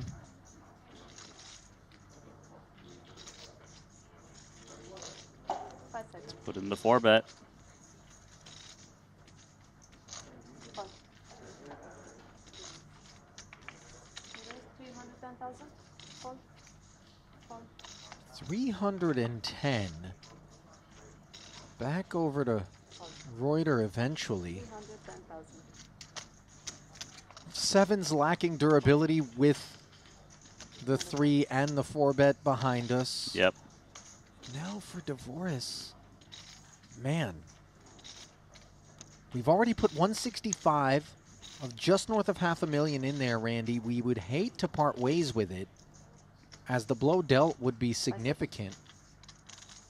But the range for Vogelsang, I mean, ace-queen not doing so great under the best of circumstances, provided that Vogel's not bluffing. That's nice that he didn't 3-bet jam pre. He would have ran into the ace king and likely be out. The fact that he 3-bet small gave him an out. Mm-hmm.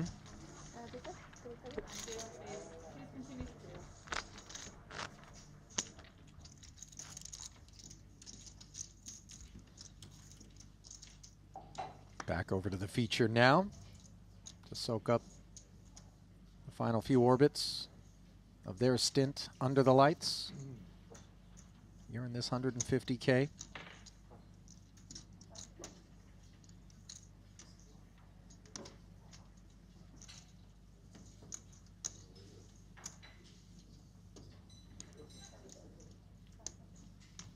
Ace-7 here. Parsonen from the button takes it to 70. Dominating Wayne. See if Young wants to get frisky. I think he'll come along. He's got a big stack. He's got the clear chip lead. So it just allows him to see a lot more free turns and rivers. Players are less apt to see bet against a big stack, so close to the money. King, Jack 3. Nothing cooking. Neither camp.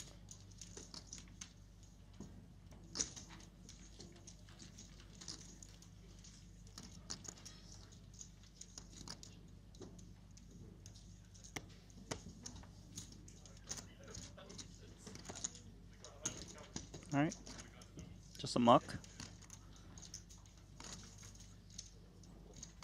By the way, did you ever get a review on that food you made for producer James that you cooked up? Now, the answer to your question, what Randy is inquiring about, is the fact that my girlfriend, who was here for a while, conflated the units of measurement out here and actually brought home a kilo of ground beef, and then left like 2 days later, and I was like, what am I going to do with all this? I whipped up a batch of bolognese, had more than I needed, brought it down. Producer James said, yeah, that was nice. I also brought some for producer Martins, who, as the day drew long, I noticed didn't touch it. And then the following day, I asked him whether or not he had it, and then he looked up at me quietly, and I was like, yeah, you tossed it. And he was like, I was worried because it had been out too long. I got to tell you, I once ate a pizza that had been sitting on my table for like 3 days in college without issue. So, you know, half a day bolognese, I think we're okay. No appreciation for the effort you put in. You know what I mean? Yeah, man. Last time I cooked for the boys. I'll tell you that.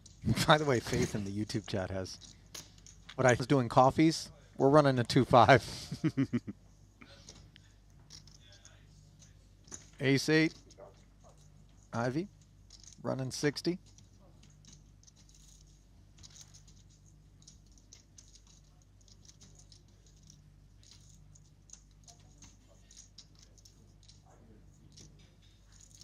King 9.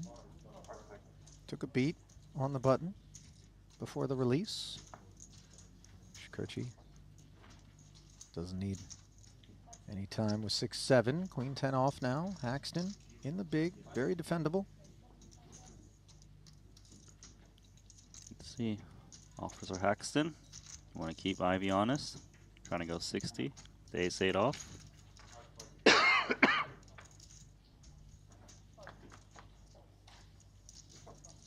His defense brings the triple deuce. Jackpot. Paxton checking over.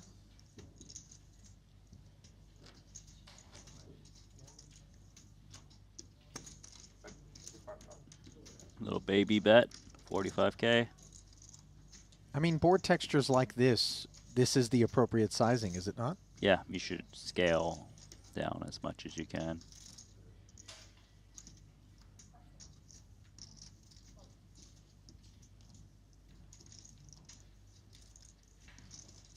There's not much Haxton can do about this.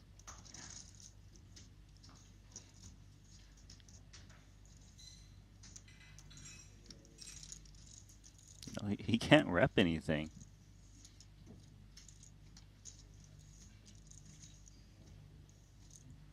That doesn't mean he's not going to try, though, does it? What's he gonna Feels weird here. Rep the deuce? I mean, even a small pair that's supposed to be cozy would not really be looking to inflate the pot right away, correct? Yeah. Well, he does choose to just peel. Oh. And he finds the 10. My goodness. Ivy's running bad.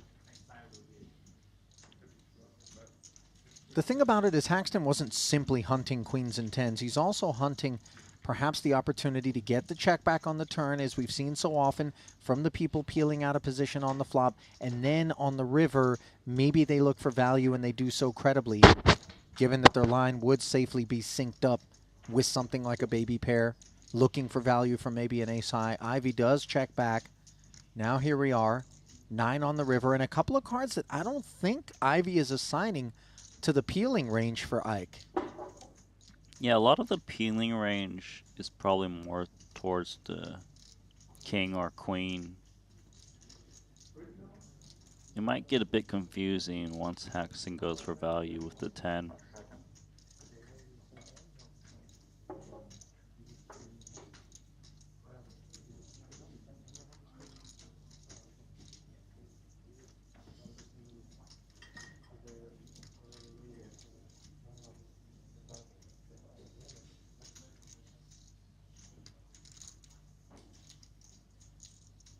If you're Ike, do you go greedy, go big, make it look like you're really trying to steal this one, or do you go milky?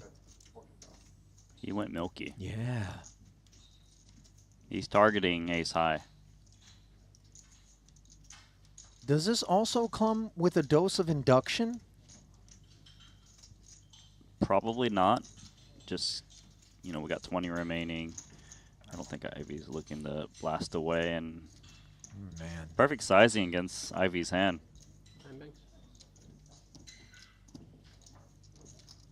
That one didn't go down smoothly for Phil.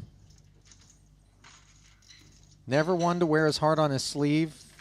He's seen it all through the years, but 9 second 2.755, and of course the aforementioned top slot will bring with it 4 million plus.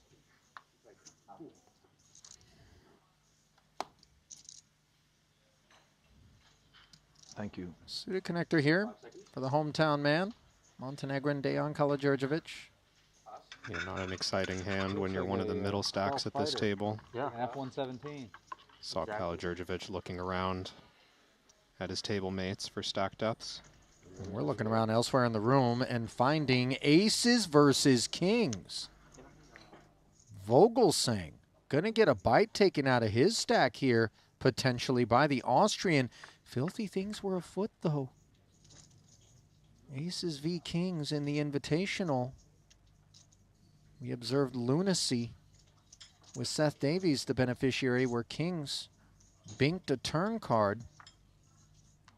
Not going to happen on this occasion, and now all Clemens needs to do is ward off the Cowboys.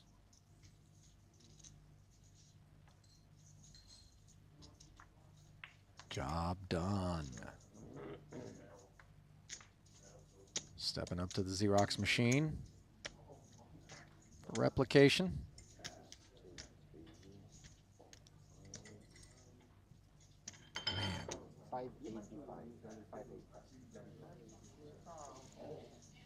The coolers are real. Well, Sting's still with $1 million back after losing that one, but some damage done.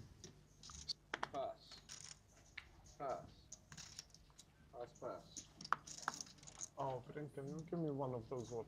And maybe put the Yeah. side table between. Leatham folded around to his button. 10-9 offsuit. It's go time, he decides. King 6 suited for Ibinger. How much is it? He's going to ask for a count here. Only has 695 back himself, but with both the big blind and big blind Annie parked out there, he doesn't take a whole lot of time to announce call, and he's going to be the favorite. Just shy of 3-2. 2 clean cards for Andrew. Looking to avoid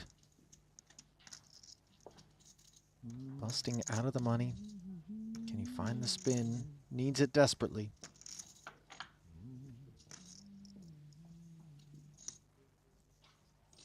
Jack 5 deuce. That doesn't rate to be the one. He does have the 10 of clubs. The 9 of hearts. 2 spades on board, now becoming 3. Thought for a moment we had 2 clubs on board, but the light flickers and then dims completely. For the Brit, Andrew Leatham. 4th effort here in Montenegro, and the 4th occasion on which he's not been able to bear fruit.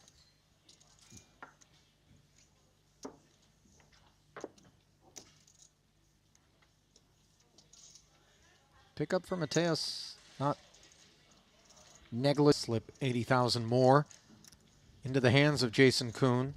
10-time Triton title winner. Number 11 eludes, but here he is. Top 3 stack.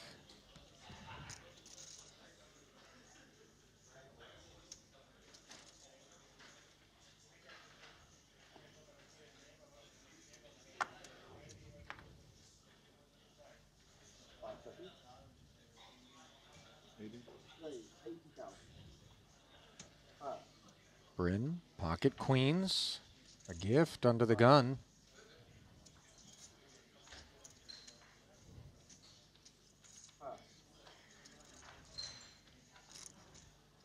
Ace 4 offsuit for Jason. This is a stack setup where the offsuit aces can get quite out of line with 3-bet bluffing. See a lot of this near bubble and final table spots with big chip leads. Wow, this is definitely a better outcome pre-flop than jamming would have been. Yeah, I'm or 3-betting for surprised. that matter from Jason. I mean, we get to play quite wide for sure. I'm still surprised by the choice. I think 3-bet would be the typical path. Well, the yield is a gutter on a 7-6 tray, 2-club board where his ace of clubs working overtime. This starting to look like a board where Jason can steal the lead. So hard for Kenny under the gun to have cards that connect with the 7-6-3 flop.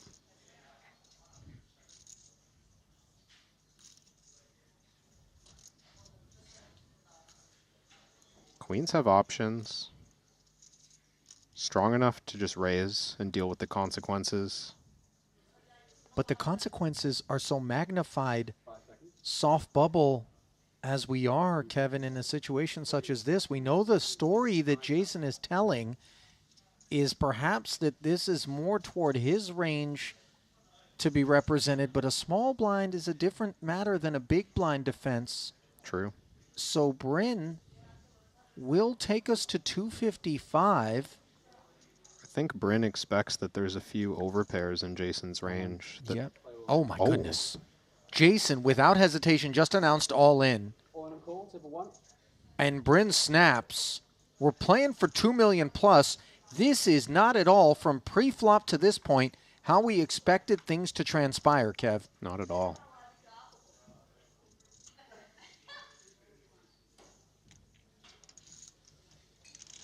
Now, Kuhn covers this, the good news, but Kenny wasn't shy on tokens coming into this one. 10 on the turn. And his stack rates to fill out here. Barring an ace or a 5 on the end. Oh, no!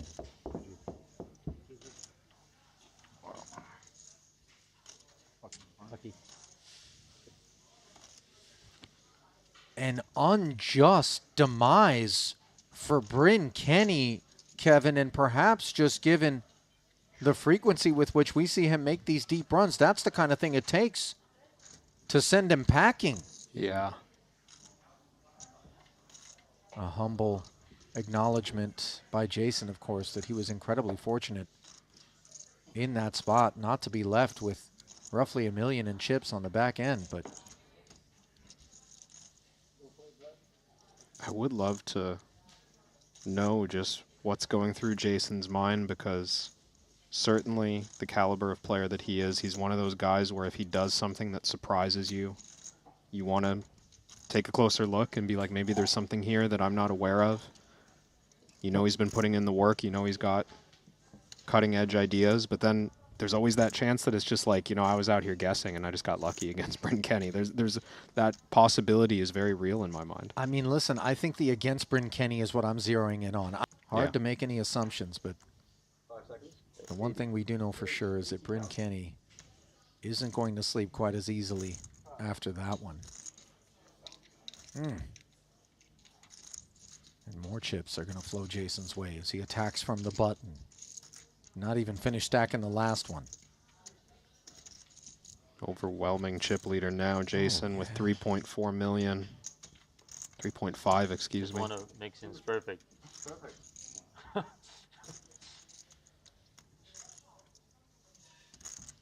Poseidon Ho is nursing a nublet. 4 bigs. On the button, though, quite a few free hands to go. Once again, he's got his time banks configured in the Stealth Bomber.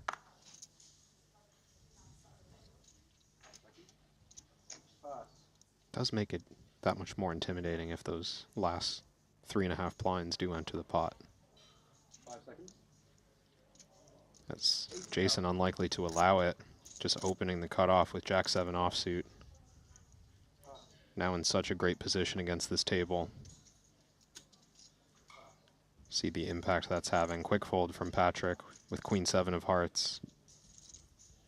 It is really a game now of,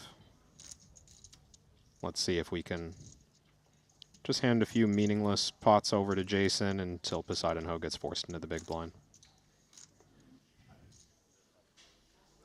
Well, having drawn to the stone bubble, it would appear. Whispered's all in with 10s again from the hijack. Yeah, 18 remaining. It would appear that Barak is in the on-deck circle, tolerating the man that left him in this condition. Ace-King was what he did it with last time to Barak. Was it not 2 10s on the prior occasion as well? It was, yeah. Same hand? 10s against Ace-King that time for a lot more chips, but... Well, listen, on that occasion, Barak could still keep his seat if things went wrong. This time, he would be the dreaded bubble boy. The whole room. Anti-sweating Beast Broad. The difference between 0 and 245,000. King 5-4. Tolerine again finds it. Holding over Barak's 10s. The second time. The card is a 9 of clubs. Staying there. Barak taking it in stride. River is an 8 of And clubs. it is We have official. lost Barak in this hand, and we are down to 17 players remaining. You are in the money. We're just going to be balancing one table before we We continue. I apologize, we are balanced at the moment, 17 players remaining. We are going to be having a complete redraw at 16. Players, please take your seats. That's the most brutal walk in the building right there. Stone bubble of the 150K. Barack V-Sprod out of there. Just had such a strange... I don't have an angelic, you know, sort of clean sheet when it comes to those. Anyway. Ace-9 suited here. Inflows 80. Ace-4 in the small now for Patrick. Yeah, it's wow. He does pass. You surprised by that? I don't think it's a clear one from the small blind. I think it's a clear one from the big blind. And I suspect these hands are going to collide. Ace-9 suited is big for 22 blinds. Well, again, you're seeing the immediate impact of the removal of the money bubble in terms of willingness to play these spots this way. When I think about Patrick's fold, though, it, you know, we still have to remember how close we are to the final table already. I'm sure the bubble has burst, but 17 left, 9 are going to make the final table. There's immediate implications of reaching that point as well.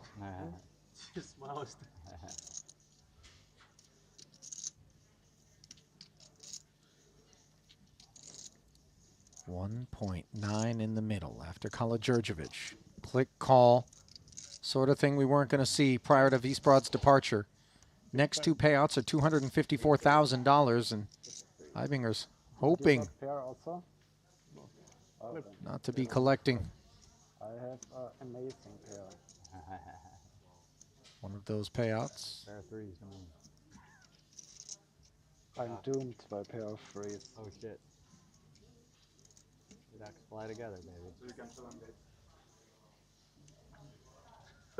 Matthias. That's good. Okay. You won the first flip. I deserve that one.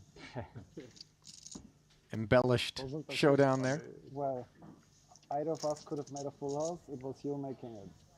That's true. 10-6-5. All spades. Eibinger in a great way now. Take the ace and the 9 of spades off the board and leave just the red stuff for Dejan to ruin the fun for the Austrian. And instead, Eibinger delivered a healthy infusion. Give me 5, I guess.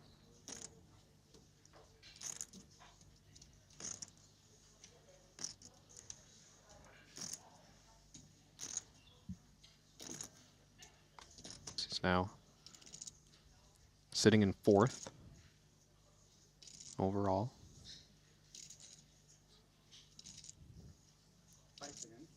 Far from 4th is Poseidon. Yeah, understandably, he hates this spot. If we are slower and then before they break, we have to catch up. I'm just saying, right? That's how it works. So if we're too slow, you cannot prevent the big blind. Yeah, they'll just freeze the hand. What if you give somebody a chance to bust this hand? No, Is there sure. a ladder this hand? No, it's not. Matthias. Oh, there's not even a ladder this hand. So Hoping Poseidon recognized that competitive advantages are not available to him if he burns through these time banks, between the fact that there's no immediate ladder as well as the fact that number of hands being played at tables are being clocked. So if they fall too far behind here, they will have to catch up.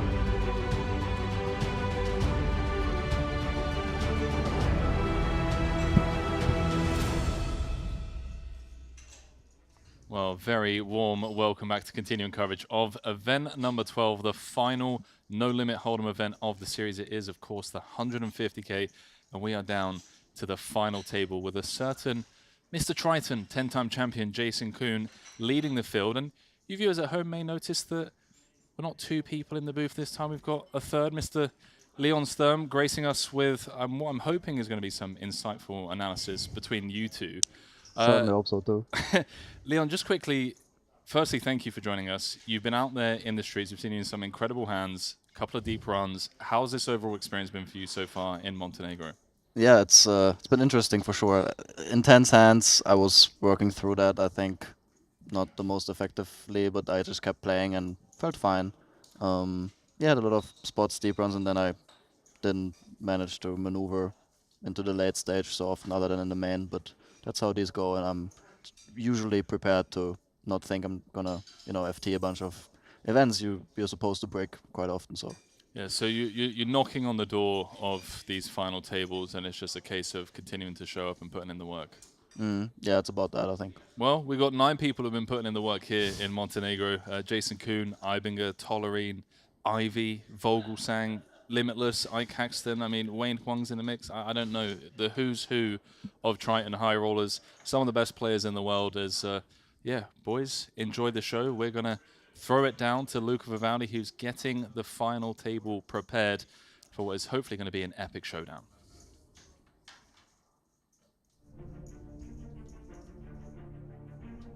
The last No Limit Hold'em event of this series here in Montenegro drew 108 entries. We're down to a final table of 9, and it's time to find out who's going to take home more than $4 million, this beautiful trophy and glory. Please allow me to introduce you to your final table. In seed number 1 from the US with 1.5 million, please welcome Phil Ivy. This man needs no introduction. One of the coldest of all time, one of the greatest of all time, 5-time champion, Phil Ivy. In seed number 2 from Finland with 1.7 million, please put your hand together for Ellis Parsinen. One of the most feared PLO players in the world, showing up to the highest stakes and letting us know that he knows how to get it done in the 2-card streets. Our seed number 3 is 910,000 is from the US. Please welcome Ike Axton. One of the most decorated players of all time without a Triton trophy, over 14 million in earnings. Could this be the breaking point for Ike Haxton? From Poland in seed number 5 with 1.3 million, please welcome Viktor Malinowski. Also known as Mr. Limitless, over 8 million in earnings and 1 title, and a force to be reckoned with in the high stakes arena. In seed number 6, we have our chip leader from the US with 5.4 million. Please welcome Jason Kuhn. Bang, bang. Mr. Triton himself, the 10-time champ, looking to send a massive message here with a win in this 150K. In seed number 7 from Hong Kong with 3 million. Please welcome Wayne Ong. One of the most exciting players to emerge from the Asian Poker Tour in recent years. Let's see what Wayne brings to this FT. From the US in seed number 8 with 2.9 million, please put your hand together for Ben Tollerine. One of the true OGs of the game. 2 titles, just shy of 6 million in earnings, Ben Tollerine.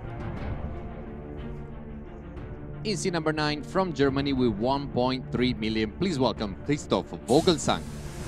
Vogel just gets it done in the higher stakes tournaments. Final table the 100K, cashed the 200K, and now here he is with another FT in this 150K. And last but not least, closing down our final table with 3.7 million from Austria, please welcome Matthias Ibinger. We've dubbed him Turbinger because he gets it done in the turbos. Picked up his 4th title just the other day. Would love to make it 5 here in this 150. The button has been drawn on Wayne. We're gonna play 15 hands. On level number 20, 40,000, 80,000, 80,000. I wish you all the very best of luck. Pavel, shuffle up and deal, please. Thank you, Luca. Thank you, Pavel. Shuffle up and deal has been announced. That is the tail of the tape for this final table. Jason Kuhn, chip leader, coming in what can only be described as one of, if not the most stacked final tables of this series so far. Titles left, right, and center. Ibinger with 4, Jason with 10, Tollerine with 2, Parsinen has 1, Ivy with 5, Malinowski with 1, Vogel with 1 as well. And that's what they're playing for.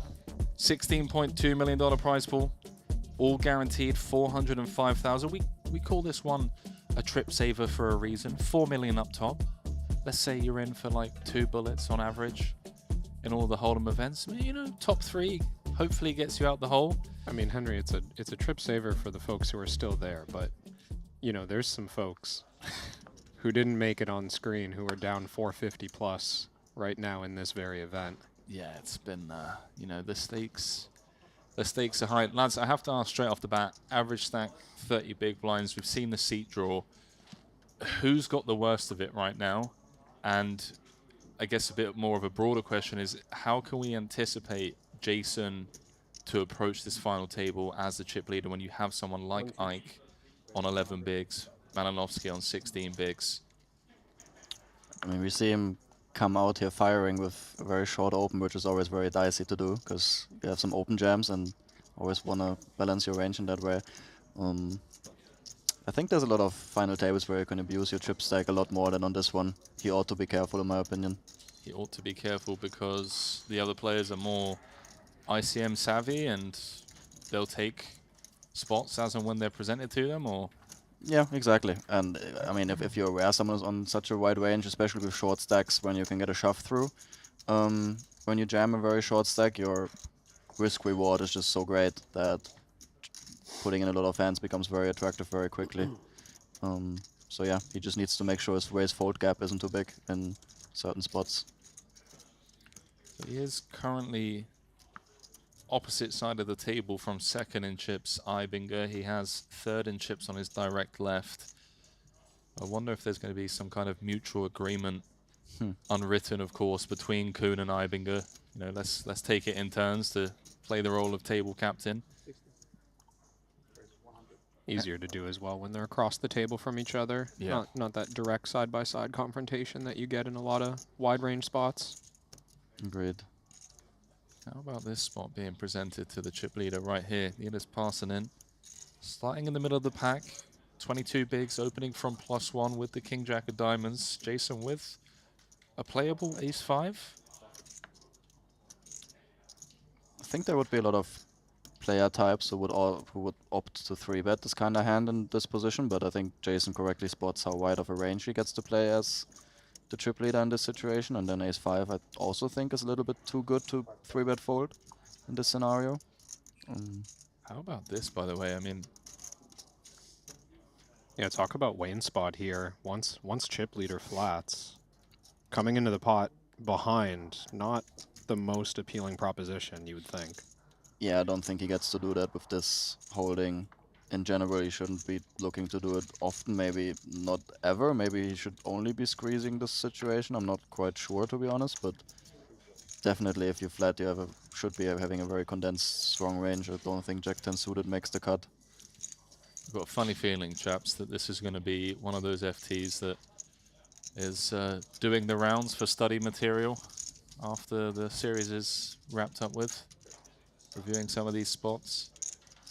I mean, for the people who play them, or from the outside? Just from a studying point of view, I know a lot of people, the way they study here is they watch final tables back. They see how certain players are navigating these FTs. Case in point, Wayne deciding to flat the Jack-10, right? A spot that you're saying you would personally pass up on, and maybe a mental note to be made that, okay, this guy's, you know, third in chips, but willing to tangle with the chip leader. Yeah, I agree. Even while playing, a lot of people study the stream. I think it's a great way to gain some extra information whenever it's available. And also in this setup, you can, like, sometimes when you play against certain player types who are not going to be playing very theoretically leaning, then looking something up in the wizard or other solvers is not too appealing. But in this situation, I guess, yeah, you can run a bunch of sims and get a lot from it. Well, the chip leader taking that one down with a stab of, I believe, around quarter pot, 25%, 160 into, what was it, 680 on the flop? He must have gotten a flashback with his Ace-5 offsuit. Did you guys see that against Bryn, where he 3-bets the flop? That was a spicy one. Ace-4 off in on the flop against pocket queens. That was, what was Ace-4? It was Ace-4 yeah, off, he played a small blind, right? That seemed a little like an adjustment that he was making. Not sure what towards, but the 3-bet on the flop I thought was lovely, right? Because he has the ace of clubs if he gets it in against the I saw that. Very cool find. That was really cool. And then the poker gods rewarded him. They did. The run out. Funny how that works. They went against Bryn. Usually they're on Bryn's side, I feel like. It's true, man. Bryn is known for racking up 7-figure cashes. He looked surprised. Bryn. He's like, how did I not? I'm supposed to be chip leader right now. This is not the way this goes at Triton. It's like, how did I soft bubble this event? I think, what, 19th he finished, 17 paid? Yeah. Yeah, that was a fun spot. It was a fun spot. How does Ike not have a trophy? I was quite baffled when you just said that. Yeah, I mean, you tell me, man. You look at his record, it's just absolutely insane. But he has 52 cashes. He's number 3 on the all-time cashes Sick. leaderboard, over 14 million in earnings. And when you scan back through his record, the amount of podium place finishes is just absurd. Like, so many crossbar finishes, thirds, seconds, fourths, thirds, seconds, fourths. It's just insane. I mean, it's still makes up for a good payday, but I guess he's not necessarily only playing for that at this point of his career. I agree. Can only assume. But it was nice to see someone like Seth Davies, for example, pick up his That was his first? title. Nice. Yeah, that's cool. Yeah, these guys that just show up, grind the higher stakes, embrace the variance, and then they just rinse and repeat. You know, from series to series. Same could be asked for you as well. You know, what is your motivation at the moment to show up and play these versus, you know, grinding online, being at home in your grind house? Just want to be out here battling against the best in the world? Suppose so. I honestly, I sometimes don't know what my reason is. It's just nice to travel to these spots. You get to play paddle, tennis. I like the spa here. It's just good routines, good food, good vibes on the tables. Other than when you play, like, it's just everyone kind of knows each other, right? So you have a lot more table talk than you used to in other live arenas. But yeah, I battle for the competition. I wouldn't mind a trophy, but it will come, my friend. I guarantee it's going to come sooner rather than later. Yeah, I'm not worried about that. I think it's just also performance-wise, I wasn't quite in the space where I would like to be to win a trophy too. I think I could have played a lot better. So. In what way, if you don't mind me asking? Just the way you were showing executing what I think about the game at the table. I think a lot of the times my nerves and other things that occupy my mind during a hand come across what I usually would be doing. I mean, online I have an easier time because you're just behind the screen, you don't face other people. I think playing live, and I'm sure a lot of people have this sentiment as well, you're just prone to so many opinions on the table of other people, and I mean, I generally think like that in my life. I guess that makes a preoccupation that's not ideal, but yeah, I think a lot of people struggle with that. Like, what does XYZ peer of mine think if I punt here? You know, that used to be a thing I thought more about than just doing what I think is best. So I think I can definitely work on that. That sounds like something that you're obviously self-aware of, and I have to agree. I can think of so many conversations with people who play on the TV table for the first time or whatever it is, and they have this idea in the back of their mind, like, oh, mum's watching, dad's watching, or, you know, the family or whoever it is. If I blunder here, then, you know, what are they going to think? And I think, I want to say Jamil, it was Jamil killed the other day, or one of the guys was saying how they've worked a lot through meditation and coaching to just block that out and just show up, play one hand at a time, and if it's your turn to blunder, it's your turn to blunder, and so be it. You just have to let it go. Yeah, letting it go is a good buzzword for that. I think that's exactly what ought to be done. But yeah, with family, you have a lot of people who maybe are disagreeing of poker as well, and then if you then not even perform at the thing you do for a living, maybe it's not the idea. Yeah, I remember having that first year and a half of my career. My mum would watch like some cash game streams. You lost 2,000 euros? 2,000 euros, Henry? How can this happen? It is supposed to be your occupation. Good times. Good times here for BT. Ace Queen. I've been good. Flats. Looks like it, yeah. I think that's a good decision. Covering slightly. Ike behind in the big with 12 effective. Talking of Ike, does this flat from Ibinger now incentivize Ike to take a jam spot with the additional 160 out there? I think against Tolerine he would already have been all in this shallow. Okay. And now, yeah, I don't think ace-10 off is necessarily good enough, but ace-jack is not the close one, I think. Tolerine's going to ask for a count.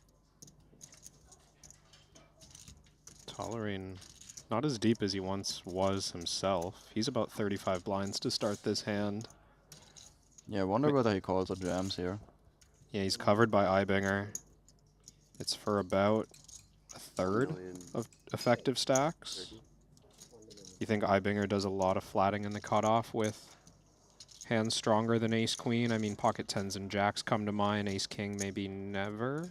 I was also on the brink of thinking, is ace-king ever making it in here? I think in theory it probably would to some small friction. I can imagine him not doing it in-game, and yeah, that's probably why, or what Ben also thought, just stick it in. Close your eyes if he calls. Hope to clear out 2 tens or something that might be enticed to put it in otherwise. Yeah, they get a great price. Well, he does jam, gets rid of the ace-9, which Ibinger decided to show the table for some reason. Oh, he did? Just showed the ace-9. I've never seen that from him before. That seems... Maybe he's trying to image build. He's like, look, guys, I'm flatting ace-9, okay? Like, come get me. As things stand, Ike, well, I was about to say, has 1 foot out the door, pretty much 2 feet now on the queen-high board texture, drawing to runner. Needs a king or a 10 to be drawing live to a win. He's dead on the turn. Another non-title. Unlucky, buddy. Another final table, another cash at the Triton Super High Roller Series for Ike Caxton. Head over to GTO Lab to find out how to get 9th. Jesus, Leon, like savage. I mean, I can do that. I'm part of the company. Wow, that's what we've been saying this trip, Kevin? Get wrecked. Get wrecked. Courtesy of Leon Sturm. Ike Caxton out in 9th will head to collect 405,000, and as Leon said, you can all head on over and yeah, I guess learn from the best on how to get 9th place at Triton final tables. GG's. Prince of Darkness, Ike Caxton, first casualty at this final table. Took a profitable jam spot out on the big. You can guarantee you'd offer him that spot 100 times and he would likely take it 100 times. Ben Tolerine earning his chips and everyone else earning a ladder with that elimination. 543,000 guaranteed now for these final 8. And question to you both, what kind of adjustments can we see as we work our way down through 9th, now 8 through 7, 7 through 6? Am I right in saying that these middling stacks start to feel the pinch a little bit more with every given elimination, or? Yeah, I think generally speaking that is the case. You have higher risk premiums the more people bust out because the pay jumps become more significant. That being said, after first blood is drawn, like it's the case now, and sometimes a few people bust right after one another, and then the average stack goes up as well, so then the average stack is higher, your chips are not worth that much in big blinds comparatively. Then sometimes play can loosen up as well, especially with big blind ante.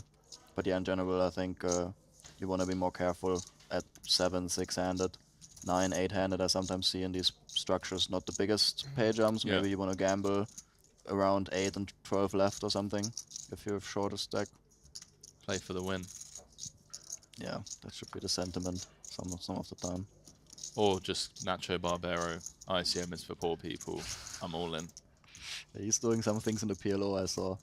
He's murdering people left Some and right. things is one way to describe it, yeah. I have no idea how PLO works, but seems like he was having a good time. He loves it. Absolutely loves the 4 card. Vogel got a steal through. Lovely. I'm a big Christoph fan. Got a lot of love for Christoph. He's just been getting it done for so long. I can offer 2. He also humbled both Kevin and myself at tennis. He did. Very careful. He's very good. Is he? I remember him being not so agile. Who is in with the most bullets? I offered 2. Mildly. You play tennis? Just insulting our tennis games right now, Leon. That was sort of the plan, but didn't know how far I wanted to go with it. To be fair, I've been taking it easy on a few people. Kevin's the better side of 35 now.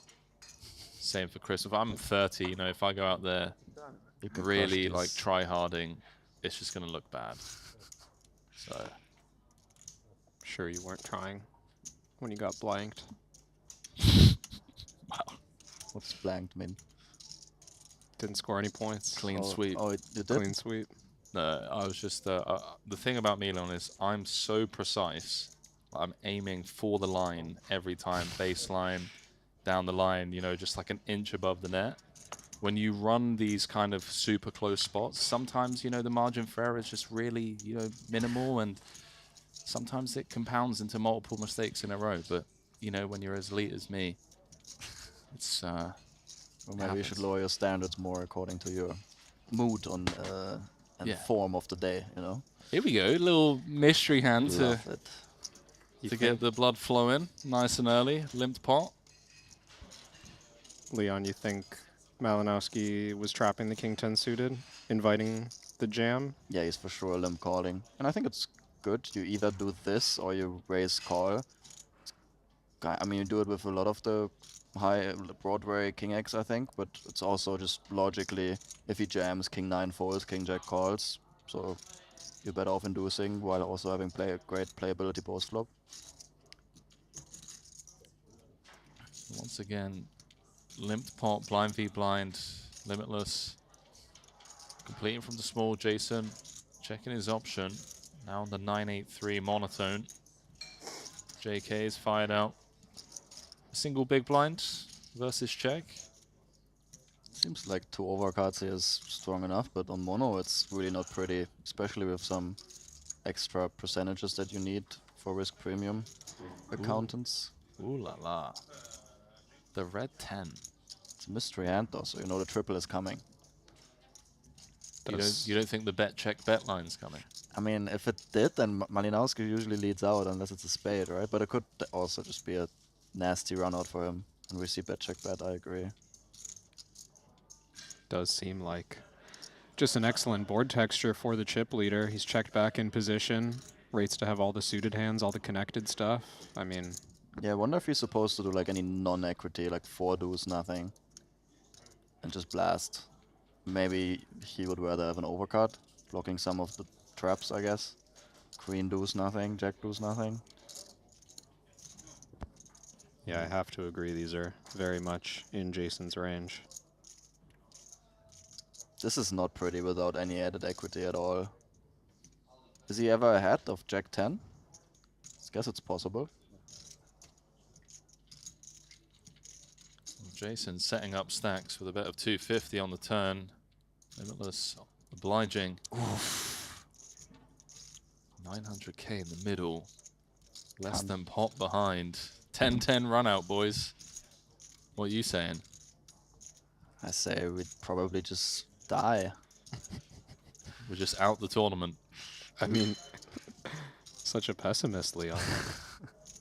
Well, I mean, how about calling double up? I've been calling this trip a lot on the river, and I've just not seen any bluffs. So I'm just, I feel you, buddy. It's been the theme. There is the jam, and you see the eyebrow raise immediately from Victor Malinowski.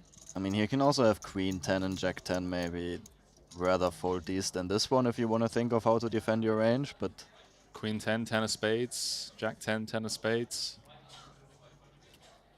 Yeah, I guess, I mean, are those any better? I suppose they are. Maybe Jason checks back a 10-eye flush on the turn, blocking top pairs, I'm not sure. I mean, he's gonna call here, right? It does feel...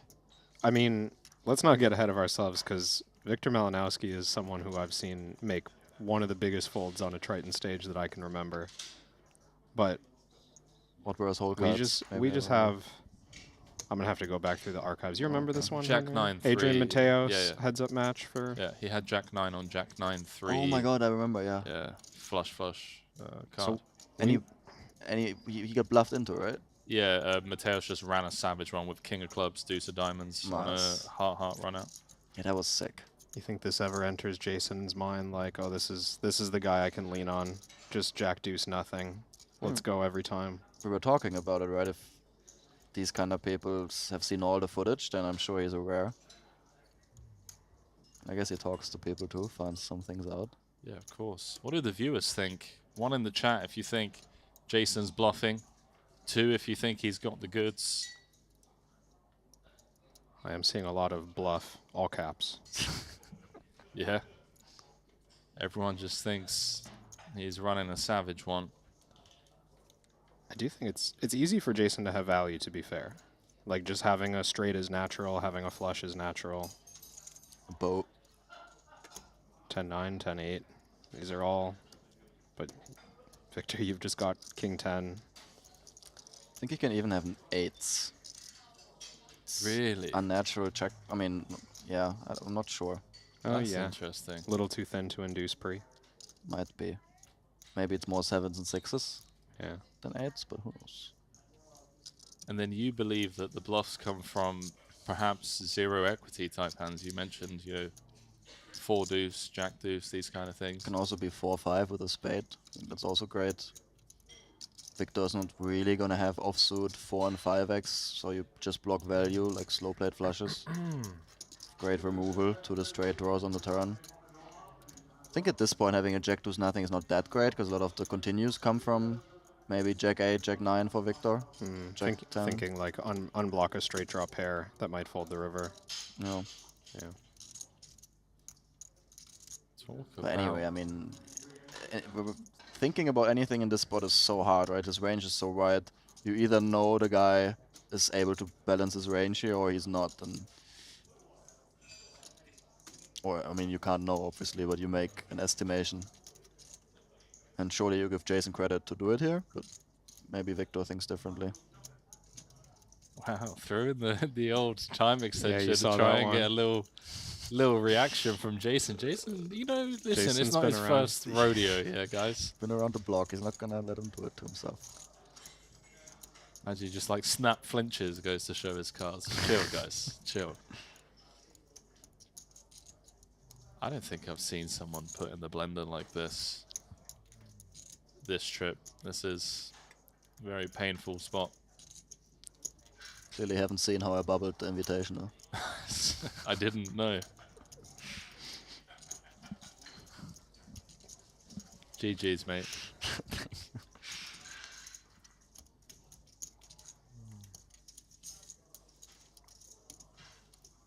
Man, what's this coming up to? A 6 minute, 7 minute tank? Understandable. It's also just your time banks have so much.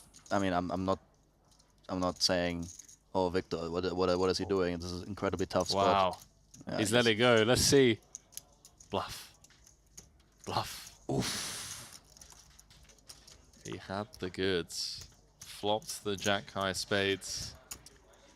He's not gonna know for at least another hour or so, whenever the next break is. Wow, what an incredible fold. Victor Malinowski leaving himself with 9 bigs back after burning through several time banks. But look, at the end of the day, man, if you fall on the right decision after taking that much time, live to fight another day. Queen of spades, 10 of hearts is not possible for Jason. To be fair, I don't like that rule. Probably checks the flop. I don't know. I mean, I don't have a jams, dead right? read on that, but Anyway, I don't like this rule where people say if you beat value, you have to call. There's no other option. Sure. I've heard that so many times. Clearly, that's not true for every situation. And here, it's so little combos, but it's a good point. Can be something that strikes his mind. Yeah, even if Jason has the occasional 10, so rare compared to all the other stuff, it could still be a good fold. For sure. If you can beat value, you have to call. Noted. No, it's the opposite. No, I know. You're noting the No, I know. wrong advice. Okay. Just making sure. I'm just getting everyone else to note the wrong advice, you know? I'm on different levels. I'm exploiting my power as a commentator to... Because you know you're gonna sit in a live cash game anytime soon with the audience. Is this your average villain? Now's your chance, Henry, to announce the cash game that you're hosting. That's right. For 9 lucky winners in the YouTube chat today. A little 501k action with the boys. Jason with Oh, but save me across. 3.6. I think Jason's saying seems to acknowledge that there shouldn't be any jams here or something if he talks like this. Most likely that's the conversation. I mean, you can understand ace queen offsuit facing chip leader. You're just like, this is the easiest way to get out of this situation. I would love this hand to be over, right? I don't know, man. I mean, Limitless is there on 9 bigs. Ivy's on 16 with Vogelsang. Yeah. Wayne started the hand with what, 30? 35. 35 or so?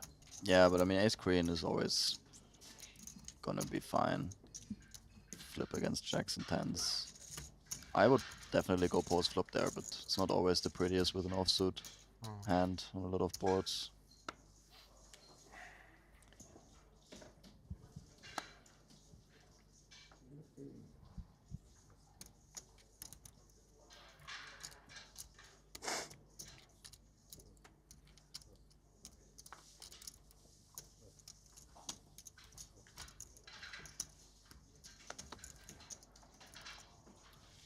Everyone currently guaranteed $543,000. 4,076K for first. Poker is alive and well, friends. Trip saver, you were calling it. I remember there was one stop where they flipped it around and they had all the high stuff at the beginning. I can't remember whether that was Jeju 2024 or something. Yeah, forget that, man. How you can't fire like the 200s and 150s at the start and then expect to show up for a 25 bowl. Yeah. You're like, how much up top? 700K? What's that? Like, that's literally all of the bullets I did in the Invitational. Yeah, it doesn't quite suffice. Yeah, leave the big stuff at the end of the series. And then go blow off some steam in the 25K PLO. Like Nacho. You know Nacho's there for the trip saver. Didn't he win an event? He did. Yeah, but that was like event number 3. Yeah, not enough. It's already... Might not be enough to be up on a trip like this. It's possible. He's currently chip leader of the 25K.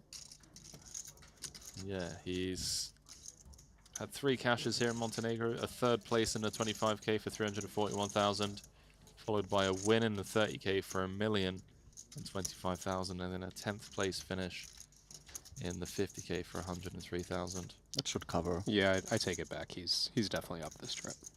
I mean, what, 2 bullets in the You don't know what he's been 200K? side betting on simultaneously. I don't know, boys. It's close. Maybe his new shitcoin has been dumping. 2 bullets in the 200K, the main, and this. That's 900K. It's true. Pretty easy to do. Espen fired 3 in this. Wow. Good job, Espen. Putting Espen on blast. It's just been focusing on the sauna too much, you know? That is true. So whenever I go there, he's there. He should be watching the stream, running the sims. No, he's simming his body to perfection.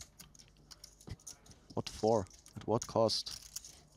To be fair, that sauna grind is pretty GTO, not gonna lie. I That agree. sauna down there gets pretty hot as well. I'm a sucker for it as well. It always becomes super competitive at Pokestops as well. The sauna? Yeah. In terms of who's occupying it? Yeah. I haven't had that feeling, and I was every day. I mean, sometimes other people were there, but I didn't mind. There's some insane stare downs going on. What in do the you sauna. mean? Just like, oh, what, 15 minutes? Turn the sand clock around. Let's go another 15. You mean like, who's the weakest who will go out first? Exactly. Oh, you need to go and Guys. take a cold shower after 10 minutes? Like, you're not going to win a Triton trophy this trip, are you? Guys, Christoph. This is Christoph's it. moving all in. Oh my word. Guys. He's taking the spot. Yeah, I think there's no way around it. Ben Tollerine just open jamming. Vogelsang calling this off. Standard operations, in your opinions? Seems so. Should be. Ace 8. Could be his bottom. A7 feels 15. close to me. Well, he'd much rather have had Ace 7. Much so, yes. On the 7-4 deuce. Clubs covered by Tollerine. Maybe a little 4. 4 for the boys. 3 for a sweat. That's a terrible turn card. Not to state the obvious, Vogelsang is drawing to a snowman and a snowman only. Nom nom. Nom nom for Germany. Can you find it? No. GG's, Christoph.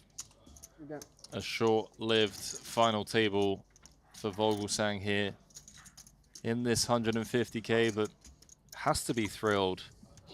The back end of this series, cashing the 200K Invitational for 335,000, fourth in the 100K main for 1.46 million, and now picking up 543,000, adding another final table to his resume. The man's just been getting it done for the highest stakes for the longest time. One of the most consistent over the last decade and a half. Love to see him showing up here in 2025, still competing, still getting it done.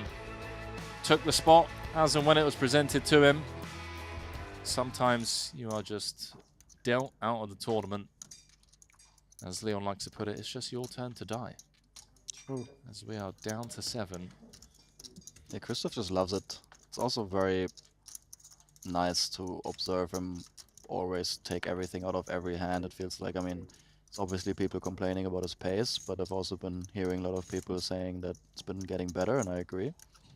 But it's also just like due to the fact that he pays attention to every spot so much. You can really tell. Big brain.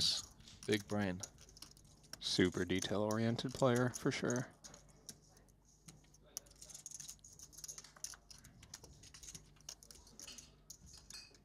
Well, Jason's done a pretty good job at chipping up so far at this final table. No one really within sight. Ben Tollerine, after eliminating both Ike and Christoph, is second in chips now with 5.2 million. Yeah, that's the dirty work for Jason.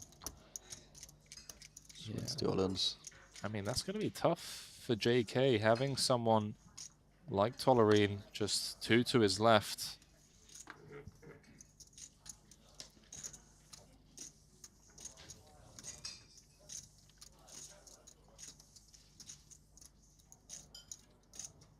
Yeah, I think Ben is also supposed to get into pots a lot with Jason because he's gonna flat so strong whenever he opens. That his range is so protected, he can flat really, really wide. I'm not quite sure how Ben plays these and how equipped he is to play these very wide ranges. But maybe we can see some spice soon. Positions were flipped final 2 tables. And I won't get too deep into this because we've got a confrontation coming, but when Ben was out of position to Jason, he was definitely passing some spots. Like you could tell, because they were number 1, number 2, 2 tables left, 10 to 12 left, and just more open folds, more like folds versus open. Seemed very cognizant of when Jason was behind in the big blind, so maybe a little insight into how he'll view how the reverse is supposed to play. Good luck, boys. Victor, all in at risk with the ace-jack against the ace-queen. Ace-queen seems to be the hand of the final table that's been dispatching of opponents.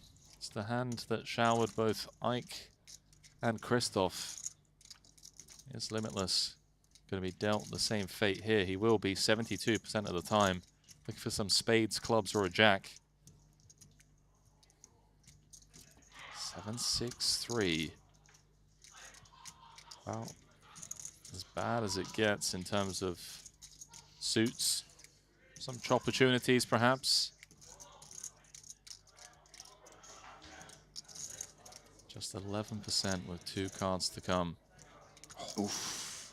Hello, J-Ball. Make it 93% with 1 card to come. Not even the Jack of Hearts, boys. Just the Jack of Spades, you know? Leaves Wayne drawing to 3 outs.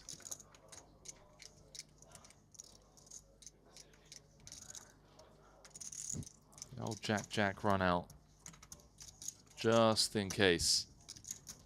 Limitless bouncing back to 20 big blinds. He's gonna be pleased with having found that fold against Jason. Yeah, put him in this spot to double up. What was it Vogelsang said the other day, Kevin? Rather be lucky than good. Hmm.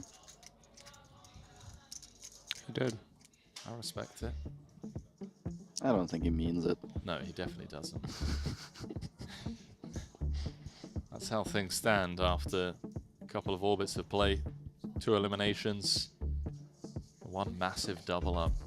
Malinowski back up to 20 bigs, 5th in chips now. Ivy on short stack duties, but you know, perhaps not feeling the pinch just yet. 14 bigs, bit of a safety buffer. Couple more 6-figure payouts before we get into that 7-figure payout territory. Top prize of $4,076,000 or 40 Bitcoin. Depends how you look at it. It's a little less now, I think. You're right. It is. It's about Up 39. only, baby.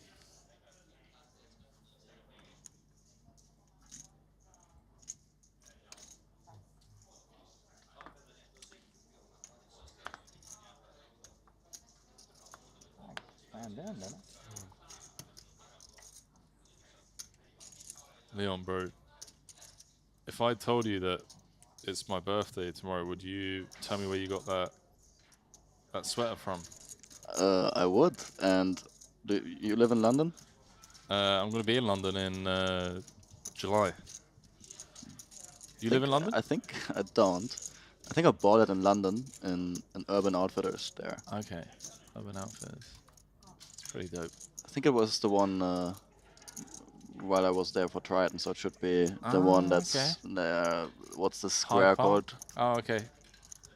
Like this tourist thing, the square. Leicester Square. I was gonna say that, but I wasn't sure if that's it. Yeah, Leicester somewhere Square. around that area, I think. Bon chance finding it, and thank you for liking it. It's pretty dope. Ace-8-6. Ivy doing it for Doyle. Tries betting less than is allowed. See if the dealer catches on. No one seems to do so. Nobody's noticed yet. I'm not gonna get away with it though, seeing as Elis found a gut shot. Well, but he also might get away with the sizing. How does no one? Oh no, they just yeah. There we go. Ben called it out. So only the best in the world at this table. Almost got an underbet in. This is quite interesting. Does Ivy make that mistake if he has a value hand that he's betting? Not sure if that's crossing Elis' mind. That's scary that you're thinking of that on that level, Leon Stern. I mean, I just see myself doing more mistakes when I don't have it. Yesterday, I announced a squeeze out of turn when Sean Winter was in the tank, and he got mad at me for not only disturbing his thought process, but also destroying his spot because he was going to squeeze. So yeah, and I did not have it. So you feel like you're more inclined to mess up when you're distracted with potentially bluffing versus trying to be super composed when you have it? Yeah, I think there's more nerves at stake when you try to figure out bluffing ranges. Yeah, I can see it. That does make a lot of sense. Just like more to process, right? More to lose too.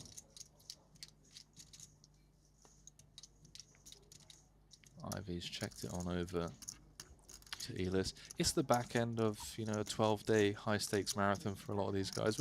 We'll forgive it. For sure. We'll forgive the underbet. Glad Ben Tollery is still dialed in, though. I think his turn bet is very interesting because it feels like his 10-9 high is going to be good there so often when Phil limps the small at such a shallow stack size. Yeah. He started the pot with what, 13 BB, 12.5? Just fold out some Jack 7 maybe. Yeah, it does get the job done. I do think it's tempting to start firing because it feels like ace on board, trips on the turn. You start to think like, well, what's my way to represent anything at some point later? Reopening the action on the river isn't going to happen that much. This is just like if you have any sense that Phil's weak. Just bet now. Yeah. I think that's important sometimes. Not to just think, oh yeah, I'm maybe over bluffing in this situation. I guess you're right, it doesn't quite matter if Phil can't. If he happened to pick up like on that little thing that you mentioned, automatically it's just like, let's take the reins off. Just bluff every bluff-looking hand. For sure. I mean, also just the fact that Phil checks in that situation, right? Yeah. I mean, I guess he can still have a lot of pockets and those trapped ace-X, but is he really going to have that many trapped ace-X in his limp line? Only like really good ones, and a lot of the weaker ones open jam, right? Yeah, you would think so.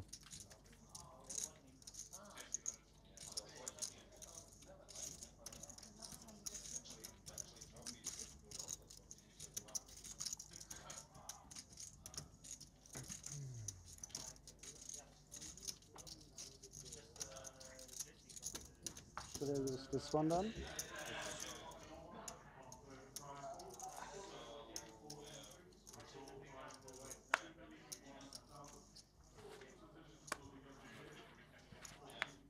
As always, let us know whereabouts in the world you're joining us from. This final No Limit Hold'em tournament of the Triton Poker Super High Roller Series in Montenegro. Let us know who you're rooting for as well. Let us know who you'd want to see bust out next. You know, maybe you're real spicy. Yeah, who do you really hate? Who you just can't stand? Who do you really want to see just get cooled for all the money? We're talking quads on quads kind of violence, you know.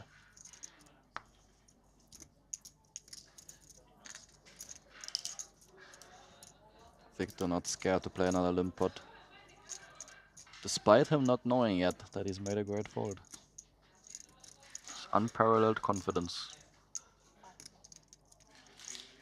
Or maybe just a very good hand to limp. It did seem like a bit dramatically on for the 9-6 of diamonds. Yeah, I've got a I funny feeling. I like the line though. A funny feeling you'd be like a great poet. You think? Yeah, I could. I think Jonathan Jaffe was mentioning something like this to me today. Yeah, so. I think I could see you getting into the weeds, you know, mixing some kind of like Carl Jung, Nietzsche, giving it a bit of flavor, a bit of. Yeah, I could see it, mate. In another life, perhaps. Maybe after you've rode off into the sunset with 13 Triton titles, a couple of bracelets. I don't think there's any riding into the sunset once you've entered this. No? You just get hungrier for more trophies now. I mean, these guys still show up. What's Jason here for? Where's his sunset? Just loves it. We're getting really philosophical in the booth here, guys. Where is Jason's sunset, eh? 10 titles. Top 10 in total live earnings. I mean, Summerlin has some nice sunsets, I bet. They do. It does. Great spot. Great spot to live as well. One of my favorite places. Stateside. Where do you call home nowadays? Vienna. You're in Vienna. Yeah. Just classic mainstream Vienna in terms of poker. Other than that, it's not so mainstream. No, it's great. Love it. Especially the summer there's great. Gonna try to not spend as much of my summer in Vegas as I usually do this year. Let's see if that works out. Winters are not depressing in Vienna? I guess they can become so, but there's a lot of poker events happening. You're usually traveling, and I go home for Christmas anyway, so... Home as in where my parents, where I grew up. All in. Jason's just gonna rip it in on Wayne. Little pump fake with the chips there. Among cash game buddies, perhaps.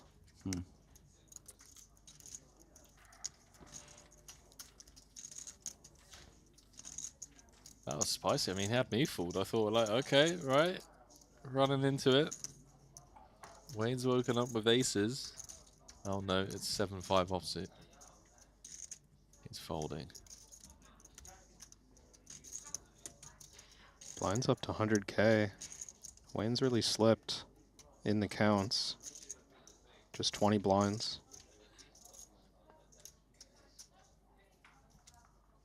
A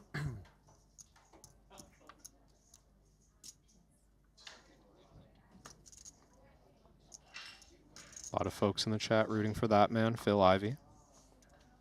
A lot of Jason Kuhn support.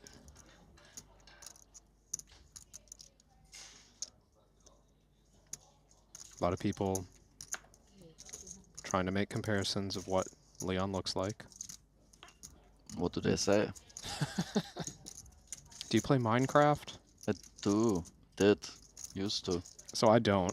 So I don't know if this is just a very basic reference or a more advanced one, but Leon Sturm looks like Steve from Minecraft.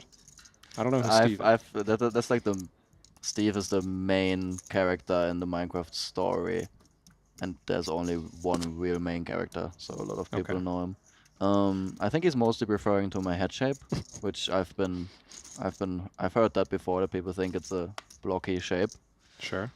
Some would say strong jawline, other would say Minecraft character. Or big brain. Just big brain. Yeah, that's what my mom liked to say.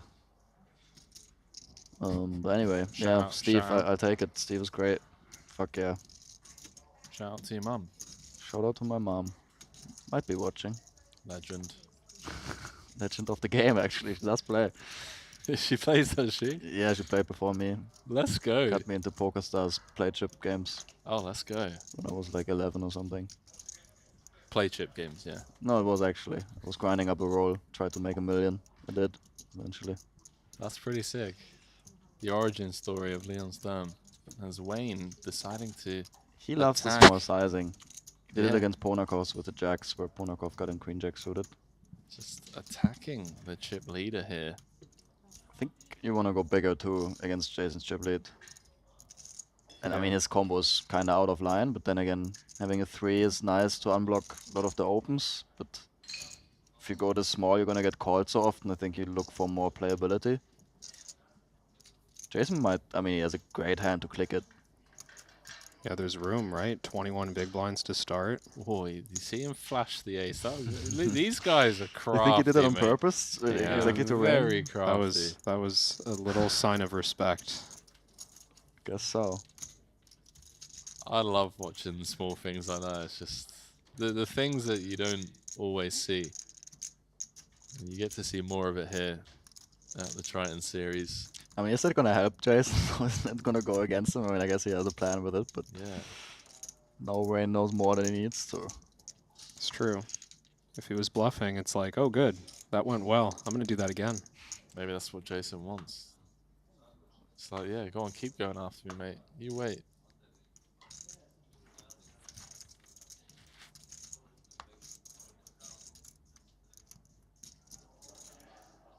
Back to work.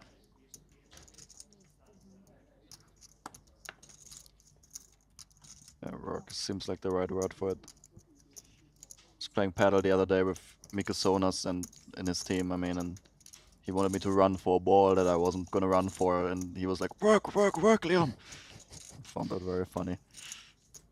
Wow. Is that after he won his title? Good question. I think before. Right before. Might have put him into the mentality to go work, work, work himself. Yeah. Just thought he'd be like taking it a little easier at that point in the trip. You rip off 1.5 million, you got a trophy in your bag. I think you'd take it easy instead of playing drill sergeant at the paddle court. I think he will always do that. It's very competitive. I'm surprised you weren't running for the ball. I usually do, but it's hard sometimes, man. But yeah, good comment. Great. Well played, sir. I didn't, you know, I've seen you so aggressive at the tables, trying to fight for every pot. You think I fight for every ball too? I mean, I expected to transfer over into other areas in life. I mean, I used to not understand it. I remember one situation with my dad beside the soccer pitch, and it was like an old people's game, and a guy was like next to a ball and he didn't run for it. And I was like, Dad, why the fuck does this guy not run for the ball? It's so easy. Why doesn't he just make the 2 extra steps? And he's like, well, Leon, when like people get old, they don't have the stamina anymore. And I was like 15 or something, and now I understand already. I understand. Now I've seen, but it's just one of the things you have to experience to know. Legs don't always work. Maybe other people know that. Maybe it's just me. Jason and Ben taking it in turns to play the role of table captain. Not going to be seeing many flops at the moment when Ivy's sat there on 7 bigs. Bit of a waiting game for those middle of the pack. Yeah, we need one of these spots to occur where Ben flats Jason and we see some cool post-flop carnage. You just want to see 40% of the chips in play, finding their way into the middle. Runaway chip leader with 6 left, kind of dynamic. Yeah, I've played 1 or 2 final tables lately where that occasionally happened, where it feels like it shouldn't.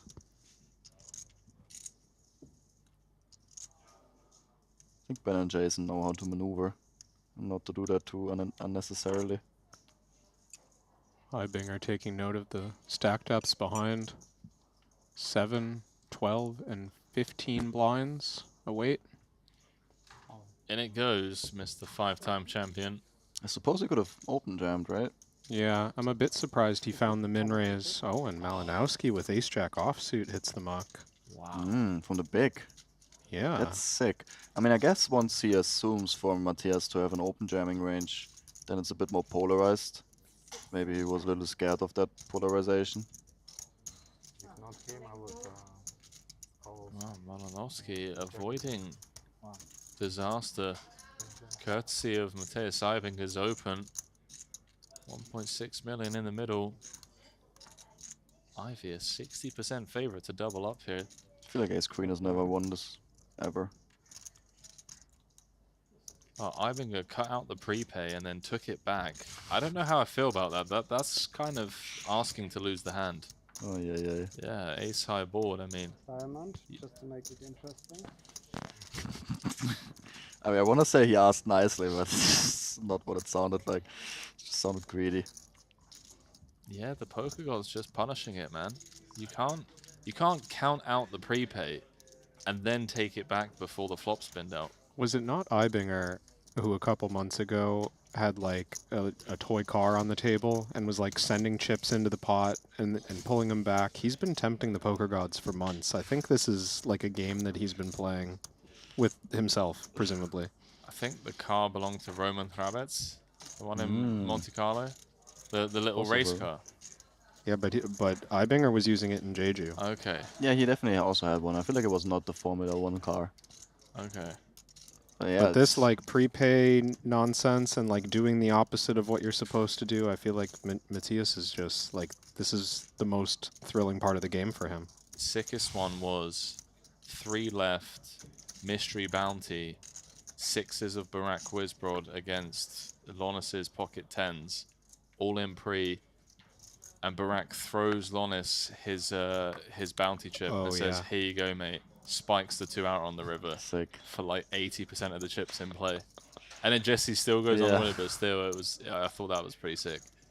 Yeah, that must feel humiliating to Barak too, I guess. Not being able to close it after getting lucky. Yeah, I think it was 3 or 4-handed. Just throws him the bounty chip and he says, "Here you go, my lucky bounty," and then drills it. I believe we've got a raise to 230 here at the 100K level. Taking that one down. It's Tolerine opening into the chip leader big blind. All right, come on, whilst we got you here, Leon, let's dox everyone real quick. Just put people on blast. Toughest paddle player you've played so far here? On this trip? Yeah. Oof. Well, I mean, I just played Leonard, and he's just technically the best player I've played. Okay. Worst player you've played? I mean, you all knew that was coming, and I'm surprised. I am genuinely surprised. I do not think I had like that sometimes. Well, I mean, there were a few people who just started out playing who I've played with. Fair. Couple of newbies. Yeah, it's Bucky. I forget his real name. Oh, Matthew Wantman. Yeah. Yeah. And Soiser hasn't played much, but he has a tennis background. He's got some moves. Shout out Soiser. Shout out Soiser indeed. Got a lot of love for Soiser. Could money be going in here? Seems, I mean, for Ivy it must feel like all options on the table, but none of them are great. He goes 400. 5, I believe. 5. Yeah, all options are not great. I think that's actually the correct play, theoretically speaking. It's a pretty sick range you're opening up. But yeah, you do play these smaller than 3 bets still. Like even 1 pip lower, we just fold to the open, and yeah, not many jams from this seat against +1. I wonder what happens if he jams. Maybe Ibinger folds ace-queen off in these positions, and maybe then ace-10 suited, ace-jack suited make it in. Ivy's gonna check the itinerary, but does so promptly and lets it go. So Ibinger, well, pretty much winning back the money that he just lost to Ivy. That king 8 against ace queen. Ibinger loves a good 4-bet jam. That's just no hesitation. I mean, jacks perhaps just have to go in, but it's a dicey feeling spot. You know you're just never good when you get called. Yeah, most people don't induce ace-king suited, ace-queen suited. Get a few flips, but normally it's just the overpair. Trying to think who else we can put on blast real quick. So we found out worst paddle players. Because you're in the tennis and paddle group, right? Mm-hmm. Yeah. There's been some good matches over there. This man right here. Yeah, Elis was playing Antonius. Yeah. That was a great match to watch. They're playing this morning as well with some of the PLO guys. Ronnie Kaiser. Oh, nice. Used to be top 10 in Europe as a kid, I believe. That's sick. Or in Switzerland, I might be exaggerating, but he said that this morning, and then we just watched Ronnie and Elis get after it, mate. It was very cool. It was pretty cool.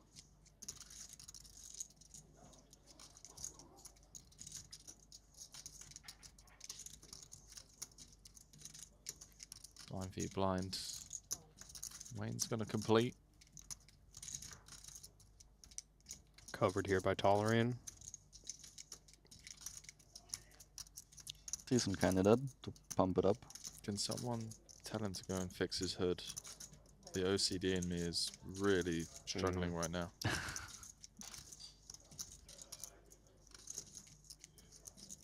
Go on, Jason. Put his hood down quickly, bro. I think he's just waiting for the hand to be over. Yeah, it's just like, Ben, fix your head, mate. Wayne, come in with check. Or limp call, rather. Stake to the streets. Haven't really seen much post-flop play, given the stage of the tournament. Mm-hmm. Feels like Tolerine's going to find a path to victory here, lads. Would have been nice to have a spade in Wayne's shoes. Can turn some open-enders. I mean, also without the spade, but I doubt he'll continue against any size here.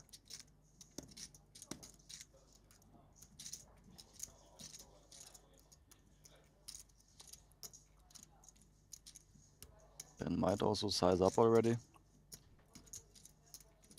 Goes a quarter.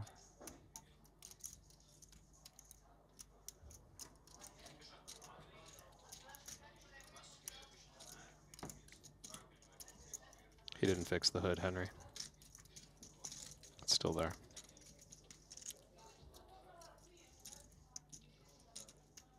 You think if he knew he would fix it? Yeah. Yeah, 100%. Oh my god. Oh. Oh. Oh. Wow. That's crazy, man. bro. Did we do that? What do you mean we? Did we just do that? I think Henry wants to claim the... Bro, me and Ben are thinking on like the same frequency, right? Same wavelengths. It's insane. Sure, man. That's why I went quiet for a bit. I was just like generating a lot of brain power to go back in time because we're on a delay. That's actually very funny. And get him to do that. I mean, you might have just... you know, on break might have been there and saw him do it, and now on delay and knew or something, and you're setting this whole thing up. Leon, I've been here for the last hour and 20 minutes, mate. You're giving me good ideas for the next time I'm in the booth, though, Leon. I'm gonna hang on to that. I mean, that used to be Jason's thing. He tries to call runouts and all sorts of shit, and then he's like, "Oh, I knew," but he just does it so often that every now and then you're gonna hit. That But yeah, was you can that was D-Nex's thing back in the day, like early really? ESPN coverage. You know, that's kind of like how he got pretty popular. You just guess someone's hand Yeah, until you're right, and then the cameras are always rolling. So every Of time course, you're right, it's yeah. like highlight reel, highlight my reel. God. This guy knows the cards every time. Yeah, but in your case, it can be a stream, and you can be right once, and it's bizarre. I mean, we're talking about it too much now. I think we've kind of ruined the spot for you. But maybe you do a good job of hiding it. Impossible to win. I limp, you always. 3 out of 3. Hard to beat a flop. I'll let you see the flop. That's more than I'm supposed to do. Yeah. I've been practicing I have good hands. my telepathic skills the last couple of years. So what happens next? How many of I them transcend you got in into hold'em? the next level, my friend. 5, 1 Omaha, 4 short deck, I think. Lazy excuse. Next time you see me is on Mars. Triton Poker Series Mars, Leon. We'll see you there. Yeah, sure. If Jeff Bezos can boost me there, We had 1 mixed event, and I got beam me up, Scotty. and that would have been Is that how it goes? I'd have the whole Wait, what? I feel like I've heard that somewhere. I don't know. King 8 suited, by the way. Great 3-bet candidate. Has been tossed. Is that tolerant on the button? Yeah. I respect in the under the gun open. Leon, it's always funny having, you know, people such as yourself in the booth, because at the table, you know, you've got your cycler's glasses on. You got your Apple AirPod Maxes on, jamming away to what I can only imagine is Rage Against the Machine, or maybe a bit of Metallica. Not even close, but sure. One of these things, but if you keep guessing, you're gonna get it. Yeah, it's one of those where, you know, a broken clock is right twice a day. You got your little, you got your ski mask as well. Yeah. And then in here, you know, not at the table, just violence, mate. Dunking on everyone. Love to see Yeah, it. it's how do you say, the hood comes off. I'm done playing. I don't play any of this PLO. Maybe that's why I always come in here after I've been done playing, because then the, you know, The can let the pressure's guard off. down. It's funny, we were just talking about that with Espen at dinner. He said, like, as soon as he bust the 150K and he knew that like the poker was done, he was like, the weight that just immediately comes off of the body, the pressure is just immediately more tired, more relaxed, just wants to chill out. And similar experiences for you, by the sounds of it. Yeah, it's great to have this ambivalence. And whenever you do want to perform and you're ready for it, it's great. And then afterwards, you know, you can just let it go. Helps when you've been happy with your play and maybe got some results and stuff. Then it's even better. That's funny because you can, you know, if that's a state you can be in, then obviously you can technically invoke that state while you're playing as well. But it's more of a theoretical concept. It's a lot harder to do in practice, I think. But if you're, you know, goofing around at the table, you have realistically more fun as well. Maybe it's harder to stay focused, and I think that's why I don't do it. But every now and then it gets quite goofy out there, I would say. I can imagine it takes up a lot of energy to entertain in that way at the table. There are people that do it, like Jules Dickerson Premium. comes to mind. Very entertaining, very chatty. Everyone is premium at the chip leader. Who else? There are a few guys. Kayan is chatty, Sam Kayan. Grafton is chatty. Yeah. One in particular, I was. Why can't we very think ready of to more? rumble. Perhaps not many, but... Bryn is pretty Oh, chatty. Nacho, Jesse. Yeah. But yeah, it must be, you know, you're here for 10, 11 days. It's pretty draining. Wayne's got a couple of 10s. See what he comes with under the gun. UTG 7, 20 bigs. Looks like min.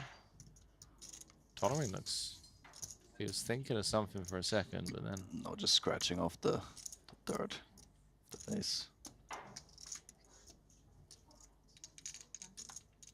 Round to the chip leader in the big blind. Mm. Oh, baby. Buckle up, ladies and gents. Let's get cooking. Mystery hand incoming.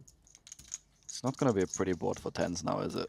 Let's see how balanced the production team are. So Jason had it last time. Oh my god. Bad read. Bad read, Leon. He's got it, mate.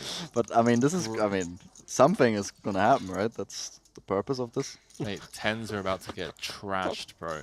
Top set, final table of the 150K, no good. It's going to go bet 2BB, call, 6 of clubs, lead. Fuck you, tens. Get into the bin. 550 out there. Only bets half. Sizable. Wayne's come with the 280. Good for half pot. 1.6 back. Imagine if Jason just folds and the production team just trolled us on insane proportion. I'm still waiting for it. It'd be so good. If you're listening, do it during the PLO. Yeah, do it during the PLO. It would be great. 6 of clubs. Yeah. I mean, this is a great card to lead. Okay, great is an exaggeration, but I like seeing these because it eliminates so many flushes from in position. Yeah, so Jason flatting a lot of flush draws. A lot of those flush draws, of course. Picking up a flush on this card. Now hard for Wayne to have top of range, hard for Wayne to have a flush. Oh, baby. We knew it was coming. Little 27% sprinkler.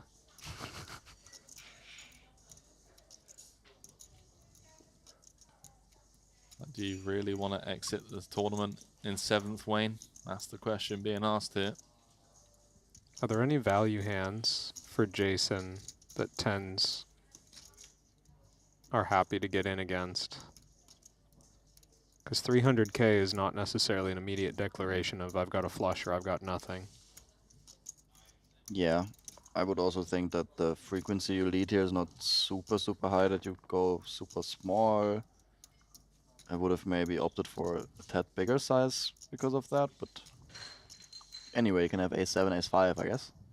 But ace-5 suited is a good jam, ace-7 suited also a good jam pre, ace-5 off, ace-7 off are good 3-bets. So some combos of these will be reduced.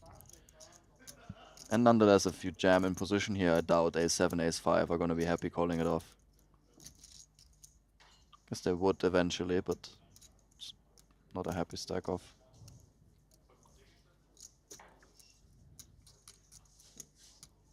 Still think we raise our hand, probably, right? I mean, so much equity out there. Yeah, concerns perhaps that Jason just has 8-9, any gutter with club, these kinds of hands that are doing quite well against 2 tens. And we could even raise not all in, I guess, when he's gone this cheap. Yeah. Well. Immediately eyes the stack. Yeah, this is tricky. He will now bluff every 8, I guess, that he reverses, and maybe he can have like some 5x that he let. But there's not many offsuit 5x pre. And I doubt he's gonna lead 5-6 nothing. That was quick.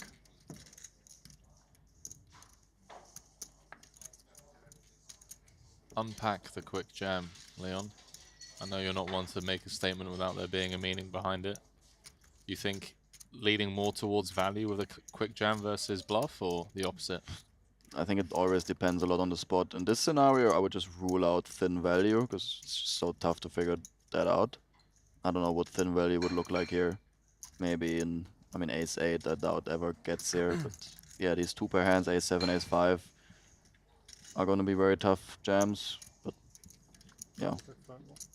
So the speed of that jam may be pushing pocket tens just clearly into bluff catcher territory now.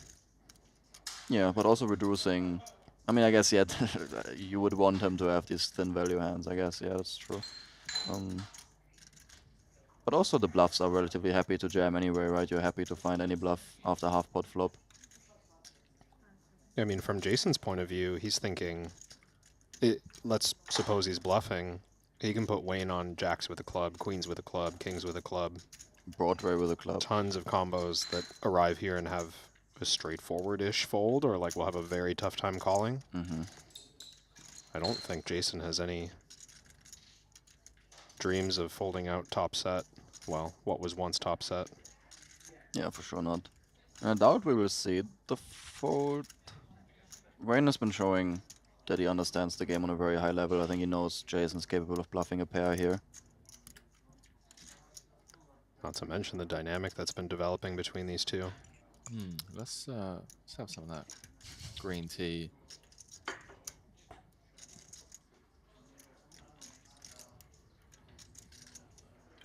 Wayne in the hurt locker after flopping top set. Under the gun, the big blind. Does lose to a ton of value hands, but at the same time he is up against one of the best on tour that is more than capable of running big bluffs on the biggest stage. And I don't think the river is as bad as it looks, because I doubt Jason ever has 9-6 in this line. He doesn't defend 9-6 offsuit, and 9-6 of hearts is just not good turn lead, I would imagine. Can get in there sometime. Oh man, another huge Knocks fold. it? Oh, sick. Oh my god. I mean, having the king of clubs is pretty good, I guess. Blocks a lot of mediocre hands, but also blocks the strongest hands. Wow. Is that a Big get pickup. wrecked spot, Kevin? I think it qualifies, Yeah. Henry. Fair play. You heard it here first. Get wrecked. That was savage. Savage spot there. The good news is, all of you chiming in at home can break it down with the #1 learning app for poker players, GTO Wizard, used by elite players such as Espen Jorstad. You can start crushing now. Head on over to GTO Wizard's socials. Join in the giveaways on Instagram and X, being with a chance to win annual subscriptions and whatnot to improve your game. Let us know if anyone runs that spot over on GTO Wiz. Let us know what the output is. Let us know in the chat. And let us know if it qualified as a get wrecked spot. Also stay tuned for the sauna masterclass Espen is about to release. I would love if GTO Wizard had, like, you could put different personalities on the bot that you're playing, and you just tell it to be, like, cruel and over the top in its evaluation. Every time you blunder, it just says get wrecked instead. Every time you make a right call, but, like, the bot thinks it was a mistake, just brings up, like, the fish emoji. That's like that. What are you thinking? That's like that new ChatGPT. What is it called? Because you have Sora, which is like the standard voice one, and then you have Monday, the other chatbot. I'm not familiar. It dunks on you all the time. Like any request you have, like, you know, oh, I'm looking to be, I don't know, more productive with like my scheduling. And it's just like, well, finally, Henry, it's only taken you 30 years to get your head out your ass. Let's break this down. Like, literally, it's just like, you know, let's clean up. That's what I want. Huh? Are you using that? Did you change it for that? I didn't change it for that. It was a new release. Like, Right. it came out like a month ago. I used it a bit, but... I mean, a lot of people like to show empathy through these kind of jokes, right? And through humor. It might help some people. Yeah, for sure. I found it really funny. It's actually pretty motivating as well. Because rather than it just being one of these chatbots that agrees with absolutely everything you say, it kind of puts you in your place a little bit. Man, this is shaping up to be really interesting now, because Jason is getting to that point where he's, you know, slowly pulling away, and he's pulled away from the right stacks in the sense that Wayne's down to 10 bigs now, came into this FT in third. Malinovsky's on 9 bigs, Ivy's on 8. it really puts someone like Elis, who's in fourth with 17 big blinds, in a bit of a tough spot. Has to respect the ICM. I can't believe the bluff got through. And what? It's incredible. I'm still thinking about that myself. Okay. How much do you think, because maybe you've been on both sides of this at some point, like the worst feeling at a final table must be to call the river incorrectly and walk away. Like I think everyone can live with getting all in pre-flop pretty reasonably and losing that hand and having to walk away, or like getting all in with equity or something and then having to walk away. But there really is no feeling, I think, at a big final table tougher to come to terms with than just like being dead on the river and putting the chips in anyways. And it's just like, I don't know, Wayne just didn't want to bust. Like that's got to be part of it now. Yeah, I suppose so, especially in a spot where there's so many obvious value hands, and I guess maybe in his point of view it was not that easy to find all the bluffs. Yeah, it's tough. And yet, if Jason has king queen, there's a lot of combos of that with a club. Maybe just this king of clubs, these few combos that he floats the flop, I'm not sure. King jack, king of clubs is also maybe a candidate he might float. Yeah. Probably not. I mean, tough to say. If he also has the queen of clubs, then that's already 6 combos of king queen. And then you add all of these 8x that he's... I mean, who am I to say that he bluffs the river 8x? Maybe he doesn't, given that he has like fringe showdown against king queen himself. Yeah. Yeah, all we ended up seeing there was dead bottom of range. Yeah. Or what we assume is dead bottom. We were just referring to the tough spot that Elis is in. Same for Ibinger. Third in chips.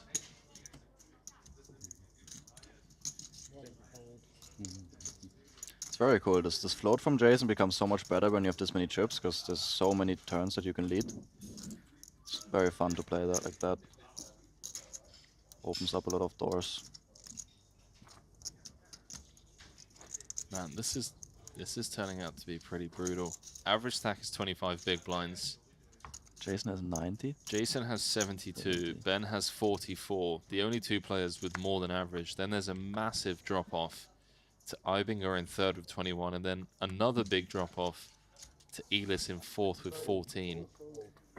3 of the 7 remaining players have less than 10 big blinds, boys. Hence the big fold we just saw Ibinger making the big blind. Expecting Ivy to be posting his big blind this hand. How about Wayne waking up with one, though? Talk about perfect timing.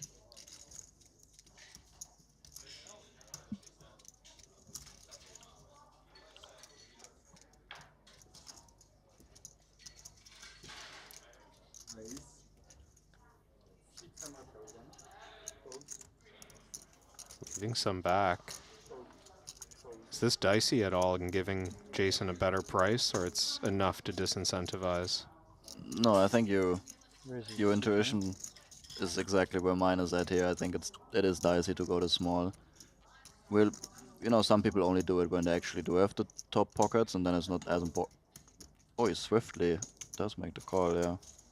I mean, if he thinks that Wayne has every ace-king, every ace-jack, like all these hands that we're live against, we're getting an insane price here. Yeah, have to float a lot if that's the case. Oh. I'm just not so sure whether these might just make it 800 instead of 600. Well, as it stands, it sure looks like it's going to earn Wayne an extra 410. Yeah. How many bigs was that pre? Just 8, right? Yeah, he started the hand with 8. It's possible Jason raise calls jam, but definitely it's very fringe.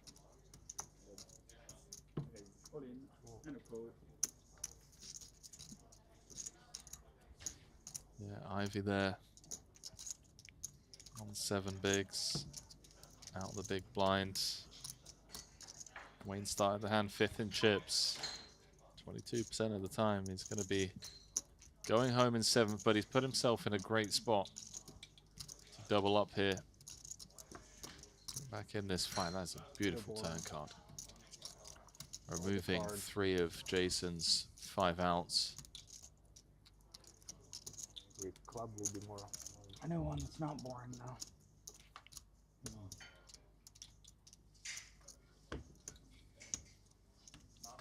And gets the double. King of clubs. Yeah, just a deuce of diamonds.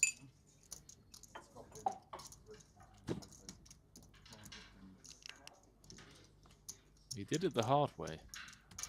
Could have just clicked call with the tens. A couple of hands ago.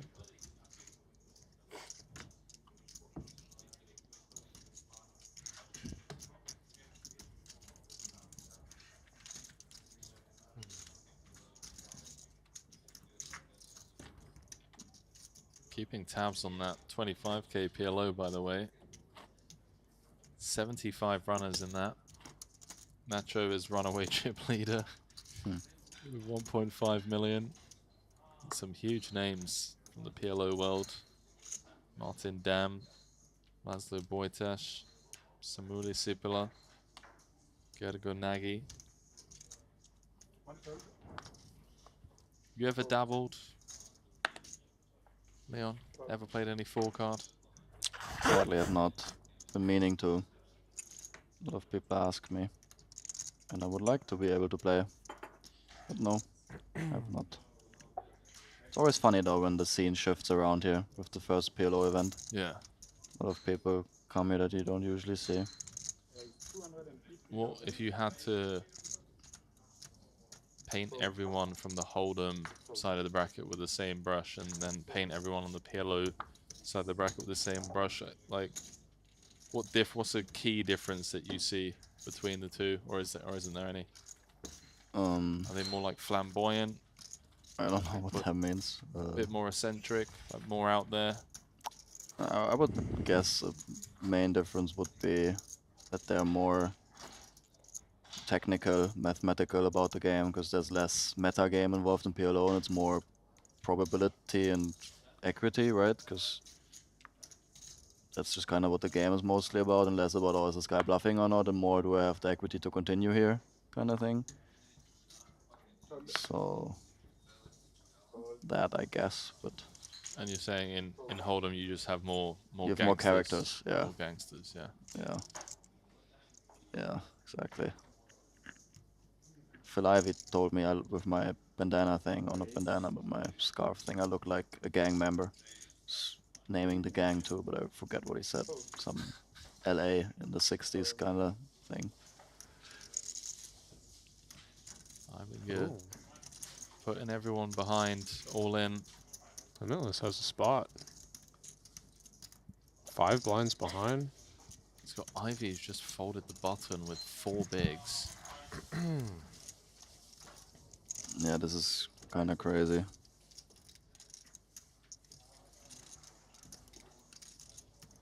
It's a comfortable cutoff jam for Ibinger as well. Deepest stack behind was Parsonen with 12 blinds in the small.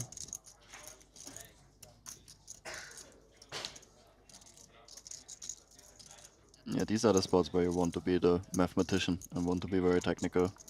It's very hard to figure this out, I think. I wouldn't know what to do, to be honest. You dominate a bunch of Matthias's open jamming range, but being up against an ace is just bleeding so much for you. Next pay jump, 180,000. Jump after that is 220. Or excuse me, 180 is already locked up. 220 next. 250 after that. Does he have 640 behind, or is that including the big blind that's posted? Behind. Okay. So he had 890 before the hand? Yeah. Okay. Yeah, I guess fold seems good. Yeah, he has 100k more than Ivy now that he's folded. 50 of which he's going to have to post in the small blind the very next hand. Yeah, as Kevin was pointing out, everyone guaranteed 721,000 right now. We are on a $222,000 ladder between 7th and 6th. I mean, what even is 220k nowadays, you know? Just click call. How much is it? 50. Ah, 50. Okay. You're a flip to win. It's 2 Bitcoin, Henry. You either win or you don't. 50-50.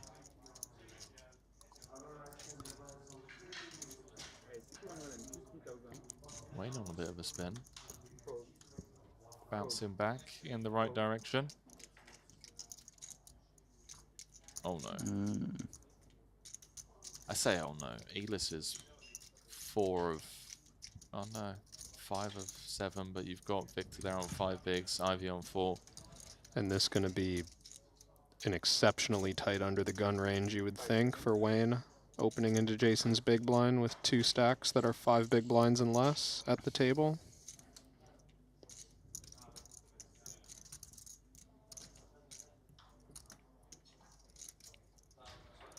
Yeah, I think we still have too much hand.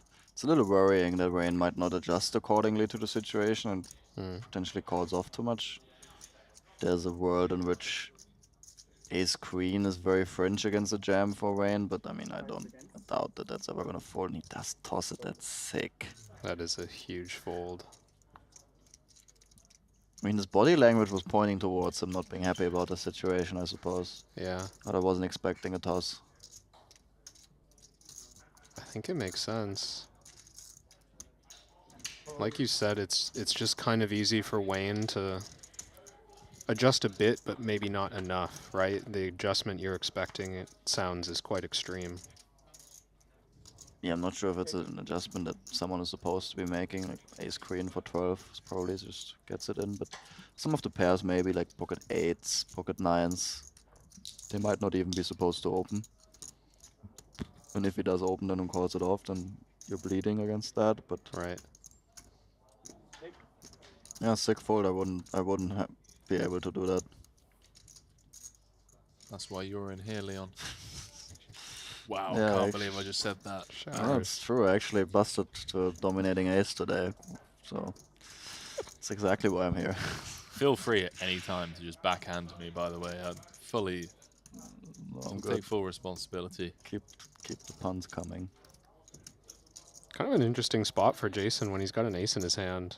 This is going check-check on the flop. Wayne's under massive pressure. Wayne never has a 9, never has a 6. Jason's just going after him. That's sick. I think this is a cool find. The only hand you're worried about is trapped pocket aces. Which we block. You've got an ace in your hand. Yeah, I think every pocket mixes checks on the flop for Wayne. Ace is the most, of course, but you can certainly have kings. Doubt word has reached Jason what he got Wayne to fold earlier, but not yet. If he knew that he got him to fold a set earlier, he might just think he can just get him to range fold. Yeah, in this for sure. Like he might just believe he's going to fold queens or kings, no problem. Yeah, by the river, certainly. Yeah, pretty cool find. This has been a really fun final table so far. Thoroughly enjoying this.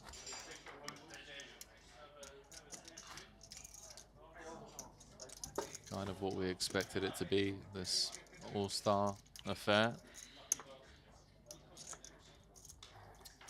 I really want to see Tolerine like four-handed with average stack. It's oddly specific, but I'd enjoy that as well. Great player with an average stack. That's what I try doing, Kevin, you know. Try and bring specificity to the booth.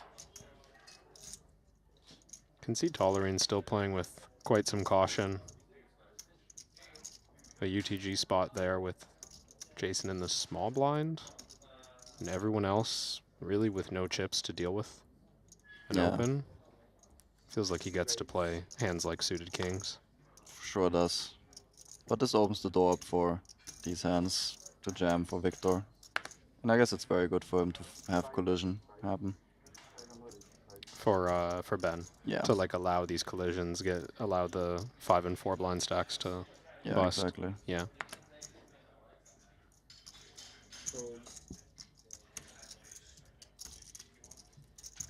Crucial pickup there for Limitless. Creating a bit of a gap between himself and Ivy. What was it? Ivy's E6? going to have to post the big blind Good pickup. in a couple of hands' time. Yeah. Half of his stack is going to be forced all in. What? It's going to be a good spread for the other short stacks. Pray for Ivy to ever get in hand. Okay, we go heads up.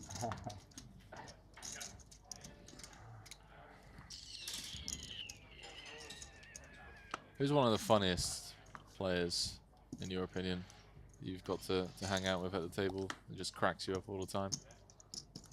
I think Kayan is definitely up there, always has been.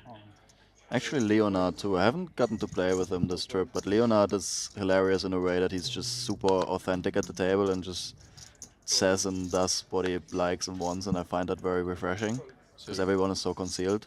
So German. He's German, yeah. Oh, but he is being German, you're saying. It's not, I mean, I guess, but in his own way. Okay. You know, I don't know any other German who is like that. Really? Because there's so much, I mean, I guess it is typical German, that I think it's authenticity in terms of just say what's on your mind kind of thing. Sounds like you're saying he's a tilter, though. Definitely is.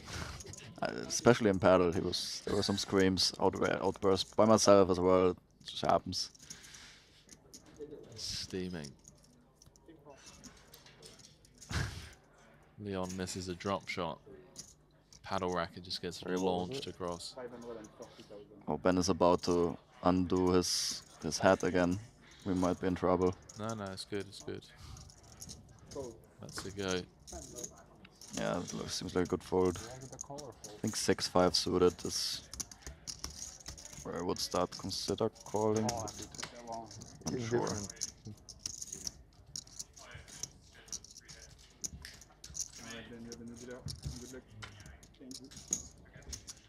A quick dealer change.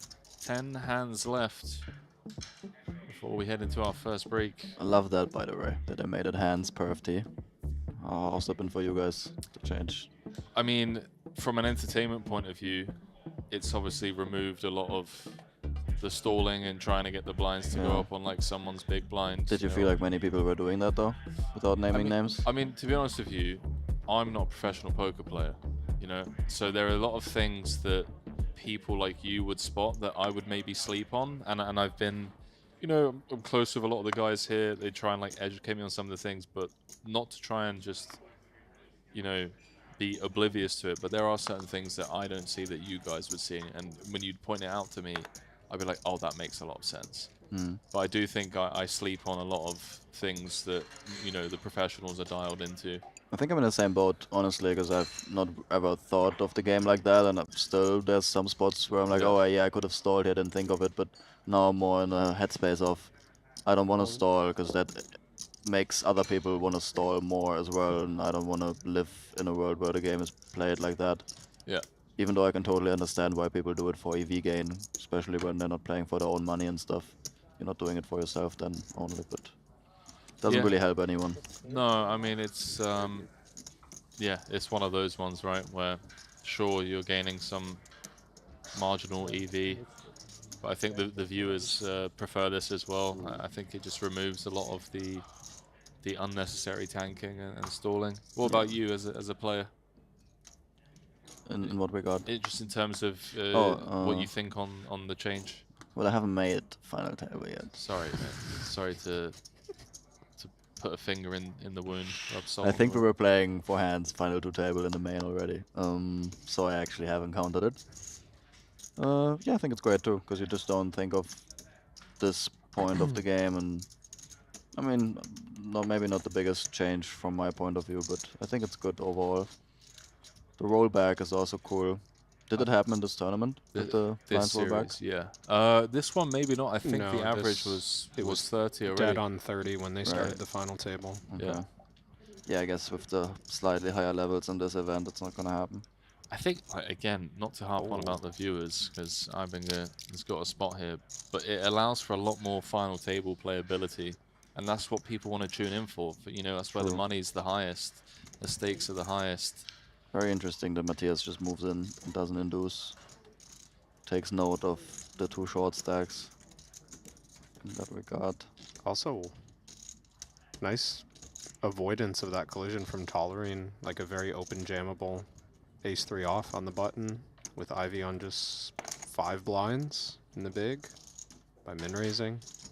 Yeah, I suppose it is definitely an option. I think sometimes the offsuit aces aren't that attractive because they just do so poorly against the calling range that you rather have king deuce suited or something. Queen deuce suited.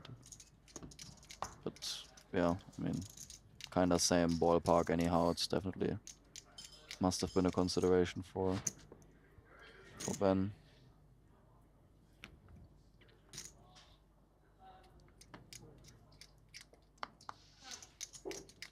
You get to play with Gambledore much? Not this trip, no, not at all. But I was chatting to him a little bit, so I got my fair share of Santa this trip.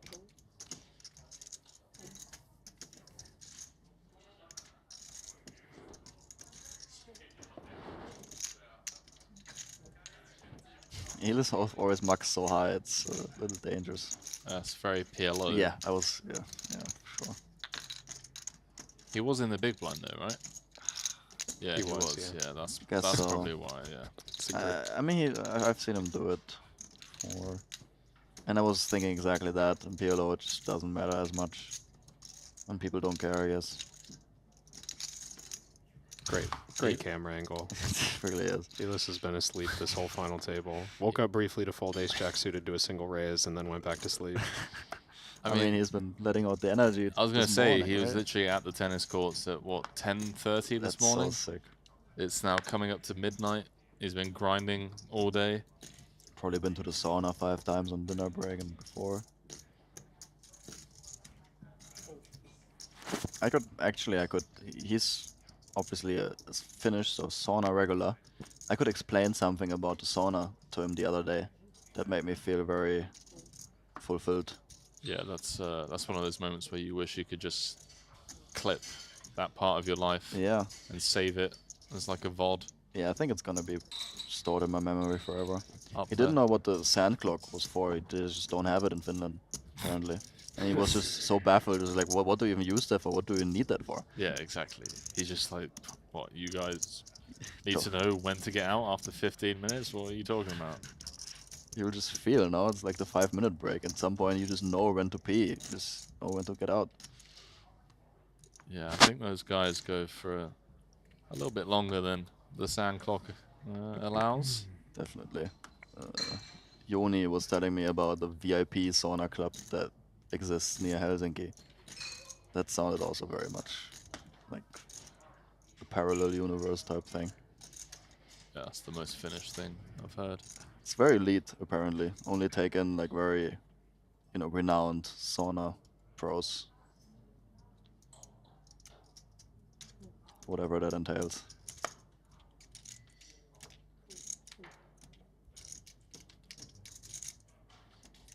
I'm working my way up the ranks now. Good luck. Not quite there yet, but these spots for Victor aren't great.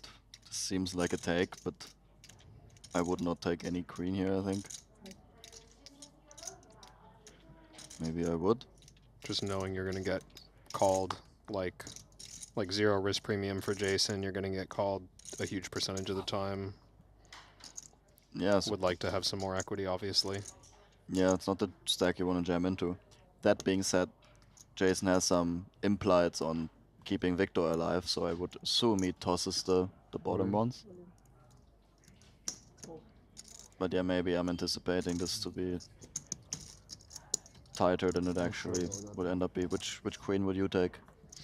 4-5. That's for sure. With Ivy across the table. Jason just said it's for sure, by the way. Jason said what? Limitless said he's not sure about that one. I see. What would he do? And Jason said it's for sure a jam. Yeah. Play for the win. That's right, baby. I like it. It's gonna be tough to win now. Yeah. Tough to find encouraging words now too. Did get them out before the flop though. Drawing to runner. Dead on the turn. GG's to Victor Malinowski. Thanks. And it sounds like Jason's caught wind of that fold from the start of the final table. And credit to Limitless for finding it, because it put him in a spot to fight his way back into this one. Gave him a chance to go on and finish better than 7th, but the poker gods dealing him out blind v blind. Queen 7 running into the ace high of Jason, and that is all she wrote for Victor Malinovsky. $721,000 payday to be collected. His 12th cash on the Triton Tour, taking his Triton earnings to over 8.7 million now. And then there were 6, last of the 6-figure paydays, and aces up front for Tolerine.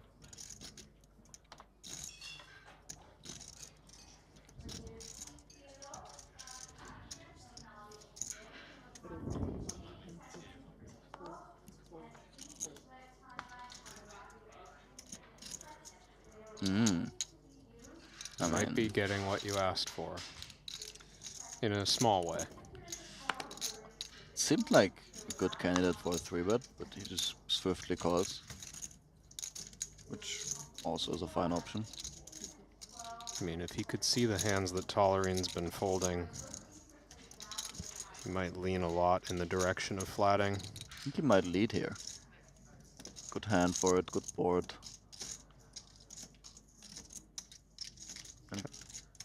Tend to agree.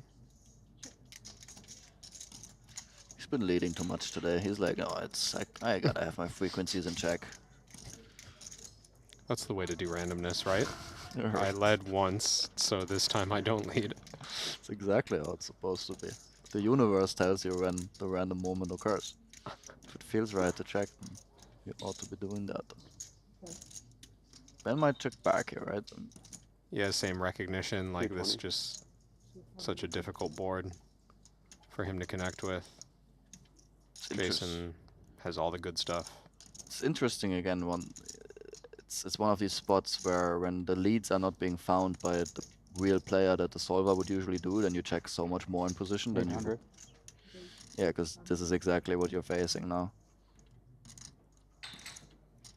He just puts in every chip on his own. He's having trouble accessing those black chips. He does the Mikolai. I want to change those stacks around later. Yeah, it seemed inconvenient to grab. It's a big check raise. Basically just sets for value. 5 deuce suited. I think you can have queens and kings. Small blind actually, as I said, 5 deuce suited and feeling kind of unlikely. Oh, you never know, Kev. Some people get after it. But yeah, that's a good point. The overpairs that were too thin to 3-bet pre-flop now. Yeah, I'm really not sure what kings are supposed to do. I guess with this big of a gap between the two, kings just get to get it in. Same with ace-king suited. Or is sort of the 2 time banks. It's interesting. Surely you can't 3-bet your hand. I mean, I suppose it depends, but a lot of the equity that Jason's gonna have, he can float 2 against a 3-bet if he has a gut shot with a backdoor flush draw. He can have 4-3 suited. Ace-4, ace-3 suited. There's a few more combos available than there would be if he had. Did he say all in? All in? Wow.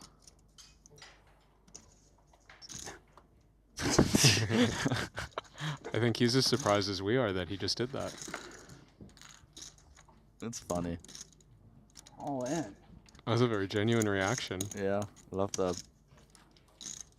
From Jason as well. Yeah, I mean, they have a good relationship as far as I understand.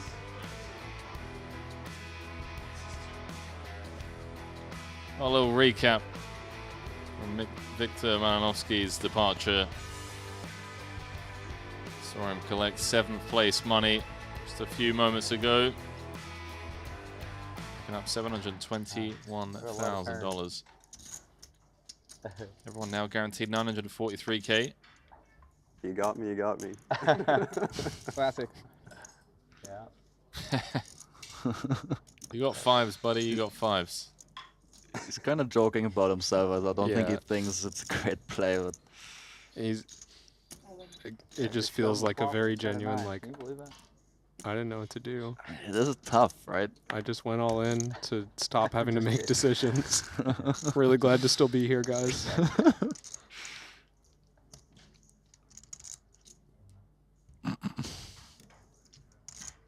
Has to go back to doing math after a brief departure from reality.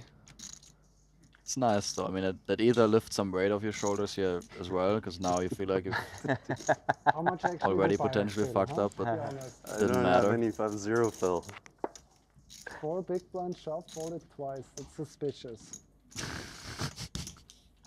It's also once again very, I want to say German of Yeah, Matthias, but I know what you he's, mean. he's Austrian. It is hilarious. He's got these very quirky German slash Austrian. I love his smile and his one-liners. chuckle. It looks so smug. Elis is dying over here. Elis needs his bed. He's like, hang on, I'm meant to be playing event number 13, the PLO. Got some crossbooks to chase, bro. That's true. Guess they're not big enough if he folds ace-jack suited.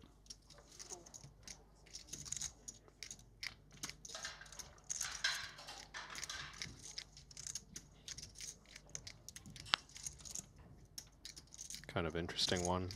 25 big blinds. Heavy raise situation in general. Yeah, some jams too. But I don't think this hand is gonna make it in there after he didn't jam the ace-3. Yeah, this looking.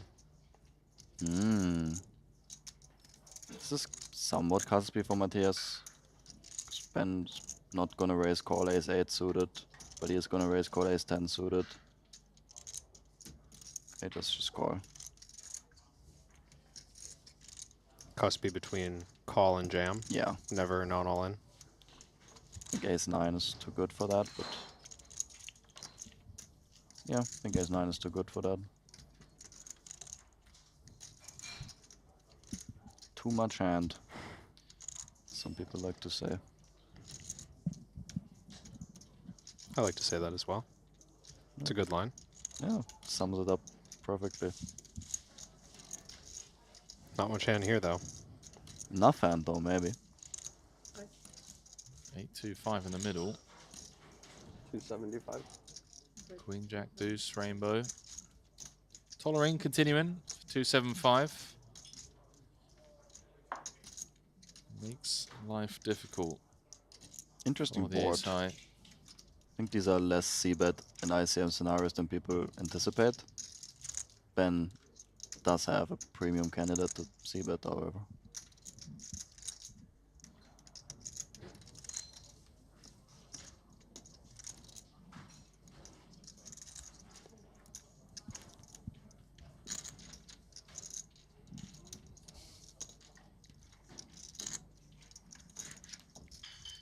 This is the last hand of the level or second last?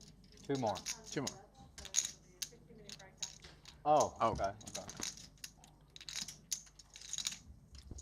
Yeah, so 2 more hands before we head to the Did first Matthias break. fold? He did. Oh, it's sick. Would have expected him to float. Yeah, it is pretty cautious. It's easy for that to happen post-flop, I think. To like get a little ahead of yourself and you're already in the hand. It's what, 300K to call out of a 3 million chip stack? Certainly not on your way to being all in at risk quite yet. It's a little early to be worried about that. Yeah. I suppose he knows on some runouts he's going to need to bluff and he's going to face turn aggression. And Good hand. he doesn't have great backdoors and stuff, but just seemed like his hand is just beating too many hands. Yeah. That being said, if I'm right and assuming that Ben is not always c-betting here, then his c-bet strategy is also relatively strong because it's not just going to be range. Then I guess ace high doesn't have the greatest properties if it faces turn aggression quite often. gonna get through. Yeah, Ibinger, the short stack king. Turbinger, as we like to call him. Jamming into Ivy, getting the better hand to fold. Means Ivy's going to be coming back from break. Just 4 bigs once the blinds go up, which they will be. Going to be going up to big blind 150k, which means Ivy's going to be coming back with 4 bigs. Edis is going to be coming back with 7. Wayne's going to be coming back with 10. And all eyes on Jason Kuhn on the hunt for title number 11 as we welcome you back to the break desk. Leon Sturm alongside myself and Kevin Rabichow. Leon, thank you, mate. That was really fun. Great, you know, German witty banter, some rogue chat. And hopefully we'll be seeing you in Jeju in September lifting a trophy or 2. Yeah, not 100% sure if I will be there, but I kind of hope I am. So, like these stops. Thanks for having me. Thank you very much. And Kevin, thank you as always, mate. You're going to be stepping aside for a bit. Randy Lou's going to be joining me as we work our way down to the champion of this one. 3 down, 5 to go until we crown a champion in this 150k. Said champion's going to be walking away with the better part of $4 million in change. We'll see you in about 10 minutes' time. Bye.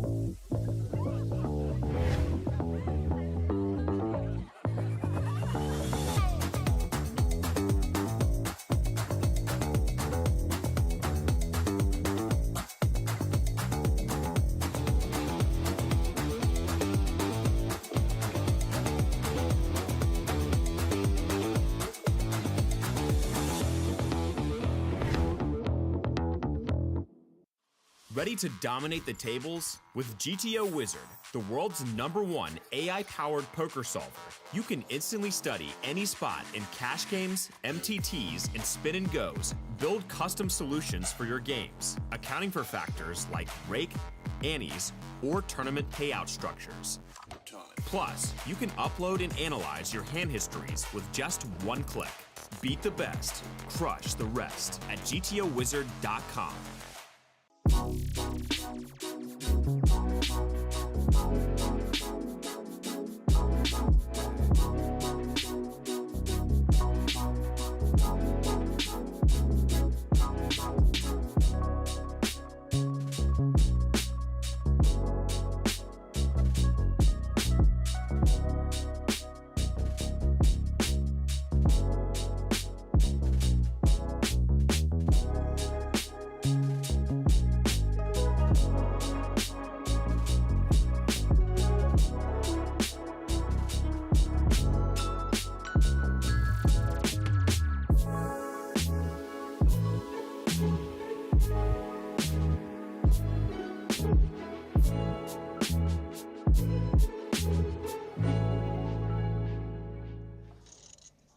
Yeah, I remember having that first year and a half of my career. My mum would watch like some cash game streams. You lost 2,000 euros? 2,000 euros, Henry? How can this happen? It is supposed to be your occupation. Good times. Good times here for BT. Ace Should be. Queen. Ibinger. Flats. Looks Yes. like it, yeah. I think that's a good decision. Covering slightly. Ike behind in the big with 12 effective. Talking of Ike, does this flat from Ibinger now incentivize Ike to take a jam spot with the additional 160 out there? I think against Tolerine he would already have been all in this shallow. Okay. And now, yeah, I don't think ace 10 off is necessarily good enough, but ace jack is not the close one, I think. Tolerine's going to ask for a count. Tolerine Not as deep as he once was himself. He's about 35 blinds to start this hand. Yeah, I wonder whether he calls or jams here. Yeah, he's covered by Ibinger. It's for about a third of effective stacks. You think Ibinger does a lot of flatting in the cutoff with hands stronger than ace-queen? I mean, pocket tens and jacks come to mind. Ace-king maybe never. I was also on the brink of thinking, is ace-king ever making it in here? I think in theory it probably would to some small friction. I can imagine him not doing it in-game, and yeah, that's probably why, or what Ben also thought, just stick it in. Close your eyes if he calls. Hope to clear out 2 tens or something that might be enticed to Yeah. put it in otherwise. Yeah, they get a great price. Well, he does jam, gets rid of the ace-9, which Ibinger decided to show the table for some reason. Oh, he did? Just showed the ace-9. I've never seen that from him before. That seems... Maybe he's trying to image build. He's like, look, guys, I'm flatting ace-9, okay? Like, come get me. As things stand, Ike, well, I was about to say, has 1 foot out the door, pretty much 2 feet now on the queen-high board texture, drawing to runner. Needs a king or a 10 to be drawing live to a win. He's dead on the turn. Another non-title. Unlucky, buddy. Another final table, another cash at the Triton Super High Roller Series for Ike Caxton. Head over to GTO Lab to find out how to get 9th. Jesus, Leon, like savage. I mean, I can do that. I'm part of the company. Wow, that's what we've been saying this trip, Kevin? Get wrecked. Courtesy of Leon Sturm. Ike Caxton out in 9th will head to collect 405,000, and his shitcoin has been dumping. 2 bullets in the 200k, the main, and that's 900k. It's true. Pretty easy to do. Espen fired 3 in this. Wow. Good job, Espen. Putting Espen on blast. It's just been focusing on the sauna too much, you know? That is true. So whenever I go there, he's there. I should be watching the stream, running the sims. No, he's simming his body to perfection. What for? At what cost? To be fair, that sauna grind is pretty GTO, not gonna lie. I That agree. sauna down there gets pretty hot as well. I'm a sucker for it as well. It always becomes super competitive at Pokestops as well. The sauna? Yeah. In terms of who's occupying it? Yeah. I haven't had that feeling, and I was every day. I mean, sometimes other people were there, but I didn't mind. There's some insane stare downs going on. What in do the you sauna. mean? Just like, oh, what, 15 minutes? Turn the sand clock around. Let's go another 15. You mean like, who's the weakest who will Yeah, go out first? exactly. Oh, you need to go and Guys. take a cold shower after 10 minutes? Like, you're not going to win a Triton trophy this trip, are you? Guys, Christoph. This is Christoph's it. moving all in. Oh my word. Guys. He's taking the spot. Yeah, I think there's no way around it. Ben Tollerine just open jamming. Volgusang calling this off. Standard operations, in your opinions? Seems so. Should be. Ace 8. Could be his bottom. A7 feels close to me. Well, he'd much rather have had Ace 7. Much so, yes. On the 7-4 deuce. Clubs covered by Tollerine. Maybe a little 4. 4 for the boys. 3 for a sweat. That's a terrible turn card. Not to state the obvious, Volgusang is drawing to a snowman and a snowman only. Nom nom. Nom nom for Germany. Can you find it? No. GG's, Christoph. A short-lived final table for Volgusang here in this 150k, but has to be thrilled. The back end of this series, cashing the 200k Invitational for 335,000, 4th in the 100k main for 1.46 million, and now picking up 543,000, adding Final 2 tables. And I won't get too deep into this because we've got a confrontation coming, but when Ben was out of position to Jason, he was definitely passing some spots. Like you could tell, because they were number 1, number 2, 2 tables left. 10 to 12 left, and just more open folds, more like folds versus open. Seemed very cognizant of when Jason was behind in the big blind, so maybe a little insight into how he'll view how the reverse is supposed to play. Good luck, boys. Victor, all in at risk with the ace-jack against the ace-queen. Ace-queen seems to be the hand of the final table that's been dispatching of opponents. It's the hand that showered both Ike and Christoph. It's Limitless going to be dealt the same fate here. He will be 72% of the time. Looking for some spades, clubs, or a jack. 7-6-3. Well, as bad as it gets in terms of suits. Some opportunities, perhaps. Just 11% with 2 cards to come. Oof. Hello, J-Ball.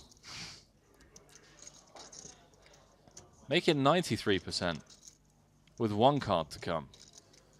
Not even the Jack of Hearts, boys. Just the Jack of Spades, you know? Leaves Wayne drawing to 3 outs.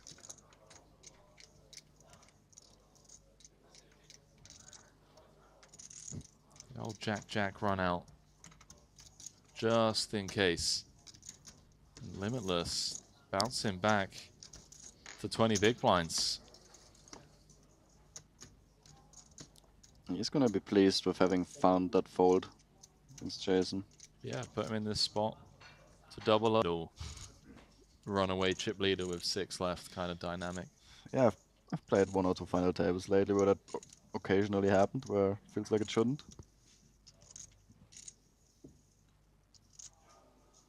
I think Ben and Jason know how to maneuver and not to do that too unnecessarily. Ibinger taking note of the stacked ups behind. 7, 12, and 15 blinds await. In it goes, Mr. 5-time champion. I suppose he could have open jammed, right? Yeah, I'm a bit surprised he found the min raise. Oh, and Malinowski with ace-jack offsuit hits the muck. Wow. From the big. Yeah. That's sick. I mean, I guess once he assumes for Matthias to have an open jamming range, then it's a bit more polarized. Maybe he was a little scared of that polarization. If not him, I would call. Well, Malinowski avoiding disaster. Courtesy of Matthias Ibinger's open.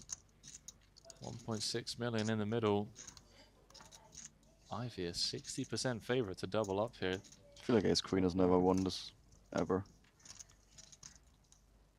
Oh, Ibinger cut out the prepay and then took it back. I don't know how I feel about that. That's kind of asking to lose the hand. Oh, yeah. Yeah, ace high board, I mean. Diamond, just to make it interesting. I mean, I want to say he asked nicely, but it's not what it sounded like. It just sounded greedy. Yeah, the poker god's just punishing it, man.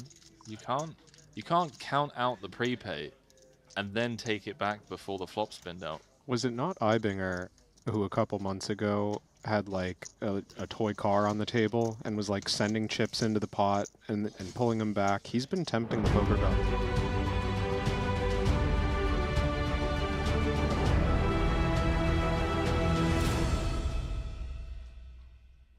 Welcome back to continuing coverage of the final table of the 150K here in Montenegro.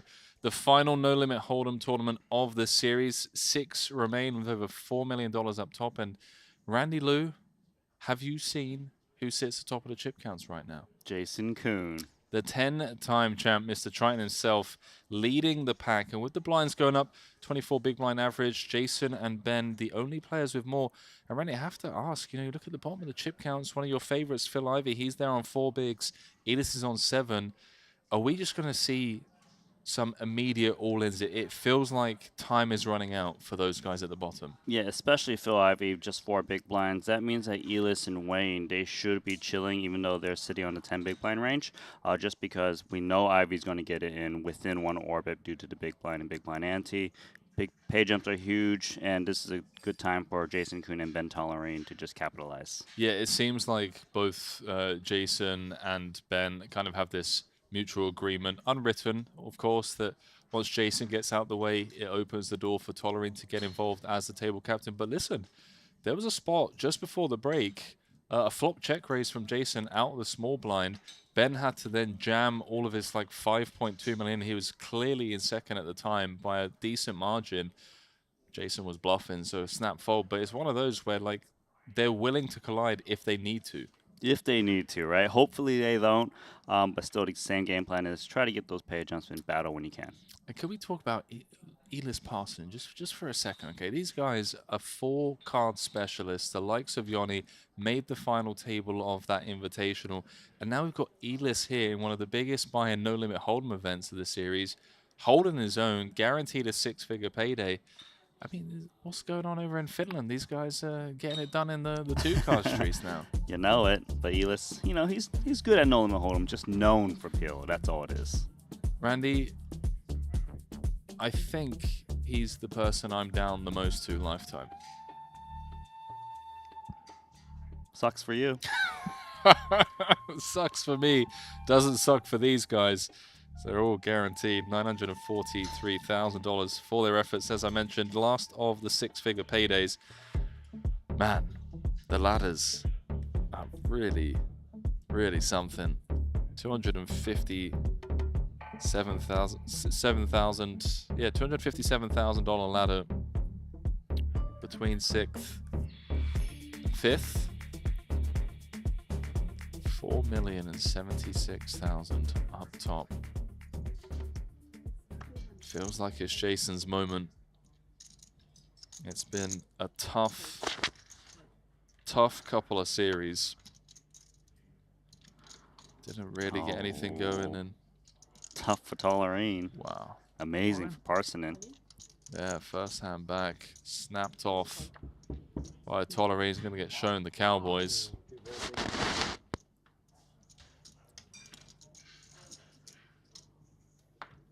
Hooks going for a 1-2 blow in the form of a KO if they can find another jack.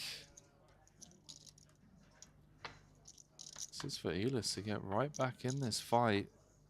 Oh, jack on the flop. Brutal. Wow.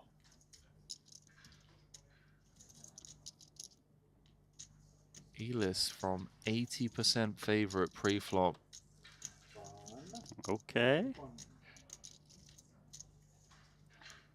To drawing to 30% with 1 card to come for his tournament life. King, 10, or a heart needed. Doesn't find it. Wow. Ben 86 Tollerine. Ben 86 Tollerine, that's right, Ibinger. That one is gonna sting. GG. It is passing in first hand back. From break, kings into jacks, jack high board, picking up his largest ever no limit hold'em cash. Healthy payday for him, $943,000. Would have loved to have reached the 7-figure payout territory, especially in a hold'em tournament. But for now, the one-time Triton champion is going to head to the pay desk, and we'll be seeing him over the next couple of days. Randy, his favorite events have begun. Yeah, that's right. He's going to go home, but not to Finland, to the 4-card streets. That's right. So, with that, we're down to 5. Ivy getting that ladder, by the way, with just 4 bigs. Free money. Yeah. He's going to be in the big blind in a couple of hands. Just as we expected. Money is flying in. Although, you know, I say money's flying in. It was kings into jacks. It wasn't some like super wide ranges kind of situation. Randy, you were in the booth earlier on today. Right. What part of the tournament were you here for? What did you witness? Some bubble action going on? No, it was right before that. I left right before the bubble burst. That's right, because we started at the top of the So day. around 3 or 4 people off the money. Do you remember the start of the day, by the way? Was it 58 came back, ton of late regs, like max late reg, and it felt like within 2 levels, if that, we had lost like a third of the field. That's right. And there was, what, 16 new entries, I believe? Yeah. And then a lot of them just played like 1 hand or 2 hand, and they were out. But here we are, 5 remaining.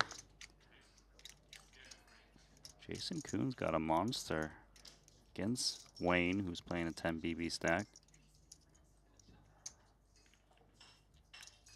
He should be looking to build the pot himself, just because Wayne is never going to attack if Kuhn was to limp, just because of the setup. Oh my god.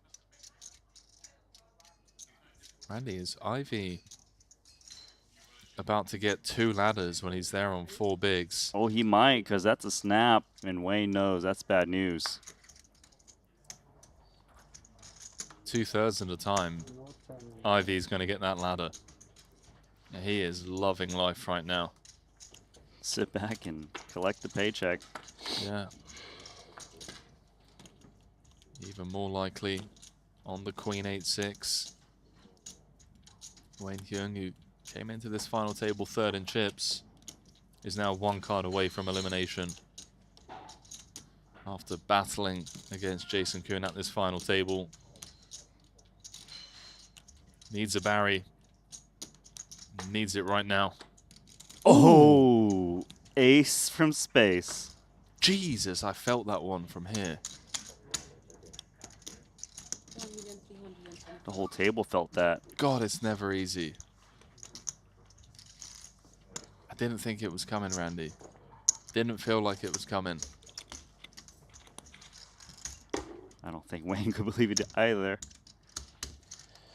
Wayne's like, wow, 300K gone like that. Yeah, takes a sip of the water after that one. Jason needs to just shake it off. Knows it comes with the territory. It's just the river, Randy. Like, why does it have to be the river, you know? Don't leave us hanging 1 card away from being runaway chip leader and eliminating a very tough Wayne Hyung, you know? Just, if you're going to put it out there, put it on the flop. I hear you. So painful. It was like a 290K pay jump everyone could have gotten. But now Ivy's got to make a move. Ace-6 of clubs. Yeah, Wayne obviously aware of the fact that Ivy's kind of going to be forced all in 2 hands. So perhaps for that reason, he's going to make the call here with the K9. There's a chance tolerating reshoves if he thinks there's fold equity against Wayne. Like, if Wayne had a hand like ace-king, does he flat or does he reshove? That's the big question. Or like big pocket pairs. You know, if you can figure out how Wayne plays some parts of his range, you can deduce whether reshoving force would be good or not in the spot.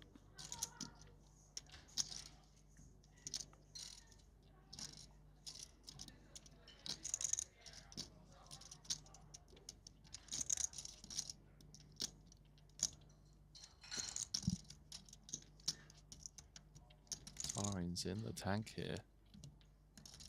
He's now tournament chip leader, by the way. Ollie? Does take the jam spot. Ivy is loving that. Loving it in the sense that there is now an additional 5-2-5 in the middle. And he's flipping. Flipping for a potential triple up. We all know who the fans are rooting for, Randy. Oh, I know.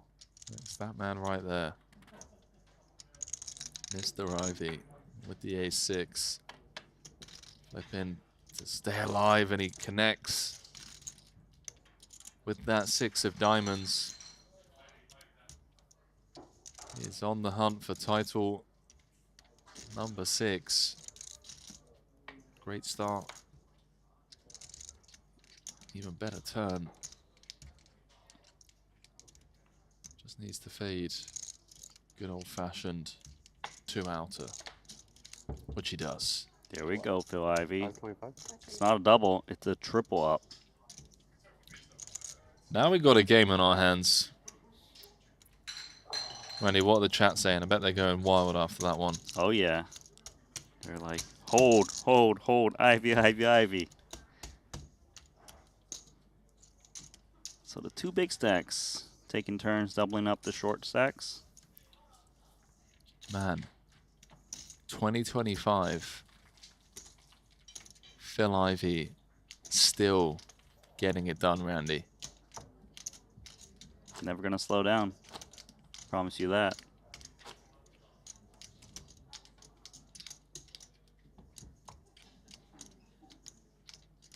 It's just a legendary poker player. And we get to witness him in this 150K event, playing $4 million for first.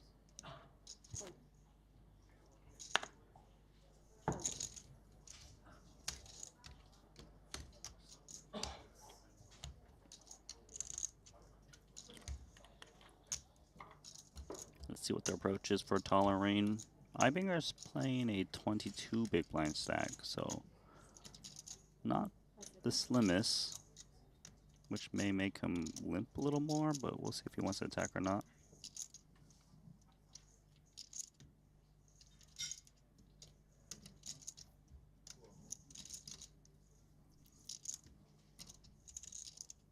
Ivy's got that aura.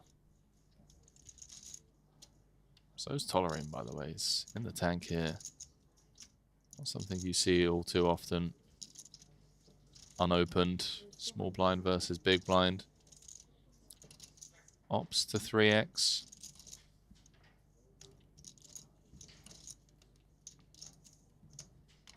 It feels like his approach to his hand changes once Ivy and Wayne double. Still, though, he's expecting Ibinger to play snug, as Ibinger is in third overall. Do have inflated pot here. Queen 10 looking quite good.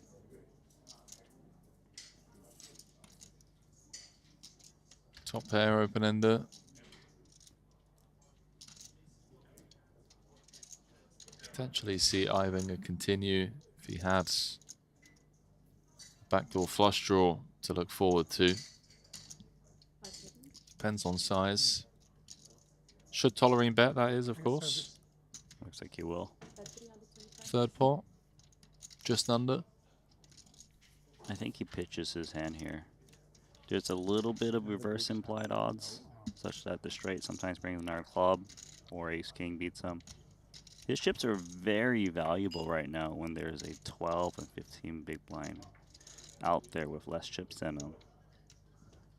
He calls here and doesn't win the pot at some point. He becomes one of the short stacks as well, and it's just best to stay clear of dicey spots.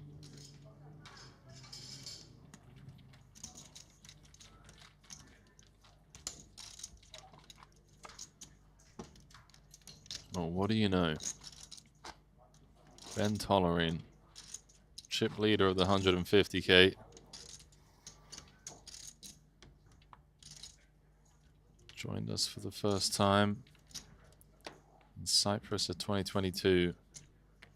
Won his very first Triton event, 30K. Just won it outright for 807,000. Picked up his second title in Monte Carlo of last year, taking down the 50K PLO. That feels really justified as well, though, right? In the sense that you were saying the other day, he used to hold down, what was it, the PLO lobbies first? Or was it the Hold'em lobbies? Hold'em lobbies first. So he wins his first title in a Hold'em, and then he went on to hold down the lobbies in the PLO streets. That's pretty cool, man. Like one of the true OGs. Ibinger's going to jam on Ivy. Ivy's got just north of 9 bigs back. How fortunate it is for Ibinger to have an opportunity to jam on Ivy, blind versus blind.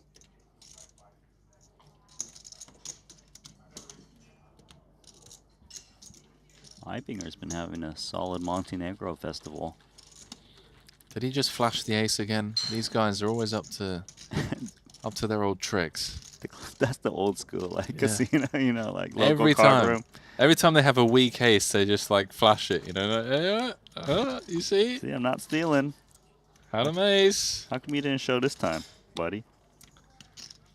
Eibinger, you say? Yes. I mean, Eibinger obviously picking up his 4th title.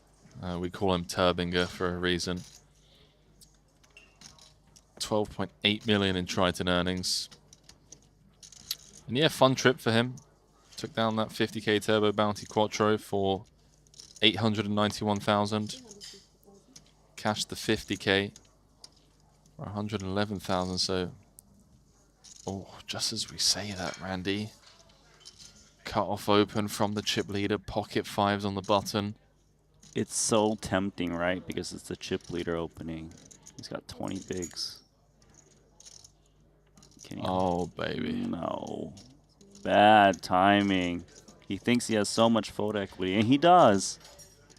Oh, he's going to have to do what Tolerine did to Elis just an orbit or so ago. Going to need to spike a 2-outer. Tolerine announces all in. Eibinger already committed. Knows he has to call it off. What a huge, huge spot. This is 1st against 3rd in chips. Ivy there on 10 bigs. Just watching on. Another potential ladder. Yeah, dreamy spot for the short stacks. Here we go to a flop. Queen 9-3. 2 hearts. No backdoors whatsoever for Eibinger. 2 pulls out of 2 outer. Make that 1. Are we going to be down to 4-handed play? We are. GG Eibinger. Took what he deemed to be a profitable spot, Randy, like you said, against the chip leader, against that perceived wide range. He pushed some equity, knows that he can generate folds, but ran in to top of range. 7-figure payday here for Eibinger. 1.195 million to be collected for him. Like Randy said, when you add in the title that he picked up in the 50k and the $1 million that he had already cashed for at this series, Eibinger's taken home some gold and just a casual $2.1 million from this Montenegro stop. Perhaps a bittersweet ending there, Randy, just running the 5s into kings, but... A bittersweet ending. He played great throughout this week. He should be very happy to go home and wait for the next festival. How about Ivy, by the way? We came back with 6. Ivy was on 4 bigs. Not only has he laddered $540,000 in less than a couple of orbits, he's got a healthy 9 big blinds. I mean, he finds a double, Randy, and he's really in with a chance. Actually reminds me when Seth Davies went from 4th to all of a sudden the heads up was just bam, bam. He was super short and just getting pay jumps. Nothing wrong with that. Here comes Jason Kuhn. Same sizing as he did with the 2 10s.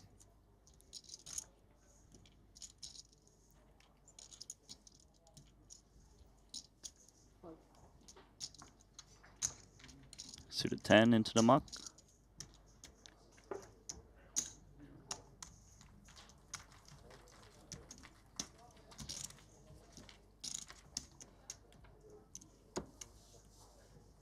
Pay jumps are getting pretty juicy, my friends. $1,482,000 currently locked up. And then when we get to those podium spots, 3rd place, 1.79 million. And then a near $1 million ladder, Randy, between 3rd and 2nd. Fun one. We're going to have a casual $1.3 million heads up between first and second. Really fun way to end the Hold'em part of the series. Just 4 million up top, Randy. Every event so far has been amazing. Wayne gonna try to hang in there. Oh, he's running to King Queen. This is probably a call, right? Here we go. How many all-ins are we gonna get? Very tight fold. Wow, Ivy's just sat there laddering, bro. Medium one. Finding ladders, just sitting back, letting the others do the damage. Oh my god, that flop's amazing for you, Wayne. Well, hold on. It's got some work to do still.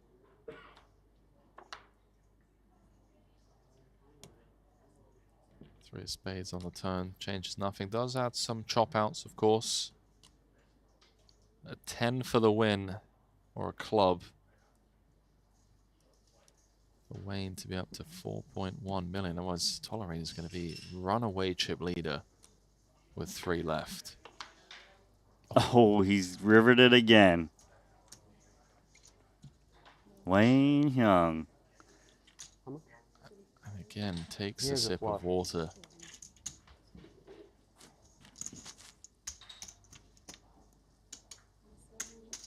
These rivers, Randy, running wild. He's not complaining.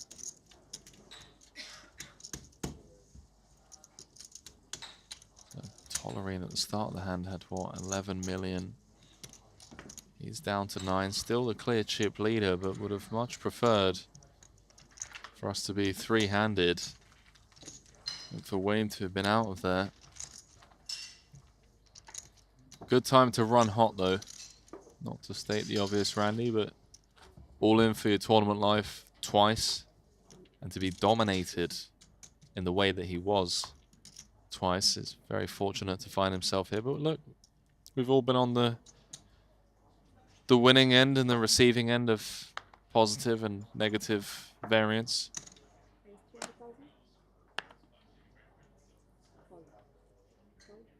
Jason gonna raise into Phil Ivy's big blind, who has 7-5 offsuit. There's a big separation now between Ivy and Wayne. Wayne has about 3x Ivy's stack. Gonna try to hit something, maybe find a stop and go. Flop some kind of draw. Just absolutely nothing. Amazing for Jason Kuhn, open in a straight draw.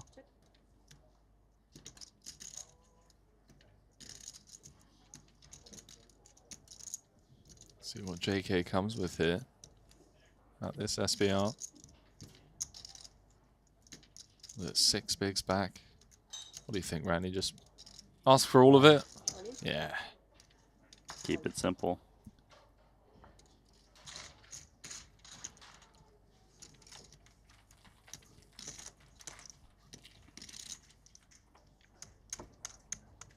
You ready for some PLO, my friend? I think a lot of these guys are as well, aren't they? Not sure if Wayne dabbles in PLO, but I know the other 3 do. Yeah, I'm not sure about Wayne. We got N-Boss Tolerine, we got Phil Ivy, Jason Kuhn, yeah. They're probably like itching to get into the event, but I think it's a bit too late for the first PLO event. So we'll have to play the next one.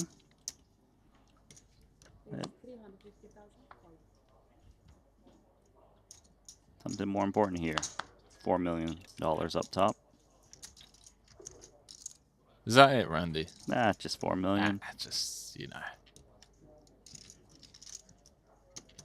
Would you fly, you know, that long haul flight back to Melbourne? Okay.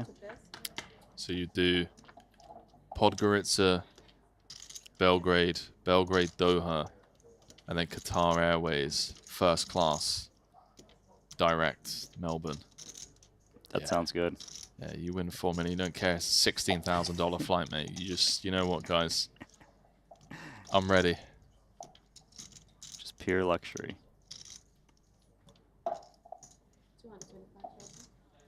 Ryan's going to continue. Jason's got an interesting one here. King of clubs. Lost the over against that perceived wide range. Yeah, it feels like he's going to peel on the strength of king high. Maybe some backdoors that could help. Here we go. Chop it up, boys. I say that. Ah, they'll chop it up. Come on. A jack or a 10 needed for Tolerine. True. A 9 needed for Jason. So both players obviously very happy about the king. Now hoping the other player has the jack.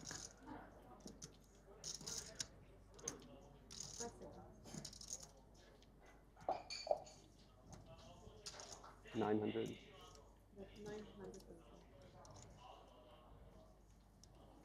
Excuse me, can you get service, please?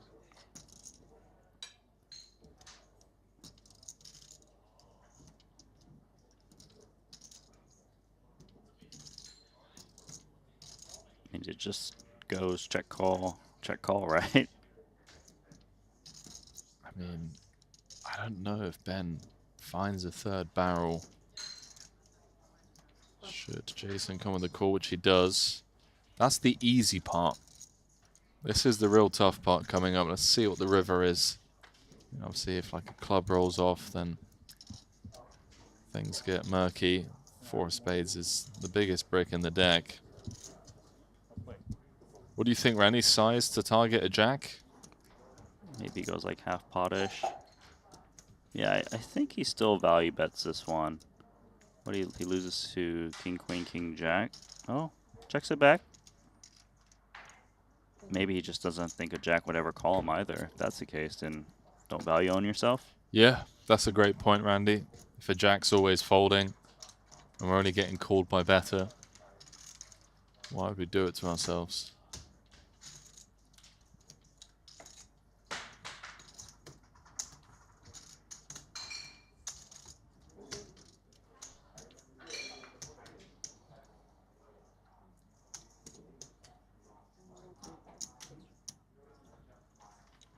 Carve it up, chaps.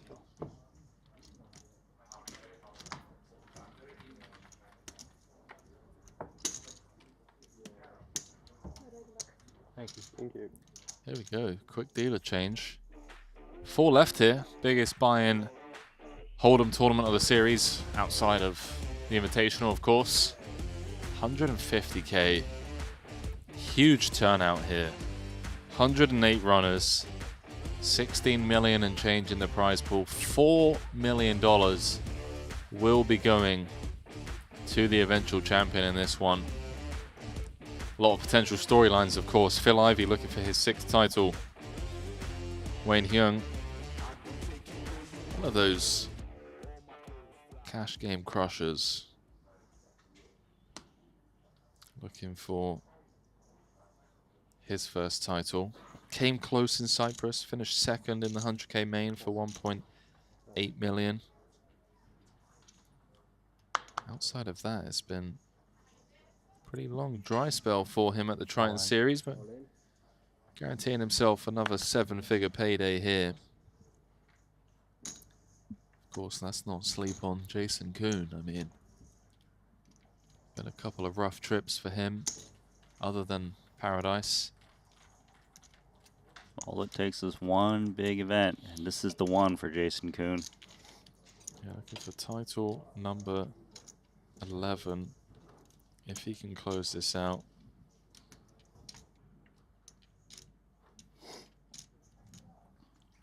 Does mean he's going to have to dispatch of his good friend and current chip leader, Ben Tolerine.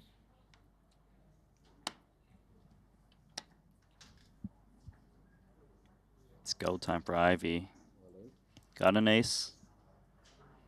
How much? Jason's got 7s, and this is definitely getting in.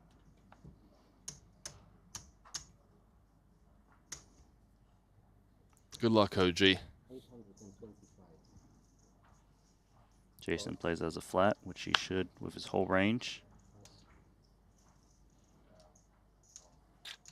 Interesting one here for Tolerine. What rules apply here, Randy, in your mind? Is this a kind of call and check it down type situation?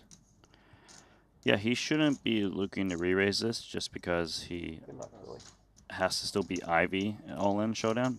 And he just folds outright because Ivy's open jam is still 6 big blinds. And Jason was willing to call that quickly, so Queen 10 doesn't perform that great, although it would against these two hands. Well, Randy, 2 guesses as to what the fans are rooting for.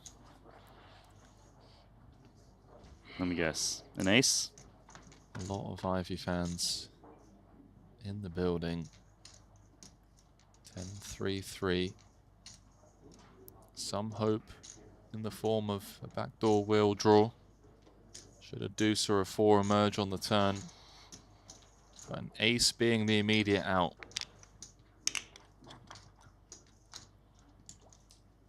One pull at it.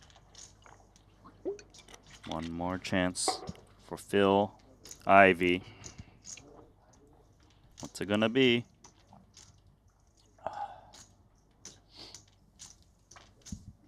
He's out of here, Randy. Good game, Phil. 5-time Triton champion. The iciest man in the game.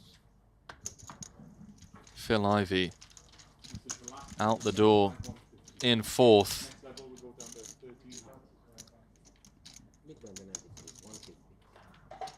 Can we take a break after this? I'm like 5 minutes to pee or whatever. So $482,000 to be collected for Phil Ivy. Okay, yeah, I don't mind. 4th place finish here. This cash being his 41st cash on the Triton Tour. He's now earned more than 16 million in Triton earnings. Shout out to the OG. Came back 6-handed, super short. Managed to get a couple of ladders. Let's be honest, he could have got another one. I mean, Wayne was all in for his tournament life and at risk. Has to be thrilled with a 7-figure payday. Of course, we would have loved to have had him around a little bit longer, Randy. Yeah, but Ivy, you can tell he was very happy with his result. Wished the table good luck. And now we're 3-handed. Jason Kuhn just calling in the big line of ace-4 suited. A hand he could have considered attacking pre. Flop the nuts. How about it? Just a nut flush. With Wayne to act on the button. Let's see if Jason gets a fortunate run out to be able to extract some value. Potentially, Randy? Yeah, I could see Wayne call bet if Jason does bet the turn, as Wayne picks up a gut shot.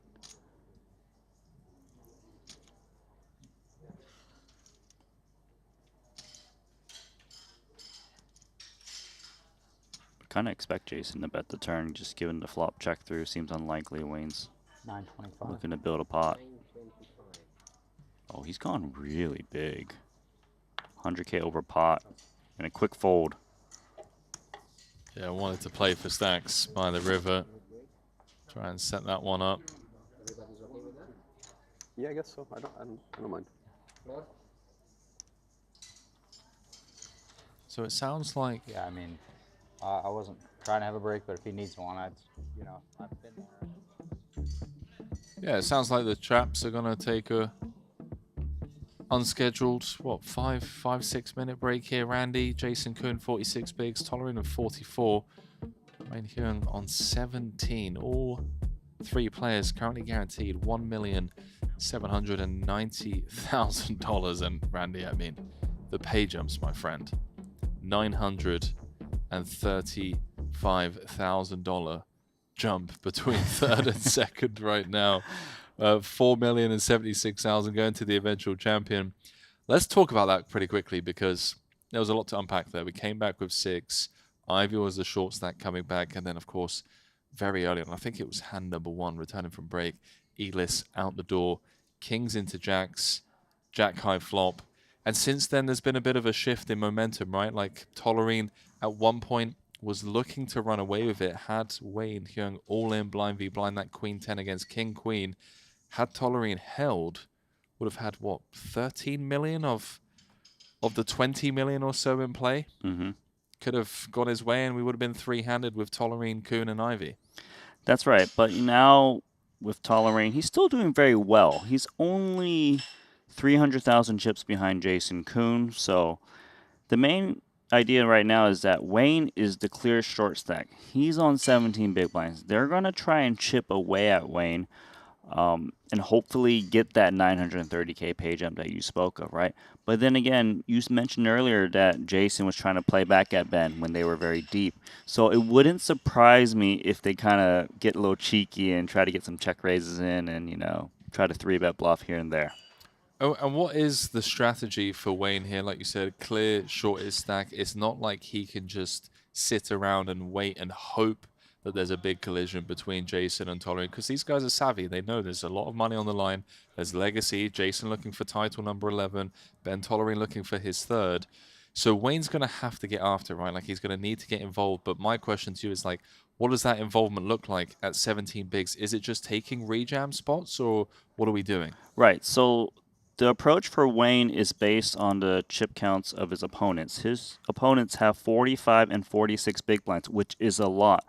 Right? If there's a player with 25 big blinds, you know, there's more likely there's some kind of collision where they just get it in. But those two, they're not going to get it in unless they have, like, the absolute nuts. So Wayne, he needs to defend, he needs to attack, and just try to chip up, close the gap so that, you know, there's pressure on them now. I'm absolutely buzzing for this. 3 left in the 150K, $1.7 million guaranteed, $4 million and change for first. So we're going to throw it to a very quick commercial break. Don't go too far, because when we return, we're going to be crowning a champion.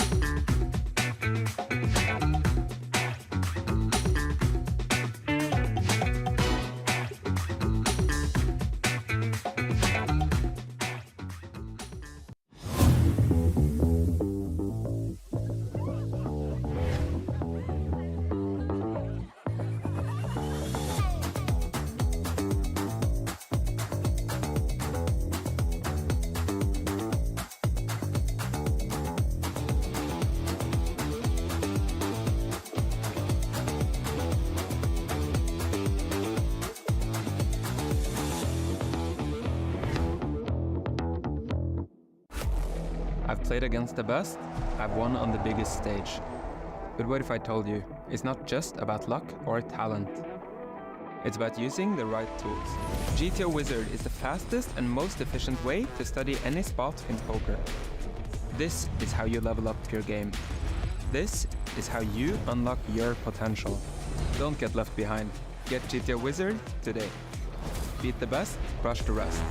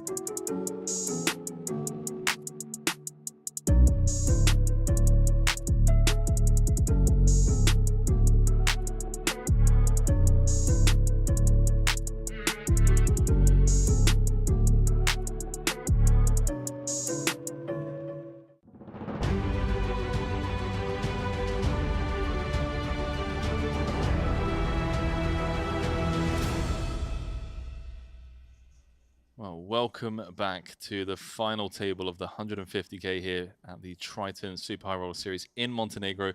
We're down to 3. Randy Lou alongside myself, Henry Kilbane. It is the 11th time? Freudian slip on my part? I mean, who knows? Let's see what the poker gods have in mind. 10-time champion Jason Kuhn is currently chip leading, joined by none other than one of his oldest friends in the game, Ben Tollerin, 2-time champion. He's second in chips. They're practically tied atop of the chip counts, but they have a very competent, young, aggressive Wayne Hyung, 17 bigs. And Randy, you were just discussing before we went on break that Wayne is going to be getting after it, putting them in comfortable spots because he knows that should he get that double, it's game on. Exactly that. And, you know, he's the type of guy that primarily plays cash games. He's very aggressive, so he's going to be right at home knowing he needs to drive the action. And you see spots where, you know, he is pushing. He did jam to Queen 10 when there was a short Ivy, but he did get there. But he goes to show that he knows what to do.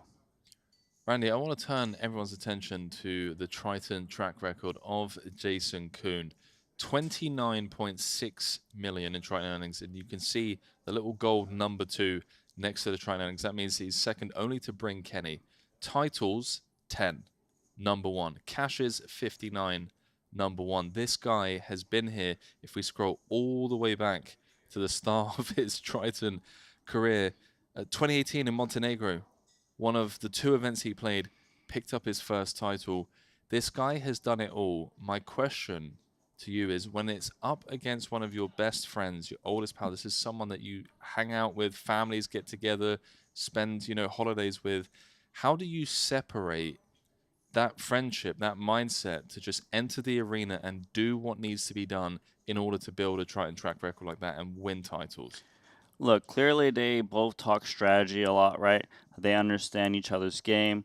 But the thing is, it's all business. We're at the poker table. You know, you got to give it your all because you didn't become the 10-time champion by just letting people walk over you. So he's going to fight his hardest, and he's going to get a lot of fight from Ben Tollerin. Yeah, I mean, same to be said for Ben, right? Although he doesn't have the Triton track record of Jason, he joined us in 2022. We saw him win his first ever event, took down the 30K in Cyprus.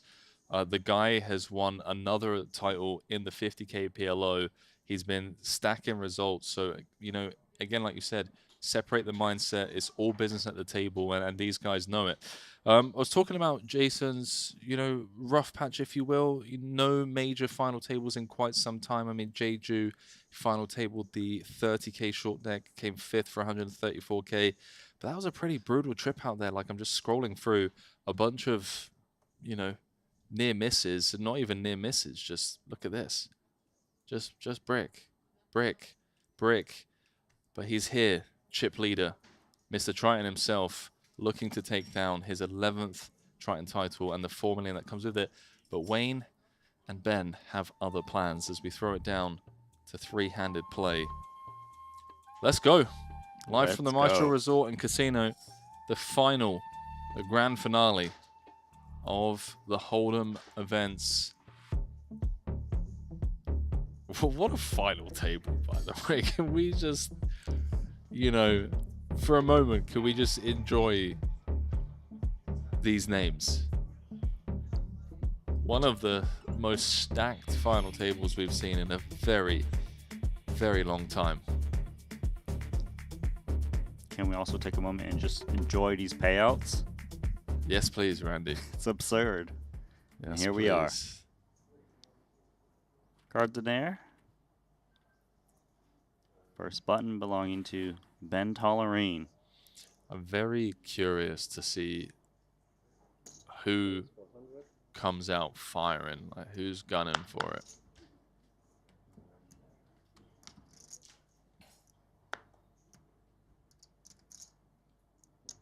If Jason attacks here, you've got your answer. He's going to stay away. Options to attack there with the ace-5, Randy? Certainly. I just think it's just not worth the risk at the moment because they're so deep. Ben has a lot of reasons to still defend and call 3 bets, which puts Jason in a tough spot.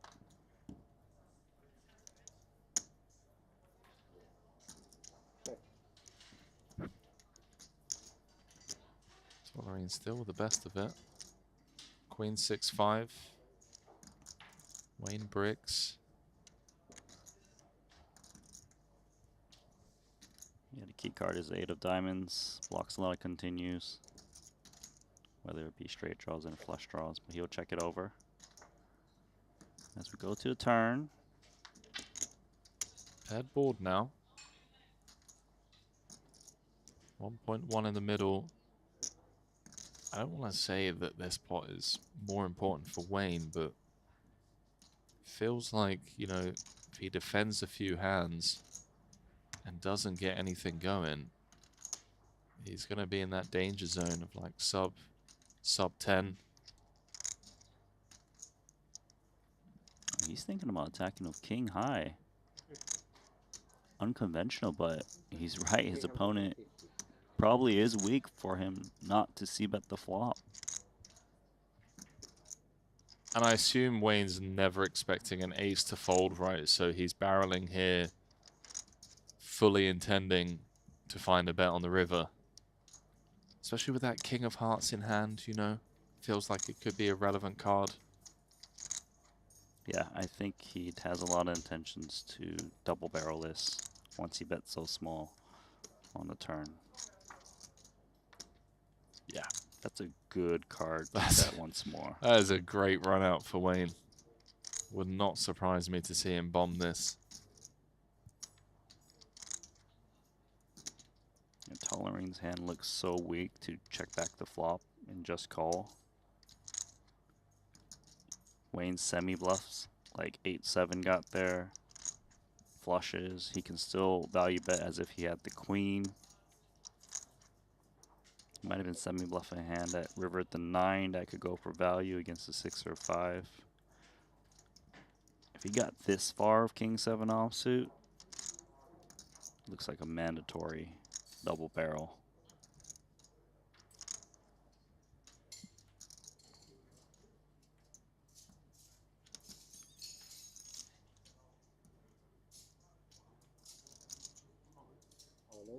Like this. This is real gangster poker being played.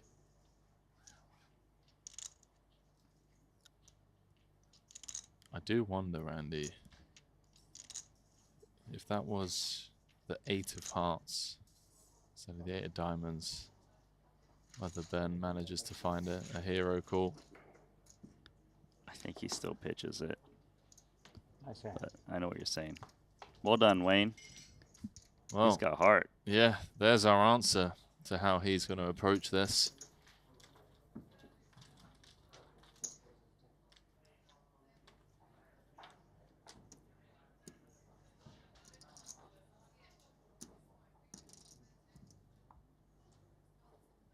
I wonder of the three, who's actually the most relaxed and the most comfortable right now.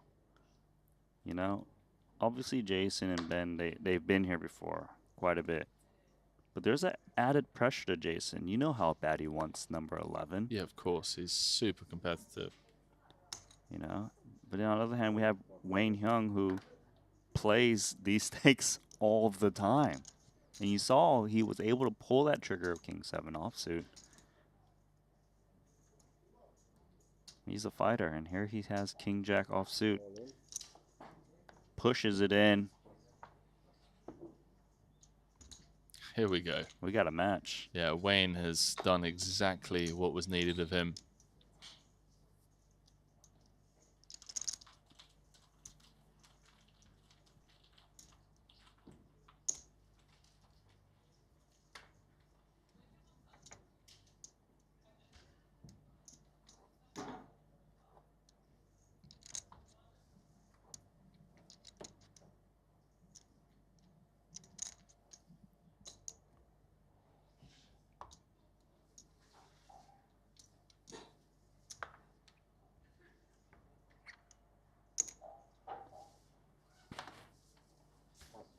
I'm going to sit this one out.